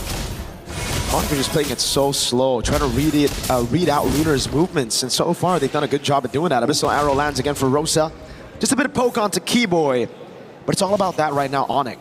They know there's only one lane right now that they can really punish, right? In the mid lane, it's just the Minotaur and the Selena way too good at escaping. Did Tienzi get that one? I believe Tienzi did with the Retribution. Kyrie's Retri was still off, and now he goes for yet another invade. Tienzi.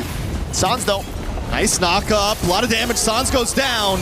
Aurora able to find pick after pick in there, constantly just testing the waters, pushing in, looking for any target. Arrow comes low. Kelra in a little bit of trouble at a tower. The go away does come out. Rosa doesn't have another arrow to fire off. And Pagu can't connect. No wonder we've heard shouts for Aurora being #1 with another team. And scrims, dude. They're so good at taking these awkward fights. Onyx built a composition that wants to go in, that wants to just dive straight. And it's really good at countering the Assassin jungle as well with the Eudora and the Melissa. But if Aurora find a way to split Onyx up and take these individual 1v1s everywhere across the map, it just gets so awkward for Onyx composition to react to it. And it's all about the positioning for Aurora right now. Even Pagu coming in, keeping vision. We talked about splitting them up, and then we have Rosa in the river shooting out these arrows. One does connect onto Loopy. Tienzi decides not to get involved. Pagu making his way up as well. Another arrow comes down, lands on a Keyboy. Keyboy in a lot of trouble, will fall. Rosa now gonna reposition. They claim the turtle pit, and Kyrie has no way in. Tienzi wants to find a target. Kyrie's forced to Finch Poise, and now Onyx is backed off to the jungle. Rosa on the Selena, an absolute beast. We saw them knock Onyx Philippines down to the lower brackets of the group stage just last year in MSC 2025, and it was also with Rosa on the Selena.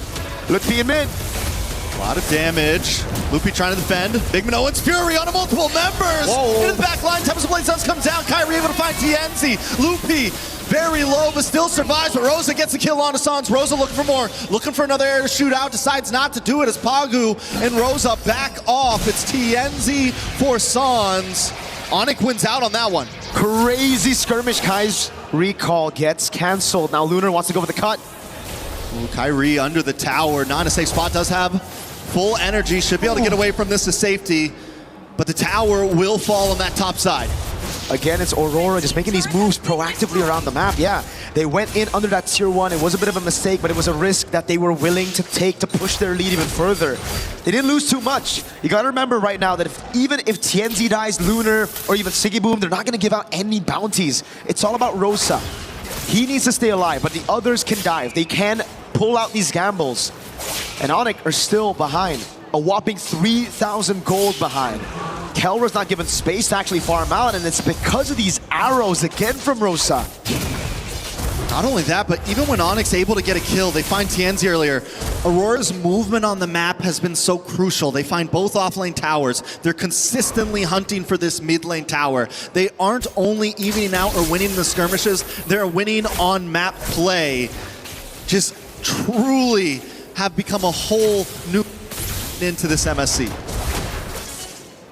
It's all about defending the mid lane right now for Onyx. Damage control, trying to get space for Kelra to farm out. Haas Claws built up by Kai. The Flask of the Oasis as well. The Orange Buff secured by Kai, his own, but he's still falling behind a whole level down of Tienzi.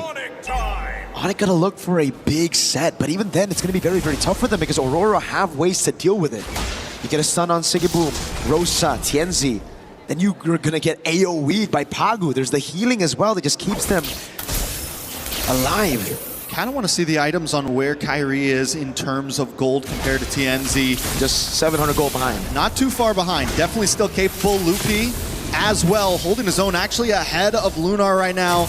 That could be the big play. Keyboy sets something up, and those two can output the damage. Not to mention, Kelra has been free farming, hasn't taken any deaths. It's definitely not GG's for Onyx just yet. Nope. They can definitely scale with the Ling and the Melissa. They will have enough damage later on to actually pull out a comeback, but Aurora, they're pretty good. They've got pretty good scaling as well with the Harith. Even the Selena when it comes to map control. If they continue to pushing these turrets, take away these tier 1s, Onyx will be choked down even more. They're going to be forced to suffocate inside of their own base. And that's what Aurora are trying to do right now with a massive lead on Rosa and Sigibuma concealed into the mid lane. And an arrow that lands. Does land. Loopy kind of walked into that one though, but Tianzi to the backside. Looking for an angle, gonna walk into Keyboy. The wall does not come out. He's able to safely move. Loopy forced a dash away. Onyx positioned back into their jungle as Aurora takes over the Lord Pit. Watch for Loopy and Sands, looking for an angle in as well. Kyrie forced up to the top side to try to defend the tower. This could be the play for Aurora to burst down this Lord. Tianzi will get caught by the fist crack. A lot of damage. Everyone piles on top of him. Ooh. But he's still able to get away. Onyx now in a little bit of trouble. Sans to the backside, taken out by Sigiboom. Zmon's forces dropped, and now Loopy will be shredded down as well. Rosa finding that kill for himself as Kelra tries to pop off. Doesn't have to go away. Caught in the midst. Kyrie able to find Sigiboom. Tianzi finds Kelra. It is hell in the land of Dawn as Keyboy tries to get away. But Aurora comes out on top once again. Tianzi goes back to base, and the Lord is still up. They're just too good in this meta. Oh my god. The healing coming in from Pagu with the Minotaur and Tianzi with the cleanest cables to get away from Kai, who was hunting him down with the Finch Poise, even with a purple buff. And you could see that delay from Tianzi got Kyrie into such an awkward spot because he already used so much of his energy to use the Finch Poise to try to chase Tianzi down. Then Aurora through that skirmish, really just utilizing a sustain out. Oh, these guys. Live game, thought we were still in the replay person. These fights have been phenomenal. Great steal by Kai though. We're seeing the glimpses of that M3 Ling Kyrie that really shocked the world with his crazy pattern. Again, reacting to the moves around. Shout out to Seer there, shout outs to him. Biggest Aurora fan in the building. I like to see it. Both junglers right now, Tianzi able to get out of that fight earlier, getting hit by the fist crack. No purple buff, this is true. Maybe we get the anime battle right here. Kyrie, Tianzi does not have vision on him. He's gonna go back to safety. Kyrie's not gonna force it, he's just, I mean, they know. They know. Either one to probably, oh wait, no, Tianzi's like, let's do it. Back in the mid side, a little bit of damage, they're able to take the tower. An intense game of MLBB with the Lord still up top. Aurora taking things slow. Abyssal Arrow lands onto Kelra. Not going to bait out any of those battle spells just yet. Kyrie sent into the bottom lane again. 2 holy shields. Oh, it's down right in the 12th minute. Very well done. Loopy takes a lot of damage, forces dash back. Pagu comes in with a big Minoan's Fury. Able to get the pop off. Tianzi finds Loopy into the backside. Kelra and Keyboy also taking a lot of damage as Sigiboom drops in. More damage onto Kyrie now. Kyrie looking for an angle in as Kelra gets free shots from the backside. The Lord has broken through. Aurora decides to back off. Lunar still keeping vision as the rest of the team moves back, waiting for the next wave. There's no mid side. They're waiting for that minion to drop. Onyx has lost an inhibitor as another wave comes crashing down the mid. These arrows are landing like it's a point-click stun. Sans! Tianzi takes him out. Kelra forced a dash back. They've broken through. Still 2 towers on the bat side, but Aurora doesn't want to let up just yet. Lunar backs off. Rosa keeping an angle, waiting for those arrows to come through.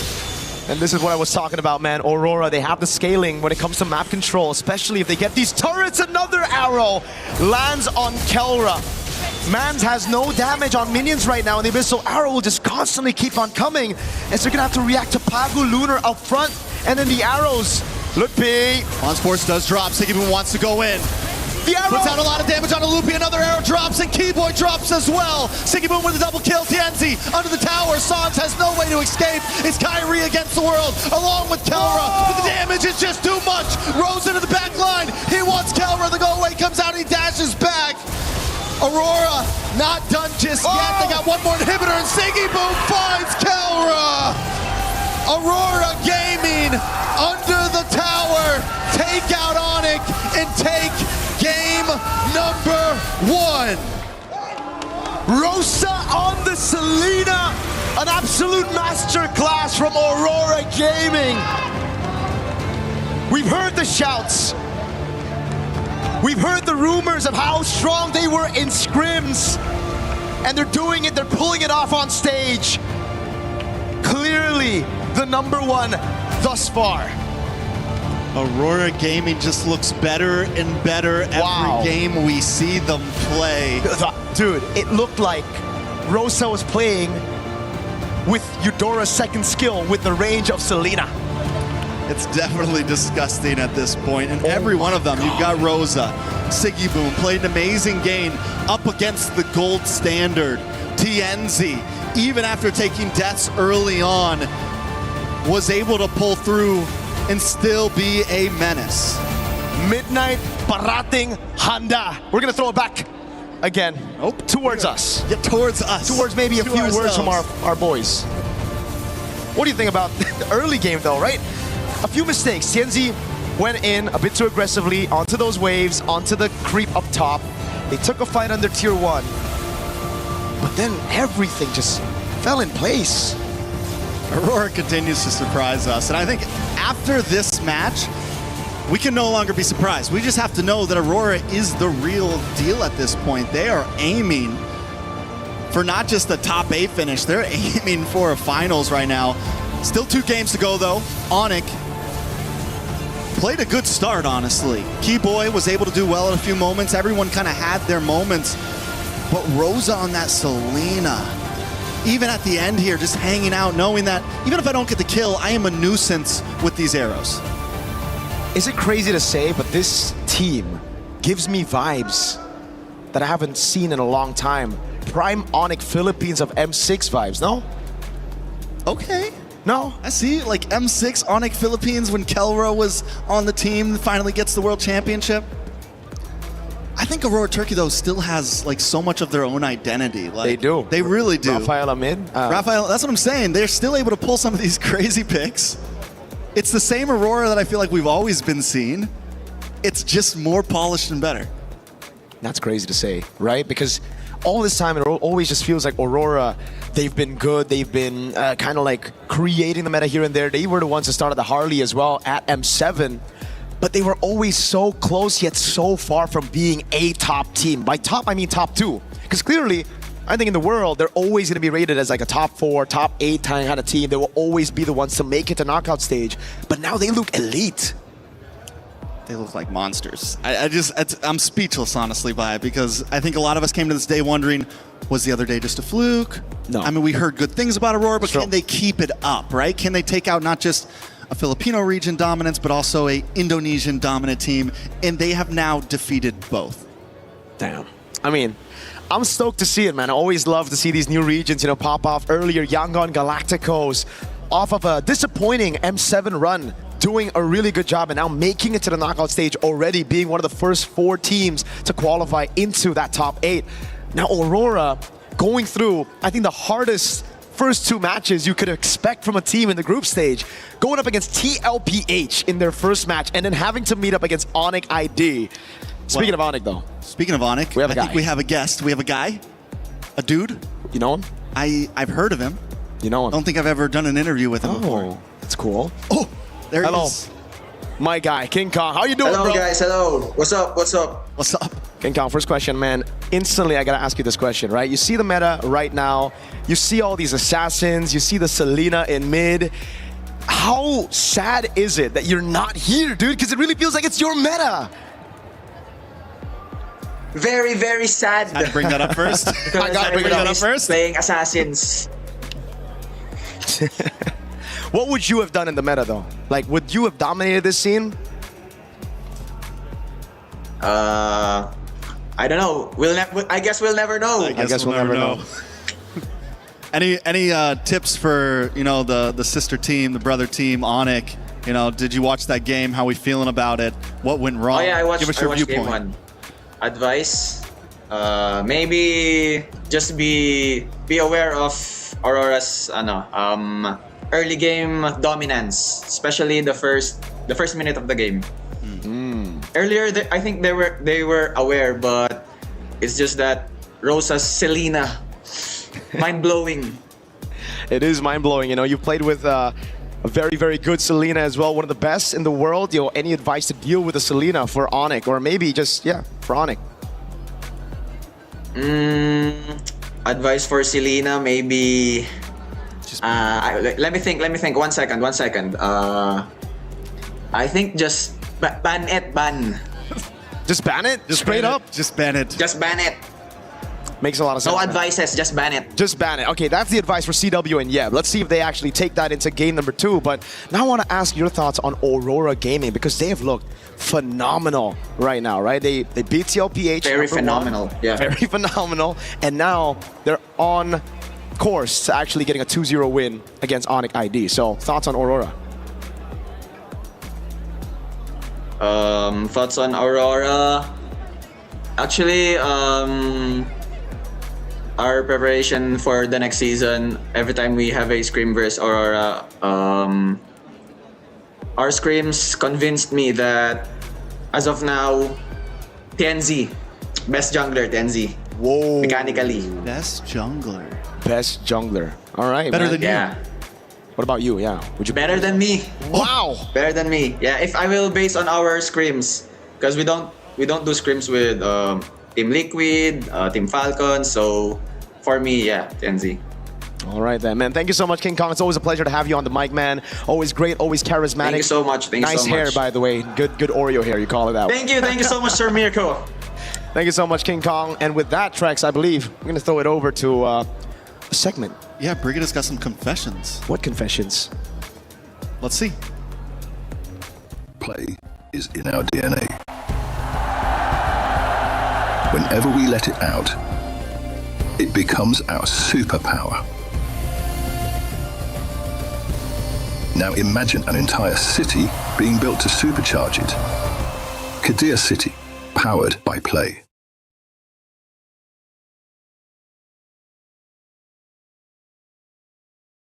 This is Confessions with Brigida. Brigida, I have been told that you are the nicest member of talent, so I've got to go easy on you.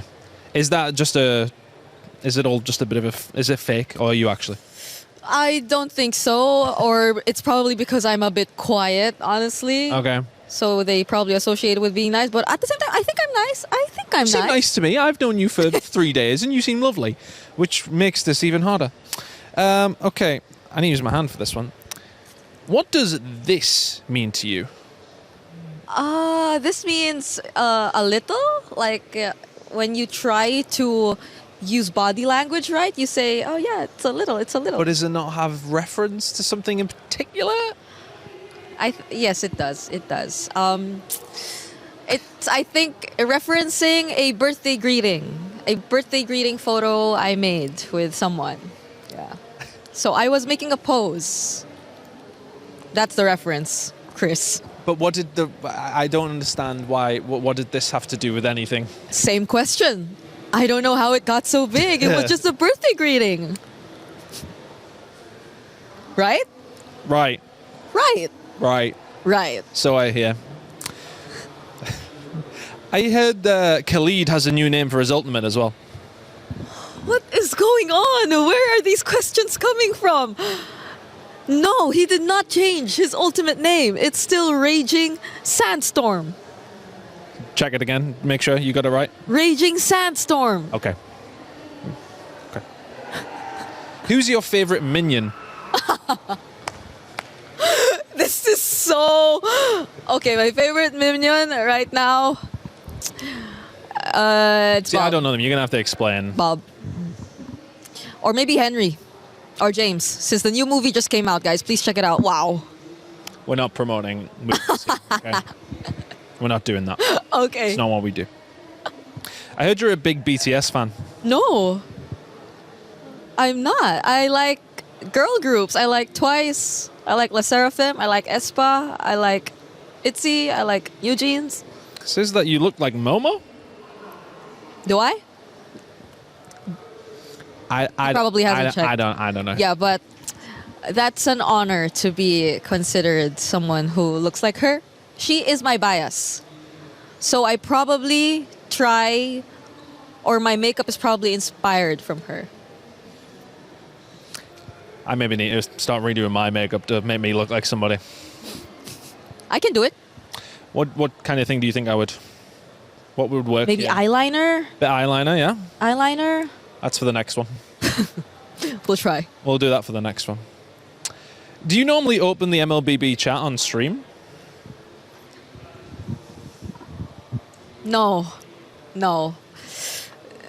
I don't. Whoever made these questions, I am going for you, I swear. You will have your chance at revenge, don't you worry. Okay. You will have your chance. Thank you. Brigida, thank you so much. Are you still going to be the nicest member of talent after that, or? I still am. Good. We always stay good. We always stay nice. Nothing can change that. Good. Keep it that way. A lot of people are haunted by their past. I'm inspired by it. They're not just playing for themselves, they're really playing for their entire family. They have defeated their demons. They have crushed the curse.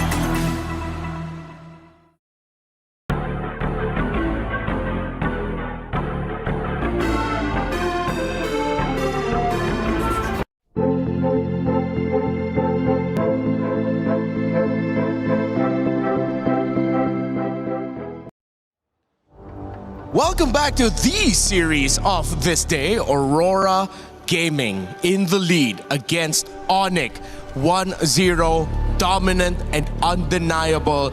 The force of nature that is the Northern Lights continue to shine bright. Let's see though if Coach Yeb and Coach CW will have something ready and in store to answer what has been a very problematic Aurora for the teams that have faced them. They look too damn good. Renmar and Gideon still here to call over the draft. The baseline of what everybody's expectations have been shifted. I am sure the pick'ems are going insane right now, and not to mention that this map reveal might actually be extremely important to what the next plan might be coming from Aurora. We get dangerous grass this time round, and luckily it wasn't the flying clouds. Yeah. But maybe we might have something new. Yeah, for sure. If it was the cloud, then I think it would not have boded well for Onyx, because I think some of the more unique picks in the metagame does arise out of flying cloud because of how fast you can quickly come back into the fight and into the map. So I feel like maybe it's really just because I have a lot of doubts about the hero. But I think it is warranted to deprioritize the Eudora. Because when you rush it too early, you end up going up against a Uranus that you won't have enough damage for, or you're lacking reach. And the problem for Onyx, they didn't have enough damage for Lunar's Uranus. Look, I think, of course, Lunar's Uranus was going to be a little difficult to get through, but that early game actually went exactly how Onyx wanted to go. But this time around, the adaptations are starting to come on in. They're still going to get rid of the Paquito, but of course, they're putting Selena as a priority here on blue side. Yep, that is a very worthy ban. I think Rosa's impact in the previous game was undeniable. Arrow after arrow, and you were pointing it out to me behind the scenes, the trap placements were perfect. Constant vision reading. And I think maybe that's why Onyx just couldn't get a footing in the game 2-3 minutes into the game. After the first minute where they got the kill on Tianzi, good. After that, it feels like their map movements were just red nonstop. Exactly, and that's why it's always important, because information allows you to make better decisions at a faster rate. And Aurora will always able to assess, well, or at least assess exactly where they need to be. Oh, hey, top side, we've got 3 traps there. We just saw Fanny Abaddon. We got to immediately start moving over to the purple buff side and start stealing away resources. But this time round, at least for Onyx, a lot of respect is put on Aurora. Getting rid of not only Selena, they make sure that Fanny is out of contention. This means the Ling and Herrera trade is in effect. And Aurora will keep it open. Which one is it going to be, Onyx? Are you going to get the Ling or are you going to get the Herrera? Because you know Aurora will get the other. It's the Herrera for Onyx. Yeah, knowing Kyrie, I think Herrera makes a lot of sense, especially considering that they're working a lot on the early stages of the game against Aurora. But then we jump back, right? What is going to be the next opener? Because now that we see the Atlas go away, a lot of teams have thought, maybe, all right, if we go the Eudora, that's one way of playing it. We've already discussed how we don't exactly want to kind of lean into it just yet. Maybe wait for Red 3, maybe arguably even Red 4. But Belleric has been a guarantee every single time. I'm okay with the Belleric. I'm gonna pause on my dogging on Eudora for now, but let's see how they'll be able to translate that in game. I think I wouldn't mind a Uranus or Esme or something like that really early on. something that demands a really good damage profile to give it a lot of difficulty, so that you force out some early, faster scaling heroes from Aurora. You can save your roam pick for later and adjust it in the second phase. You still have quite a wealth of options depending on which way you're going through. Uranus is the pickup, one of my wish lists. All right. See if they'll keep that up. Let's see if the second part of it is going to complete themselves, because we've seen a lot of blue sides reveal their lanes super early, but this time they're making sure that they have a little bit of everything, right? We've got our EXP already set. We've already made sure that we at least have single target lockdown in case that Ling shows up here on red 3. And I think that Aurora needs to make some difficult decisions here, because Tianzi isn't going to get an assassin. Then what does the team kind of pivot towards to? And I think it has to be Sigaboom at this point. Yeah, still going to be the Ling. Comes in at red 3. You're now going to be looking at the priorities for the gold lane and the EXP lane for Aurora, unless they're looking to shift that Belleric into the EXP lane and then surprise with a roam pick that we aren't expecting it later on. Meanwhile, for Onyx, pretty honest already, you know that Cho is going to be going into the center of the map. And then you're waiting for their mid and their gold laner. Oh, really great ban here. Good ban. Yeah, I mean, I'm expecting Esmeralda on the side of Onyx side just to kind of, free up some space here and make sure at least Lutpi is going to have a much better matchup to try and control this lane. They knew that Paquito was kind of out of the question, and thankfully Freya got banned out for the side of Aurora. Now Esme, the expected ban. We come back to Aurora one more time. Is it going to be heavy? Maybe even a Lilia? I feel like, unfortunately, Lilia now, her HP is just way too low against these assassins, against these burst mages. It might not be worth it. Wonder if anyone's cooking up something unique here. So far, though, we can still expect the usual options in gold to pop up. You could even think about maybe Aurora is still considering the Harith, knowing that you wouldn't expect something like a Glue to show up. The Vexana in its range plus its AoE would have been detrimental for a Harith. Maybe if you take away a million, no? Okay, they'll take out a Brody. So you still have Moskov, Harith available. Claude, maybe I'll have to reel back a little bit into what I said about Claude earlier. He still might be viable here. I think it's something that Onyx might have to pick up, because I'm feeling like Aurora is trying to set up for another Harith matchup into Melissa. That might be what they're trying to repeat here for Midnight side. I am interested though. Onyx, getting rid of the Barats, get rid of the sandbags, and now all that's left is going to be the Alice and the EXP. We're still looking for a means to not only engage upon your opponents, but not to mention that there's like a decent amount of iframes. We don't get the Harith, but at least the Claude gets locked in for Aurora. Yeah. If Aurora will make this work, they play Claude, they play Ling, they play Eudora. I think they need a little bit more tankiness in them, a little bit more sustain would be great. Meanwhile, for Onyx, at least you get an honest matchup in the gold, and you can field any of the usual picks. They do have dive, so if you want to go for something like the Isha as we saw earlier, it wouldn't be worth it. Yeah, there's a lot of things that could go wrong here. I'm thinking whether Valentina might be worth it just to steal the Wrath of the Dryads, but really it's kind of tough overall, right? Because you're still not going to be able to get the correct battle spells out of certain targets, and I think Eudora never is going to take Purify ever, especially with the meta, the way the meta is shaping. Moskov, as you called it, has already been locked in to deal with the Assassin instead of the Melissa matchup, so now we get the Hilda at the very end to round things out, and I'm liking this a lot. I really thought the Hilda might end up onto Onyx side, but with their opener, there was just kind of no way. All right, you get two aggressive roamers that field around the map, and hell, the Aurora draft, they were blitzing right through it. Gideon, last thoughts about the lineups? Last thoughts about the lineups. I'm going to say that this is a lot more even than I thought it was going to be, but most importantly, Lunar on this Hilda is going to have to do a lot of work, especially in the early stages of the game. That Uranus has full control, so you know what's strong side, you know what's a weak side. Maybe that might be enough, but that mid, that's number one. Aurora Gaming at the cusp of history to make it into the knockouts. They already took down Liquid. Will they take down Onyx in a sweep as well? This is game number 2. Will Onyx force game number 3? Drex, Mirko, let's go! A back-to-back win, a back-to-back clean sweep from TLPH to Onyx would certainly put them up there when it comes to greatest performances for a team in a group stage, but we'll find out here. Onyx have some solid answers as well, and just like Gideon pointed out, it is much more even here this time around. Yeah, this seems like a much more straightforward draft from both teams. It's honest, it's simple, the game plan is there. There's nothing cheeky, there's no crazy Selena, there's no weird healers on the field. I'm excited to see how Lunar decides to rotate. How much is he going to harass from the CXP lane? All right, quick check on the emblems again. It's going to be the Bargain Hunter, this time for Kelra on the Moskov, trying to get that item power spike. Quick Suns! A lot of damage on Hassan's first blood already, but TNZ in a little bit of trouble. Keyboy will respond with a kill of his own.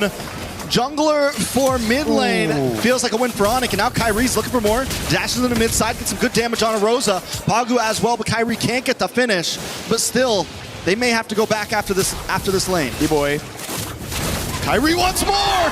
Pagu falls, but Keyboy gets the kill. Deja vu to game number 1. It's Onyx who strike here early on, getting the lead 2-1. Last time it was a 1-0 pickup on TNZ. And just like in game number 1, it seems like Aurora are going to have to force, or are going to be forced to climb back in this game already. No purple buff on the Ling, but everything still is relatively calm, right?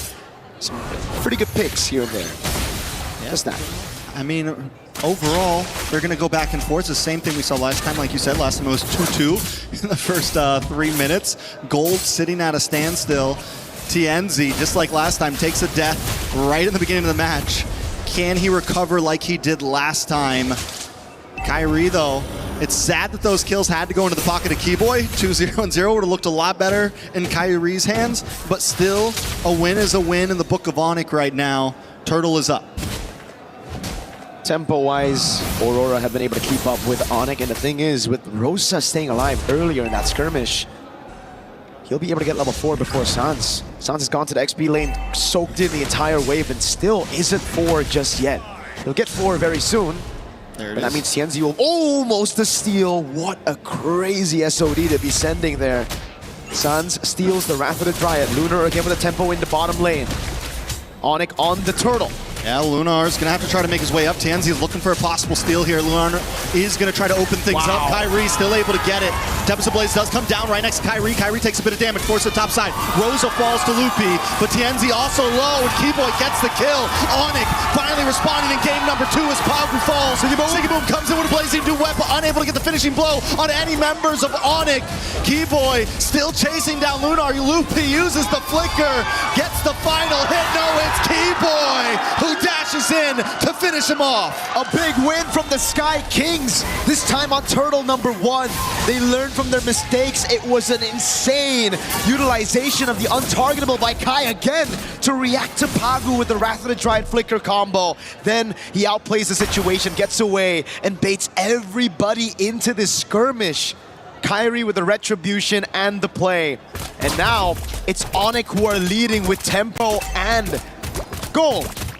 Great reaction though from Sigiboom. He did rotate quicker. Kelra was right behind him, trying to rotate over, and that's why Sigiboom couldn't stay for a bit longer for Lunar to deal enough damage over on Keyboy, and then the dive happened. Yeah, at this point, Onyx has taken a decent lead. Still no kills into the pocket of Kyrie, but Loopy being 2-0 and 2 on this Uranus can be a problem. Yes, they have the hard lockdown with Pagu, they have the small stun with Rosa, but still it doesn't feel like enough to deal with a well-fed Uranus, and Loopy's gonna start harassing into this jungle. He's gonna start becoming a problem for TNZ, a problem for Rosa. Despite that win for Onyx, the lead is still pretty much non-existent, just a 1,000 goal lead between the two. TNZ still level in XP against Kyrie despite dying 2 times. And it now comes down to who utilizes the Wrath of the Dryad better. Sans has been on it 24/7, always, after getting that level 4, stealing the Wrath of the Dryad over. Kyrie with a jump up top. A lot of damage. Sigiboom might not be able to get away from this. Use the BMI, and in comes TNZ. Just to try to ward him off. Keyboy is there as well. The disengage is clean from Aurora. That's a massive win for Onyx. They were able to bait out the Purify, a Blazing Duet, and the Tempest of Blades with the Retribution as well. This should be free for Onyx, but it's always awkward. Rosa. Boy, trying to get the knock up, will go in, gets the kick, but it goes the wrong way. Well played by Rosa, but another utility gone. Flicker off the map for Rosa. Loopy now harassing them away. They know they can't fight for the turtle. But Onyx doesn't just want the turtle, they want a little bit more. A lot of damage onto Pagu. Wrath of Druid does come out from Sans. It's enough to buy time to take out Pagu. Kyrie gets the kill and Lupi continues to zone Sigiboom and Rosa away. A stack on the Sky Piercer for Kyrie. He wants a bit more now as Sans rotates over to mid, but that is a Hilda. Lunar's still going to be able to survive right now as Pagu wasn't... Oh, wait a second, a dive perhaps? No. Lunar gets away, the SOD thrown into the bottom lane, but TNZ is still able to clear it out. Purple buff gonna be threatened now. Onyx know what they need to take, but they will play it slow. Sans in mid! Sans takes a lot of damage, Lunar gets the kill, and now Aurora's gonna just, I mean, at this point, they just want their purple. You guys are in our territory, they don't want to fight. They're just trying to gain some ground on the map.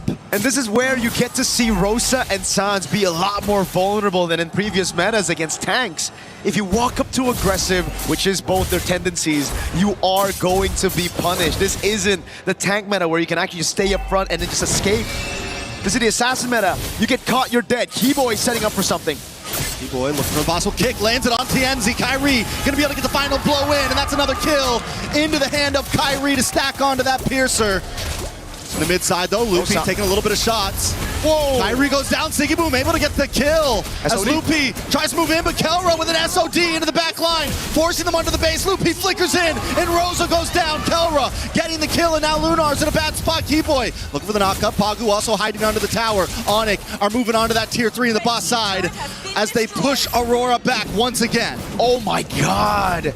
It's so beautiful to watch. Chaotic MLBB, but amazing nonetheless. Aurora trying to respond over by being proactive after TNZ got picked off, but then again, it's Onyx improvising their way into a teamfight win, just playing and threading the needles over these turrets, finding those skirmishes, and literally just brute forcing their way into a teamfight win. And that's what it's been for so many games. We saw it in the last series, SRG, able to brute force their way in. And now Onyx showing that they can go toe-to-toe, play the same type of game as the others. Last turtle on the map, Aurora. Probably won't even be able to fight for this. They just want to go for their purple. Nope. I think they're going to have to give this away unless TNZ finds a miraculous steal. But on Cho, on the hands of Keyboy, I don't think you're going to try to actually walk up there. There's been a couple of times already where he's been caught by the Jeet Kune Do. Keyboy just has a way with the Cho whenever he's up against an assassin.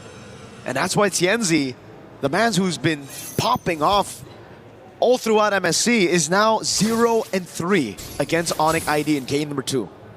Yeah, Aurora can't really start these fights at this point. They have to kind of let Onyx come to them and look for the bait.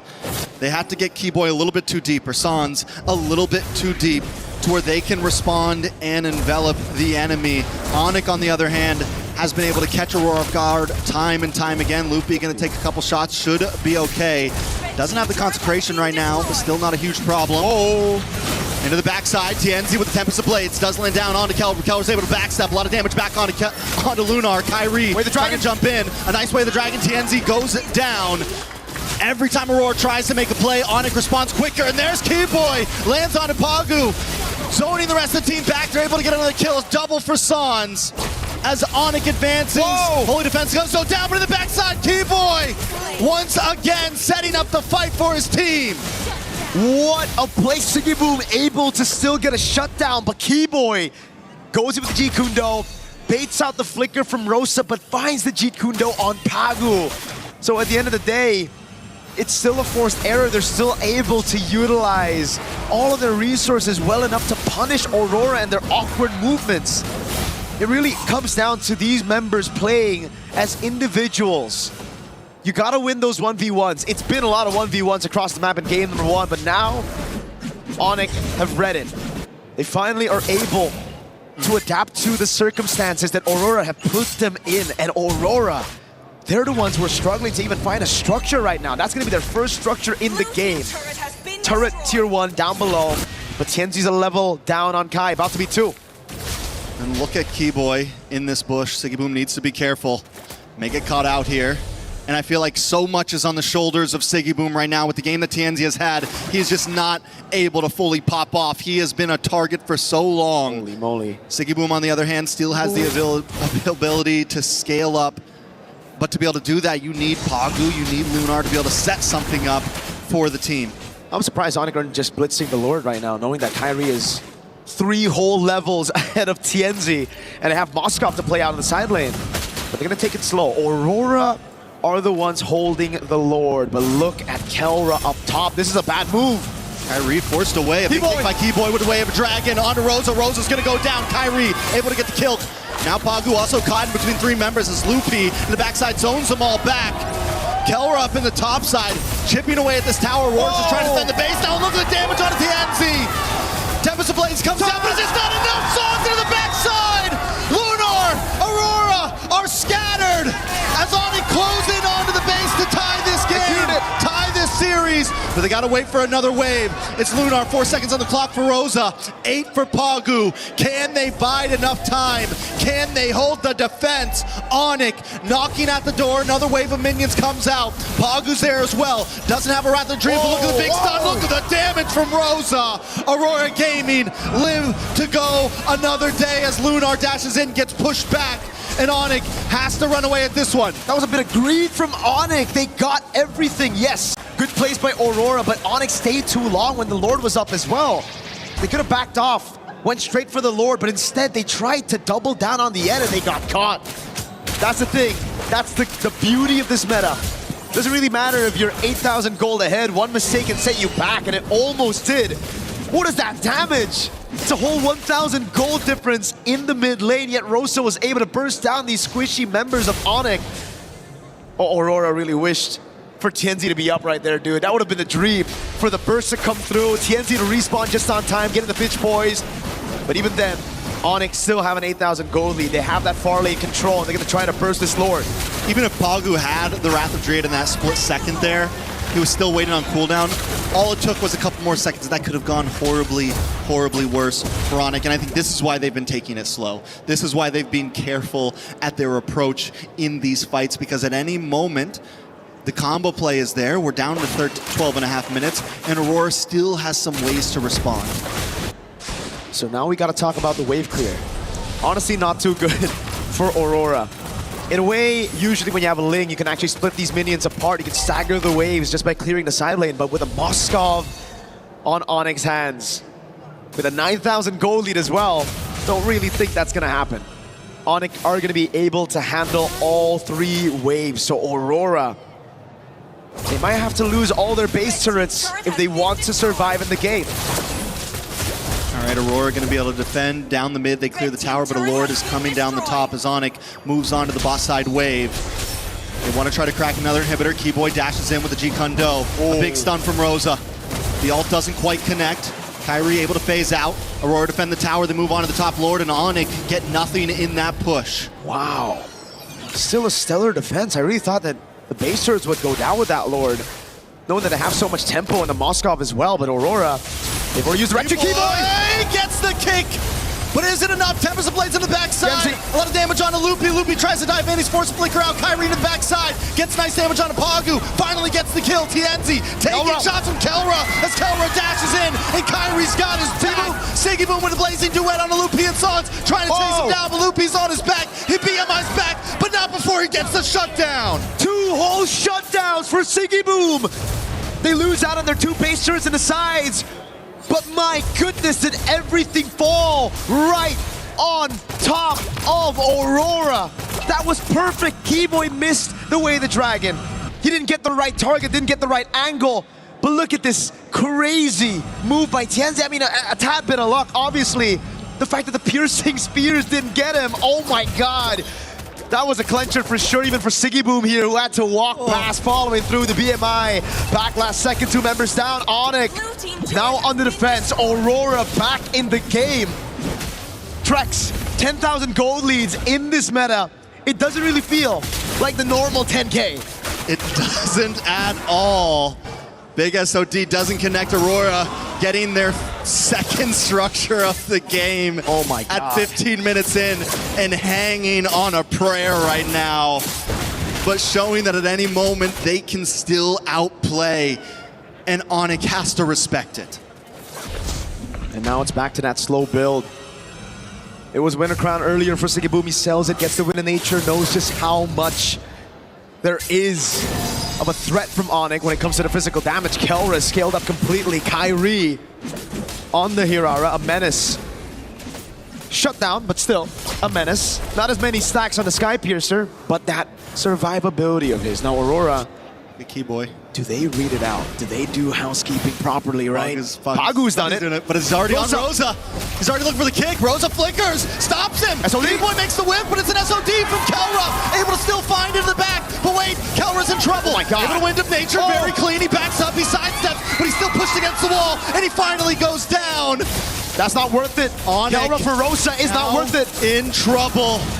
Lunar, maybe in a bad spot as well. Kyrie able to pick him up. It's two members down on the side of Aurora. Pagu, Siggy Boom, trying to defend. Sans moves on. Pagu goes down. A double kill for Kyrie. TNZ, where are you? They need you. You gotta get back to base. Up top, Siggy Boom clearing out the wave. Final baser of the game gonna be falling. Keyboy. A lot of damage. He will go down. Keyboy finally gets the kick. And it's Siggy Boom. 6 seconds on the clock for Rosa. Siggy Boom may not be able to do this alone. He doesn't have the blazing duet. He doesn't have the damage. He's trying to defend. The base is low. He's cleared it. Rosa's back. And Kyrie's down. No way. Aurora still holds on. The iframes are there. But Onyx wants to end it. Can Rosa do it on his own? And Lunar's back up. The base not down yet. But finally, Kyrie and Onyx tie the game. What a game! What a series to the end of that push! Rosa keeps everybody on the edge of their seats. Onyx still though, holding on, utilizing the leads and pushing through with the iframes to touch from those stuns. Kyrie said it in an interview. This is our meta. And to level this series 1-1 in a battle from a promotion to knockout stage. Yeah, that's exactly what we needed. That's exactly what we anticipated. My goodness, what a good game of MLBB. What a good series. We still got one more to go at this point. I want 4 more of those. Yeah, just give me the best of 7 at this point. Let's just keep it going. Oh man, God. That was just beautiful, beautiful.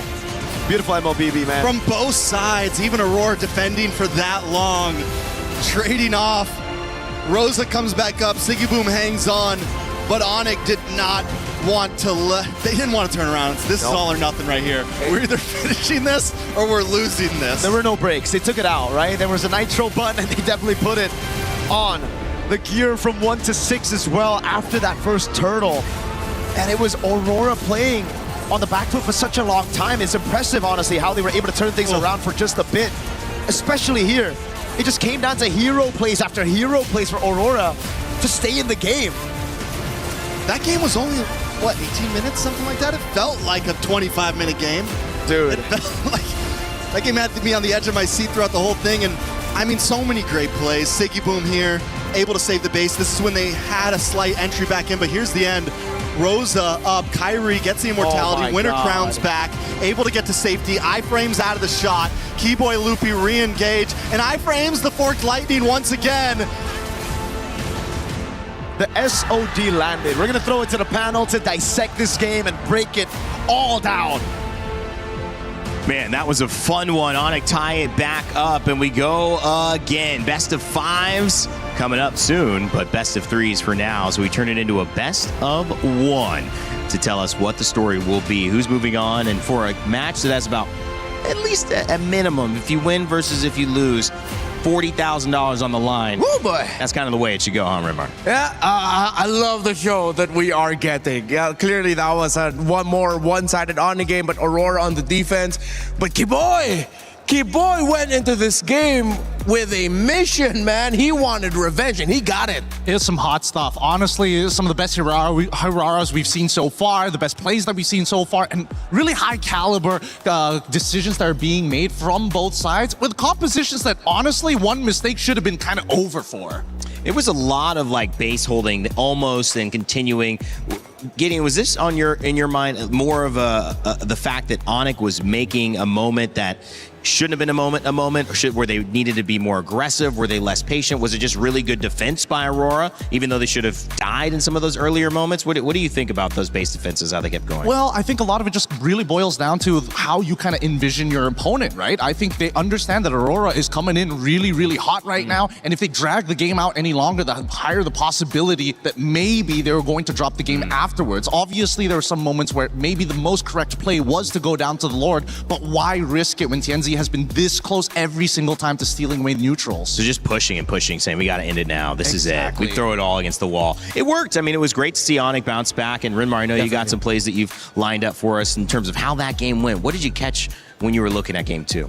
Well, I was looking at the draft first and foremost. Gideon and I had some very important discussions about it.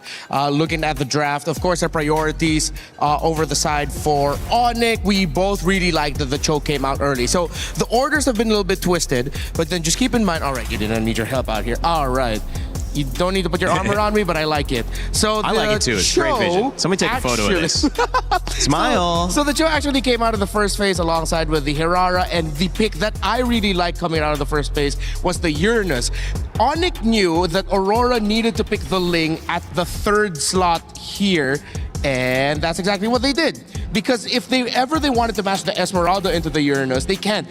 If they prioritize the Esmeralda over the Ling, they're losing the Ling, and then suddenly they're down on Assassin. They needed to rush the Ling at red 3.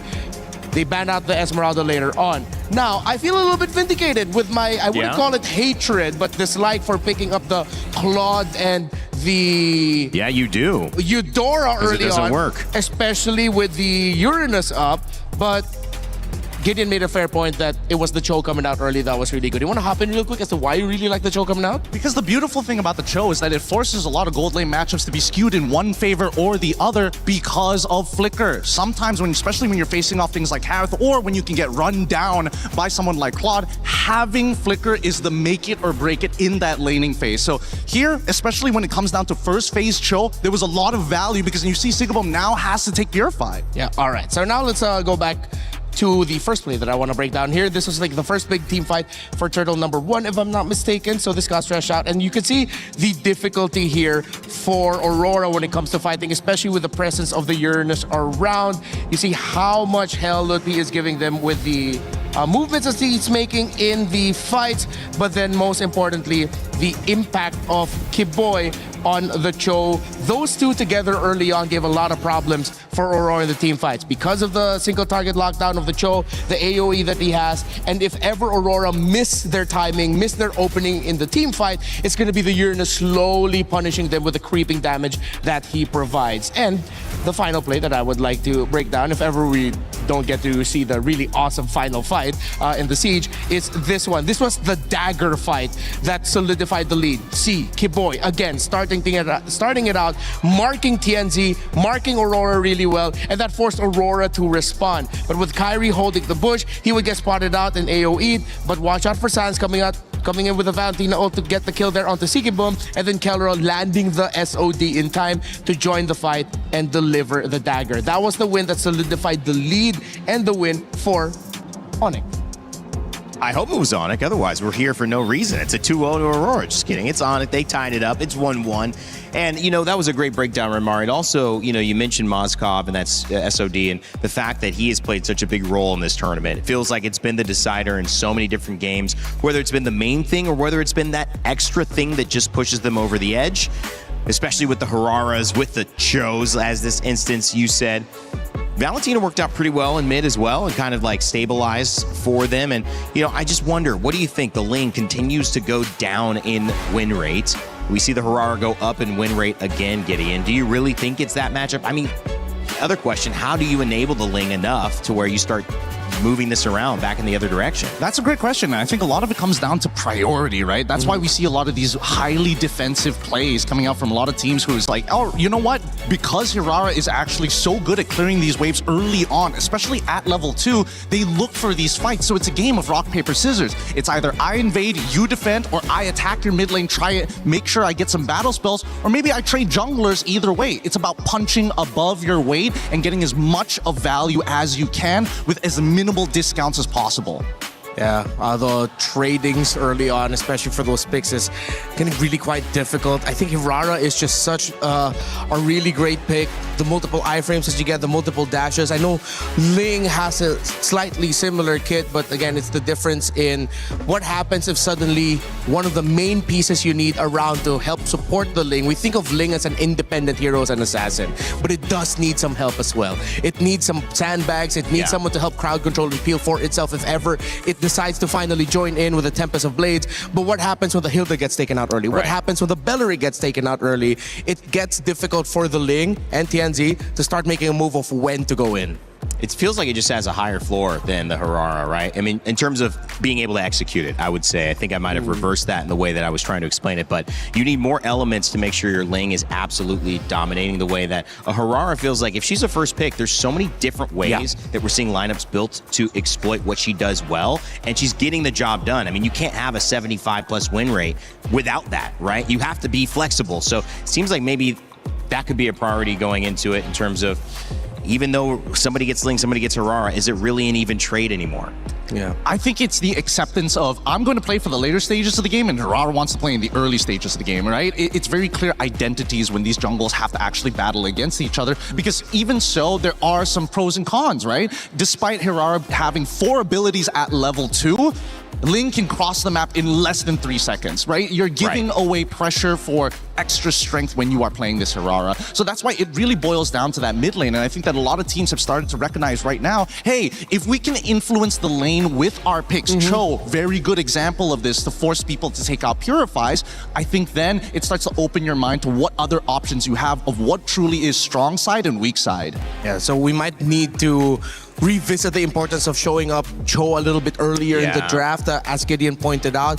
For me personally, the type of mid laners that you have and the damage profile that you have, looking at the opposing EXP laner. If Eudora's up, I really don't like to pick it up if the Uranus is around, if the Barretts is around. Yeah, Onyx coming back from that first win. We thought Aurora was going to continue on doing what they did, early, quick success, and now Onyx has forced Siggy Boom, and the first time Aurora's coach, Midnight, to come up with another plan. This is their first loss of the tournament so far. I think at this point, maybe they just go for the trade. They go for the Ling Hirara trade. They got to ban one of those options. Ban one of those out, pick it up, and then force the other to play a different kind of assassin? Exactly, because so far blue side first picks have been very interesting when it comes down to like whether or not you're going to get one of these assassins. So the 2 predicaments that we're currently in, the Hirara Ling, on top of the fact that, you know, Atlas, Bellaric, and Valentina are still highly contended. Now that we're adding Cho to the mix one more time, I think now, especially with both of these teams who heavily depend on both Ziggaboom and Kelra, there's more priority for the supports to go up. With the rivers being the map that we're playing now, you're gonna have to commit abandon to Freya at some point.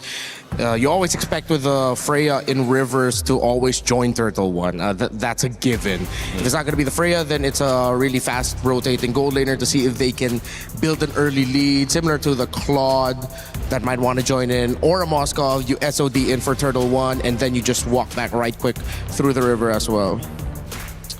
Well, the Atlas and the Marcel taken down, Fanny as well. Onyx and Aurora kind of trying to throw it all on the line here. Yeah. This is kind of interesting, right? So Onyx have respected, you know what, Fanny, Selena must go every single time. But then you come to Aurora side on blue. This time they made sure, you know what, we're going to do exactly what you did in the previous time. We're going to ban out the Marcel. We're going to give you that last option to decide whether you want to do the trade. And yes, they do go for the trade. Hirara gets banned out. It wouldn't be too surprised if this is going to be a Ling and then trade for Cho. Yeah.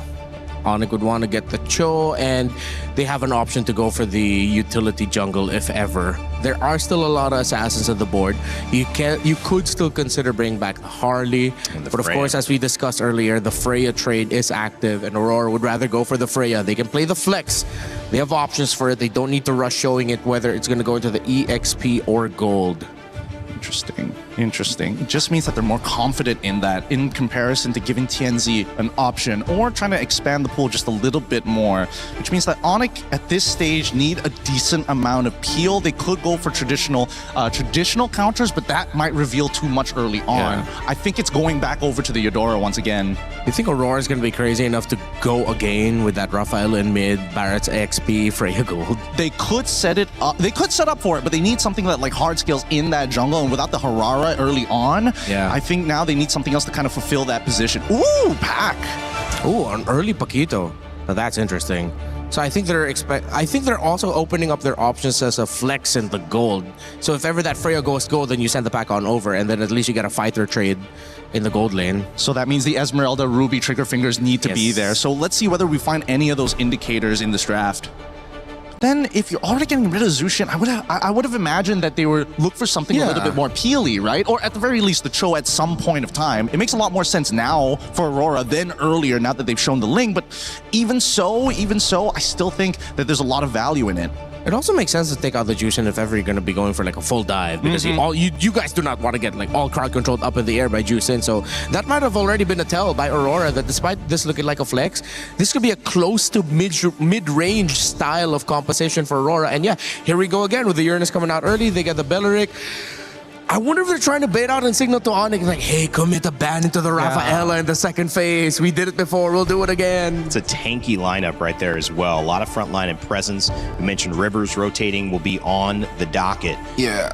And the interesting thing is that they're trying to... I feel like they're trying to get in the head of Onyx because within the draft lobby itself, they got Rosa to pick up the Uranus. So it's like sort of telling Onyx, hey, maybe you want to consider that this might actually be going to a mid lane, and then we're going to be pulling out a lot more surprises. So draft lobby in-game, interesting mind game stuff going on right now by Aurora, potentially. Yeah, it's putting Onyx in a pretty awkward position because last time they didn't have to worry like too much about certain things, and they were also actively banning out the Paquito. Now they kind of have to take it away to deny options. But now, once again, you get this Eudora, and the same problems are going to occur. It's great when you're trying to peel away this Freya from you before her ult gets ripped, but even so, that pressure we've seen many, many times, you lose that out fast. It is a question of sticking to what is good, what is available, and trying to make it work, but also it's a question of how can we not get surprised. Eudora is certainly not a surprise, which means maybe Aurora expected this. You would have probably thought, okay, Eudora Ling available, so that's probably what they'll go to, but do they have an answer, something sneaky? I'm thinking whether or not this could be a potential Kimmy angle as well. That's another thing that I'm scared of. Yeah. Oh, they're banning out the Guinevere just to make sure that these neutral objectives are going to be less easy to contest for, especially since you have anti-CC with Violent Requiem. Esmeralda, really good ban here. And this is an admission from Midnight. It's like they recognize that both sides could actually lean into the double fighters. Yeah. So now, that might actually be a bit of a reveal of where the Uranus is already going. Because if you ban out the Esmeralda, it makes a lot of sense that the Uranus is going EXP, the Freya gets sent to gold, the Belleric is at Rome, so now you're just waiting for mid and jungle. Because I was thinking, I wonder if Aurora drafted something that would be so... a surprise. Yeah, exactly. Like, is it crazy flex that the Belleric could still go XP, that the Uranus could still go jungle? That's what I'm thinking, like, is Uranus jungle going to be up to speed to the Ling? And then I realized, no, it's going to be way too slow. Is Uranus, Rome, Belleric XP, Freya Gold an option? Uranus, Rome, a little bit kind of funky. It would but be Belleric XP definitely good. Oh, they banned out the Rafaela. I love it. I love it. This is a position that Midnight wanted them to at least say, hey, recognize me, look at me, right? Get rid of the Rafaela. And now that you've committed to it, I want to see what the conversion is going to be at the end of the day, right? Because, again, Midnight's got a lot of plans, and at the same time, he's shocked us in the first couple of days. If he's got something else in that pocket of his, I'm interested to know why. I do like this. Double Fighter's been talked about, but we'll see if that ends up becoming a reality for either of these teams. Still on that final ban phase for Aurora. What will they take away? Oh, they got rid of the carry. Their thicker lineup is going to be a lot more... It's going to be real hard to get through. And now that they've already locked the Eudora for themselves on the side of Onyx, they don't even have the option of Gord to lean into after to try and deal with the frontliners. What does that leave us with? There's not a lot of good support options here as well. I mean, you can sort of go Badan just to like slow peel stuff, but after game number one, I think that Kiboy is going to have to take a step back here as they get the Barats. Yeah. I wonder, are they crazy enough to send that Uranus to XP? You pick up. No. The Ling is throwing me off. I'm thinking if there's any room for a surprise, like Mathilda somewhere, an X-Borg somewhere, but then with the Ling, you're gonna get slowed down in your jungling if you try to go for something cheesy in the jungle. I'm gonna be honest with you, Matilda is looking real good for either side. Really? Yeah. Oh, they go for the YSS. Man, guys, a little controversial here. Oh, the Low Yi. And Wait a not minute. Unique hero. Here we go. Interesting.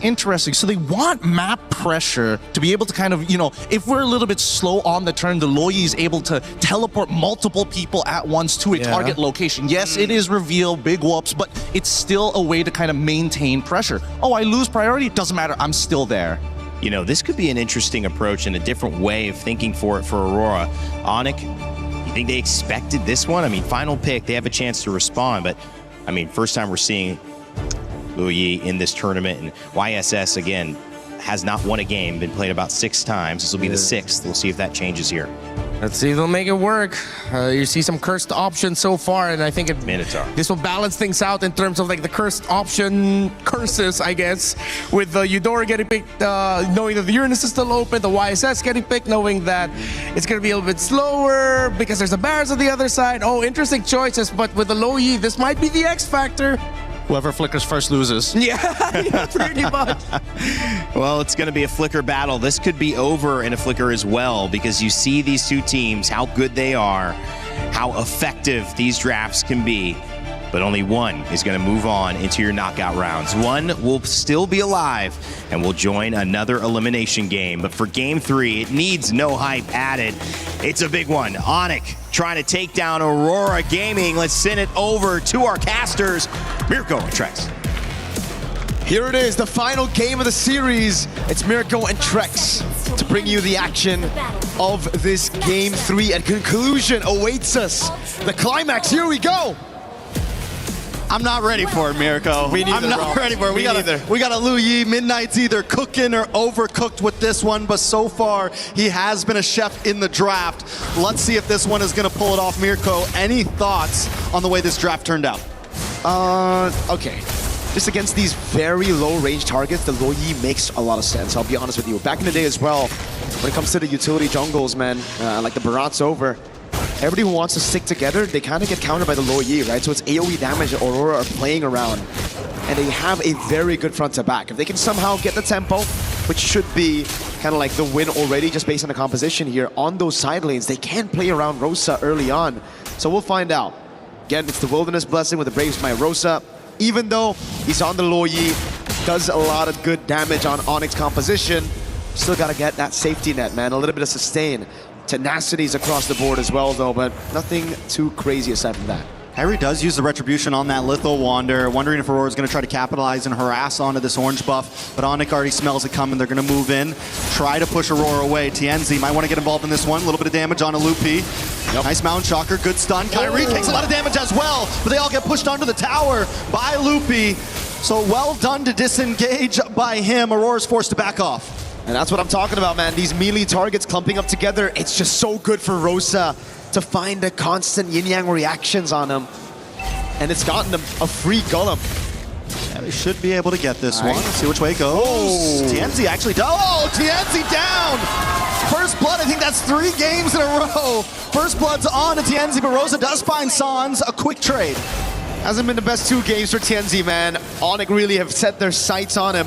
But Rosa has done a good job taking down Sans. Now it's 1-1. Tempo up top for Aurora. So TNZ should still be able to get the orange buff and make it in time into the turtle. So let's see again what happened here. It's just Sans with the flicker in, dude. Gets it, shut down, a stun. Kyrie, just Chicheri on top with the Tempest of Blades. But it will be traded, so not the worst. Still really good for Onyx, but not the worst for Aurora.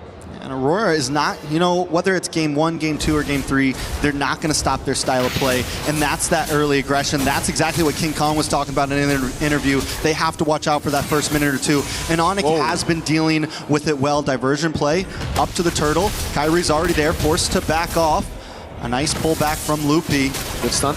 Nice stun on Loopy as well, but a nice stun from Sands as well. Rosa trying to get involved with the yin-yang overturn, but not able to land. TNZ able to take the turtle. Tempest of Blades does come down. Rosa able to flick back. The Keyboy's in a little bit of trouble. TNZ falls to Loopy, and now Loopy drops Siggy Boom. They're going to try to move on to Kelra. Kelra might not be able to get away with this one. Enough damage, and Kelra goes down. A double kill into the hands of Siggy Boom. TNZ is nothing but a bait to reel Onyx in for the rest of the team to corral over and just pounce.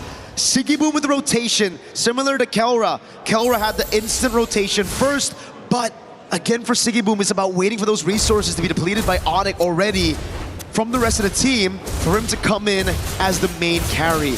2 kills over, now the gold lead as well.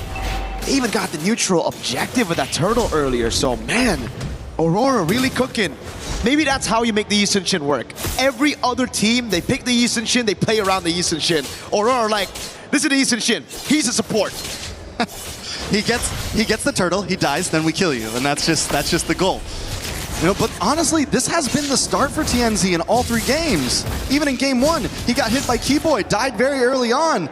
So I don't think we completely count him out. Yes, right now on a YSS, you don't want to have 2 deaths this early, but at least this time Siggy Boom has something. They have other heroes to rely on this game. And I really gotta say, man, very underrated member of Aurora, right? Everybody talks about TNZ, Rosa, even Pagu at M7 because he was the newest member, but Siggy Boom, just a constant growth from this man right here. From his debut on Aurora, actually from his debut in S2G at M6 to then joining Aurora. He's now all alone, but that's why Freya's meta, you know? Never really out of the meta since M7. Thank you, Arfi. I hate you, kinda, a little bit. I like the Freya. I like seeing it. It's fun to watch. It gives us a little bit of taste in the gold lane. But you were mentioning Siggy Boom, and the fact is, yeah, a couple of years ago, would we have said Siggy Boom's going toe-to-toe with Kelra in the gold lane? Nope. That growth right there shows how far this team has come. But Onyx has the talent to match it, has the talent to snuff it out. Keyboy works his way down, gets caught by the yin-yang, will have to back off. Loopy taking a lot of damage as well, may not be able to get away from this. Siggy Boom gets a knock-up, and Lunar gets the kill. A nice taunt on to Keyboy as well. Keyboy able to dash away to safety, but Aurora get another objective. And the diversion again, sending them over to orange buff. Kyrie isn't even gonna try to contest it. Wow. They know there's no chance. Hey, it's just so good from Aurora. Dude, they're, you get reactions! That's it. Bada bing, bada boom. Sal just got cooked. Again, he's been getting cooked. Kyrie gets an orange buff though. He steals one back. So Kyrie's constantly being proactive on the map. Now, Siggy Boom up against Kelra. Siggy Boom up against Kyrie. Siggy Boom up against the world. Looking for the next target. Kelra might not be able to get away with this. Siggy Boom along with Lunar now. And down they go. He buys the time. Who is this man? That man, Siggy Boom. Really puts the boom at MSC right now with the Freya 3-0-1 in a 2v1. He likes those odds, just go straight through Onyx. Lunar with the backup, immaculate. Now another diversion, tier 1 in mid, tier 2 down below.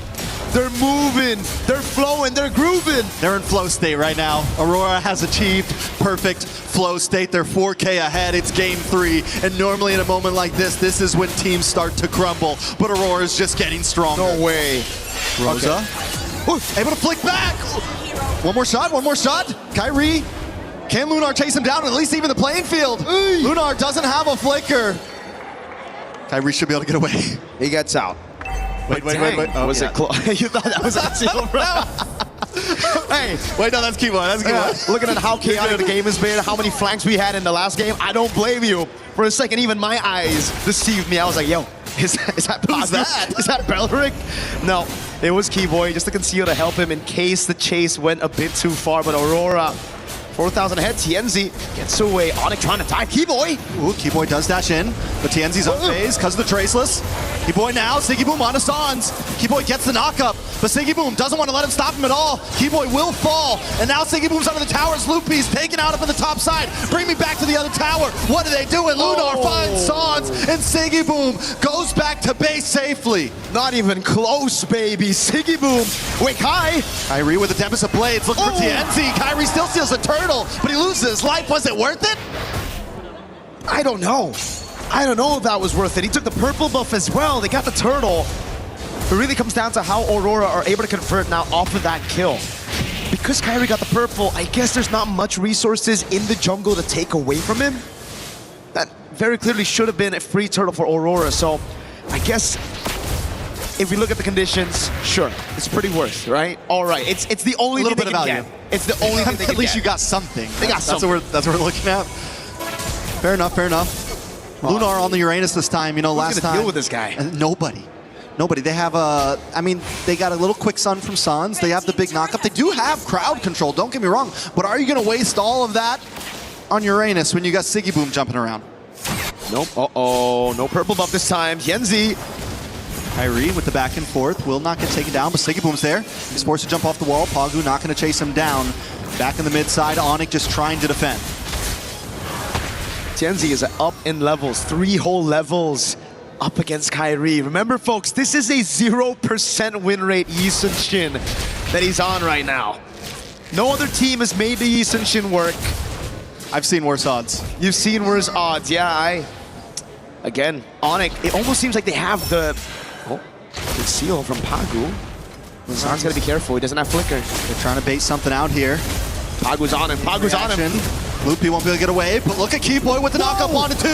Tienzi though still finds Loopy and they're all dashed in. Pagu falls, Kairi trying to dash back, but he gets pulled in once again. And it's a double kill for Tienzi. It's a full team wipe. Aurora, the holy defense. They need another wave. They shouldn't be able to end it here, but wait, they still have a cannon minion. Lunar tanks it! This is bad. Lunar taking the shots, that saves the cannon minion. Oh my god! Aurora are gonna move on to the base. Can they finish it here? Another team crumbles. Another team falls. And Aurora walks over into the knockout stage. First it was Liquid, now it's Onyx. Aurora with a statement, a declaration as they make it to the knockout stage. Winning on a Yi Sun-shin that looked unwinnable. 0% win rate before Tienzi got his hands on it. The Loyi, another pick by Midnight Parating Handa. Siggy Boom with a performance of a lifetime on that Freya. And in the backup of Pagu, the tank of Lunar. Impeccable. MLBB from Aurora Gaming, one of the best to do it. One of the best group stage runs ever. TL, then Onyx, are you kidding me? There are no more excuses. There's no one saying, oh, they're overhyped. Oh, it's a fluke. Nothing like that. Aurora have just taken out 2 of the biggest teams in MSC back to back cleanly, performing perfectly. Wow. I mean, who's next in the chopping block at this point? I don't know, man. At this point, Aurora, it almost seems like they're not scared to go up against anybody. You meet the first 2 teams on your opponents, the first 2 teams that a lot of people thought were the favorites to win it all. Well, guess what? Coming into the knockouts, Aurora are the favorites. Let's get an interview with Tienzi on stage. Yes, my friends, Aurora Gaming have done it. They advance to the knockout stage. And we're blessed to have Tienzi on the side here with us to talk. Look, Tienzi, I'm just going to lay it out straight. What makes Aurora so good right now? 2 huge wins to go into knockout. Aurora'yı şu anda bu kadar güçlü kılan nedir? 2 çok devasa bir galibiyet aldınız. Sürekliliğimiz ve Midnight sayesinde olduğunu düşünüyorum. I think it's our continuity and also thanks to the Midnight, our coach. He's been doing well given your compositions. We'll talk about that in just a second here, but everybody's been talking about it. Is Tienzi the best jungler in the game right now, especially in this meta? Do you believe that that is the case? Are you the best jungle player right now? Not really. Yeah. So humble, why?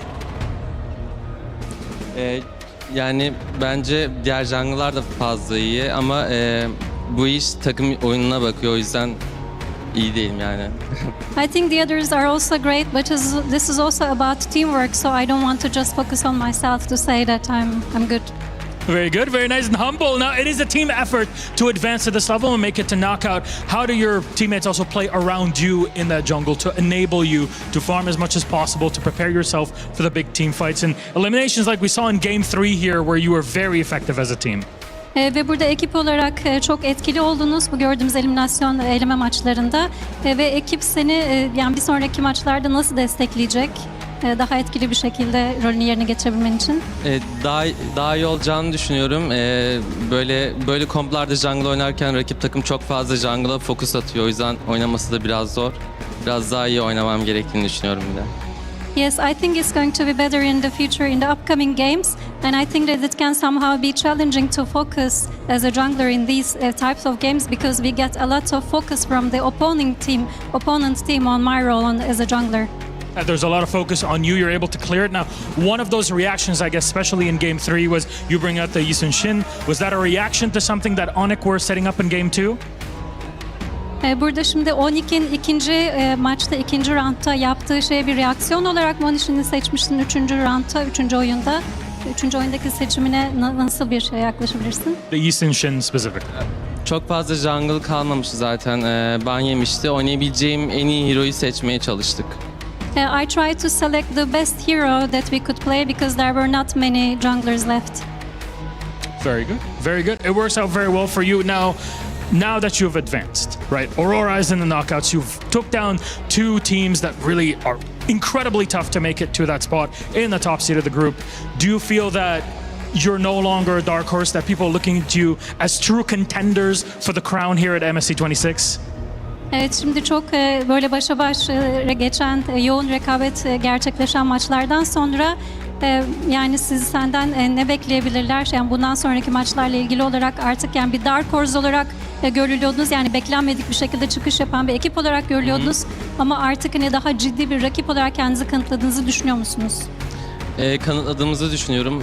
Uzun süredir de Dark Horse değiliz yani. Diğer STR takımlarla birebir olduğumuzu düşünüyorum. Diyeceğim bu kadar. Yes, I think we have really proven ourselves with the game that we have played at so far. I think we have also not been a dark horse actually for a long time, so I think we are very much comparable to the other teams in that sense. There you go, seeing yourselves as one of the greats. Thank you very much, Tenzi. Congratulations. Teşekkürler. There it is. It's Aurora Gaming advancing to the knockouts. What a story. Onyx, they're going to have to work through it. Panel, what do you think of that? I love it. The Turkey A representative getting ready for Turkey and the M Series. We'll see what happens all the way over there. But right now, we got a tournament that they just advanced the knockout stages in, and that means $100,000 at least for Aurora Gaming. That's not a bad game of MLBB. And I love the humility as well. I'm learning that that's kind of a bigger conversation here than, some, I'll say it, braggadocious pros that we have in other esports. Yeah. It's kind of a pleasure to see the difference, and also the fact that everybody is really focused not just on themselves, but the fact that this is a team effort. And yet, in the same face, Renmar, the second that the comment Dark Horse comes out, he says, whoa, wait a second, whoa. We're not quite, I think we're very comparable. And so, yes, hesitant to take too much of a leap forward, but if anyone puts them down where they don't belong, they're ready to correct it. Yeah, so something I'd want to share about Coach Midnight, he's the type that if he knows he has players that have an ego, he would want that ego to thrive in a healthy fashion. Sure. But he also understands that if he looks at his team and sees, okay, maybe they're not about the ego, but they're more about looking at their efforts together as 5, as 6, including the sub, like what they can do as a whole team, then that's what I'm going to be focusing on. So it's good to see that these players, historically, they have also always just been very humble as well. And to see that thrive now and be really damn good in this meta, it's a sight to see. We've seen them grow up over the years, Gideon. Yeah, no, Tenzi, he always had that jawline. It only gets sharper every single year. Same can be said about Rosa. Everybody on this squad has history, and I think. I thought you were going to say a jawline. I mean, I was gonna say that too, but I'm waiting for the M series so that everybody has got that cut. But overall, I think it's really unique to see Aurora in a position where they've not only gone through multiple iterations of their own lineup, but they are finally settling into themselves, saying, "This is it. This is the moment. This is the culmination of an entire region working together to get to a 15-4 score." pre-10 minutes against the Sky Kings. I mean, going to a third game, it's going to hurt their overall time. But I mean, if you go to a third game, you want it at least under 10 minutes. Yeah, and at least they were able to clear that out. And it was fast, it was clean.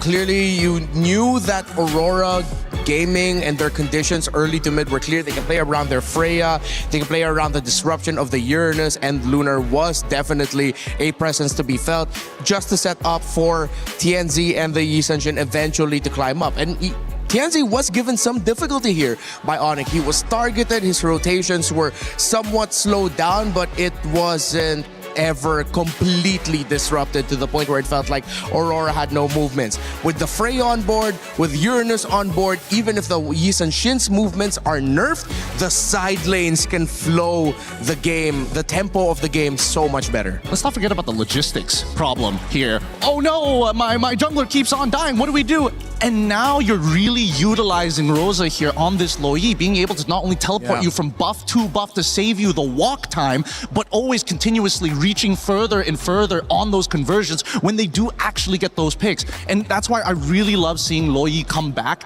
in this particular game, playing from behind instead of ahead for the first couple of minutes of the game until they really started to ramp up and hit the nitrous button, because then they took everything. Gets me excited about when we start heading to best of fives. I mean, that's going to be fun, because then you're going to have adjustment after adjustment. Now, after what we just saw was a great and first time seeing Lo Yi that worked out for Aurora Gaming. Renmar, I want to get your thoughts. You've got some Telestrator lined up for us. Yeah, okay, so we're not going to be looking into the highlights of the game specifically here a lot. We're just going to go back into the draft. I marked here for you all what the first 3 picks were on both sides. It was Freya, Blue 1, and then Belleric 2-3 alongside the Uranus, and then the Paquito as the first pick alongside the Eudora, and then they picked up the Link. Again, okay, maybe I wouldn't once push the issue about picking up Eudora when the Uranus is open, but I feel like the pick that actually delivered the death knell was, well, 2 of them specifically. You get the Barretts over here, which would eventually get picked up at the red 4 slot, if I'm not mistaken, and then the Lo Yi that Gideon got to mention. So the interesting thing about the Lo Yi, besides the fact that with what Gideon mentioned, with it being able to deliver the team around the map faster if ever the Yi Sun-shin's rotation was nerfed, look at it from a team fighting perspective. You have the Paquito in the gold lane that I feel like was decided very early on by Onyx, but then there was a reaction from Coach Yeb by the end of the draft where he realized, man, I need to pick to round this out. They picked up the Minotaur, because in every team fight, once they were all fighting as 5v5, there was so much difficulty for the Paquito to get close. Even the Barretts didn't feel chunky enough up against all that shred and the burst that the Lo Yi has. Then it got to the point where Freya has damage, Yi Sun-shin has damage, and Oni cannot fight comfortably. They're fighting under a lot of crowd control. They're fighting under a lot of damage. Look at the composition of Aurora, and you can just imagine how much of a nightmare it is to deal with that if you are the Paquito. There is just way too much to deal with. And if you are one of the main damage dealers, like I needed 3 circles just to make the point really felt that the Paquito would have struggled in every team fight. Add to that as well, if you cannot get the early game domination that you need with the Ling and Eudora, you're not going to get a good bridge into the mid to the late game. And what stops early game dominations most frequently? It's lineups that have the Uranus and the Belleric. Those are tempo stoppers for lineups that want to snowball fast. That's an amazing breakdown. Thank you, Renmar. And thank you for the attempt to hold the microphone, Gideon. He just went by himself there. He ripped it. He ripped it. He didn't like your hug before? I didn't realize that. I was like, oh yeah, I was holding my mic. Thank you though. Thank you. Hey man, I'm just a bench warmer here. Today's schedule coming up on your screens in just a moment. We are almost done. We've got one more series, and this is not an important one at all. Just kidding. It's Team Liquid PH, who are your champions of last year, going up against Entity 7. Ooh. The GOAT, Carl Teasy, will he find a way to come back after a loss against Aurora Gaming and stay in this tournament, or will this be the end and we will guarantee a new champion? Entity 7 has a lot to prove, considerably the underdogs in this matchup. However, Gideon, we have seen a lot that we didn't expect in this tournament so far, so no one's counting anyone out yet. Absolutely, but it's about the level of polish coming into this tournament, and so far Team Liquid has shown that they're a little bit behind on what they were going to. Well, I don't know if it's they're behind or whether they're like holding back on what to show in these tournaments, because remember, our format isn't like, oh, we go through a round robin of a group stage. No, it's immediately, you got 2 lives, you mess that up, you don't get a second chance. So I think Entity 7, if we need to see something good, first off, foundation, game and polish. All right, well, let's make sure you guys are watching because you can get your pick'ems for that final match. If you haven't done so already, before it gets going, let us know who you think is going to win. Is it going to be Team Liquid PH? Is it going to be Entity 7? We will follow along with the fan vote and give you guys information on where it stands before we head into game. Before we do that, we're going to get the teams back on the stage, take a little bit of a moment away right now and let you listen to the Saudia radio comms from yesterday's matches when we come back, our final series of the day.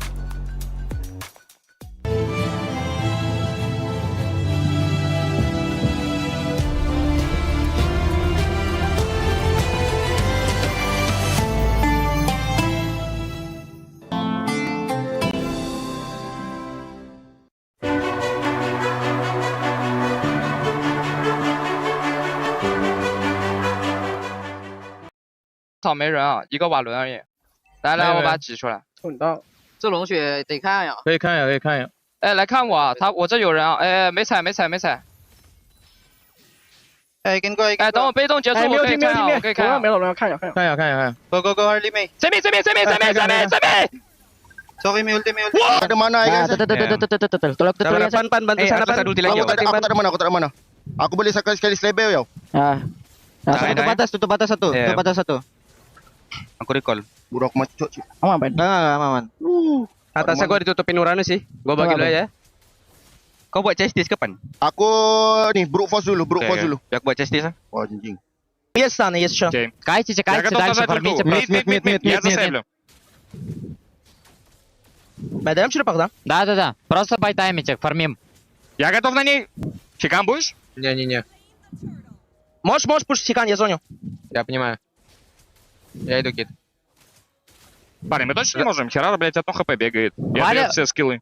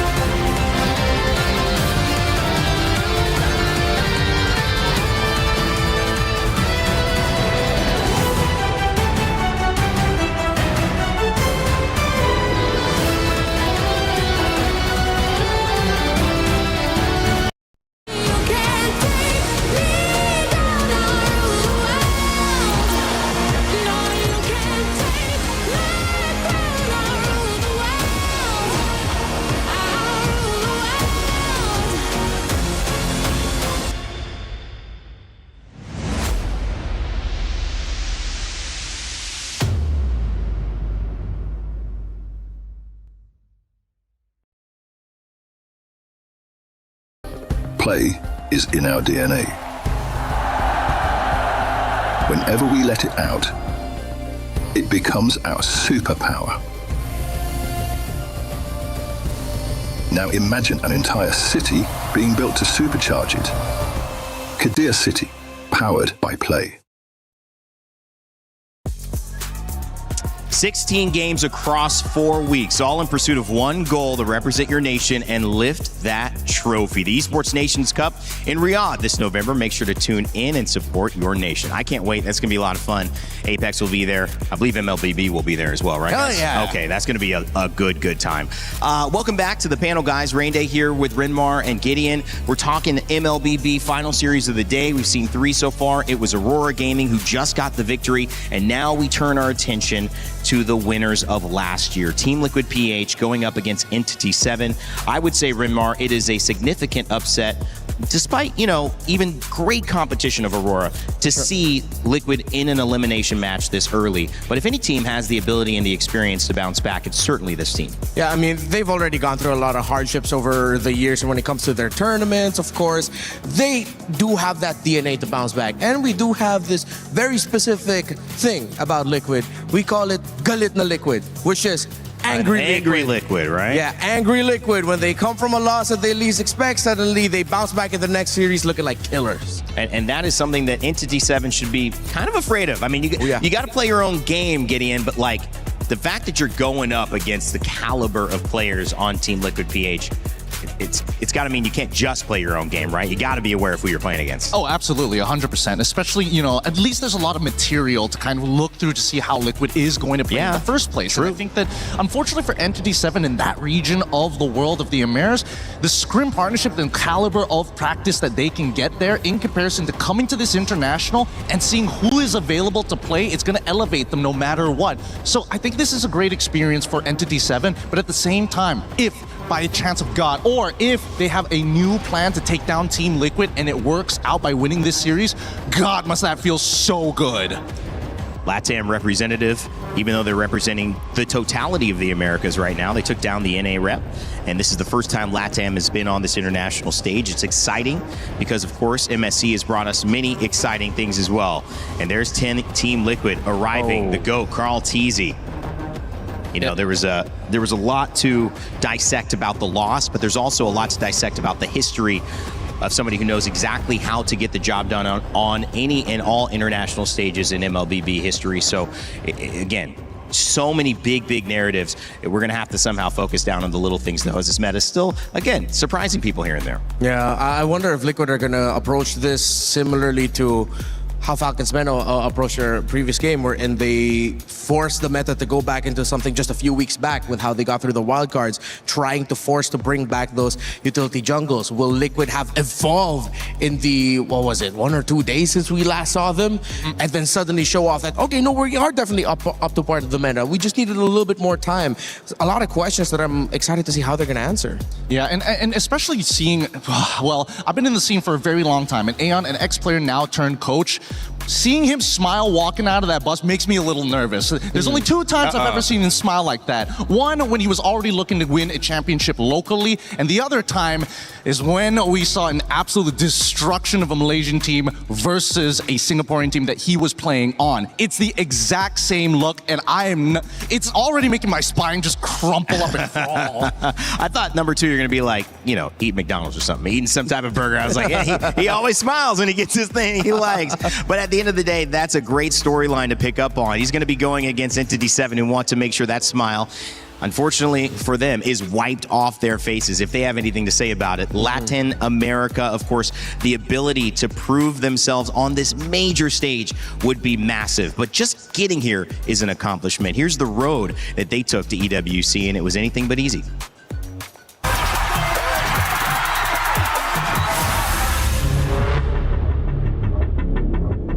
Yo me uní a Entity 7 en esta MST Hammer Season 1 porque Akashi y Bagin me llamaron. Después fui con Shin y Hidden Bush. Este roster es similar al de la M7 con Black Sentence. Oh, now just 2 members. Down goes Detective. And ladies and gentlemen, we have Black Sentence. Com a junção que teve da América do Norte e América do Sul, eu acho que elevou o nível das duas regiões em si, porque a gente não se jogava junto contra. Eu acho que a América do Norte é uma região bem forte, inclusive tem players que já ganharam o MSC, então elevou o nível de todo mundo e a gente consegue chegar mais preparado para jogar o stage internacional. Este es el momento en que esa llave se convierta en de ustedes. Esa llave va a ser con la que ustedes abran la EWC.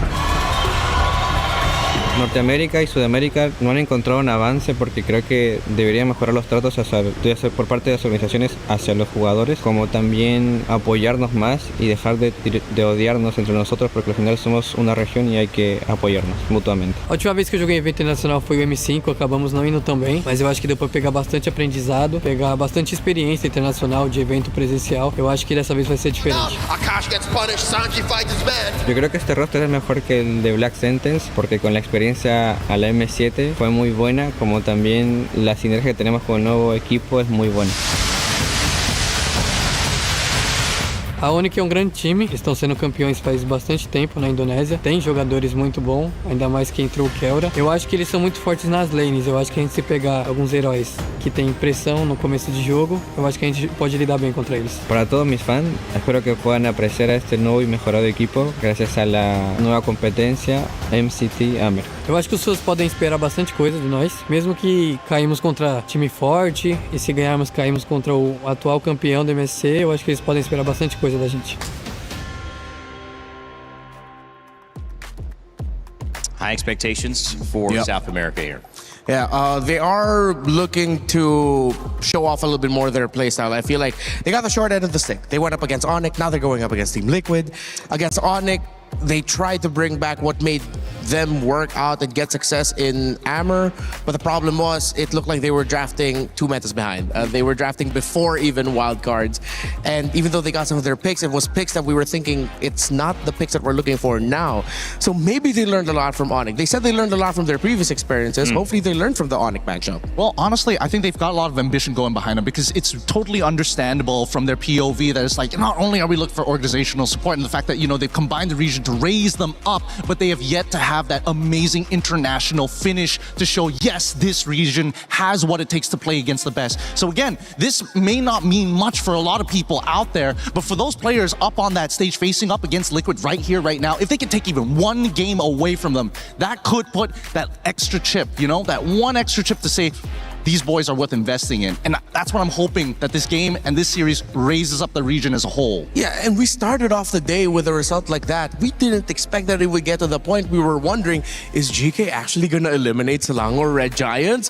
What if how we started off the day is how we're going to bookend it? What if we get to the point where we're wondering, I can't believe Entity 7 might be close to beating Liquid. This is the MSC where surprises come every single day, every single match. I'm not going to completely turn off the idea that Entity 7 might come running right out of the gate. Yeah, you can't do it because again, you have expectations and sometimes you just set yourself up to be surprised. On this side though, we have to look at Team Liquid PH, and when you look at this roster from Sanford to Sanji to JP to Teddy to the GOAT, Carl Teasy, who back at MSC 25, I tried to say this in a different way, but said, yeah, I've done it. I've accomplished everything that can be accomplished, and accepting that honor is a very good thing for him to say, this is where I am at now. Where can they go from here? Because as defending champions, of course, they have high expectations and high hopes. They're going to work their best. But what have they learned from that earlier loss this week? We had a chance to sit down and talk with Sanji about it. We're now here over with Sanji. It's so good to see you again, Sanji. Yeah, good to see you again. Good to see me again. That's great. It's mutual. So Sanji, we didn't get to talk to you after your match loss yesterday. What did you think happened in that match? I think we're surprised. Their drafting is so good, and now we're very confident. You're very confident now because I think a lot of the casters, especially the ones on the panel, they were talking about the early game. I feel like TL usually dominates the early game, but Aurora gave you kind of a hard time. And your upcoming opponent, E7, likes to play the early game. So what do you think about that, Sanji? Now our enemy is like, we read, it's like, and before we face Entity, we have a Scream, and we know that's their gameplay, and they love the early game. And Aurora, we're not having the info. That's why we lost. Okay, so you didn't have a lot of info on Aurora, but upcoming against E7, you're confident? Yeah, I'm very confident. Very confident. So talking about the picks, you mentioned some surprise picks, and I think a lot of us were also very surprised. Rafaela mid lane, Sanji. What's going on in the mid lane? I don't know, maybe a lot of heroes came back, and I think even if you pick like Angela or like Matilda, I think it's okay. Okay, so there's a possibility for those two heroes to come back in the mid lane. Have you heard about the new rumor? Fighters in the mid lane? Yeah, I heard. Is that something that could possibly pop up here in the meta? I think it's possible because of the like strong mid. So that's why fighter is good also. Okay, but do you like it? Do you like this meta? Does it suit you, Sanji? Yeah, I like it. You like it? Yeah. So are we expecting some crazy picks maybe coming up from you? Not for me. I think for my teammates. Okay, we got a little bit of info there. Thank you, Sanji. But after that, obviously you're coming into this. Do you have maybe a message for Entity 7? I think good luck and have fun and give the fans the best team. Oh, best show? The best show. The best show. Okay. Thank you so much. This was very fun. Sanji, good luck on your next match, and we're throwing it back to you guys. Not enough info. I mean, that makes sense. I would say that Gideon is a real thing that looked like they didn't get a chance to play because they were just so in shock at what was coming at them. Yeah, understandably so, right? Yeah. Even I was dumbfounded when I saw that lineup just come up with the Rafaela in that mid lane and absolutely just dominate the earlier stages. But I, for one, have already admitted many times, especially after M2, that I cannot doubt the GOAT. I'm actually contractually obligated not to doubt the GOAT ever, because I doubted him then, and from that point onwards, it has just been uphill for me. I've been so glad that I'm standing behind Carl TZ and watching his games. He is an absolute monster for a reason. I'm on the other side. Every time I predict for Liquid, something bad happens. Every time I predict against Liquid, they start steamrolling through their opponents. So maybe this is the time for me to say, I think Entity 7 is going to win.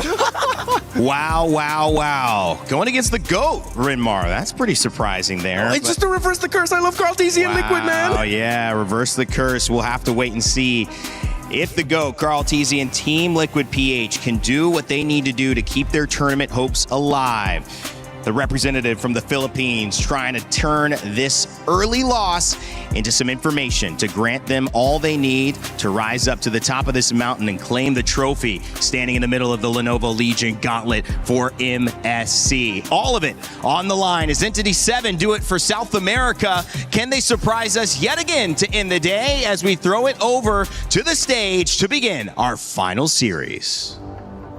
Ooh. Final series of the day. But before we even touch on that, the third match of today was insane. Aurora Gaming is on fire. A 2-1 win up against Onyx. And guys, really? A 9-minute and 41-second game? Yeah, that game 3 was something else. We got so hyped up into it. There's the comeback. Game 3 is going to get even deeper. And then there's an entire team wipe. And the game falls apart for Onyx. And that's just how the story sometimes goes. That's how Onyx crumbled at the end of it all. But that just means Aurora Gaming can advance on to the knockout stage. Sorry, that's just how it is in competition. Onyx run is not done yet. They'll continue on in the matchups in the lower bracket tomorrow. However, we still have our final matchup for the day, and this one is eliminations, which means it's fun, which means one key will be crushed in the end of it, and one team will be sent home. So please join me in welcoming our first squad on the stage, Entity 7! The luck of the draw put them against Onyx in their opening series of the group stage. And after the loss, it's out of the frying pan and into the oven. The top team from the Americas has gone through even tougher times. And this is the moment to evolve into their final form under pressure. Oh, yes, indeed. And now that they are on the stage, it is time to call up their competitors. Ladies and gentlemen, the Cavalry, make some noise for Team Liquid! Wow, the crowd goes wild. The Cavalry started their journey with a surprise, and now they are ready to charge and go for whoever is in their way. Whatever it takes to defend the title. Whatever it takes to defend their keys today. And really, every single thing matters here. The reigning MSC champions are in an elimination game in the lower bracket of groups. That's to tell you how competitive MSC 26 has been here at the Esports World Cup. And it means that things will only heat up from here. Though, it is time to kick things off here. Please, Team Liquid, please, my friends at Entity 7, place your keys, take your seats. And of course, captains, prepare in. One Sanji has already made it to the knockouts. Is it going to continue here? We shall see. The fist bumps are in. All pressure on our two teams. Who can make it out? Who will have their key crushed? We'll break it all down with our panel. Thank you, Milos and Rose. It's time to get it going.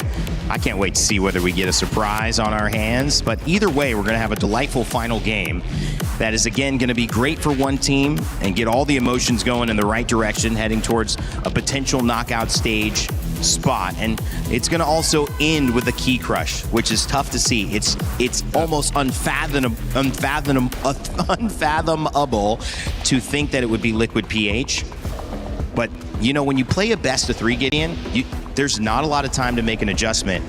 I want to get your thoughts on just the quickness of this set, because we're not in that safe stage yet with 5s or 7s to really adjust to another secret strategy. However, happy Rhino Day, new in the shop. Make sure to grab your emotes. And I want to make sure you guys are locked in on Rhino Day. Everybody's really excited. Everybody knows what Rhino Day is. Totally, yeah. It's when the season resets because we all turn back into rhinos. Yeah. Every single time, and except for some people. But for the most part, I think that this game, especially seeing how confident that they're walking into this, it's already giving us information, right? Both teams have technically scrimmed against each other, so they have a little bit of info coming into this. Better yet, I feel like the major adjustments coming in from Liquid is now understanding, hey, Teddy, maybe you can put in some fighters for us, huh? Some fighters. Maybe let's not keep bringing up your Claude. We know Claude is your signature pick, but right now it's just a little bit too tough. Just hovering around or under 30% of the win rate is the Claude. So let's see if we're going to be seeing some new Teddy pickups, maybe a reprioritization of picking things up like the Harith, which has done well as long as it's built well around it. How will Liquid turn their drafts around? Similar question for Entity 7. Again, I feel like we're watching two teams had a bit of a similar problem from their first day of matches, wherein it seemed like they were drafting a little bit maybe like a few weeks back? Yeah. A month back? 2 months back? Would you say 2 months back, or would you think that it's comfort at this point? Because I feel definitely at some point. Oh, actually, yeah, that's a good point. For Liquid, that game 2 against Aurora, 100% we got to go about lean back into the comfort. Entity 7, they did it right from the get-go. Game number 1, game number 2, these are all picks we've seen them play locally in their own leagues. Yeah, but comforts have to evolve. You can't always be the one who likes the porridge too hot. Sometimes there's some days where you like the porridge a little bit too cold. Sometimes just the right amount of temperature. You know what? You gotta evolve with the times. I'm not gonna lie, I agree with you. Right? You gotta mix it up every now and then. Growing up, we loved hot oatmeal. Now it's all about the Now it's overnight cold. oats. You're so right. You're right.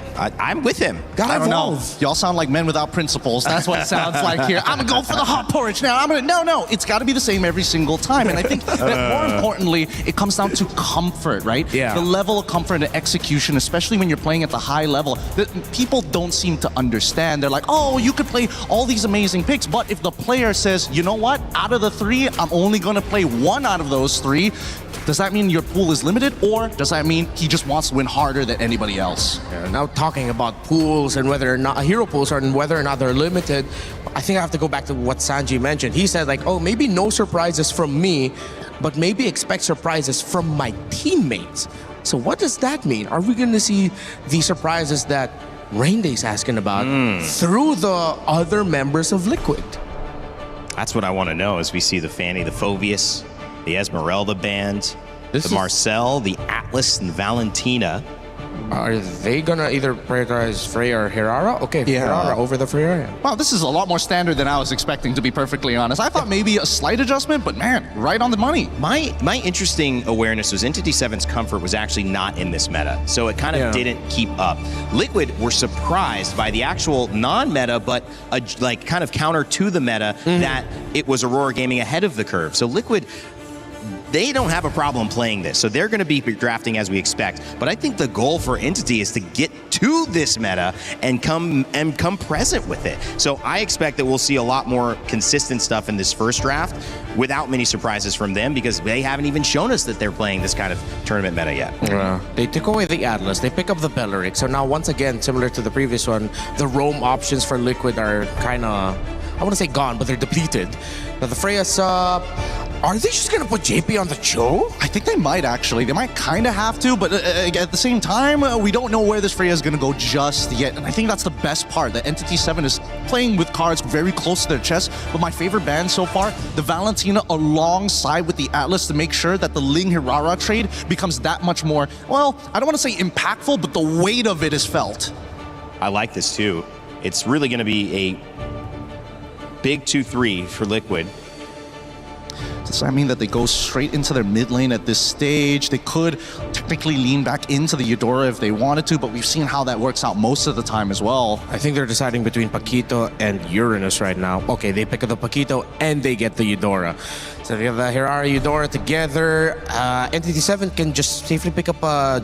Ooh, a Selena now. That's unexpected.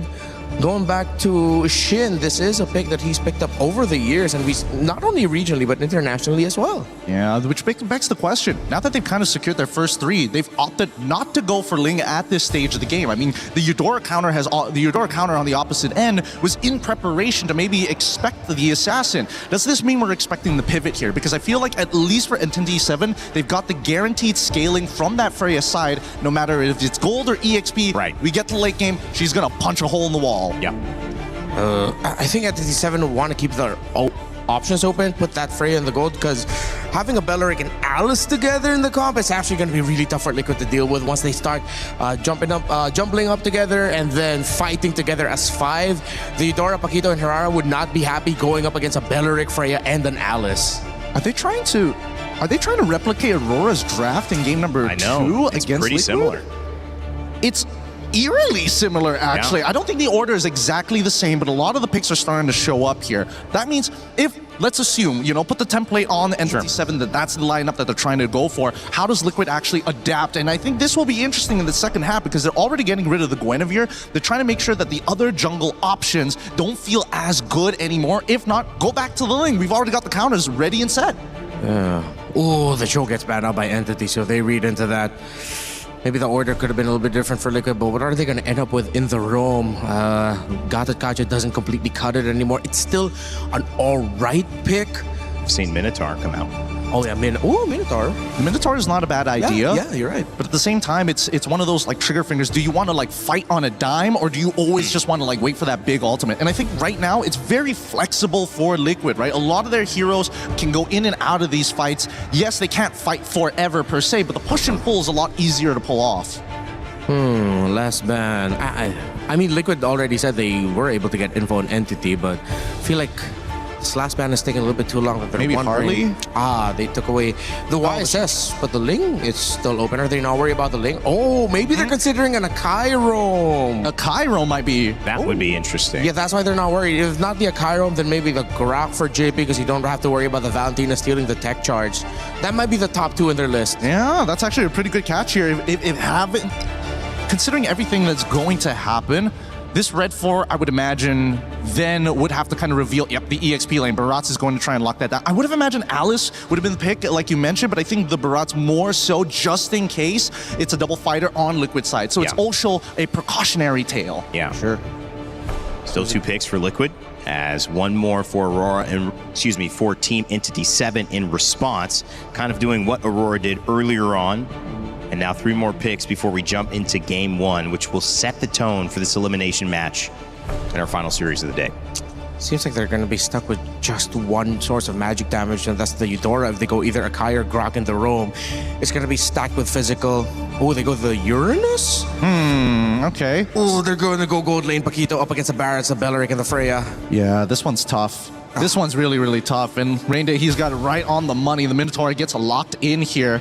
And Entity 7, I'm looking at their composition. This last pick, they played this draft real nice. Yes, really nice. And then they end up with the Moskov. Wow. This, I don't like it, man. This looks like it's gonna hurt for Liquid. Entity 7 might have walked away with this one draft-wise. Hey, it's not over just yet. There's still a lot of micro mechanics when it comes down to like the laning phase here. Absolutely. I'm most interested in whether or not Teddy on this Paquito has what it takes to go up, especially against the Moskov on the opposite side. The good news maybe is that even though they're seeing some good heroes here, not a total surprise for Liquid. So caught off guard, maybe not. And for the side of Team Entity 7, the fact that they are in this meta now and not playing maybe a meta you could have seen 2 months ago, it's got to feel good for South America.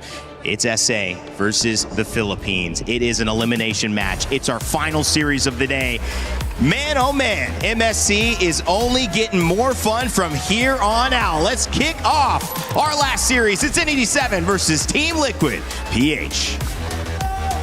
And here we go. It's our final match for today. Today's been jam-packed with quality.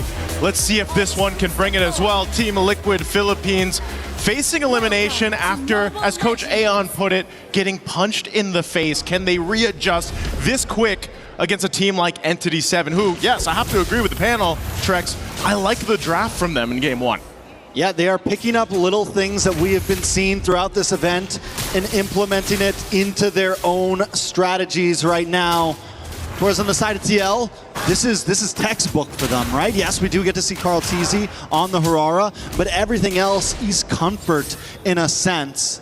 Teddy, we had a couple hiccups the other day, right? And this time we're going to get to see him on the fighter, on the Paquito. Hopefully he's able to play through, but whoa, a lot of damage on the Begin. JP, first blood. First blood going to the hands of JP, but nonetheless, TL scoring that first kill here for the game.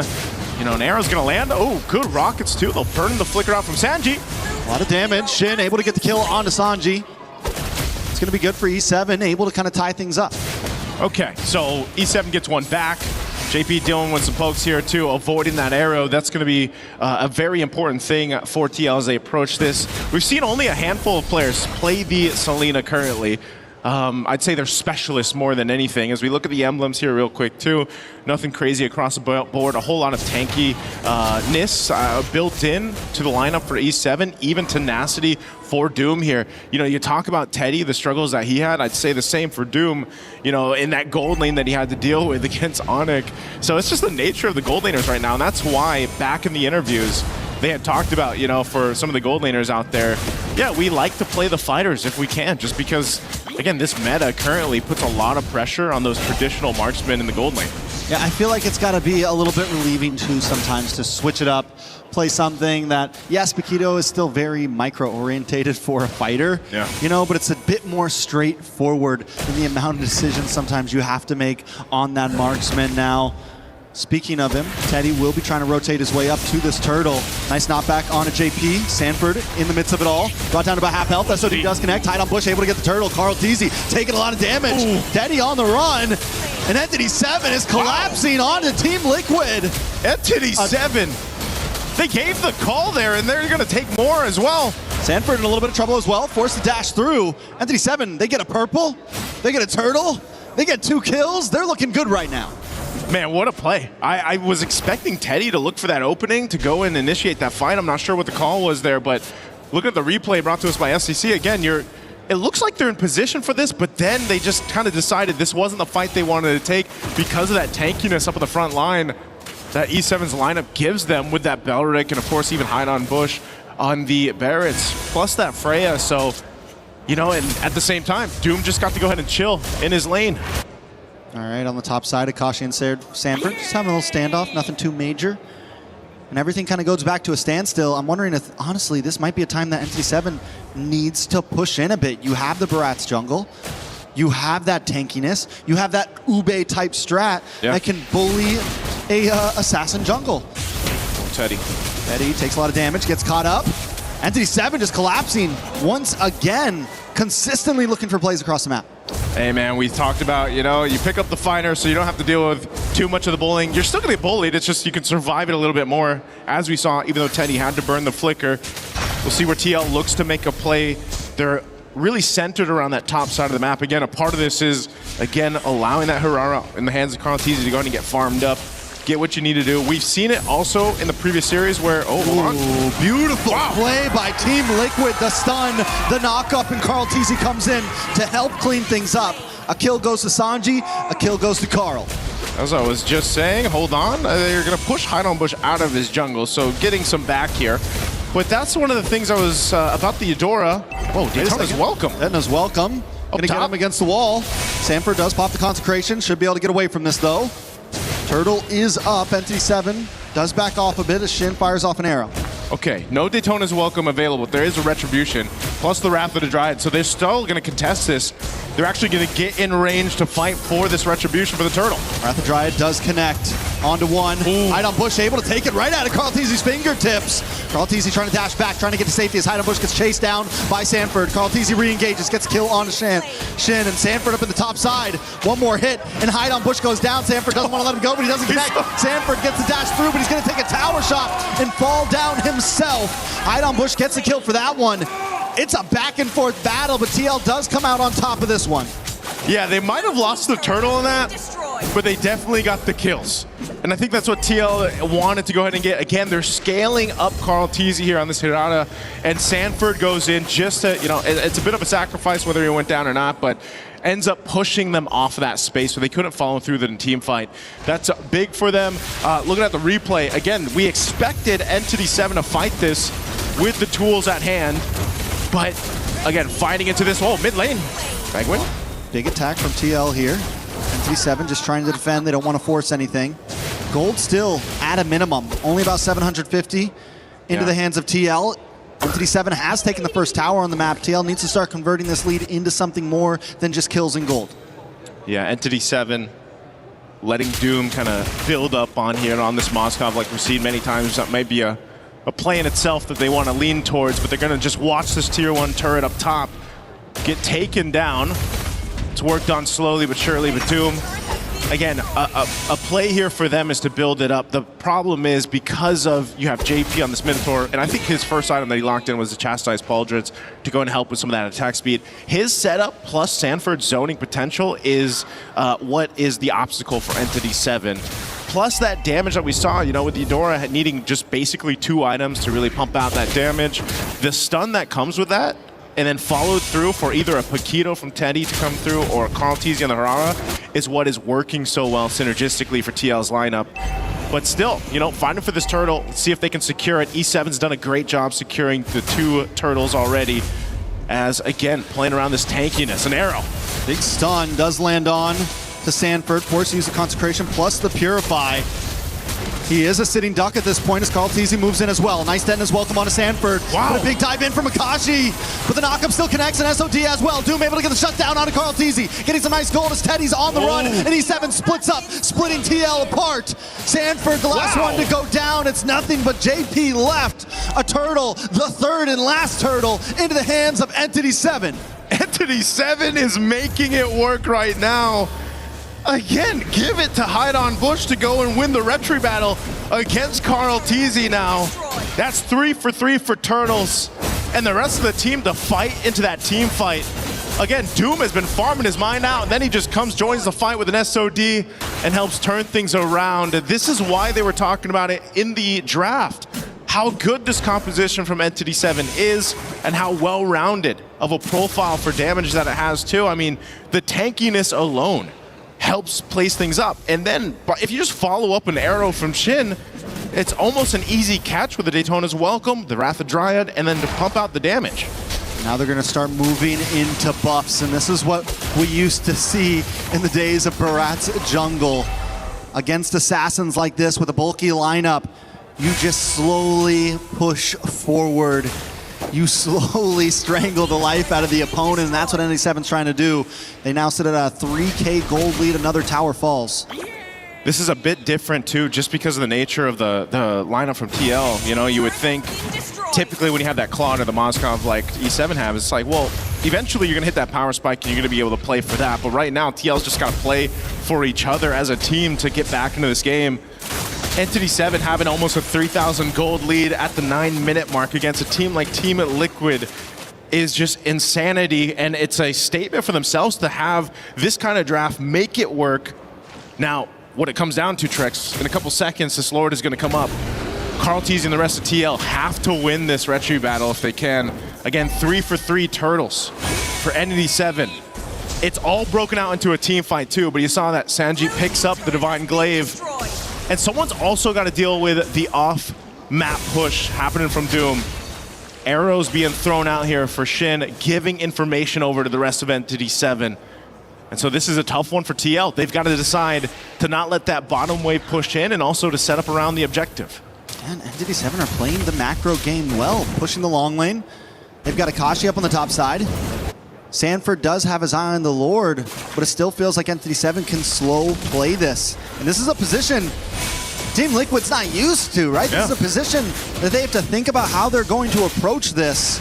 They don't have a marksman. They went for the fighter off. Teddy not having the greatest game, and how does Teddy even get to the back line right now? If he is able to get past Hide on Bush, Shin's waiting with an arrow. Doom's able to push him back.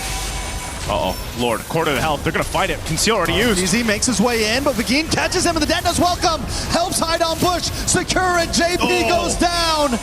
He's able to flicker back at least, but not just yet. Will catch up Doom, but Doom's not going to let him go. Teddy's on the run as well. JP finally shredded to pieces. Carl Teasy, Sanji, JP all off the map as NTD7 forces in 5 with the Lord. Man, they get the Lord. They win the team fight. NTD7 is now knocking on the base here. of Team Liquid. The rest of the members going to be up here shortly, but they're going to lose the base shields as they're popped up top, mid, and now E7 working on the base turret. They're just trying to hold on, and they're going to clear out this Lord. Entity 7 kicking down the front door of Team Liquid Philippines. I don't think anyone thought we'd be here right now in just game number 1. They're going to move on to the orange buff. 7K gold lead. Mantrex, again, for anyone that did predictions coming in this MSC, have definitely been thrown off. Again, that Lord secured by Hide on Bush. He's been phenomenal in the Retribution battle. Doom as well, farmed up to the grit. Now just able to go ahead and shred through anyone up in that front line. This has been so amazing for Entity 7 to deal with in game 1. For Team Liquid, they've been in this deficit before, they've been down before, but it just hasn't been happening that often in their recent matches, in their recent stints in MPL Philippines or anything like that. But now that they're playing behind, we have to see if they can kind of adjust from this on the fly, because even if you get past this game, Entity 7 is just playing better right now. Begin will keep vision, and I love the placement of the traps around from Selena. This is another big advantage for Entity 7, the constant vision they have on the map. Another trap goes down. Sanford's got to keep on taking them to the face, but it's fine because they can just keep this going. Look at Akashi in the boss side, ready to help out this slow push or wait for any target that's going to walk into him. 3, 1, and 6. Level 14 ahead of everyone on the other team. I mean, Entity 7 is just in such a perfect position right now. Arrows being thrown out here. Gotta dodge those for the most part, but I think what's really difficult here too, Trex, is unfortunately with this kind of lineup, there isn't much of a surprise angle you can look for other than maybe that flicker setup from JP, maybe the flicker setup stun from Sanji. It has to be one of them, but at the same time, if they overcommit being this down, you probably are just going to lose that team fight. You know, you're not really able to go ahead and shred through for even a Barracks alone when Hide on Bush has those stacks and he's leading that front line, and then you got a Belric to worry about too. Meanwhile, how do you even catch Doom? You know, he's just been able to go ahead and free hit in the back, utilize his flicker if he needs to. Honestly, he hasn't even used it that much just because it's been such an easy sailing game so far for Doom on this Moskov. And now with Lord up, they're going to go ahead and start this one up. TL knows what's going on here, but there's a Daytona's welcome. Might have been a waste a little bit early on to Sanford. Sanford uses the consecration, able to get away. Arrow comes out. Team Liquid is forced back. Sanford going to look for the re-engage. Keep vision up. Entity 7 knows they don't have the Detona's welcome, which gives Carl TZ a little bit of freedom, but there's minions on the base, making this a forced 4v5 if TL wants to go for it. This may not be the fight they want, but Carl TZ doesn't want to give it up right here. Shin does take a bit of damage on the boss side. Akashi, along with Begin, are going to try to push TL back. Carl TZ gets a little bit of damage onto Begin. Akashi going to dive down onto Sanford, and Sanford goes down. Begin with the flicker in. Teddy's there. Looking for two, but only catches one. But a big Minoan's Fury in response. Doom falls. Teddy to the backside. But E7 aren't done just yet. They're going to move on to Carl TZ. Carl TZ dashes back. Kashi doesn't want to let him go just yet. Does he have the combo? This is the knockback. Shin, it's a lot of damage. Carl TZ still under with the iframes, but he finally falls. And now it's Akashi up against Teddy, the 1v1. But Shin shows up to help the jump. Minions on the top side. 6 seconds for Sanford. Teddy had a plan, but a boxer to a Valkyrie. The Valkyrie is gonna win, and now E7 looks to cap it out. Can they end it here? I don't know. Sanford's got the survivability. He doesn't have a consecration, but a Lord is coming soon. Team Liquid on the brinks of losing game one. Sanji's back up. I think Entity 7 has to make the call to back off. Oh, man. So they stay in the game. That was a really dire attempt as we look at the replay here. Teddy knew that this was the angle he had to go for. He's completely stacked up there on the combo, goes in, finds Doom, the perfect target.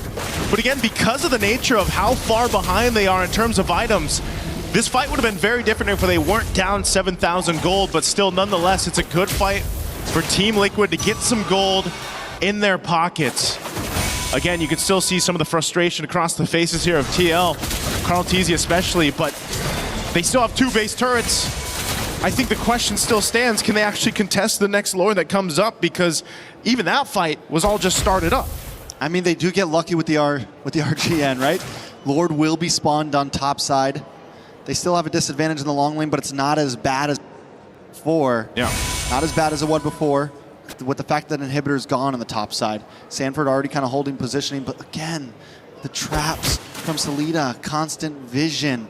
Akashi just combing out in this bush. The positioning from E7 is good. Man, you're looking at this across the board too, you know.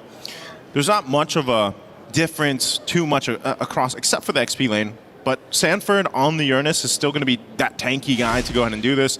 Again, part of it is given that vision around the objective. If he has to pop the Consecrate, that ultimate, it's fine. He can go ahead and sustain himself. Obviously, if he gets a little bit tankier, then he's able to go ahead and do that much better for TL. But still, most of their fights that they're going to have to win have to come through these weird angles into the team fights, or just a setup of the lifetime for JP or Sanji. But they'll buy time as much as they need to go ahead and kind of catch up on the itemization here. You know, across the board, 10 seconds for that lore to be up here as we look at this. Once again, you know, it might take some fancy footwork from Carl Teasy too. And Sanford getting a little more defense built in now for that physical defense. Lord is up. They have to get in position. And yes, as you mentioned, that RNG, at least it's on this top side where that turret is busted for TL. So they can clear out, manage these waves, but it's already going to be started up very quickly by Entity 7 here. Half health on the Lord. They'll still respect what Sanford and the rest of TL can do. Yeah, they're letting the reset happen a few times, still taking it slow. They know they have the general push on the bot side. Entity 7 doesn't need to rush things, but the thing is the clock is ticking, and TL are getting more and more items. We already saw in the last fight they could almost break it even, and that is in a deficit, let alone when things get tied out.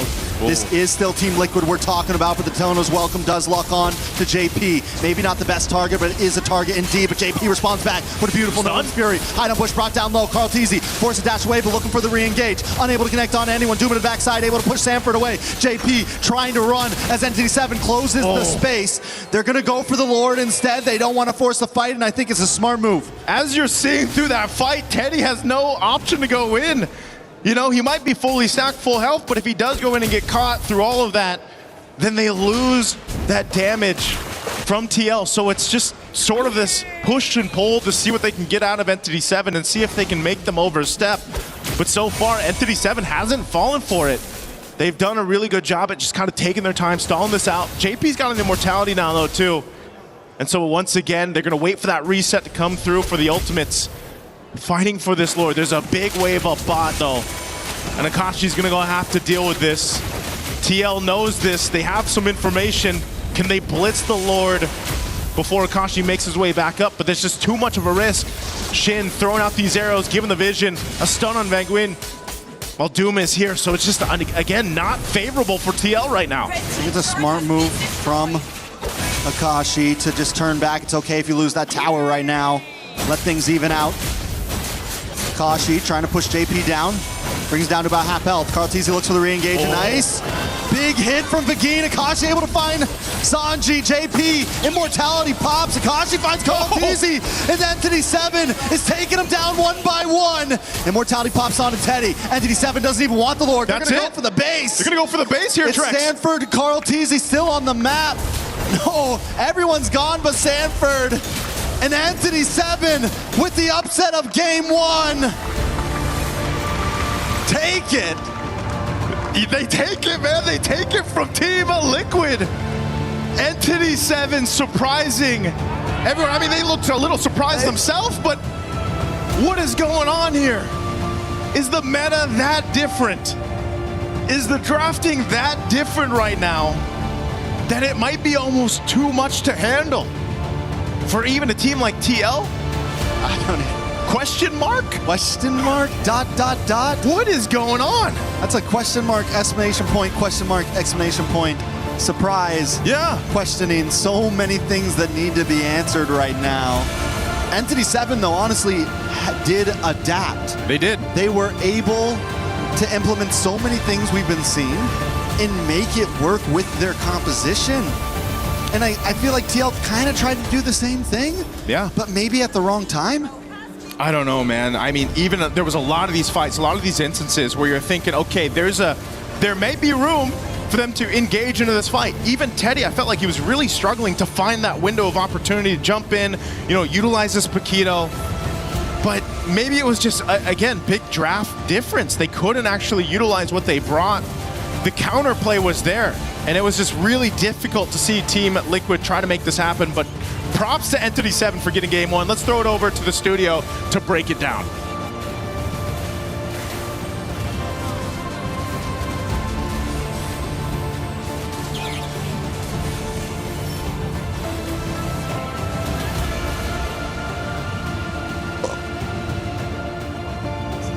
Well, with that, we see another upset. And I love how this is giving us an MSC to remember, and definitely one that has shaken this MLB world, BB world by storm. It is a Entity 7 victory in Game 1 over Team Liquid PH. And surprisingly enough, you guys kind of saw a little bit of this possibility when you saw the draft. I don't think just a little bit. We saw it. I mean, maybe you didn't say it as heavily as you could have, but man, this draft kind of spelled it, right? Yeah, a lot of questionable decisions by Liquid, but instead of looking at Liquid, I want to look at Entity 7. Tremendous growth for the Amber squad. The changes that they made. That's true. The changes in priority, seeing that they really looked at all the games and then adjusted based on what gave them problems and what have given victories to teams. You have to clap for Entity 7 and how they drafted for this game number 1. Yeah, really great work overall, because again, it just boils down to the numbers of the game. And unfortunately, this time around, the scaling was just so much onto the side of Entity 7 that inevitably, unless Liquid were playing out of their minds from minute 0 all the way to minute 9 and had maybe a 6K gold lead, that could have been the opportunity for them to try and close out the game. But Entity 7 said no, which is great, because now it really goes to show that the caliber and level of these different regions are closing really fast, and you have to be smart about these picks and bans. Listen, people are ready to jump on this type of stuff, but when it comes to champions, when it comes to GOATs like Carl Teasy, you have to always consider that there's a chance. And many people saying, just go back to what's comfortable for you. Clearly, this has been an uncomfortable meta for Team Liquid PH, but it also has to be mentioned that there's just so much to be proud of on the side of Entity 7. We actually had a chance to talk with Doom, who played a fantastic Mozkov in this previous game earlier before the set. We are now here with Doom from Entity 7 before his elimination match. So we're going to get a pulse check with him right now. Doom, how are we feeling? Everything okay with you? Sí, solo un poco ansioso por la partida contra Liquid. Yes, all good. I'm just a little bit anxious because of the match against Liquid. Okay, a little bit anxious. What's going on? Is it because it's an elimination match or because you're up against Liquid particularly? ¿Es porque es una partida de eliminación o porque estás específicamente contra el Liquid? Diría que me da mucha emoción poder jugar con un equipo que admiro mucho y nada, o sea, poder jugar contra ellos me da mucha emoción. I'm really excited to be able to play against a team that I admire quite a lot, and so that just has me excited. Oh wow, he's excited because he's admired them for a very long time. If you admire them so much, do you maybe have a message for Liquid before this match? Nada, decirle que los admiro mucho, que siempre los veo y espero una buena partida porque son unos grandes jugadores. I just want to say that I admire them a lot and that I expect a really great match because they are really great players. Wow, that's beautiful, Doom. That's beautiful, Doom. Okay, we didn't get to talk to you after your match loss yesterday against Onyx. What do you think happened in that match? Creo que no veníamos tan preparados como lo pensamos. Además que tuvimos un problema con el vuelo de mi amigo, que es el como líder del equipo, así que no nos pudimos adaptar tanto, pero bueno, intentamos dar lo mejor. I think we weren't just as prepared as we thought we were, and we also had a little bit of hindrance because of one of the flight of one of our players that is basically the leader of the group. He wasn't here, and we just couldn't click on that match. Okay, so wait, there wasn't a player that they needed. Is that what he said? Dice que no había un jugador que ustedes necesitaban, que hubo un problema con los vuelos. No pudimos practicar. Yeah, exactly. We couldn't practice because he wasn't here for practice. Oh, okay. But you guys are now together, right? Ahora están juntos, ¿no? Sí, yeah. Please, ahora sí. Yes. Okay, so what lacked in that preparation? Was it like comms that you had to go through, or maybe execution? ¿Qué es lo que faltó en esa preparación? ¿Les faltó comunicación o la ejecución? ¿Qué es lo que faltaba para prepararse? Creo que un poco la comunicación, y yo no estoy seguro de mis amigos, pero creo que ellos sí estuvieron un poco ansiosos por la partida y creo que también no nos adaptamos tanto al meta, por así decirlo. I think it's more about the comms, and I can't speak for my friends, but I think they were a little bit anxious because of the match. Okay. And I think we haven't really adjusted our gameplay to the meta. Okay, so haven't really adjusted. There's anxiousness as well. I mean, it's understandable, right? You went up against Onyx yesterday, and then today you're up against TL. So everyone is handling it a little bit anxiously. Is that correct? Es verdad, porque bueno, son equipos top, ¿no? Como uno de los mejores del mundo, ambos. Yeah, because they are top teams, basically the best in the world, both of them. So how do you reset? Like, who usually brings the morale of the team back up? ¿Cómo resetean? ¿Quién es el que regresa los ánimos al equipo? Muchas veces lo hacía yo. Actualmente no estoy de la mejor manera, pero creo que de alguna manera cada uno lo lleva a su manera, porque hay que, no todos somos iguales, ¿no? O bueno, no todos son como yo en ese sentido. Que yo sí soy como más, me adapto más al ambiente, a los temas, o sea, al ambiente en general. Most of the time it's me, but I haven't made that 100% this time. And I think everyone takes it and deals with it in their own way. Everyone has their own personalities. And I just feel like I have this tendency to be more cheerful and to adapt through everything that has come to me. I love hearing it. I love hearing it.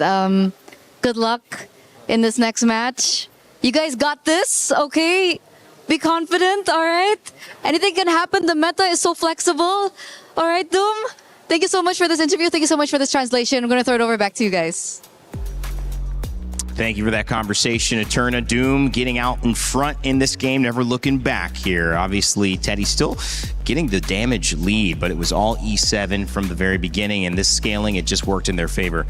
What was your takeaway after that conversation there, Myanmar? It's good to see that Entity 7, they did learn. They did grow. It seems like they finally got that practice that they needed, and you could see how it changed, again, from drafting to what they did in game. It feels like I'm looking at a very different Entity 7 from what I saw when they went up against Onyx. I have to agree with you as well. I think they've definitely moved in the correct direction for where the meta is kind of at demanding where they need to be. But more importantly, I think they're also keeping their open-mindedness of how to actually play that red side, which is, again, something that we're probably going to bring up in just a little bit about blue side, red side, because I think this is going to be a very important argument to have throughout the tournament. And for now, I think it's red side taking the dub for today, where yesterday was blue side taking a majority of the dubs. Yeah, I think coming into this series, it was about 63% win percentage for blue side, believe it or not. And that was kind of a devastating fact sometimes when you look at yourself on red side and you go, okay, what can we do? How do we play this? But that's the thing. Everyone has to answer that. The longer the series go, as we get further into this tournament, you have more chances to answer that question.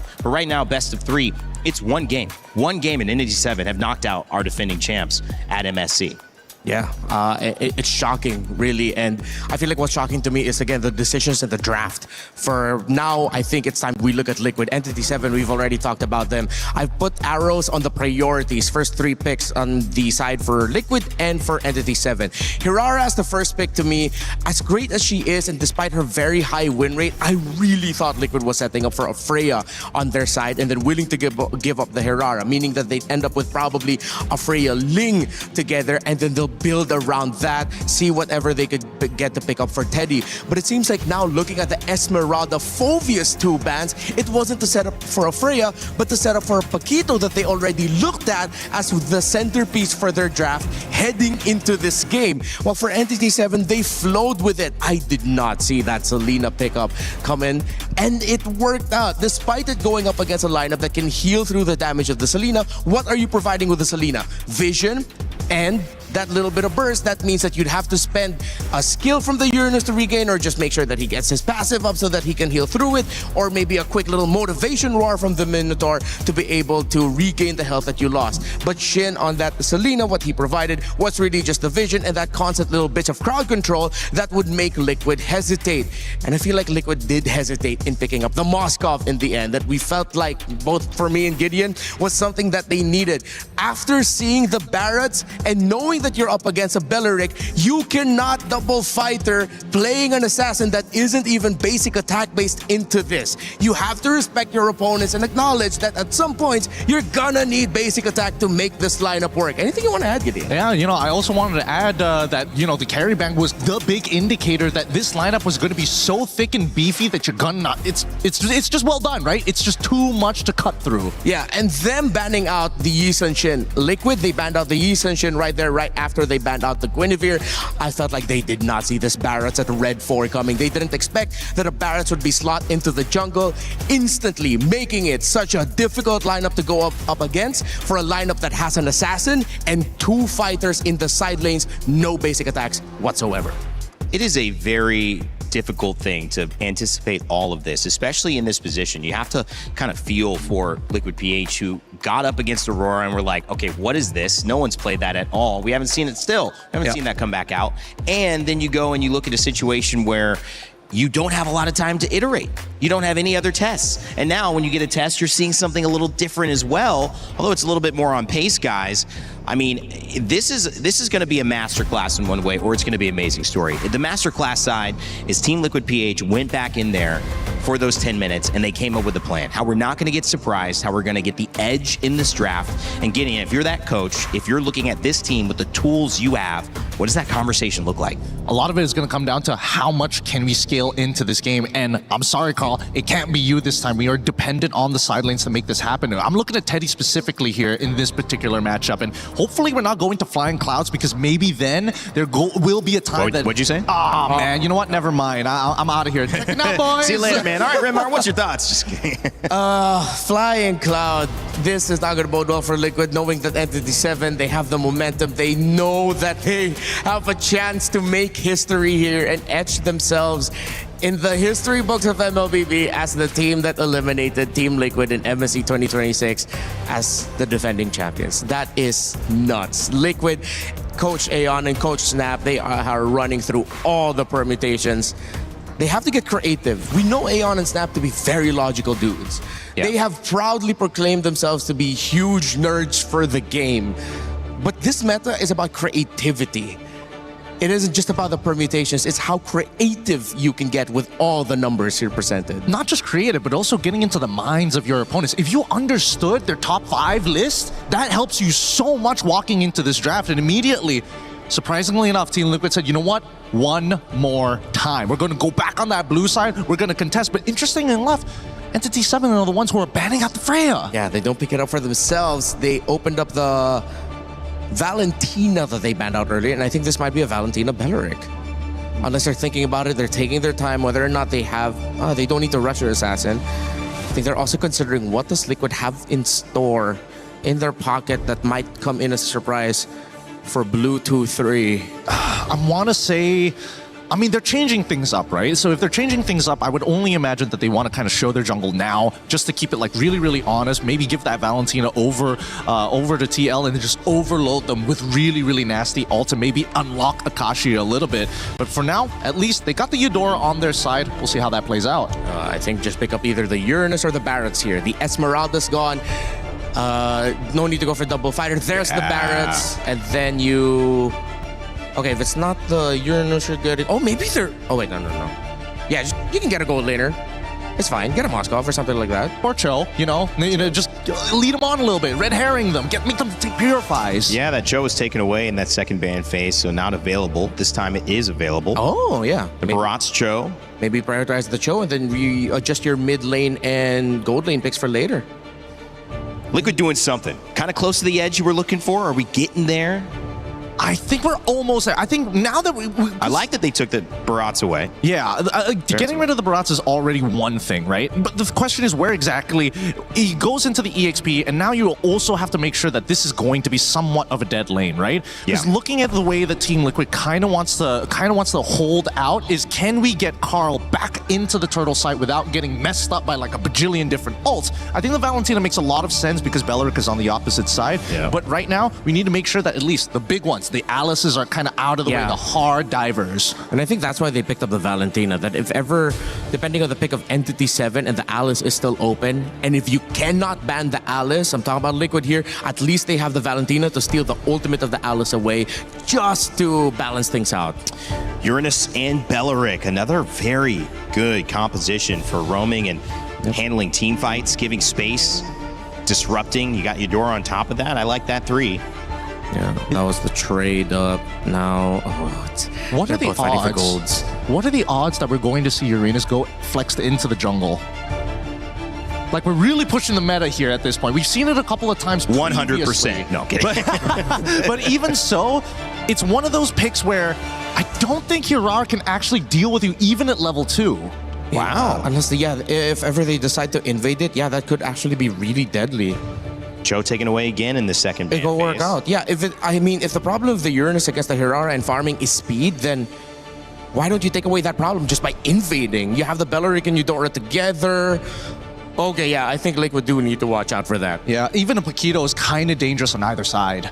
So this could be interesting. These 2 picks at the very end determined a lot as well, but it was already looking good last game for Entity 7 after the first 3. It still looks good, but definitely by stealing that Barrett and then having the Hirara, the Valentina, Liquid playing with a little bit more of an option in case another surprise, a spanner is thrown in the works. Okay, with the Moskov taken out, Liquid and Entity 7 still have a pool. If ever Entity 7 decides to pick up the carry, you can still trade out Melissas, Brodies, Claudes.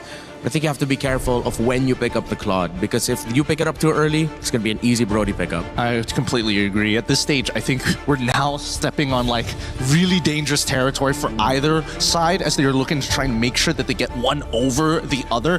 Chobans make a lot of sense. I agree with the Claude at the same time, but now that we're getting rid of the high loss, it will give us an idea. It feels like Entity 7 might just be leaning back into, you know what, we need that scaling marksman just one more time if we're going to have that invade, because we know which side is strong. But if mid doesn't push out, it's not going to happen. Look at that. 4 bans towards the heroes of JP. That's 4 roams taken away. It's a lot of respect on the side of Entity 7. Are they setting up for a Melissa? I feel like they're setting up for a Melissa. Yeah. Melissa with an 83% win rate coming into today after 6 games. Claude, you mentioned as a counter, actually only a 33% win rate, guys, despite being the most picked. Because, bit of a Ling Hirara conversation there. Yeah, exactly. If it's not the Melissa, then it's something like the Ixia. There's not a lot of dive by Liquid, because if this Barrett is going into the EXP, you don't have dive, and then you force picking up something like a God That Got You for JP just to access it. But then, Entity 7 can hold off onto their gold pick for last. I think they just need to take a deep breath here. We need to see if this is going to be an assassin, or it's just going to be something else entirely, right? I think that's the one confirmation that we need, because the Ixia is 100% possible for TL side, plus they can add the Matilda on top of it to really tie this composition together. Yeah, EXP Barretts, Matilda, and then close it out with an Ixia. I think that's what Entity 7 is waiting for. They're trying to decide whether or not they show their jungle or their gold lane already. It's a tough choice for them, and they're taking their time. So they're showing their jungle. Okay. So now the Ixia should probably be off the table, knowing that Link can actually just jump into the backline, take you out real smooth and easy. That means that you would have to lean into the Claude at least. Yeah. It's either the Claude or the Brody, maybe? Oh, Harith is up. Harith is should still be up. Fine, yeah. But then with the gold there, no more carry. Is it going to be Liquid? All tough choices. Deny the Melissa and then get the Hilda on top of it for the extra bit of shred. I'm okay with this. They get to roam around. So the Aerith back. Get vision. Barrett's is going to be their anchor through the EXP. You have the Hirara. This is roam mid trio dependent. Very roam mid trio dependent. I wonder if there's a pick Entity 7 can pick up. They can just mess everything up in the lane for the Melissa. It's not a lot can actually do that. I would say that the Harith probably is safest. Claude would also be really, really good. Just Yeah. BMI on top of her, blaze into it, get it over and done with. With such a heavy front, I wonder if Granger is viable. But then Muddles. Oh. Yeah, Granger, Skypiercer, Muddles. They're not gonna do anything crazy like a Leslie, right? No, yeah, Claude. And it's yeah. Claude. Play it safe, play it safe. Go past Claude. Maybe one of the points that we prepared back in the green room before this, because of the win rate, lose rate in this case, 33% when a Claude is picked up.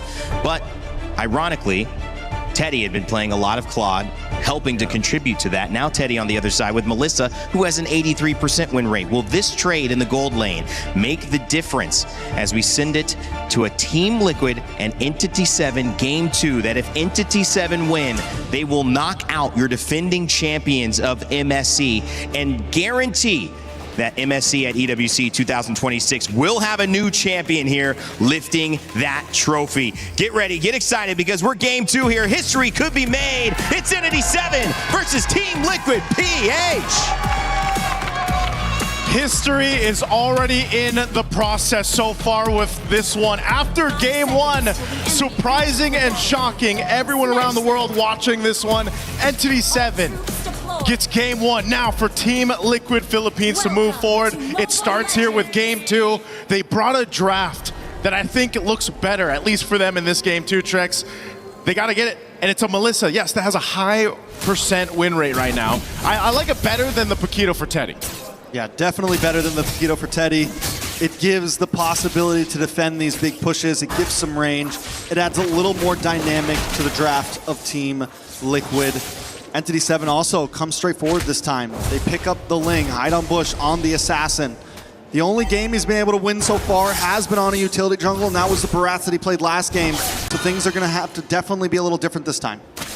Yeah, the different factor here too is, there's a way for Team Liquid to approach these fights, whether that's depending on what ultimate Sanji decides to take. Most likely that Wrath of the Dryad will be the biggest value for him. Set things up around the team fight. JP provides this information on the Hilda, able to go ahead and kind of slow down or attempt to slow down Hide on Bush.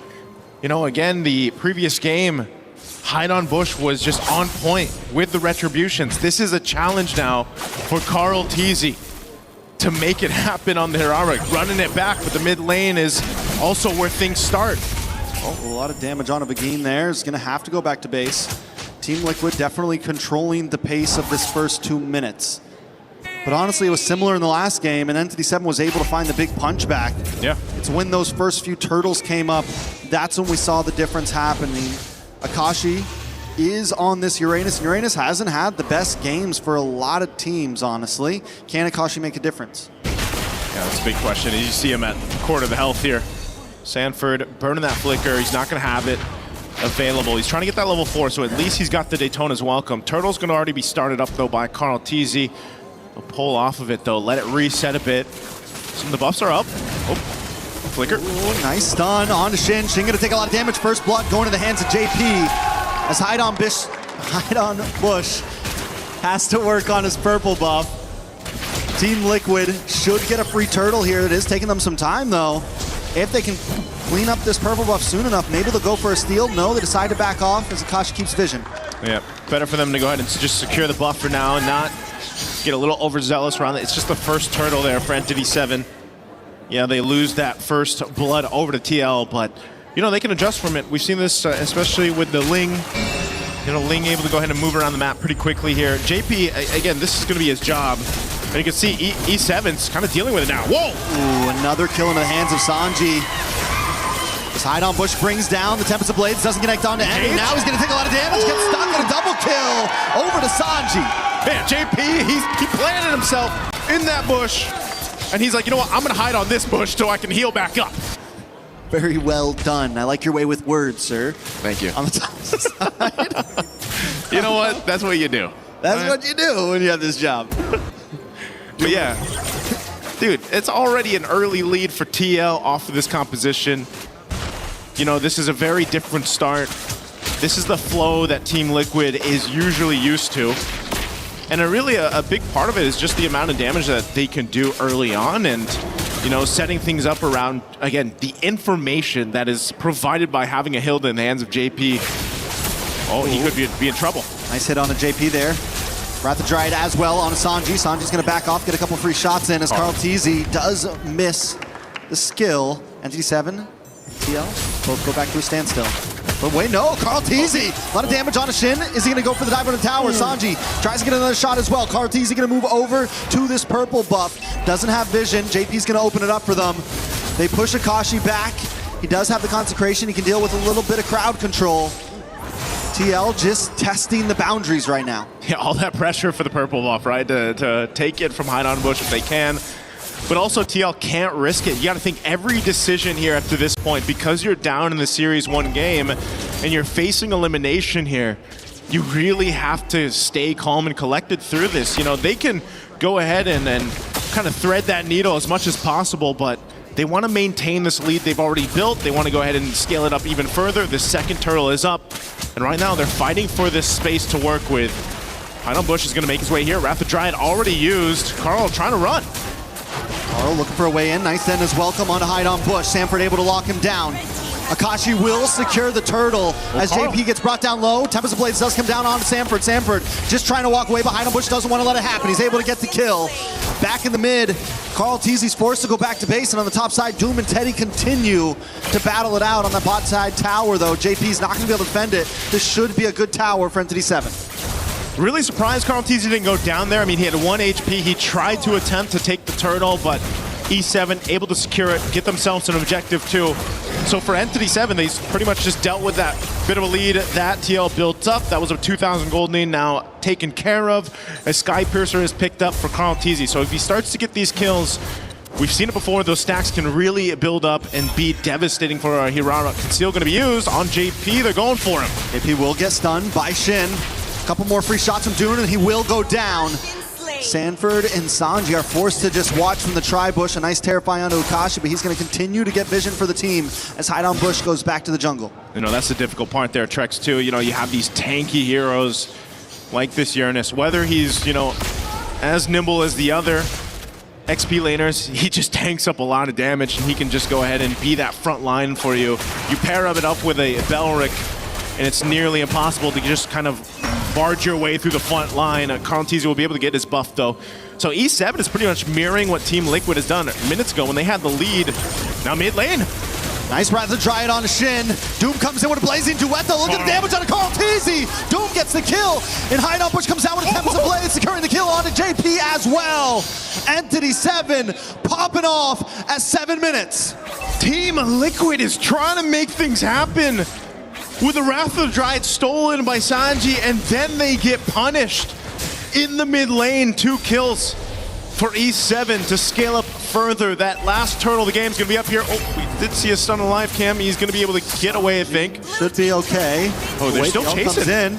JP engages as well.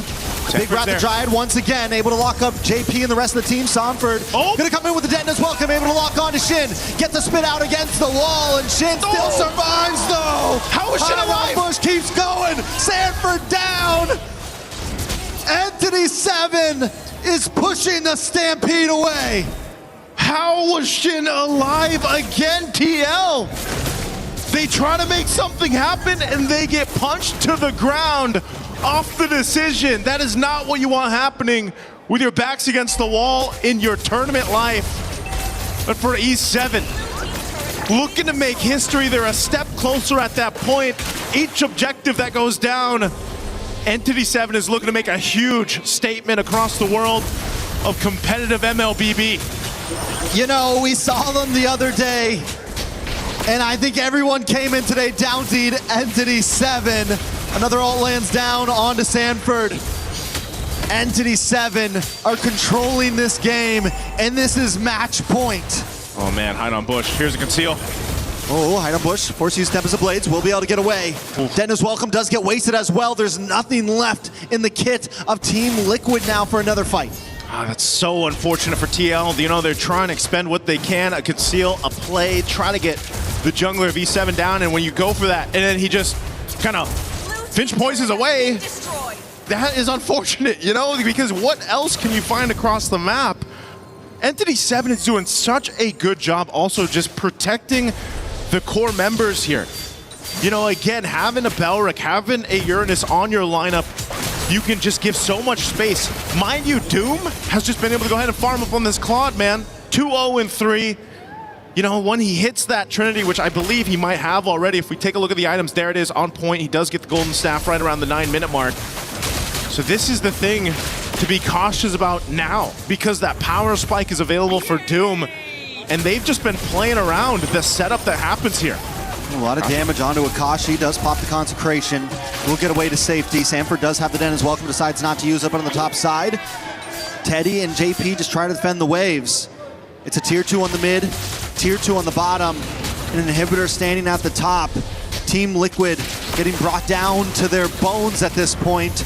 Orange buff is saved by Carl Teasy, but every time Entity 7 makes them fight for it. Oh man, they're gonna make them fight for this Lord here. Purple buff go and taken by Hide on Bush. Carl Teasy's trying to get his. It is gonna be a reset on the Lord, but Doom will hold it there. They've got that small wave trying to push up top. That should be cleared out. Oh, they're gonna start this fight. Kashi takes a lot of damage, pops Consecration once again. And Team Liquid still have ults ready to go along with Entity 7. It's a dance, and last time we saw this in the previous game, Entity 7 was willing to go the distance for these Lords. They don't need to rush them. They know they can slow play it. This isn't what we expected from Entity 7, but right now, they are bringing it to Team Liquid's face. JP looking for the tri-brush. Oh, he's looking. As Teddy's up in the top side. Carl Teasy takes some damage. Doom comes in with Blazing Duet. Does not capitalize too much with that damage. BMI's back, but it does the job. It zones them away. Sanford able to get Detna's welcome. Around the Dryad comes out. Begin ready to lose his life for the rest of the team. Hide on Bush comes in, doing some nice damage. Akashi does go down. Teddy shows up. Entity 7 backs off with the Lord. Okay, they back off. Shin's still there. Carl Teasy gonna be able to get away. Doom's just around the corner too. Did they want to go for this? Again, Lord was secured. They got one kill, but you're seeing how much of a struggle it is right now for TL for these team fights. They still need a lot of time to kind of catch up here. Once again, E7 finds themselves with a healthy gold lead to work with against the defending MSC champions here, the Filipino champions. This is such a big game, a big series for Entity 7. And everyone else watching this, look at the item different factor here as they try to put some pressure on that purple buff. From Carl Teasy, he's able to go ahead and secure it. They do have to go ahead and slow this down a bit to deal with this Lord push up top. Entity 7 slowly taking it to them right now. A wave of minions down the mid. They're going to take this tier 2. TL on the defense. Good taunt on a Sanford. Asanji tries to come in. Asanji does have the Wrath of the Dryad. We got to watch out for that one. But there's one in the hands of Begin as well. Lord crashing in. So lockdown? Lockdown. Teddy able to get Begin. Lord does go down, and TL defend well, taking a member along with the Lord and losing no inhibitors. It's one small step in the right direction for Team Liquid. They got to go ahead and scale up here on Teddy, especially this Melissa, again, has a great win rate so far throughout MSC. But you can see, you know, he's a bit behind. 2,000 gold. That's more than a bit. That's quite a bit of gold behind. You know, working on this fourth item. He's at least got the Trinity locked in. So that's why the damage, when they're able to go and set it up, it's there. But again, you're susceptible to being collapsed down on. You've only got your go away and you've only got your flicker. That's about it. So TL is really just, it seems like they're just trying to slow it down, keep things maintained in the base till that, you know, they're ready to actually fight into these fights right now. They just know that the power is in favor of Entity 7. They have to dissect these fights really carefully, especially with Hide on Push on this Ling. As we've seen so far, a little bit of stun here on JP. He'll be able to tank that up. They want to go ahead and secure, once again, this buff for Carl Teasy. Sanford's going to try to bring it back. Begin does get pushed back as well, but Hide on Bush takes the purple. Now Carl Teasy doesn't have the buff to go, and Lord is up in just 16 seconds. It's going to be a big advantage over to Entity 7. Not to mention as well, they're sending Doom up to the top side to create a slow push on the long lane. Team Liquid has to think very clearly about this next Lord. This Lord is crucial. Approaching that 14-minute mark up to this point, Entity 7 with a 6,000 plus gold lead is in charge. just like they were in game one. And now for this Lord to go ahead and start up. Akashi will pull it through. And Sanford, he's got to get those stacks. He's got to be that front line. They got to allow Teddy that space to work with. And Sanji's been holding on to that Wrath of the Dryad. It's going to be crucial here. If they decide to fight, that's the main thing. Quarter the health on the Lord here. Does TL go for the Lord? It's just going to be secured by Hide on Bush. So they choose to defend again. I think that's the right play, honestly. The thing about Team Liquid's draft is they do have good protection against a siege. They can huddle up. They want to try to fight in those little corners. When Entity 7 has to come through, they'll have the Wrath of the Dryad in response. They'll have the Detna's welcome, and they'll have Teddy just getting free shots from the base. That's where they need to look for the big mistake, or that's where they at least need to buy some more time to get to this 18, 20-minute mark to where gold is at a standstill. Man, again, if this Lord making its way up top, Entity 7 with a 7,000 gold lead. Maybe that's lucky for them as they approach the base. TL trying to clear this out. Again, they've got some key items picked up. Wind of Nature too for Teddy, so they can fight this if they need to lock it down here into the base. Lord's gonna charge in up top. Entity 7 looking to take out a base turret. Conceal gonna be used here. Conceal is used. Entity 7 breakthrough. TL's tournament life on the line. One more fight could end it all. Carl Teasy tries to look for the engage. Begin as well, entering through the Lord, crashes in. Doom forced back by the Muddles. Entity 7 just looking for towers. They know they can't brute force their way in right now. And with that, that'll be a successful defense for TL. Yes, they lost 2 base turrets, but given the situation, how far behind as a team they are, they hold on to 1. They potentially buy themselves a minute and a half or so to go ahead and catch up. But we've seen this before, Trex. It might be one of those cases where it's like, do they just continue to let the Lord go and then try to get that miracle base defense? At some point, though, especially when we get to that evolved Lord territory, it's almost better just to go for that play in the Lord, you know, and not let it come down to your base defense. This might honestly be the one that they're going to have to fight for. Without 2 inhibitors, it's a very tough defense because, yes, they have the capability with Teddy now, especially having the Wind of Nature and everything. They can hole up for a little while, but it's not like Entity 7 doesn't have the dive potential either. They have the big Blazing Duet. They have Begin. They have Akashi who can harass. They have so many opportunities, and look at them now. They're just huddling outside. They're freezing lanes, but they're not giving much space. And a big threat to just stop Team Liquid in their tracks is, again, Shin. And that's why this Eudora has been so deadly in the drafts. Whether it's Shin and just playing off the Wrath of the Dryad even, or that taunt that comes through with the Balric, that could be an almost automatic kill. That numbers advantage that Entity 7 can potentially get is what's so deadly and why Team Liquid has to pretty much just stay in their base unless they're all going to go together here. JP can spot some things out. He's tanky enough. Has that magic resistance too. So now that this Lord is up, Teddy goes and handles that wave a bit. Doom will start this Lord. And this could be a crucial one. This could be the game-winning Lord take for Entity 7 unless TL could somehow, some way make this happen. The stun's coming through, plus that ultimate from Shin already. I think they know this is going to be drawn out, so they're willing to use it just to force them away a little bit. It's a slow push on the bot side towards Team Liquid's last inhibitor. At some point, Entity 7 knows you got to send someone over there. That's your only option. You also have to worry about top lane. You also have to worry about mid. And look at Hide on Bush. He's even willing to commit. Listen, I'm going to force this thing in. You have to send someone now, and I'm quickly going to get back to the Lord. And they know Teddy's got to go there. That wave pushed in. There's the conceal. They got to stop this here. It's on a quarter of the health. Big Wrath of Dryad, and Doom comes in with a Blazing Duet along with a Tempest of Blades. The Tona's Welcome does lock on, but it's not enough. Carl Teasy finds Shin in the backside. Can Teddy get there? Taking so much damage, and Hide on Bush with the double. The go away does come out, but Entity 7 doesn't want to give it up now. It's just JP and Teddy up against them all with Carl Teasy. Entity 7's not going to force it in. They're going to go back to the Lord. They want to make this a guarantee. Entity 7 will be able to get this Lord. What a team fight. What a macro play to push that bottom wave. Make sure Teddy got it, and he was too late to the fight.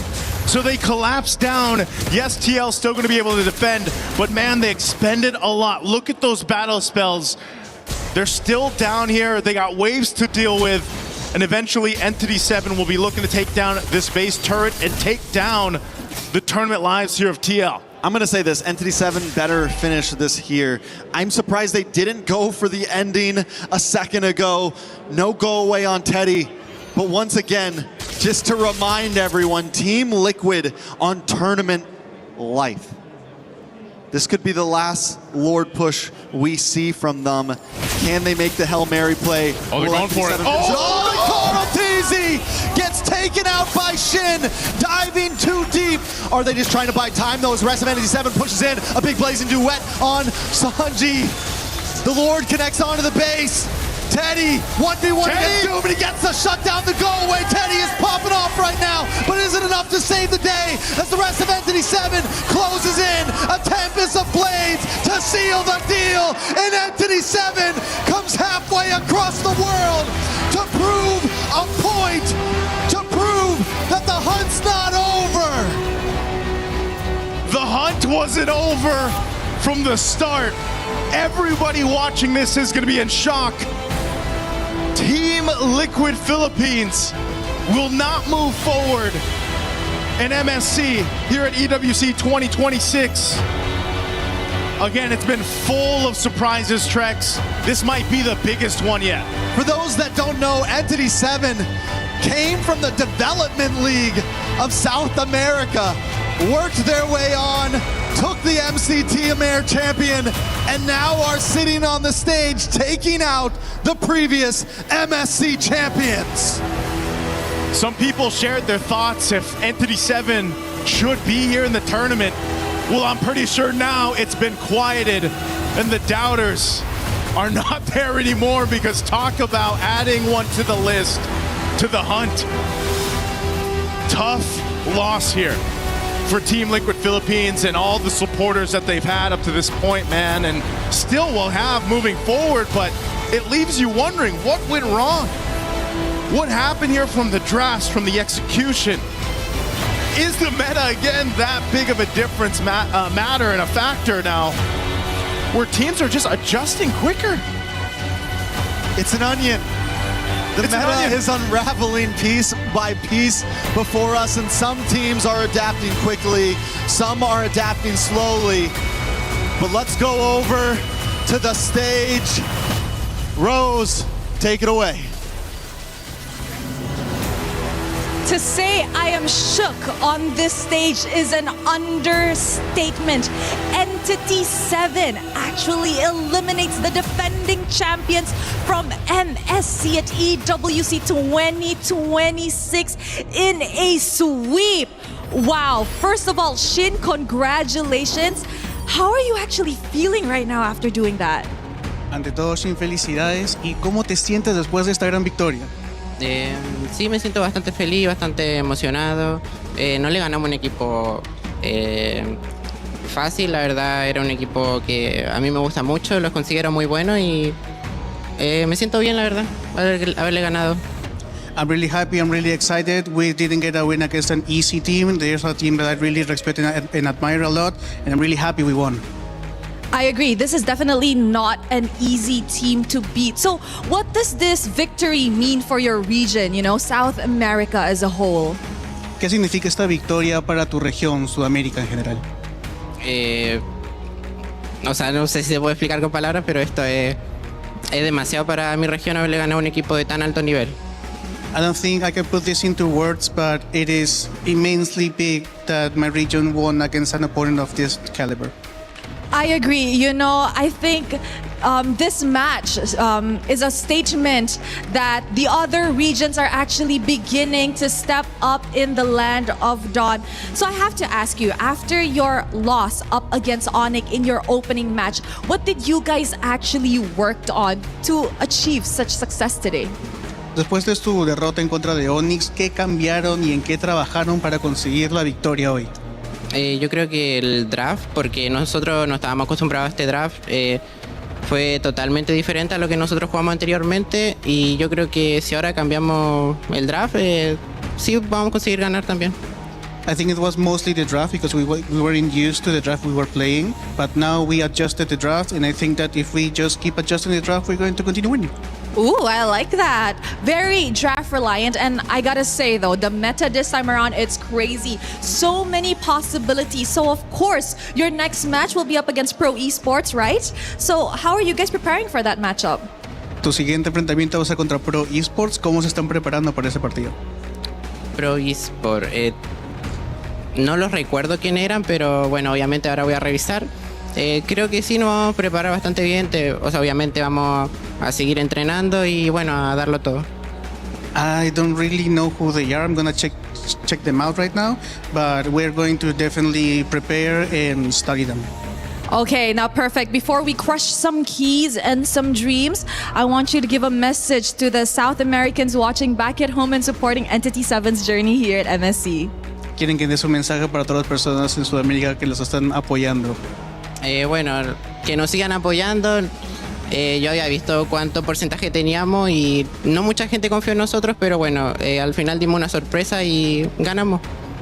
Please continue supporting us. I saw how much percentage we have and not many people were with us, but please, those who are there, continue supporting us. Aw, so wholesome. And you know what? Are you ready to crush some keys? Are you ready? ¿Estás listo para romper unas llaves? Yes. Yes. All right, can we please have Entity 7 here? First up, who will be the one crushing the keys? Can I have a, volunteer who wants to push the lever? ¿Quién quiere? He wants to go? Okay, let's go guys, follow me. Let's go crush some keys over at the Key Crusher. Oh my. They are now considered the underdogs of the tournament after beating and eliminating Team Liquid in defending their title. Can we please have the LED to open up so we could actually proceed to crush some keys? All right.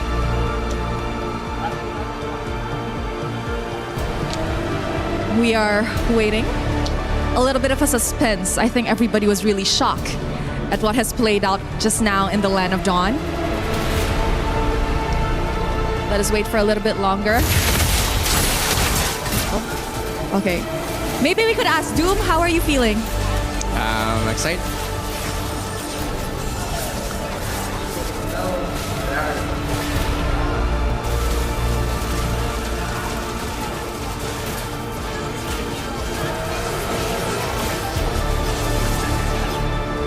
Right now.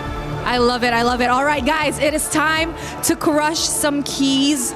There was a little bit of a difficulty just now, but don't worry, all is set, all is well. You may go, don't worry. All right, guys. Entity 7, you can go closer and watch. Feel free. All right? In 3, 2, 1, Entity 7 officially eliminates Team Liquid from MSC at EWC 2026.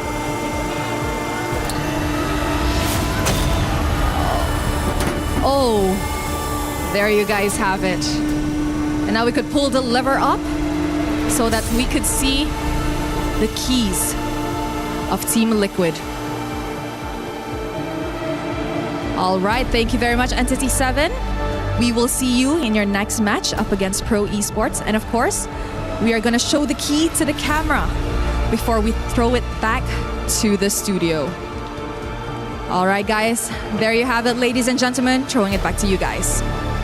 Well, it's not Vamos Team Vamos, it's Vamos Entity 7. South America not only gets a win and stays alive in this tournament, they take down the defending MSC champions, which guarantees this year's MSC at EWC 2026 will have a new champion. But more upon that, despite all the shock, despite 92% of you thinking Liquid PH would take the win, only 8% of people thinking what just happened on stage would happen, it is important to recognize the valiant effort of Team Liquid PH. It was a meta that didn't obviously work out to suit them, and it was a meta that they felt a little behind in, but you cannot doubt the greatness of what they've done in the past. We are sure they will be back.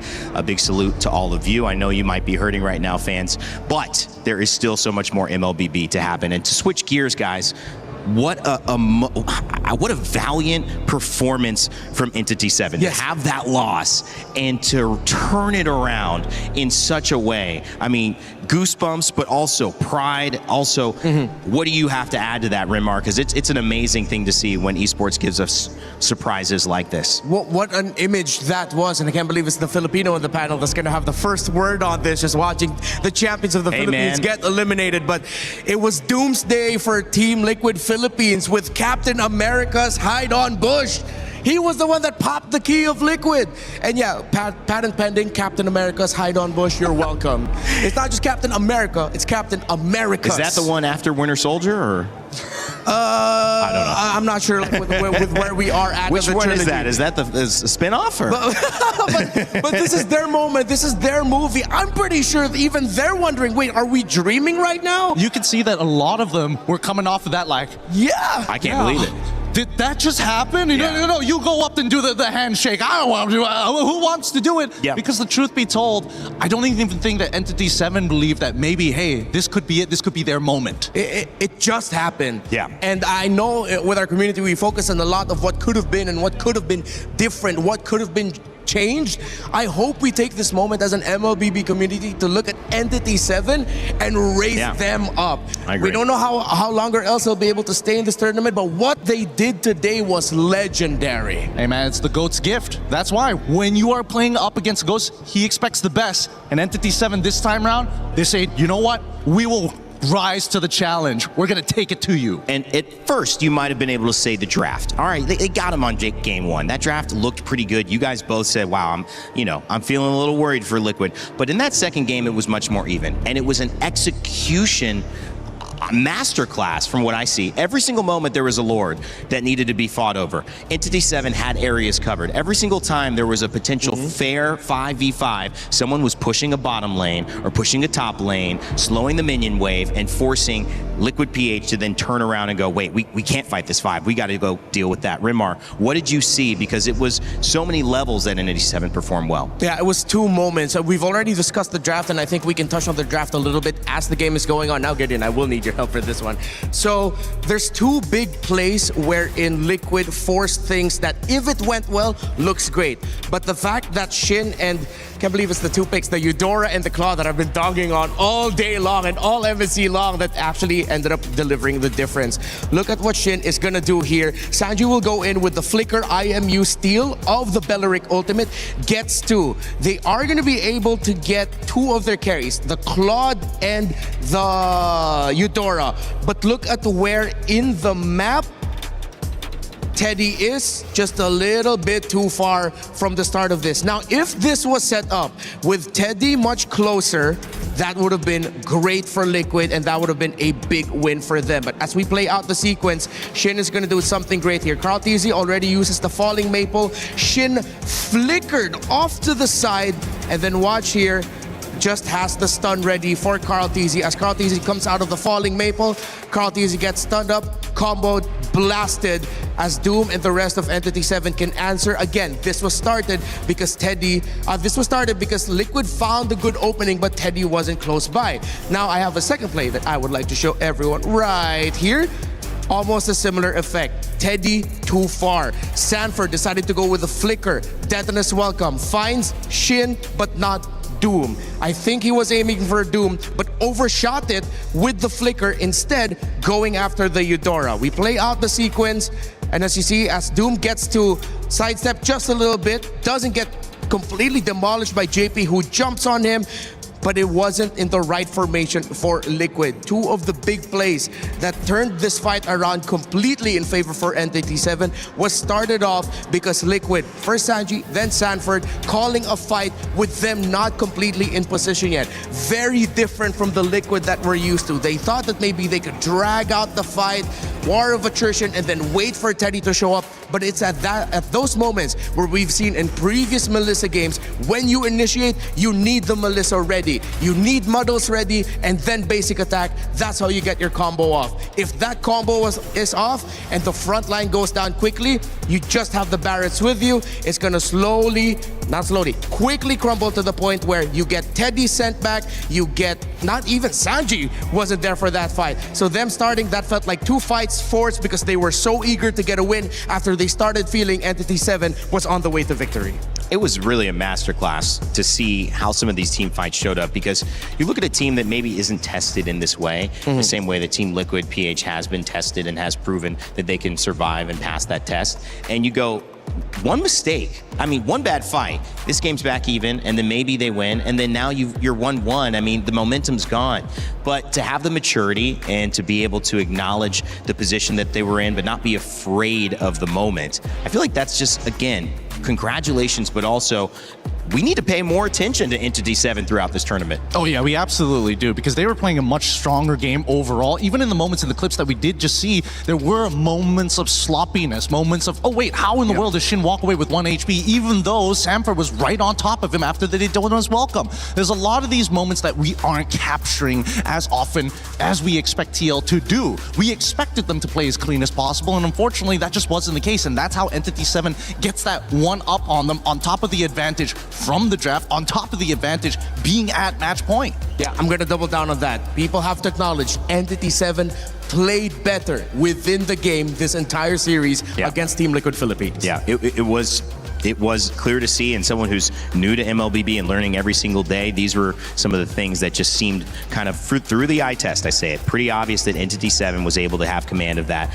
and it shows in the results. 2-0, again, it's not easy. Team Liquid PH coming back, wanting to defend their title. It's in Paris. MSC's only been internationally tournament, in outside of South Asia or Southeast Asia? Southeast Asia. Southeast Asia for a couple of years, and so it's a great opportunity for everyone to be here. Everyone's putting on their stuff, and when you go home, that is a moment like here. You have your key crushed. It's hard to put into words. It's not something that you enjoy, and again, hearts go out to anybody leaving this tournament, because there's a lot of young men out here doing their absolute best, representing not just themselves, their families, but their regions, their homes, their countries, and their own personal stories. So again, we wanted to talk with them. We know it's not easy to do an exit interview. We appreciate you, Teddy, for taking the time to do it. Let's hear his final words here in this MSC as he tells us what's on his mind after the loss. It's Eterna here, backstage with Team Liquid. We have Teddy and we have Coach Aeon. Thank you so much for being here. Maybe, Coach, you could start. What went wrong in that match? To be honest, I'm not quite sure at this moment, because we need to review it. I mean, we knew what went wrong in the first series against Aurora Turkey, but in this series, we felt that both games could have been won, which is very rare for us to lose games that, we think the draft was fine, but of course we need to review it. We don't know that for sure yet. But overall, I think with this result, it just means that we didn't adapt to the meta as well as the other teams, it is what it is. Okay, so it's more on the meta. Teddy, maybe? Do you agree? Is it a meta problem for you? Yeah, just like Coach Ayan said, we didn't adapt on the meta faster, and we need to review it. How did you feel about your performance personally? Personally, I think I didn't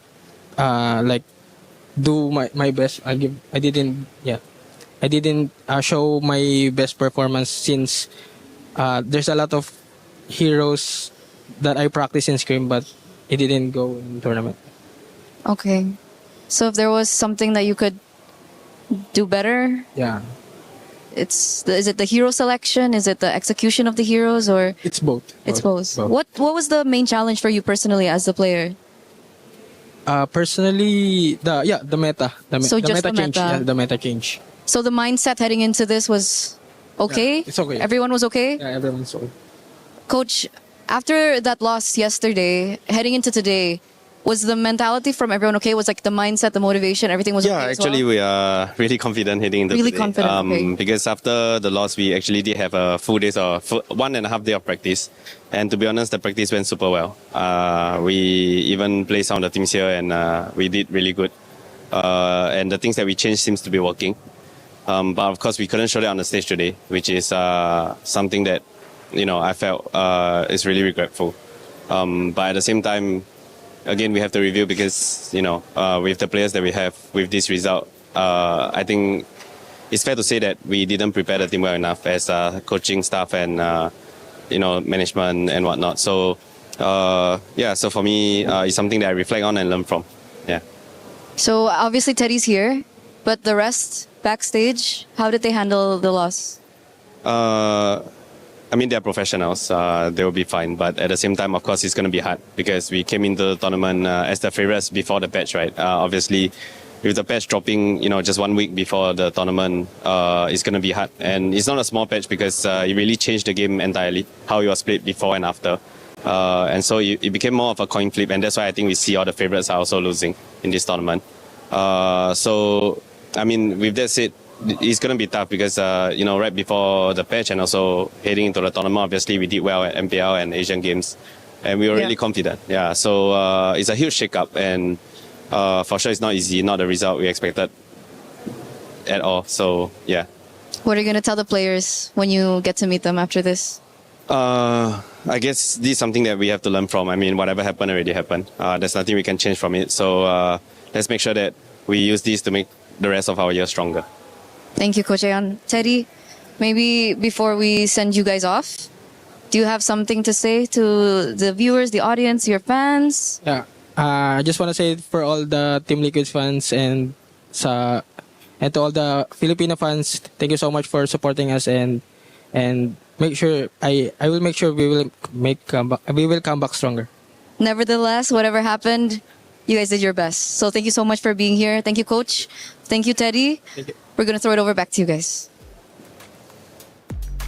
Well, you can tell that there's a bit of a dismal, outlook on the conversation coming up. It's tough. There's really not much to say now, but they're going to review it.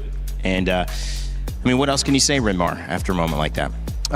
It's going to be a difficult comeback. I mean, again, we've already mentioned the Team Liquid. They've been through a lot. They are professionals, as Coach Ayan said, but it's tough.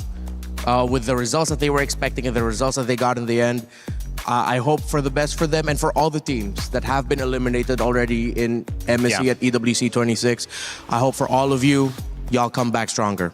Yeah, honestly, I'm just Teddy, such a young player of this caliber, of this age, playing on such a high level as well, having to do a loser's interview on top of that with their coach, really showing not only professionalism, but dear Lord, he's a strong boy. He kept it together for a while. Yeah. Like, that was a long interview. He kept it all together without breaking. Like, give me a tear, give me something, and I would have been like, he's a human. But no, he kept it strong, and it really goes to show that, hey, the rest of Liquid is supporting him, and they're standing behind the backs of the right players. I think they're going to do it better, but for now, it's just, you got to take the L's.